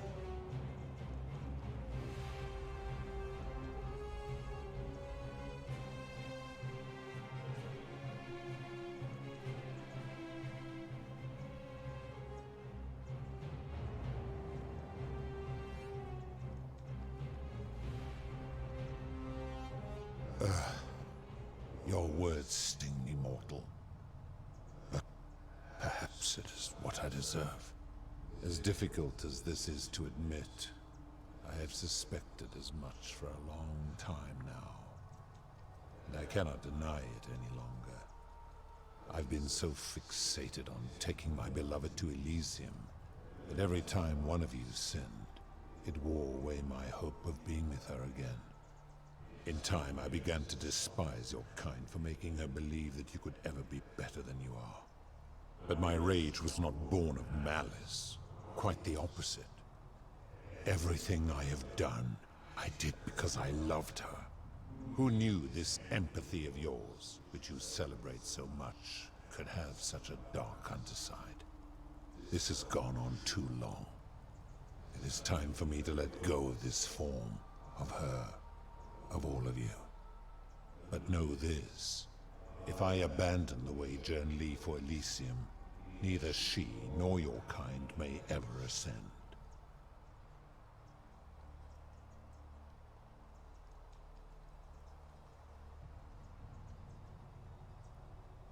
Because doing so would violate the rules of my sacred agreement with Jupiter, and you would receive a hostile reception. The best I can do is return you to the land of the living. I will have Charon make arrangements to ferry the others. But as for you, be aware you will be separated from the rest. Once this exodus begins, the events that brought you to this moment will never have taken place, and you will have created a paradox. What will become of you is difficult to predict, but that is the risk you have taken by interfering in the natural flow of time. Now, are you ready? Farewell, mortal.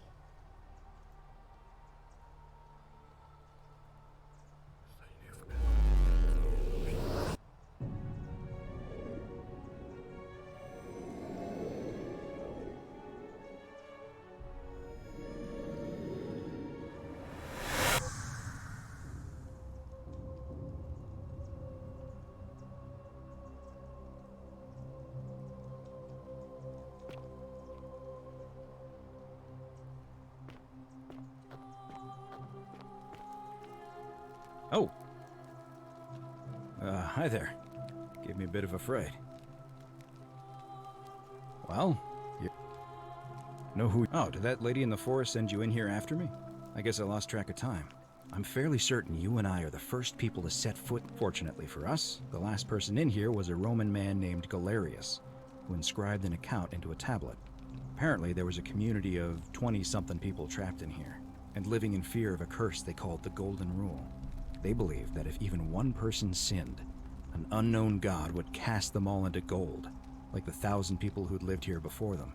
Then, one day, just as Galerius had finished praying for a good harvest at the shrine of Proserpina, an oracle appeared and told him how to solve the ills of the city, like saving the life of a dying woman, preventing the suicide of a man in debt bondage, freeing a falsely accused prisoner, foiling an assassination attempt, and so on. Meanwhile, the oracle walked up to the temple of the mysterious god, this one right here, and demanded an audience. and the doors just opened up to him. Nobody knows what went on in there, but Galerius wrote the oracle must have been more persuasive than Odysseus, because the next thing he knew, the ground shook, and the voice of that god rang out over the city. The many have suffered long enough. Unfortunately, Galerius' account just sort of stops after that, leaving a lot of questions unanswered. What became of him, and the other people who lived here? What happened to all the golden statues? And did this mysterious oracle single-handedly undo the curse that had terrorized people for hundreds of years?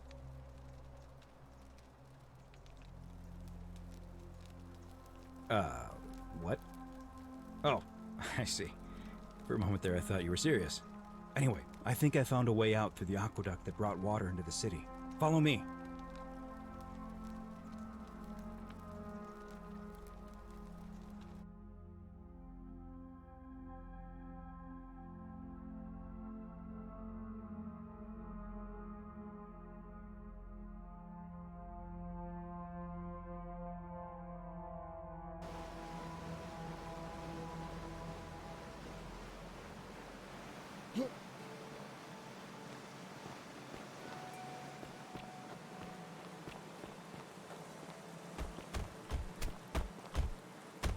I'm gonna pause here for a moment and make sure.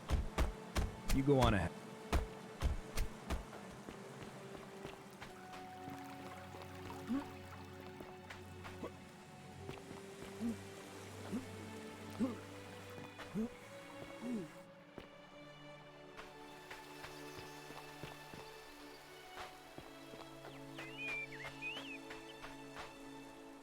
You're back! But you're alone. Does that... Oh, what a relief. Why don't you tell me what you discovered?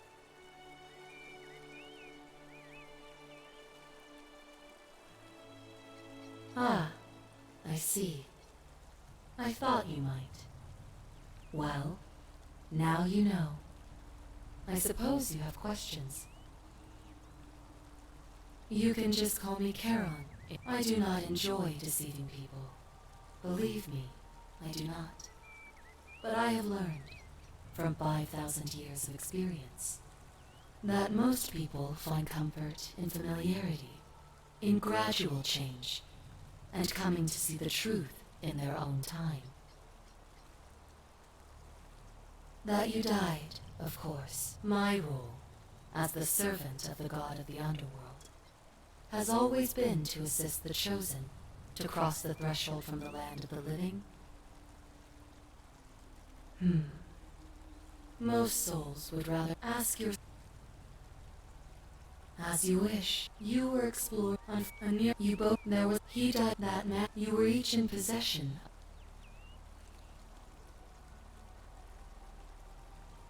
It means I am now bereft of purpose.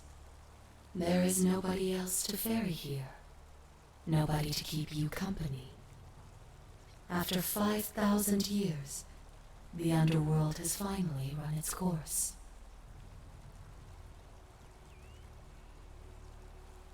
Perhaps you have heard the tales of the Greeks and Romans burying their dead with a coin in their mouths. Well, those stories contained a seed of truth. My orders were simple. Whenever a person died in possession of a coin, I was to locate them and ferry. It means I see no point in keeping you here. But I have to ask one thing. That you keep this to yourself. Look! Here comes Al now. Al! It's so good to see you. You were gone so long I thought I'd never see you again. Kinda lost track of time in there. You wouldn't believe what we found. The ruins of a long-forgotten city. And there was a tablet describing an oracle who confronted a god and undid an ancient curse. Sounds like quite a story. And I look forward to hearing all about it. But you two look exhausted. Why don't you hop in my boat and rest while I ferry you back to civilization? Sounds good to me. And you? Are you ready to go home?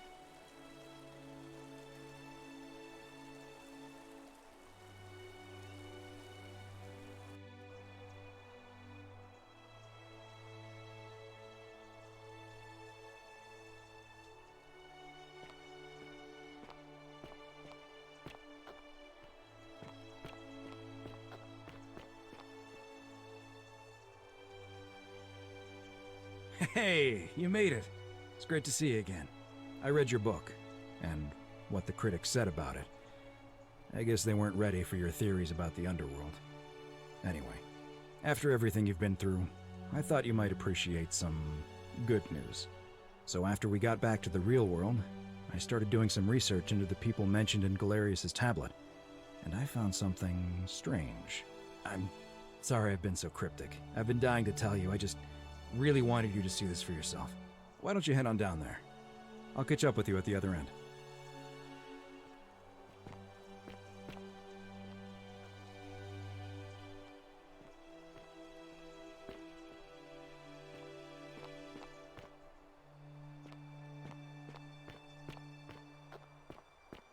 Oh, hello.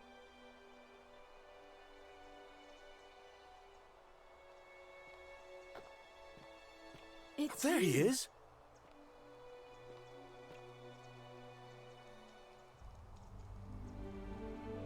You're finally here. Remember me? It's a crazy story. After you disappeared, Charon appeared and told us she was returning us to the world. Even gave us some coins to help us start our lives over. Only, for some reason, she returned us to your world instead of ours. Anyway, I know we only ever had that one conversation, and I wasn't even sure if you'd remember me, but I wanted to say thanks for freeing us from the underworld and giving us a second chance at life.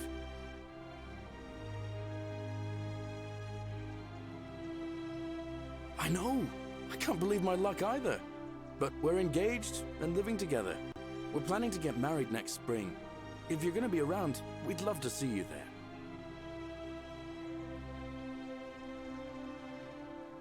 Oh, I used Charon's gift to buy a farm in Umbria. Got a villa on it too, with enough room for Dooley, of course. It's hard work, but I sleep soundly every night.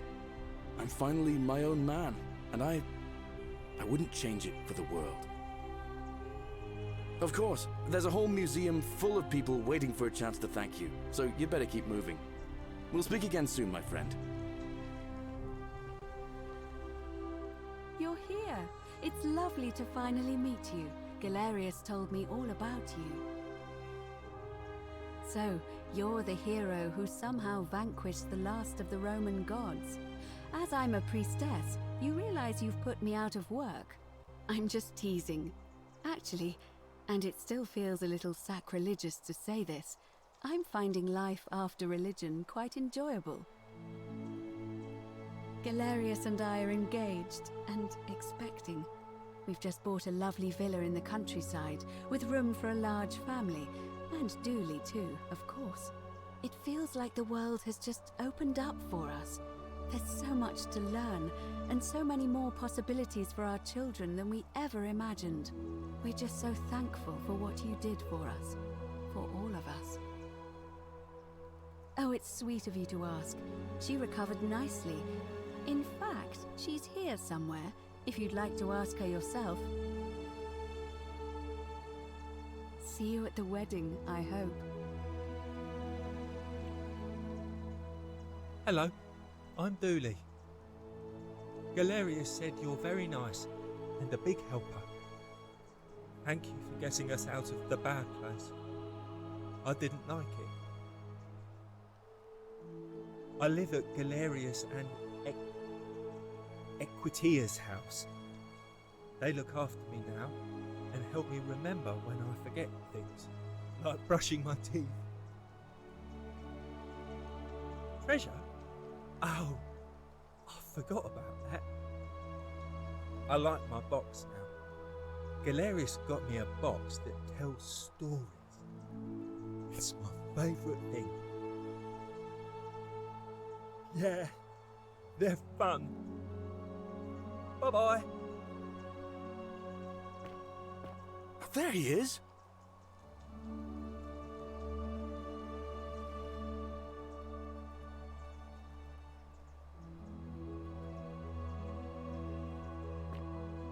It's you.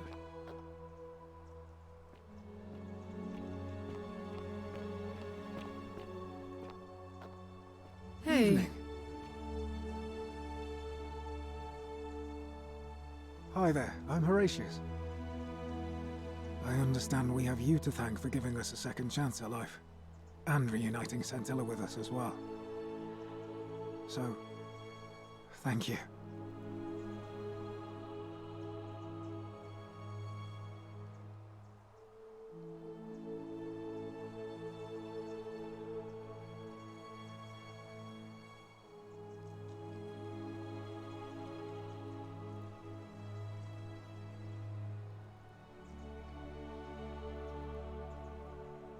I'm living up north and studying in the military academy in Modena. I'm going to be an officer one day.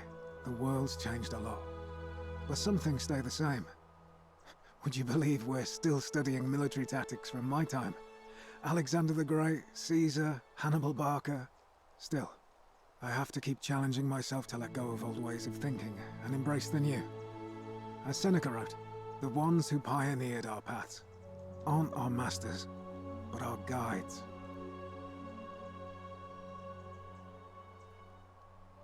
Ah, you remembered that. Thank you. I grieved for a time, but that's done. In the words of Epictetus, as those who rode behind triumphant generals remind them they are mortal, remind yourself your precious one isn't one of your possessions, but something given for now, not forever. Thanks. He's not my... Oh, I see what you did there. Good one. He had more trouble adapting than most. He got himself disqualified from the UFC, so he started some kind of underground blood sport tournament, like we had in Rome. Suppose it appealed to people's baser instincts. And they say he made some good coin, killing a bunch of men like that. But his luck finally ran out, and his life along with it. You know what they say. Live by the sword, die by the sword.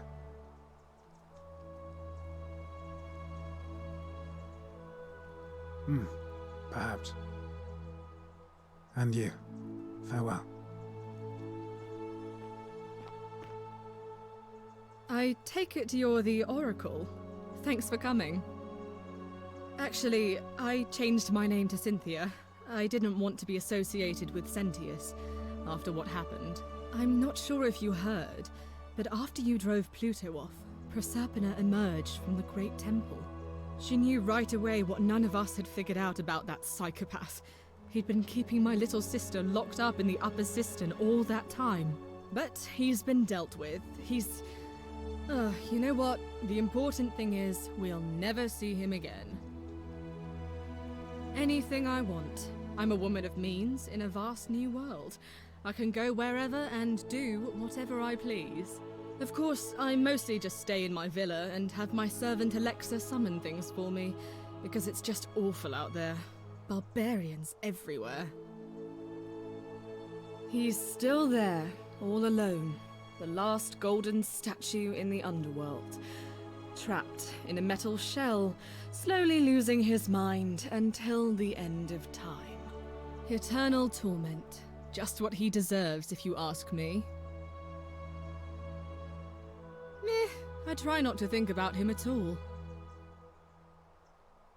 You too. See you around.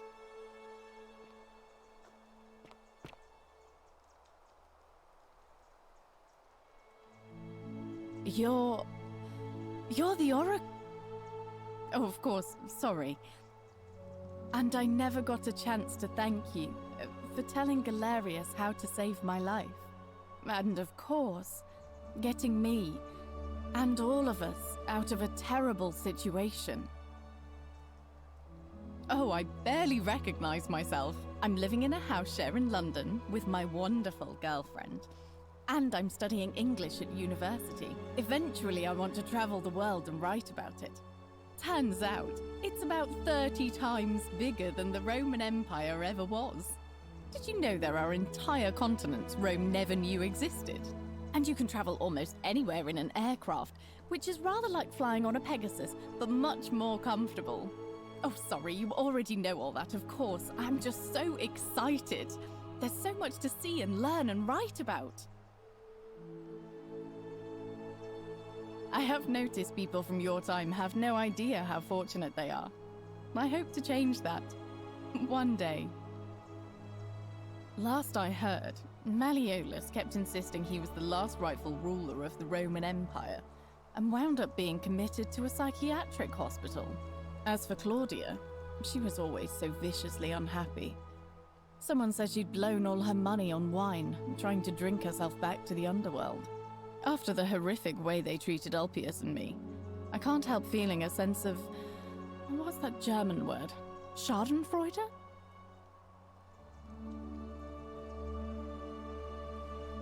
Thank you. You're very kind.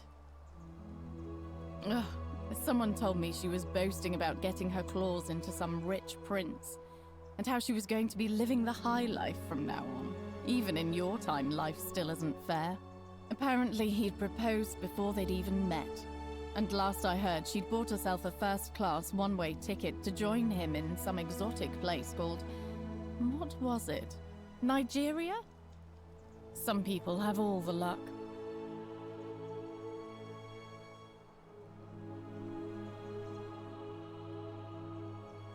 Really? Huh. I feel better already. Thank you. You too! If you're ever in London, let me know. We can go to bars and drink wine and listen to the stories of the 9 million people who live there.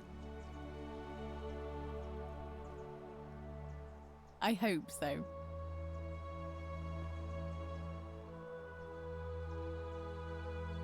You are here. Lucy is fine. I'm making an effort to blend in, as you can see. We are all trying to keep a low profile. If the world knew we died 2,000 years ago and were suddenly brought back to life 12 months ago, they'd never leave us alone. Speaking of which, I wanted to say thank you in person. I'd say the gods smile on you, but I hear you drove the last of them off. So...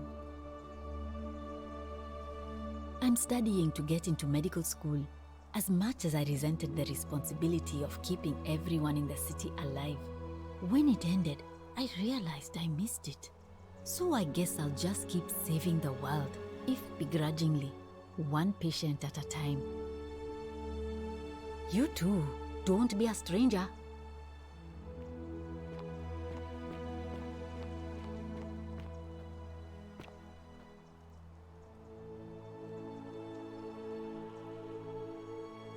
I take it you're the oracle everybody's talking about. It's a pleasure. We have. I'm sorry, I don't remember. In any case, I'm Philip. I never thought I'd leave that cave, let alone the city. And now I'm living in the 21st century. What a time to be alive. And it seems I have your catabasis to thank for it. I'm working as a consultant to the Faculty of Classics at Cambridge University, helping fill the odd gap in their knowledge. Not that I need the money, but I do love being around enlightened minds again. My sincere thanks once again.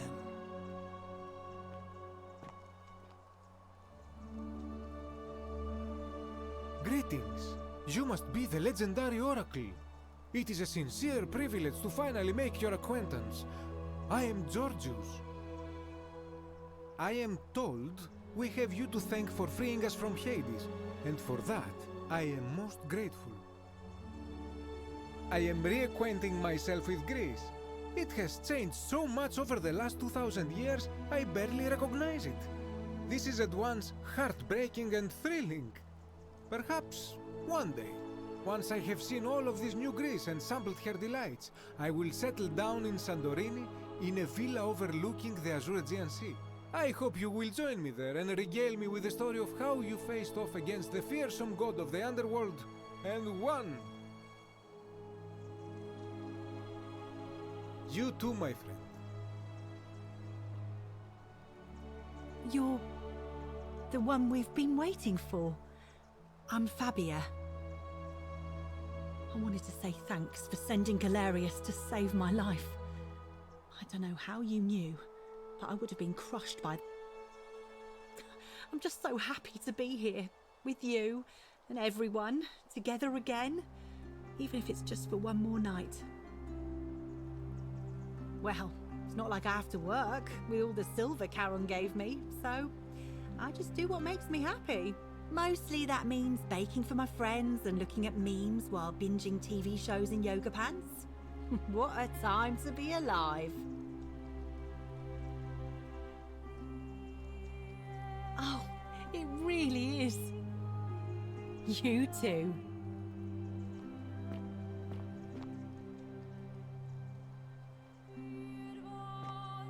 Some soiree, innit?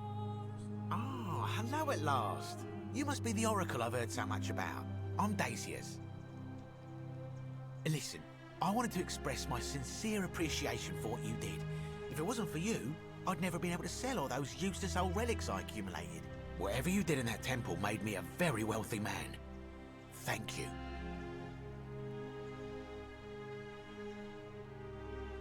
Such acerbic wit. I love it. I took the money I made from selling my trinkets and started investing in the stock market. That's where the real money is now. In fact, I was hoping to ask your advice, you being the oracle and future seer and all that, on which stocks I should invest in next. I can't decide between fossil fuels, tobacco, gambling and arms. What would you recommend?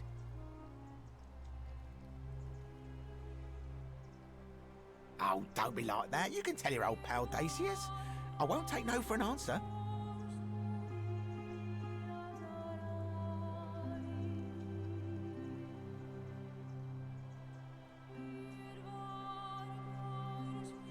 Oh, of course, yeah. I was just thinking the same thing.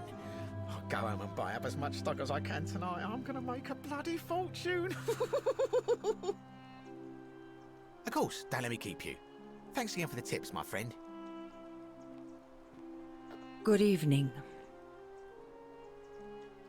Greetings. Thank you for your kind words and for liberating us all. In all the time I was in the underworld, I never once imagined that I might end up in a place so much like Elysium. I'm recovering. Octavia was kind enough to let me stay with her for a while, at least until I'm well enough to be independent again. Ah, you remember that.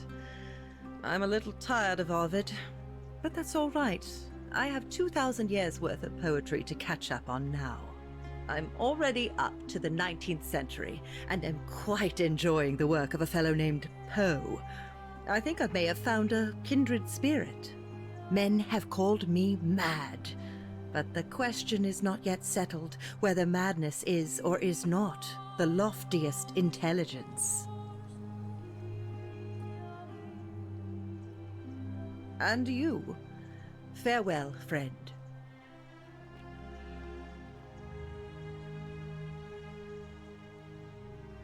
Oh, hello. It's lovely to meet you. I've heard so much about you. I'm thankful that you're here. I was sure the person who drove off the last pagan god would have more important things to do than visit the likes of us. But thank you for coming and for saving our lives. What you did was extraordinary, and I'll never forget it. I'm living in Rome again, in a charming little flat by the Tiber, not far from my old place. Oh, and I'm training to be a crisis counselor. After you sent Galerius to persuade Ulpius not to take his own life, I was inspired. I just want to spend the rest of my life helping people, like you helped him. Thank you. That means a lot. And you? Oh, and I hope this isn't too forward, but some of us are going out for a drink after this, if you'd like to join us. Wonderful. I'll see you soon.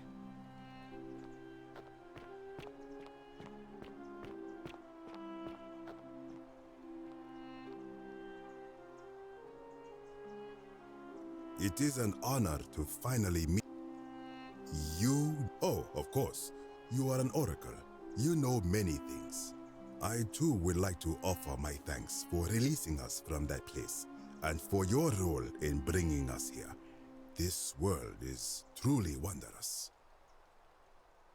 For a time, I returned to Alexandria, but they have no need of another fisherman, and I came to see there is nothing for me there. Instead, I have decided to follow the custom of your youths and backpack the world. It is a great adventure, and I have met many people from many cultures. I spent the first 25 years of my life avoiding the 42 sins that would deny me access to the afterlife. Now, I think it is time I had some fun. Indeed. Thank you, Oracle.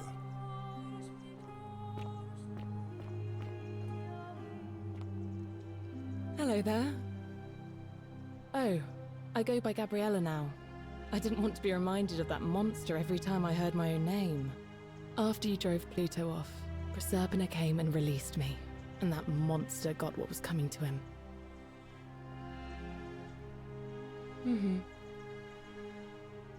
I'm living with Ulpius on a little vineyard in Umbria. It's even more wonderful than I dreamed it would be. I'm so grateful to you for making sure he's still with us.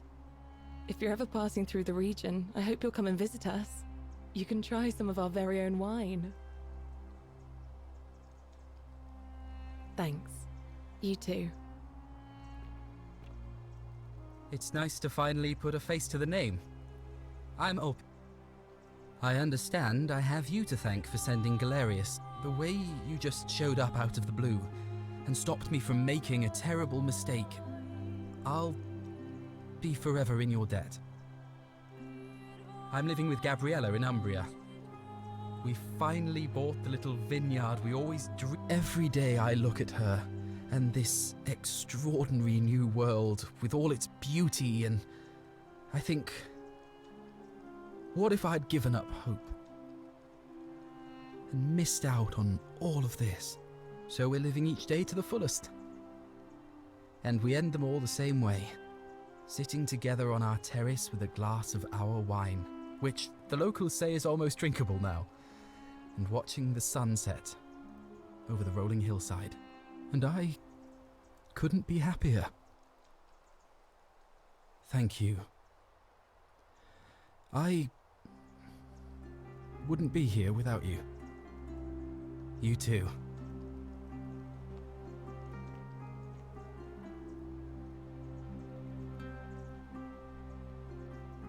Nice to meet you.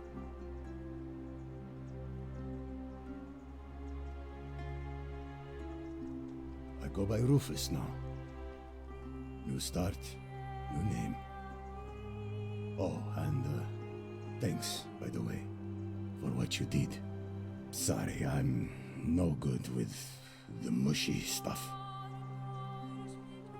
I live with Virgil in Rotterdam, not far from where he grew up. It's very modern. Destroyed in the war, and it rebuilt itself. Good place for a fresh start. Haven't decided what I'm going to do with my life yet. One adjustment at a time.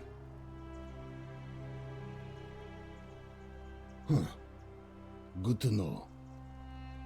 Anyway, it was good practice for the new world. Security cameras and smartphones everywhere. Got to stay vigilant.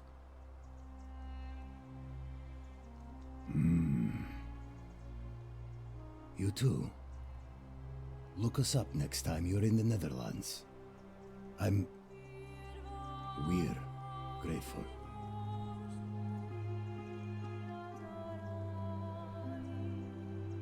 It's so nice to finally meet you. I've heard so much about you.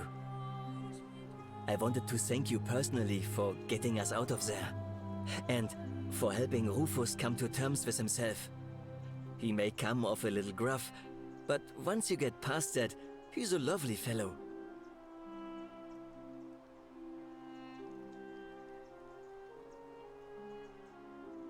I'm studying to be an architect again, and living with Rufus in our beautiful flat in Rotterdam, just down the river from Nijmegen, where I grew up. Of course, it's improved immensely since I was there last. Gleaming futuristic buildings and clean streets full of educated, accepting people. You natives of the 21st century have no idea how fortunate you are. You too. As Rufus said in his own laconic way, if you're ever in the Netherlands, we'd love to show you around. It's the least we could do.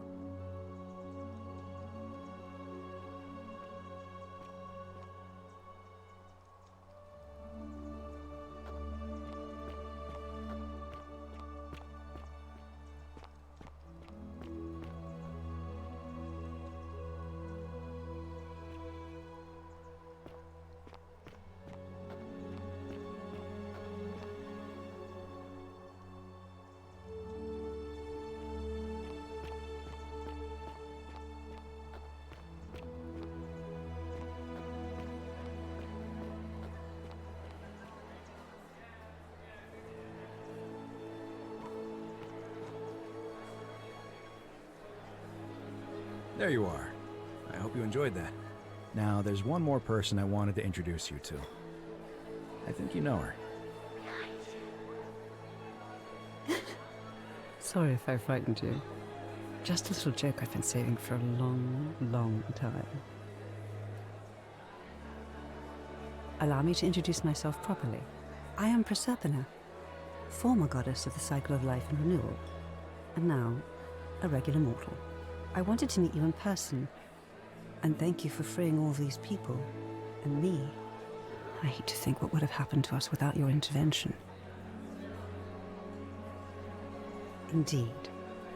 Suffice it to say that while Pluto was controlling the eyes and ears of each golden statue, I was able to control their tongues, and whisper to you when he was distracted. I am sorry my messages were so cryptic. There were only ever brief windows in which I could speak to you without being detected.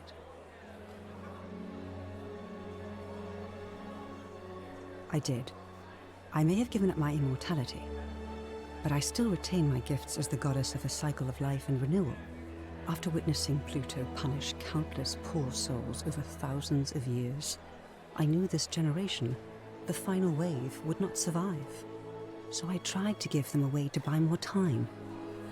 A second chance. Rather, as many second chances as they needed to avoid his wrath. I don't know what happened to him.